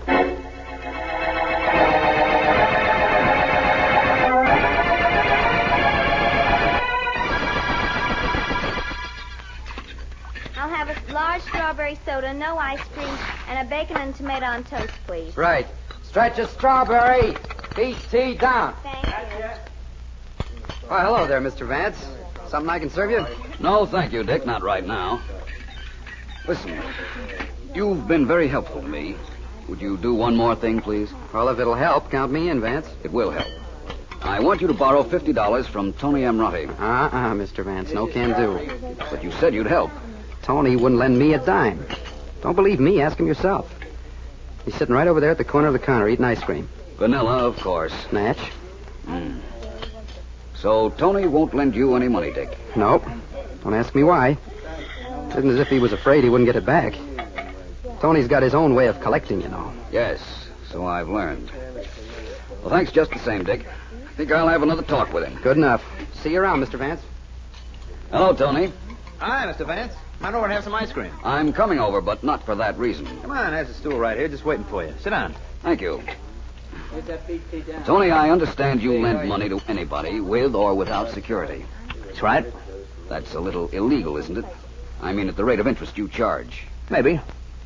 Only there ain't no such thing as a little illegal, is there, Vance? I suppose not. Tony, inasmuch as you lend money to anybody, why won't you lend any to Dick Jackman? That soda jerk over there? He's a bad boy, Vance. He forgets to pay back. And if you start putting any pressure on him, he'll yell for the cops. And you don't like that, eh, Tony? Look, if you was in my line of work with you, that's the only risk we take in this racket. If the guy don't scare, we're sunk. If you've never lent Dick any money, Tony, how do you know he's a bad risk? Information. I got information about 6 months ago on that guy. He owed a bookie half a C for 5 months and only paid him a month ago. Half a C? Half a century. Century's $100. I know. Let me understand something. Dick paid your bookmaking friend $50 a month ago. Just a little after Johnny borrowed $50 from you. I guess that's right. Coincidence, huh? Perhaps not.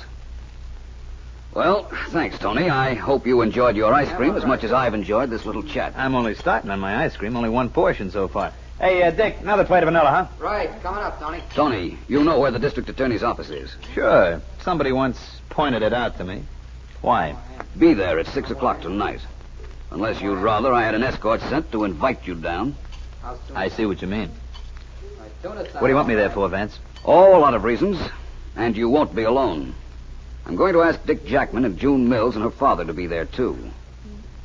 You're really going to want to come, aren't you, Tony? Am I? Why? Why? Because I'm going to name Johnny Blake's murderer. And I couldn't very well do that without you there, now could I?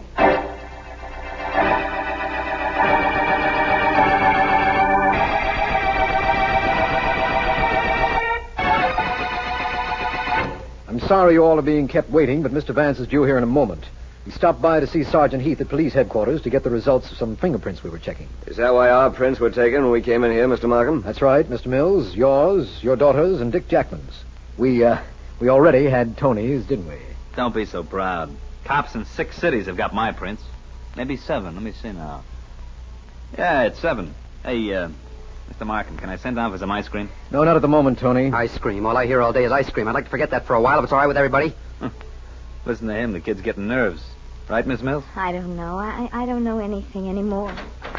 Good evening, all. Oh, here's Vance now. Hi, Vance.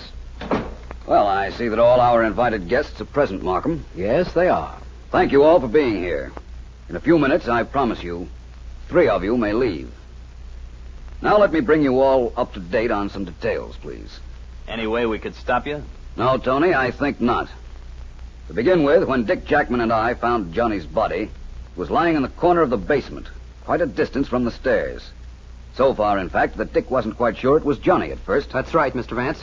Dick and I saw the murder weapon at the same time, the vanilla syrup pump.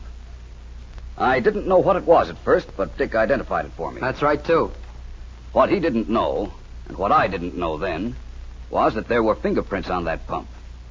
Fingerprints of the murderer. All I know is they ain't mine, unless this is a trick. They aren't your prints, Tony. You see, the fingerprints on the syrup pump are Dick Jackman's. Why not? I handle that pump a lot. Isn't that reasonable? Yes, but you didn't handle it this morning. You had just come to work, remember? And the pumps were downstairs in the basement to be scrubbed. You got your fingerprints on it when you hit your friend Johnny Blake on the head. Oh, no. You can take him, Markham. Oh, no, he can't. Nobody takes me. Nobody gets me. I have no idea. Quite a wallop you have, Tony. Yeah. Tell that to your friends, will you, Vance? Good advertising. What a chump this Dick Jackman was. Left fingerprints. I'm sorry to have wasted your time in this case, Vance. Inasmuch as there were fingerprints, it actually was nothing but a routine police case. That would be true, Markham, except that there were no fingerprints. What? I beg your pardon? I made up the detail of the fingerprints merely to force Dick into making a break. You see, I knew he was our murderer.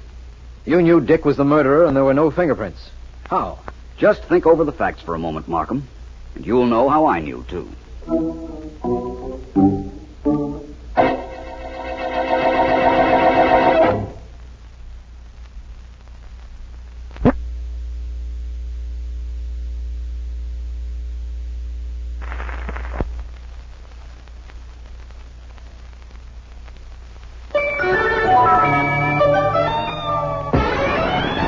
That big okay, that beneficial.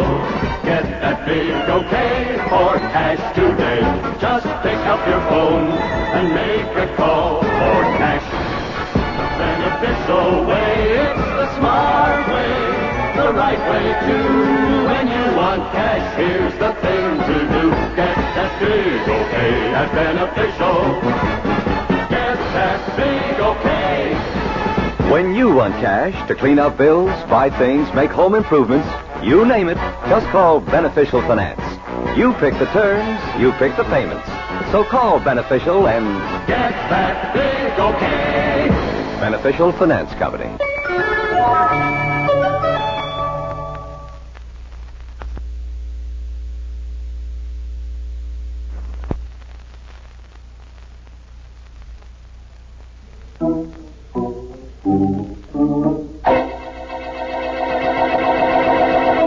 Well, Markham, where do you want me to begin? Now that our 3 other suspects are out of the office and Mr. Dick Jackman is in Sergeant Heath's hands. I like my explanations slowly, Vance.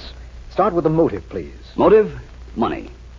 You see, when Johnny Blake borrowed money from Tony, he actually borrowed it for his friend, Dick Jackman. How did you find that out? It added up. Tony told me that Dick paid a 6-month-old debt shortly after Johnny borrowed money from Tony. I'm beginning to understand. When Tony demanded money from Johnny, Johnny went to Dick and insisted that Dick pay him the $50. Dick couldn't pay it, knew he was in a spot if Johnny talked, and he had to do something desperate. He had to, and he did. Let me see now. On his way to the store the morning of the murder, he passed the basement window and saw Johnny working down there. He broke the window, jumped down, and hit Johnny with the pump Johnny had just finished cleaning. Exactly. Then he climbed out the basement window and came in the front entrance to work. I see.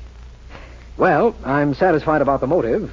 Now tell me about the clue. The clue was there when I found the body, only I didn't realize it at the time. Markham, Dick and I were 15 feet away from Johnny's body and the syrup pump. But Dick knew it was a vanilla syrup pump. The only way he could have known is if he'd used it to kill Johnny. That's right. It was too far away to see the lettering on it, wasn't it? Of course, and in the maze of complicating details, I overlooked it. Temporarily, of course. When I thought back on the case, I realized what an error Dick had made right at the very beginning. I'm glad you did, Vance, because it was an error at the beginning that brought us to the end of the vanilla murder case.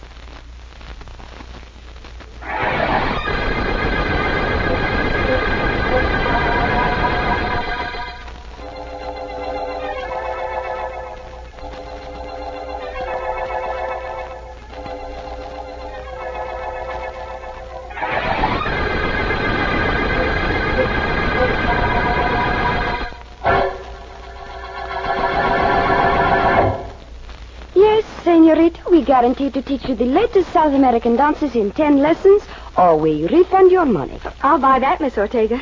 There's something about the samba that I just can't get. Samba and rumba are included, of course. Now, your name, please? Sally Henderson. Mm-hmm. Occupation or profession? Oh, I'm secretary to Mr. F.X. Markham. He's district attorney here. Oh? Why? What's wrong? Oh, nothing. Miss Henderson, we will not be able to start your lessons for several weeks. Will that be all right? Well, no, not especially all right. Well, you know how it is with these things. You make up your mind to do them, and then, well, once you do, you'd like to do them right away. If you are in a hurry, you might try somewhere else. I'm very busy. I have many people to give lessons to. Well, one more shouldn't make any difference. Hello? Rosita? Yes, this is Senorita Ortega. Look, don't hi-hat me, Rosita. It's Ronaldo. Yes, what is it? This connection must be bad or something. Rosita, this is Ronaldo, remember? What is it you want? To see you, for one thing. To get my job back for another. I'm sorry, there is no position open here now. Goodbye. Now, wait a minute, Rosita. Take it easy. Maybe if there isn't a job open, you wouldn't mind making a small loan to a friend? Absolutely not. We have nothing further to discuss, Ronaldo. Oh, yes, we have. We have a lot to talk about. I gave you a week to cool off after you fired me. But nobody's hiring male dancing teachers much. I'm not doing too good. I'm sorry. That's all you can say? I'm sorry? Rosita, you've got no idea how sorry you're going to be. Now, where were we, Miss Henderson? Oh, you had just decided not to give me dancing lessons, Senorita. But after what I just overheard, I've decided perhaps I'd better get in touch with my boss, the district attorney, right away.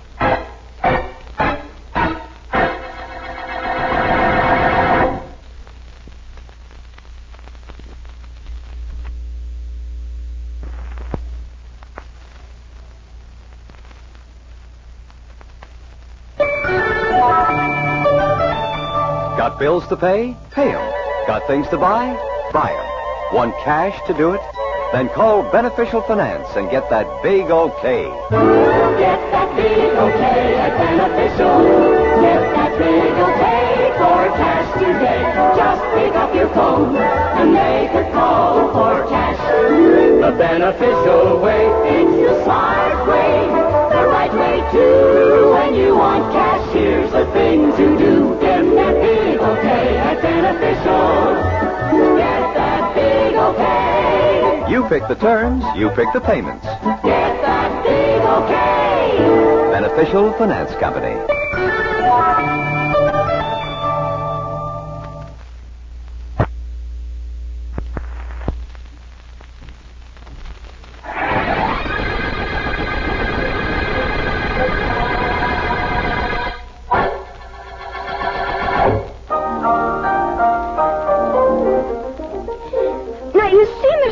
It is really quite simple. Now listen, watch. Just 1, 2, 3. 1, 2, 3. 1, 2, 3. You see, the entire Rhumba is built on the 1, 2, 3 rhythm, just like your American waltz. Is it, Rosita? Please, Mr. Cummings, pay attention to what I'm trying to teach you. Head up. No movement from the waist up. With the feet, 1, 2, 3. Come, we try it again. 1, 2, 3. You do it. I like watching you. You can do it if you try, Mr. Cummings. Come, try, eh? No, I'm a little too clumsy for that kind of thing. I realize that this is my 10th lesson and I haven't learned to dance. But I've learned something that's worth a whole lot more. I've learned about you. That's come to mean something to me.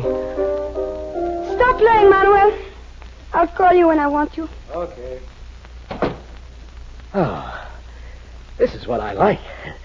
You and I alone, Rosita. Of course, it isn't exactly an ideal setting, but it will do. And, the ideal setting, what is that? That's the kind of thing I wrote to you about, Rosita. Moonlight, away from people. Someplace where they never heard of Rhumba lessons. You are quite, romantic, Mr. Cummings. Your letters are very dear to me. Are they, Rosita? Yes. Mrs. Cummings must be a charming woman, Mr. Cummings. I wonder if she is equally an understanding woman. You think she would like reading your letters? You wouldn't show them to my wife. Oh, Mr. Cummings. How could you even think such a thing? No. In fact, I might even be willing to part with them, despite their great sentimental value to me. How much would you say they were worth? Oh, so that's it. Blackmail. Blackmail, Mr. Cummings? Oh, no. I merely asked for a friendly estimate. How much would you say those letters are worth? Is that blackmail? You know it is. And you want to know what those letters are worth to me? They're worth a whole lot more than your life is.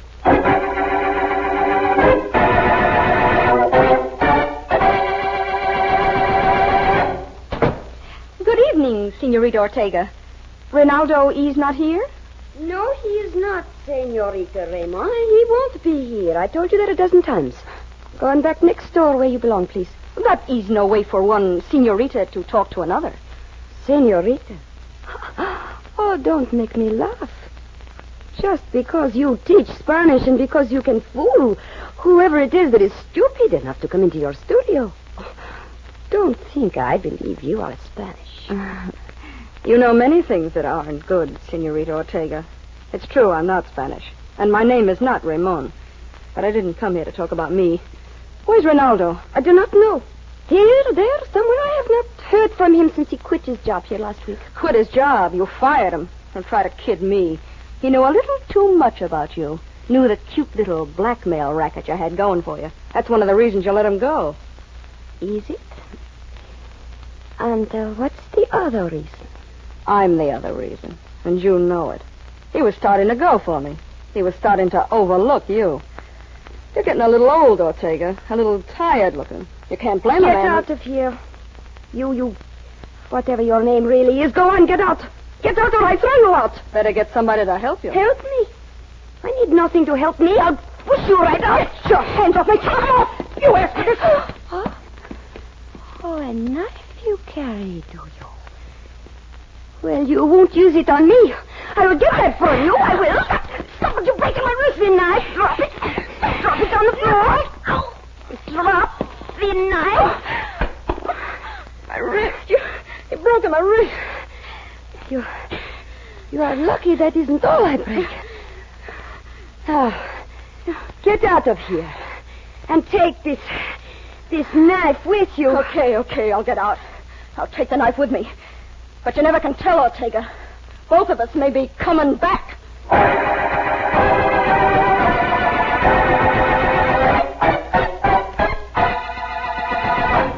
It may be something, and it may be nothing, Mr. Markham, but I thought I'd tell you about it. I'm glad you did, Sally.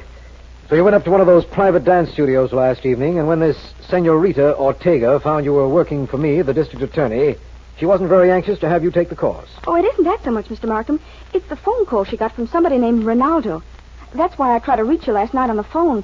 He sounded mighty serious when he threatened her. Yes, I didn't get in till quite late. And he was serious, all right, Sally. What do you mean? Look at this memorandum that came into me just before you arrived.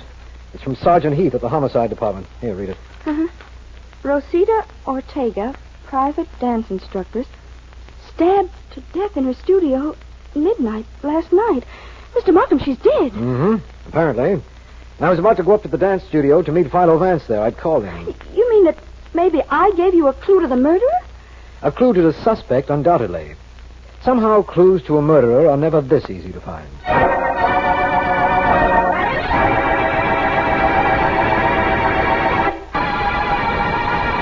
Well, Vance, Sergeant Heath has this Ronaldo individual in the late Senorita Ortega's studio. Shall we go in? No, not for a moment, please, Markham. Let's stay here in the outer office a minute. It was quick work on Sergeant Heath's part. Apprehended Ronaldo? Yes, it was. Heath has another suspect for us, too, a Senorita Ramon. She teaches Spanish in the studio next door. Senorita Ramon. That's right. I noticed her sign as we came down the hall. Well, Markham, I'm about ready to go to work. It's been quite a while since our last murder case, and life is little to a private investigator without a murder. To a private investigator such as you, that's undoubtedly correct. Now, how about this Ronaldo, Vance? Let's get him in here now, if you will, Markham. Right. I'll have Heath send him in. Sergeant Heath, would you ask Ronaldo to come here, please? Sure. He's on the way, Vance. Good. I'm Ronaldo Alvarez. Right in this way, please, Ronaldo. Sure. What happens now? Ronaldo, I'm District Attorney Markham. This is Philo Vance. Vance, huh? You heard of Mr. Vance? Who hasn't? But I don't suppose he can want anything from me. I might, now that Sergeant Heath apprehended you so quickly. What apprehended? I walked in here this morning to see Ortega. Didn't know a thing about her being dead until then. Perhaps that's true. Ronaldo, why did Senorita Ortega discharge you? Why? Because she thought she could get along without me. That's why. Was that the only reason? What is going on in here? Why am I being held like a prisoner in the studio? It's all right, Heath. Let her come in. All right. Why am I being held in there like a thief? Why? And who are you, may I ask? Me? I am Senorita Ramon. I have the studio next door. Oh, I see. Is that reason enough for me to be held until you get ready to speak to me? I think it might be, Senorita Ramon. That accent of yours is slightly spurious, too, I might add. What is your right name? Her name is Margaret Stone, Vance. Thank you, Ronaldo. You knew her? Very well. Ronaldo, Would you please wait in the studio just one moment, Senorita Ramon, or Stone, whichever you prefer. I promise you we won't be more than a few minutes. Okay. Only I don't like to be kept hanging around like a pet dog. Quite a young lady there, Ronaldo. Huh? She's really something, Vance. And, can I go now? Not yet. Ronaldo, I'd like you to tell me all you know about the late Senorita Ortega and who might have killed her. Look, Vance, I'm a dancer, not a detective. But Rosita did have something off the record going on with a guy named Cummings. Jack Cummings. He was married, and he wrote us some letters. That sounds like something, Vance. Yes, it does. Where did the Senorita keep those letters, do you know? I should know. I saw her looking at them only last week. I got an idea that was one of the reasons I was fired. They're right in that desk Mr. Markham sitting at. Middle drawer. Yeah? It's locked. Well, that shouldn't be entirely unexpected. That paper knife ought to be capable of prying the drawer open. Insert it right in the center, Markham. Right.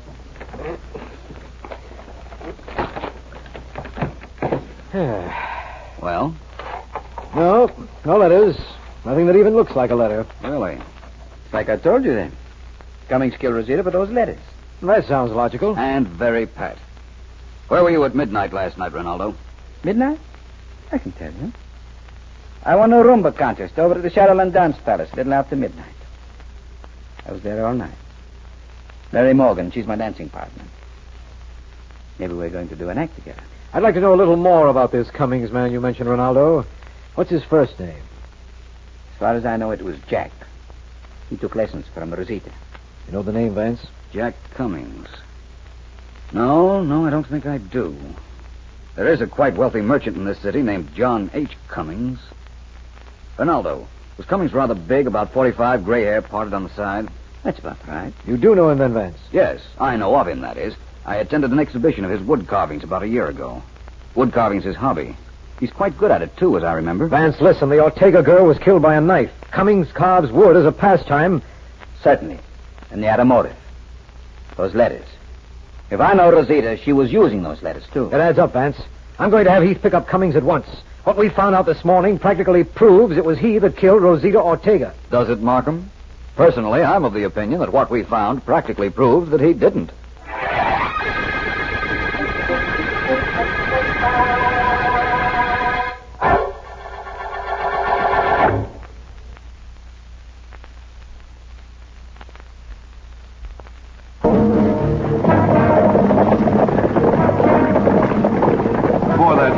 Snack when you're watching TV, enjoy crisp, hot, buttered popcorn.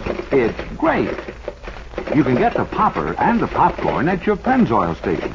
Get a $7.95 electric West Bend corn popper and a free bag of popcorn for only $4.95 when you buy 8 gallons of Pennzoil gasoline. It's an eye-popping double savings. You save $3 on the corn popper, and you get Pennzoil Premium at the price of regular. Power-packed Pennzoil to help you start faster on cold mornings and to give you better performance anytime. And a West Bend corn popper to make TV time popcorn time. So drive into your neighborhood Pennzoil station. Enjoy Pennzoil performance today and enjoy hot buttered popcorn tonight.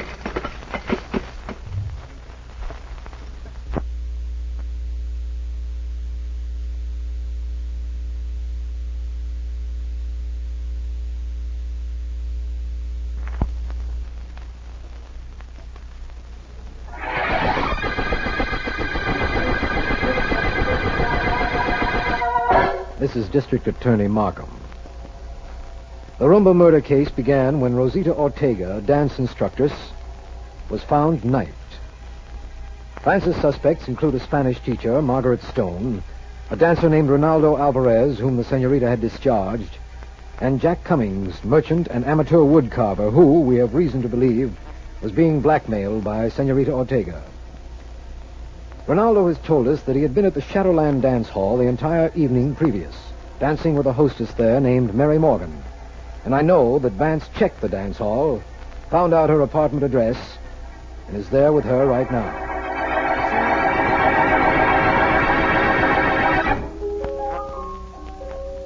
I'd like you to know something, Miss Morgan. This is the first time I've ever been in the apartment of a dance hostess. Oh, gee, high-sounding name, Mr. Vance. I'm a taxi dancer.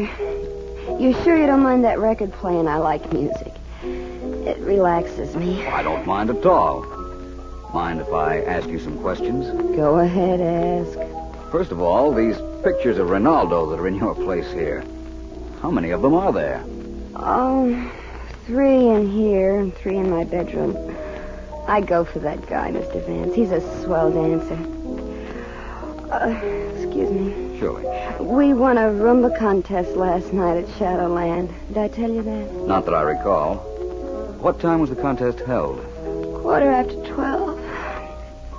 Ronaldo and I have been practicing all night. At Shadowland? Sure, at Shadowland. Oh, it was perfectly legit. He bought tickets, the same as any customer. My knowledge of dance halls is a little limited, Miss Morgan. Tell me about Shadowland. Why till I turn off this record, huh? There. Well, Mr. Vance, there are about 25 of us girls. They call us hostesses. We sit around till some fella comes over and asks for a dance. Some fellow? Well, sure. Fellas come up there to dance, and they buy a bunch of tickets, and they dance with us.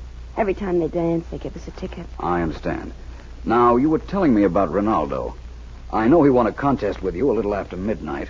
He says he was with you all evening from 9 o'clock on. That's just about right, too. He got there about 9 and we started dancing. He didn't miss a dance until the contest. Every dance we danced. You must have been pretty tired. Oh, I do that every night. I'm used to it. Only every night I don't get a break like dancing with Ronaldo every dance. I'm curious about one thing, Miss Morgan. How much money do you girls make, if I'm not being too personal? That ain't personal, Mr. Vance. We get 6 cents on every ticket. Tickets cost a dime, and the house makes 4 cents. I see. You really do have to do a lot of dancing to make money, don't you? That I do. Why don't you come up sometime, Mr. Vance? You look like you wouldn't get fresh or nothing. I might do that, Miss Morgan. This case I'm working on seems to be getting nowhere. The lack of clues is a little fantastic. Perhaps after I solve it, if I solve it, I might devote some time to the light fantastic.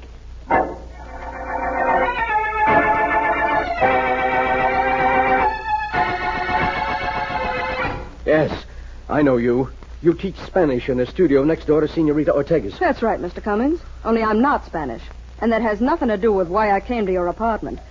We are alone. Yes, but what has that to do with what you're going to say? Plenty.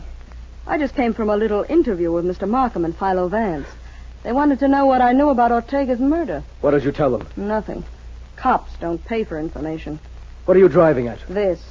Ortega was murdered about midnight last night. You were at a studio at about that time. I saw you. I want $10,000 to keep quiet about it. I won't pay it. I think you will. Get out of here. I've worried enough about my being up there last night. I was there to get something that belonged to me. But I didn't kill her, do you understand? I didn't kill her. I won't pay a cent. You will.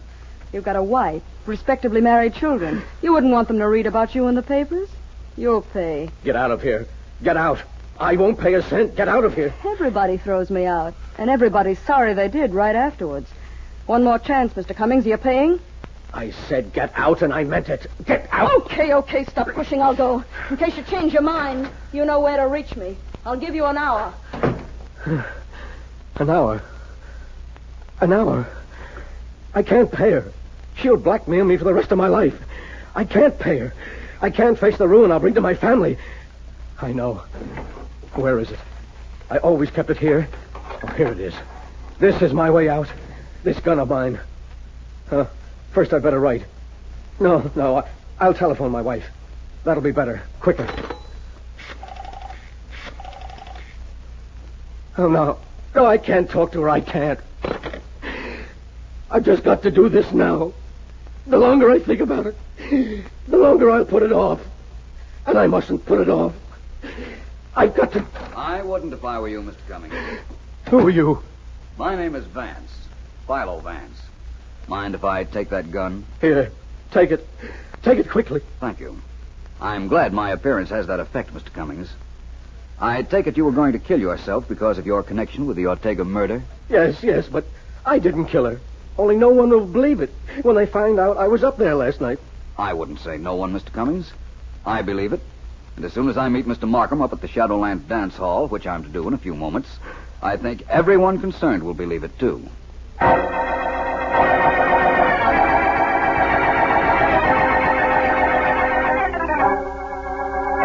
There's nothing quite so desolate looking as a dance hall during the day, is there, Markham? Oh, I don't know, Vance. An empty stadium at night, an office building on Sunday.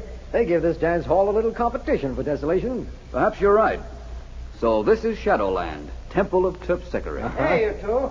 What are you doing here? Watchman, Vance? I think not. Must be the manager. I phoned him a while ago.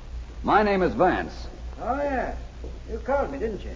Who's your friend? This is District Attorney Markham. Hi, what can I do for you, Vance? Have you the records I asked for? Oh, sure, in my office. It's right here. Come on in. Not much doing around here this time of day. We figured that out for ourselves. You got the records right here on my desk. Here they are. Last night, Mary Morgan, the girl you asked about, Vance, turned in 40 tickets. 40, eh? Tell me something. How long does a dance last? All lasts the same time, and the music is continuous. We got 2 bands. Every dance lasts exactly 2 minutes. We do a minute break between dances to collect tickets and let people out and off the floor. What's that information for, Vance? Just general knowledge, Markham. All I'd say, that's what it's for. One thing more. how much did Mary Morgan make the night before last? I'll have to find that out for you, Vance. Won't take me a minute. Don't hurry. We'll be here when you get back. Well, Vance, I've got something to tell you. We're picking up Jack Cummings, the man Ronaldo spoke to us about. He was supposed to have written some letters to Senorita Ortega, remember? Of course. And you picked him up, eh? Yes. You see, the girl who has the place next to Ortega's, Senorita Ramon, saw him near the Ortega apartment at the time of the murder. And she told you that? Definitely. Markham, I wouldn't overlook this Senorita Ramon if I were you. You mean you don't think that Cummings murdered the Ortega girl? No, I don't. I told you that once before. I know who the murderer is, Markham. And believe me, it's not Jack Cummings.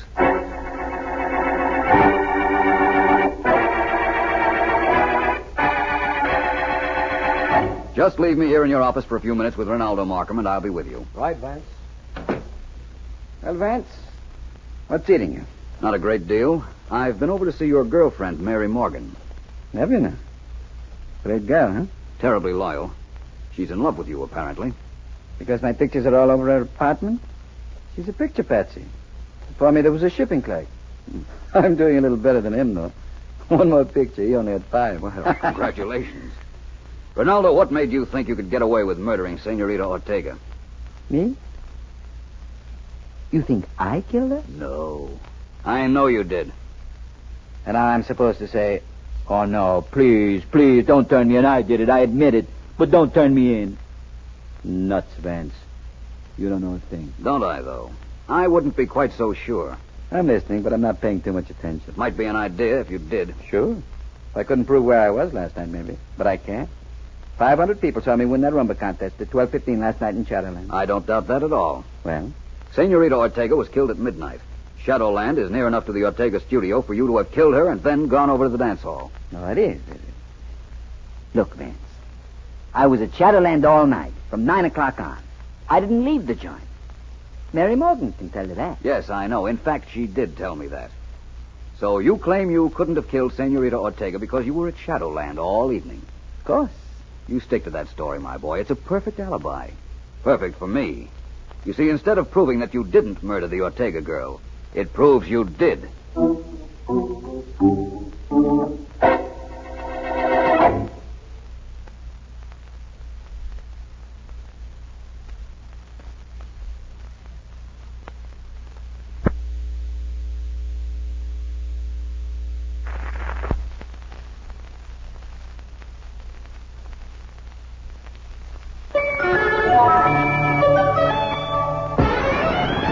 That big okay at Beneficial.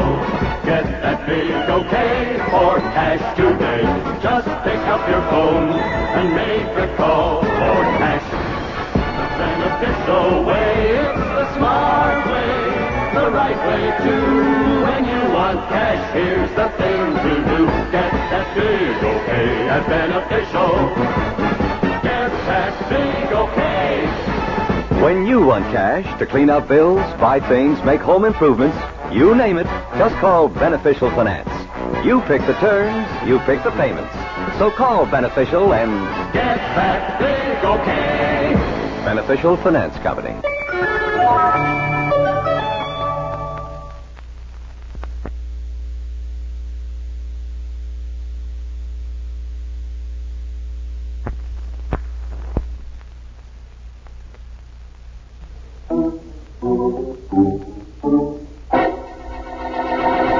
Well, Markham, what you want to know then is how I knew Ronaldo killed Ortega. It's a matter of mathematics. Sit down and listen. Very well. I'm doing both. Good. Ronaldo said he danced every dance from 9 o'clock to midnight with Mary Morgan. That's 3 hours. That's right. Now, the Shadowland dance hall manager told me that each dance lasted 2 minutes with 1 minute intermissions between each dance. In other words, there were 20 actual dances per hour. Can't argue with that either. All right, let's take it from there. 20 dances per hour for 3 hours makes 60 dances.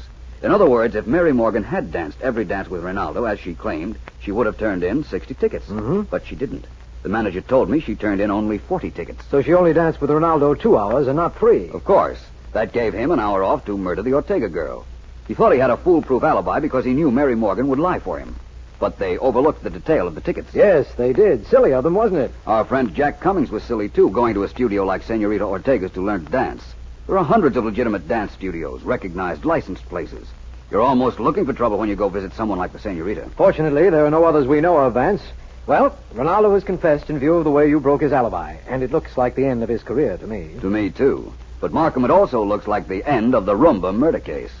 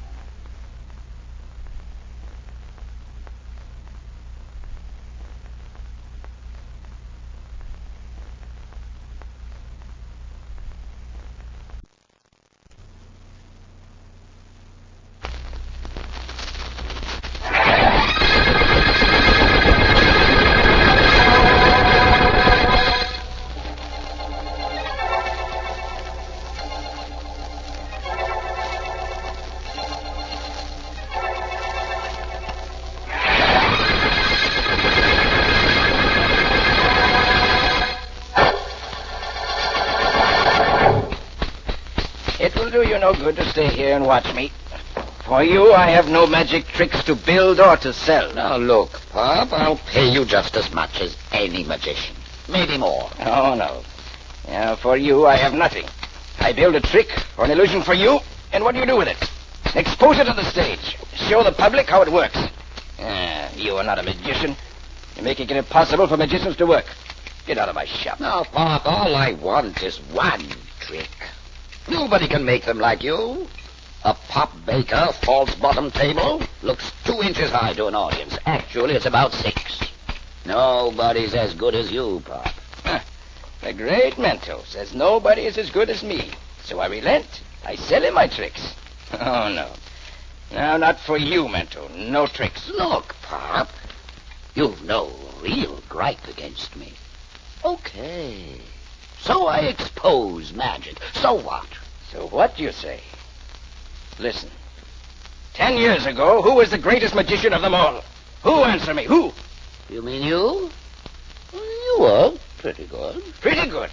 From coast to coast, a headliner. My own magic show, 2 performances a day, my name in electric lights. Baker the Baffler. Now, what do I have? A pretty nice business. Making effects for magicians.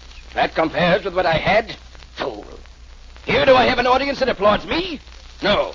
Here do I have anything except my tools, my work? You're not blaming me for getting you off the stage, are you? Yes.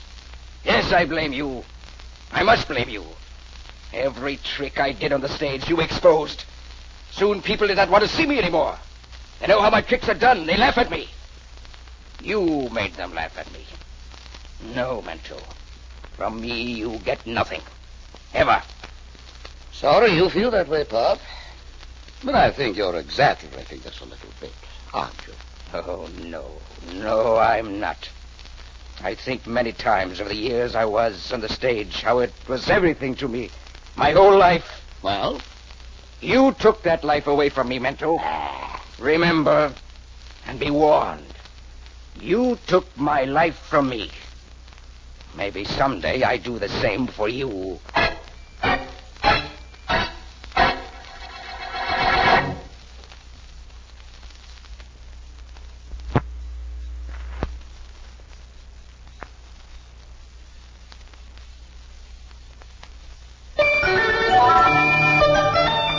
Got bills to pay? Pay 'em. Got things to buy? Buy 'em. Want cash to do it? Then call Beneficial Finance and get that big okay. Get that big okay at Beneficial.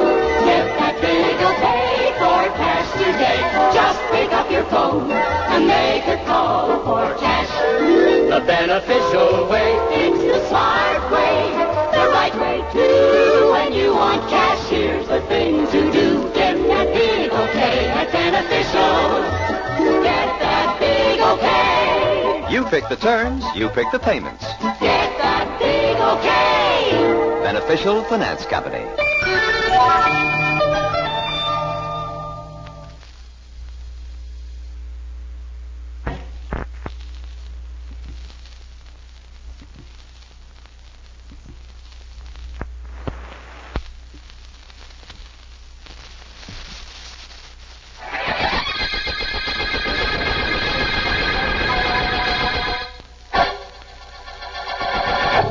How's my makeup, Betty? It's perfect, Mento, as you know. Just like everything else about you. Perfect. Well, that's hardly a reason for that tone you're using, my girl. Incidentally, your makeup wasn't too good at the matinee. Too lazy or too much in a hurry? Which was it? Neither. I've been with you over a year now, Mento. So you have. And no magician ever had a prettier assistant. I am very pleased with you, Betty. Pleased with me? That isn't the way you talked when I first joined the act. If this is going to be a quarrel about the same old thing again, please let it keep until after the performance. I can't work when I'm upset. I've been upset for months and I've worked. I don't see any reason for putting this off any longer. All right, let's have it. What is it? When are you going to marry me, Mento? Is that all? I thought this was going to be something important. It was important when you tried to convince me you were in love with me. When you made me fall in love with you. I made you fall in love with me? Uh-huh. Come now, Betty. There's a limit to what even a magician can do. Come on, go on. Hand me my cape. Here. Folding flowers and silks are in it? Yes, they're in the folds of the cape where they belong. Now listen, Mento. How about you and me? What have you decided? What's the terrible rush, my dear? You know I'm fond of you. Maybe. But Johnny Davis is in love with me. He wants to marry me. Well, then marry him. I'll hide my broken heart and wish you two all the happiness in the world. Although what you can see in that hoofer, I don't know. Johnny's wonderful. Well, then you should be very happy. Well, I'm not. You've seen to that. And, Mento, I won't forget it. But I'm not going to be unhappy alone. I'll see to it that you share some of my misery. Believe me, I will.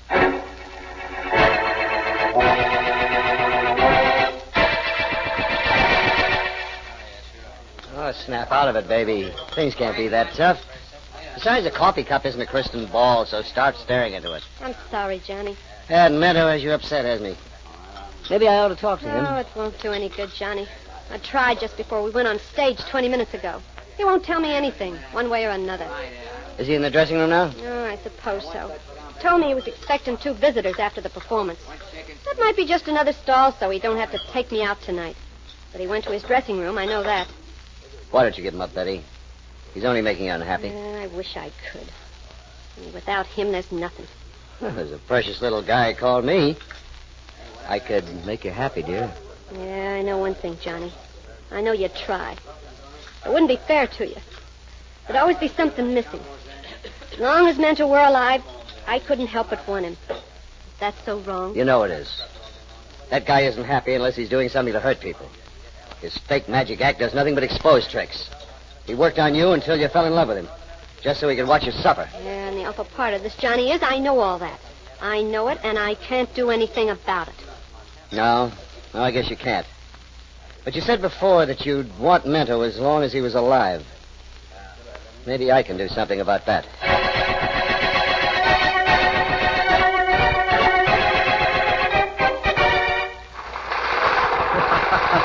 Good show, wasn't it, Vance? Excellent, Markham, excellent. I've always had a soft spot for vaudeville. Nice of the fellow to have sent me these tickets, wasn't it? Fellow? What fellow?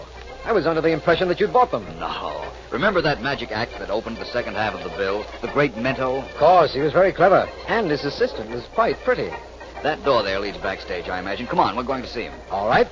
Would it be impolite to ask why? Hardly. As I was saying, he sent me these tickets and a note asking me to come backstage at the end of the performance. I'll get in this door. Backstage always had a fascination for me, Vance. It has for most people, Markham, including actors. And private investigators. Guilty as charged. I beg your pardon, but where is the great Mento's dressing room, please? Second room to the right. Thank you. Markham, to retain a semi-consistency to our conversation, I believe I was telling you about a note that this Mento sent me along with the tickets. So you were. It said, please see the show and come back to visit him afterward. It had a hint of intrigue. Vance, you could find intrigue in a loaf of bread. Don't you ever get tired of looking for it? No, and I hope I never will. It's True that many times the intrigue isn't there when I think it might be, but I don't overlook anything either. Anything that might be passed by if I hadn't investigated. Well, here we are. Perhaps your friend didn't wait. Perhaps that, too, is part of the intrigue. That would be interesting, Markham. Very interesting. Well, from what I can gather, you have your choice of believing that he either didn't wait or is very deaf. Vance. Now, don't be alarmed because I'm looking through the keyhole, Markham. Perhaps it is undignified, but under the circumstances, I believe it's warranted. And what warrants it? The keyhole is obstructed a bit because the key is still on the inside. Which means the door is locked from the inside, of course. That's right. Somebody must have locked it from the inside, but nobody answers our knock. There's trouble in that room, Markham. Well, then come on, man. Help me break down this door. Right. Once more ought to do it. Well. There's the great Mento, all right. Lying face down with a knife in his back. You were right about trouble, Vance. Yes, I know. Look at this door, Markham. It wasn't only locked on the inside with a key, it was bolted from the inside. I'll get Sergeant Heath on the telephone immediately. I think that can wait a moment, Markham. Okay. Take a look at this room. There's no other way a murderer could have gotten out except the door. That was locked and bolted. That window up there, Vance. Too small to let anyone in or out. Besides, I think you'll find that that's locked from the inside, too. I think you're right, Vance. Yes, it is locked from the inside. Well, this looks like a first-rate mystery, Markham. The position of that knife prohibits suicide, yet nobody could have gotten in here to kill our friend Mento. Or so it seems. I go along with that, definitely. Take a look around the room, Vance. There's the little stand that Mento brought out those silks in that fishbowl from. There's another table over there, and I guess that's all. No question about that. Vance, I have an idea that this is probably the most baffling case we've ever encountered. No question about that either, Markham. I'm quite sure this case isn't going to be quite as easy to break open as that locked door was.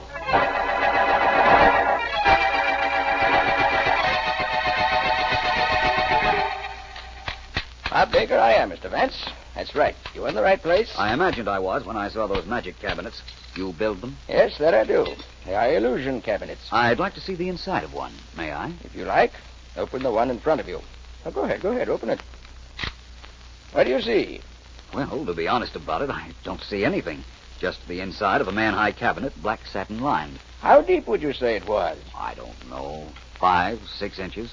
It seemed much deeper from the outside before I opened the door. Well, it's 24 inches deep. Holds 2 girls. See?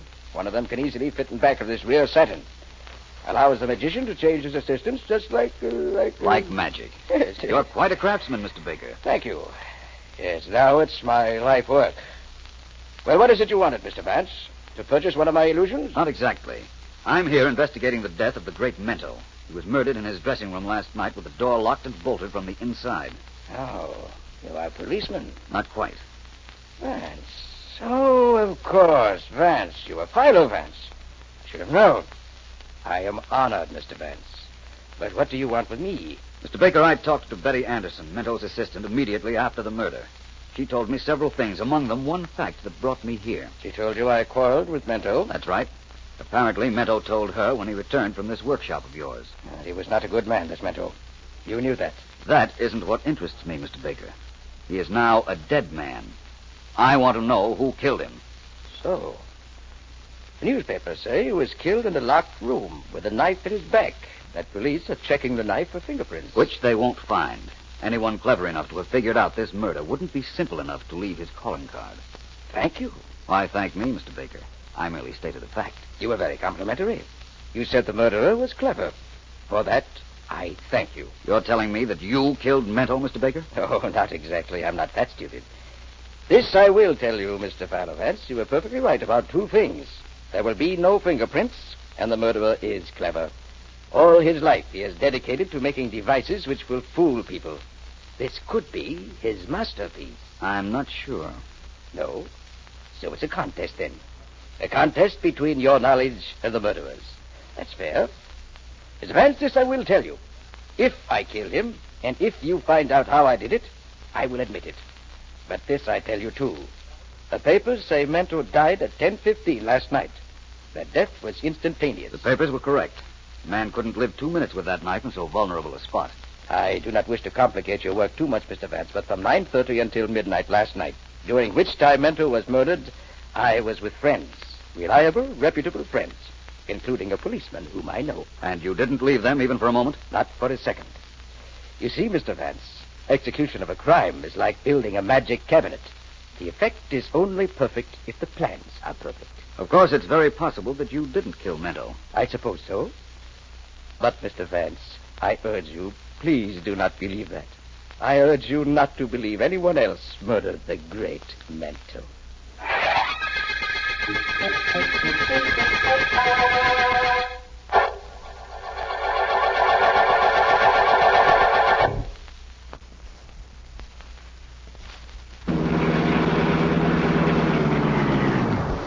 Hi, Joe. Fill her up with Pennzoil Premium Gasoline. Right.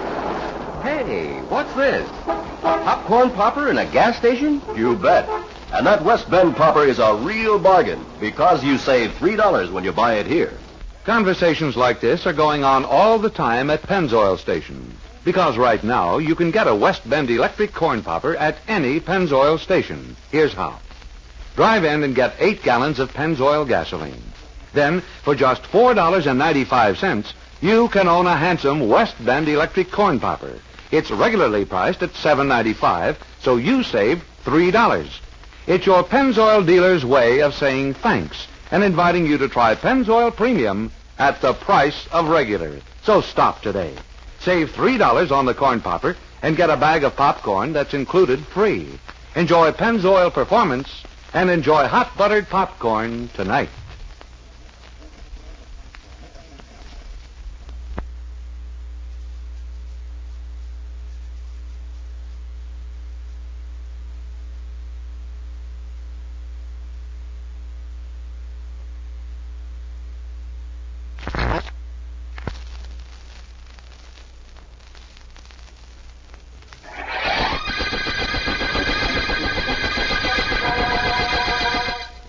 This is District Attorney Markham. The magic murder case began when the great Mento, theatrical magician, was found in his locked dressing room, a knife planted firmly in his back. Nobody could have gotten into or out of the dressing room, yet Mento couldn't possibly have been a suicide. Vance and I have questioned Betty Anderson, Mento's assistant, and have found that Mento had quarreled with Pop Baker, a craftsman catering to magicians. Vance has gone to see him, while I have decided to continue questioning Miss Anderson. It seems... I didn't kill him, Mr. Markham. I wanted to lots of times, but I didn't. Look at me. Do I look like a killer? My experience as district attorney has taught me, Miss Anderson, that murderers rarely do look like murderers. That's what complicates my job, and Sergeant Heath's, and Philo Vance's. You've told me that Mento promised to marry you. Yeah, sure he did in the beginning. And later on, he wouldn't be definite. He wouldn't say when. He wouldn't even say he wouldn't marry me. He's that kind of a man, Mr. Markham. You're trying to tell me that even though he might not want something, he didn't want anyone else to get it either. Only he'd said we were through, that he wouldn't marry me. Maybe then I could have been happy with Johnny. Johnny? I didn't mean to say that, Mr. Markham. I don't want Johnny brought into this case. He had nothing to do with Mento's death. I think I might be a better judge of that than you, Miss Anderson. Who is Johnny? He's a dancer. He works in the theater next door. Oh, I must remember to tell Vance that. Miss Anderson, there is an element in this case we've never before encountered. The element of the locked door. It makes a puzzling case baffling. Because the door was locked and bolted on the inside? The door and the window, both. Now, I can remember watching a magician get out of a trunk that was locked from the outside. Perhaps this was the same trick in reverse. I doubt that. The locked trunk trick is done with a false panel in the trunk. The magician removes it while he's inside and gets out that way. You know all the tricks, Miss Anderson? Most of them. I watched Mento expose them for over a year. In that case, perhaps you can give him... Oh, hello, Vance. Hello, Markham, Miss Anderson. Any luck in your talk with Pop Baker, Vance? I'm not sure. I got what practically amounted to a confession from him. Pop Baker confessed? I'm afraid I don't understand, Vance. What could it possibly be that practically amounts to a confession? Well, he dared me to prove he did it, for one thing. He has an ironclad alibi for the time of the murder. I know it's ironclad. I just checked it. And perhaps he didn't do it. After all, somebody stabbed Mento at 10:15. And if Pop Baker couldn't have done it, it must be somebody else who was our murderer. That's completely logical, Markham. Unless Mento, the magician, was killed by magic.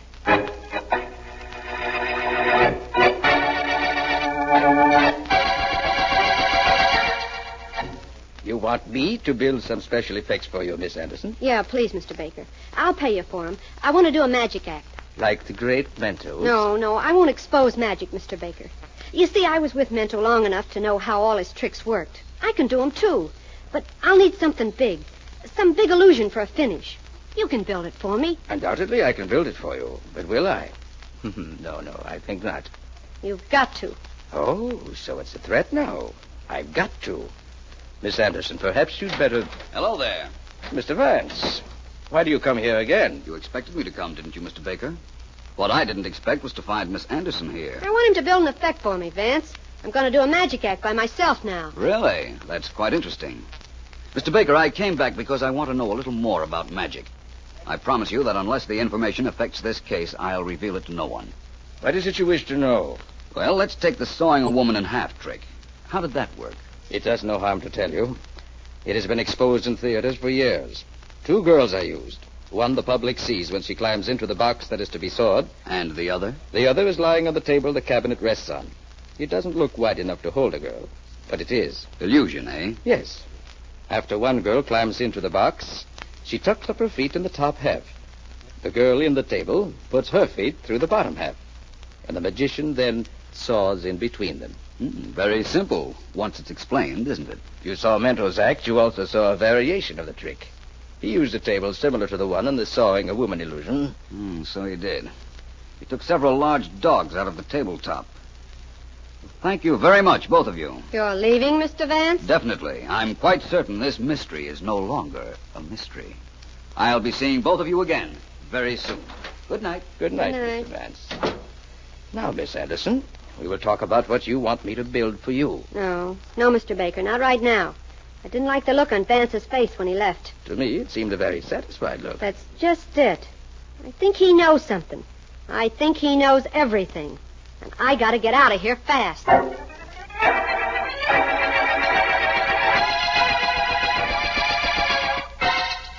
Here I am, Vance, just as you asked. Why did you want me to meet you here outside Mento's dressing room? Why, Martin? Because I just left Pop Baker and Betty Anderson. And you are about to witness a dramatization entitled How the Locked Door Murder Was Accomplished. Oh, I see there's a new door fitted on Mento's dressing room. Yes, a new door, a new lock and bolt. That was done earlier today, Vance. Why the dramatics? We're nearing the finish of our case, Markham. I'm going in the dressing room. Give me 1 moment, then break down the door. Break down the door? What for? Where will you be? I'll be showing you how Mento was murdered. 5 seconds, Markham, then break it down. Okay.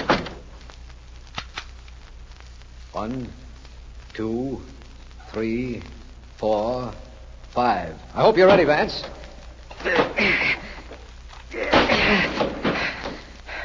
Well, Vance, Hey, where is he? Vance, where are you? Vance! Oh, what is this? Well, you can't be hiding. There's no place to hide. Vance, what is this? Where are you? Right here, Markham. Right where? Your voice seems to be coming from that table, but you couldn't possibly be hiding in that tabletop. No, but I am, Markham. And now I'm coming out of my hiding place.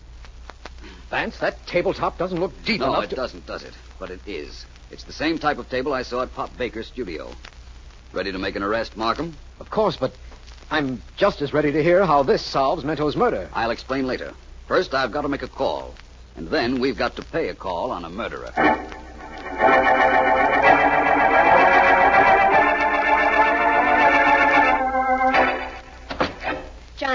Johnny.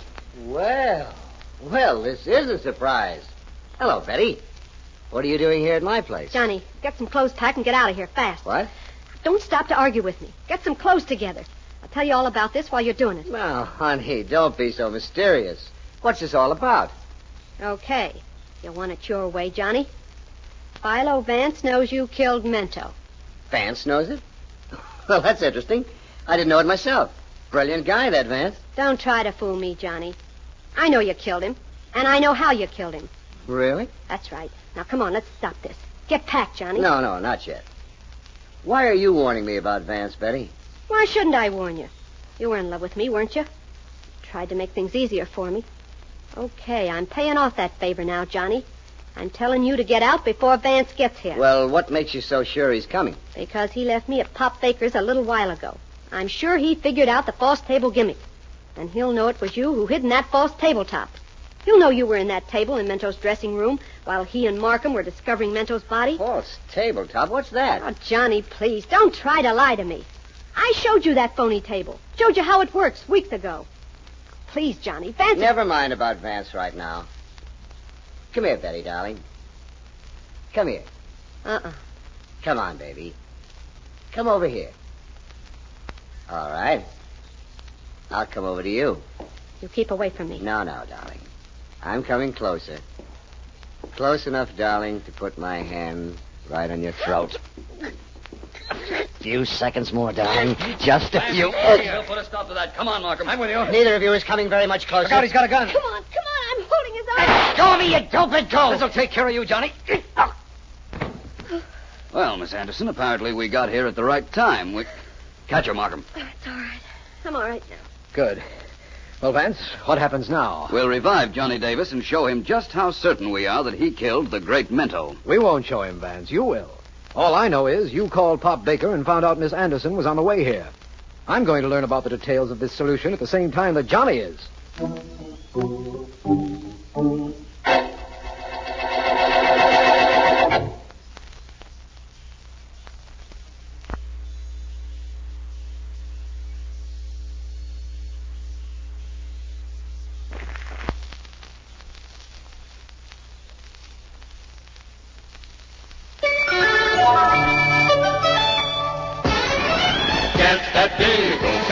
Beneficial.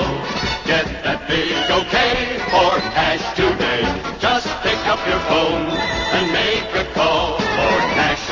The beneficial way, it's the smart way, the right way too. When you want cash, here's the thing to do. Get that big okay at Beneficial. Get that big okay. When you want cash to clean out bills, buy things, make home improvements, you name it, just call Beneficial Finance. You pick the terms, you pick the payments. So call Beneficial and get that big okay. Beneficial Finance Company.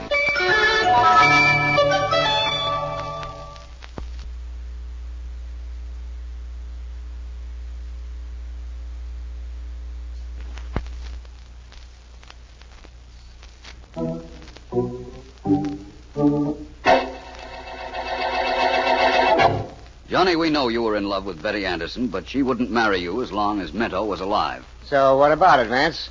So you killed him. So you say. So he'll prove, too, Johnny, if past performances are any criterion. Well, they aren't to me. You can't prove a thing. Sure, I may have been a little rough with Betty when you walked in my apartment a while ago, but you can't hang for that. Johnny, I'll admit that locked door on Mento's dressing room had me stopped temporarily, but it doesn't anymore. You were in that room, hiding in the tabletop while we were there. After we left, you left, with a practically perfect murder to your credit. Pop Baker could have killed Mento. That's what you wanted us to think when you hid in the table. You knew that eventually we'd figure out that this was a magician's way of killing a magician, and that we'd go straight to Baker. Fortunately, he had an alibi, but he couldn't resist trying to take a little credit for the murder. That was the showman in him. Johnny, we have Betty Anderson ready to say you admitted killing Mento. Also, that you tried to kill her. And also that she explained the false tabletop to you. We don't need your confession to get a conviction, believe me. No? Okay. If you don't need it, you get it anyway. Yeah, I killed Mento. What's more, I'd do it again if I had a chance. Well, Markham, that's the statement we wanted him to make. Now I think I've a statement I want to make. This is the end of the magic murder case.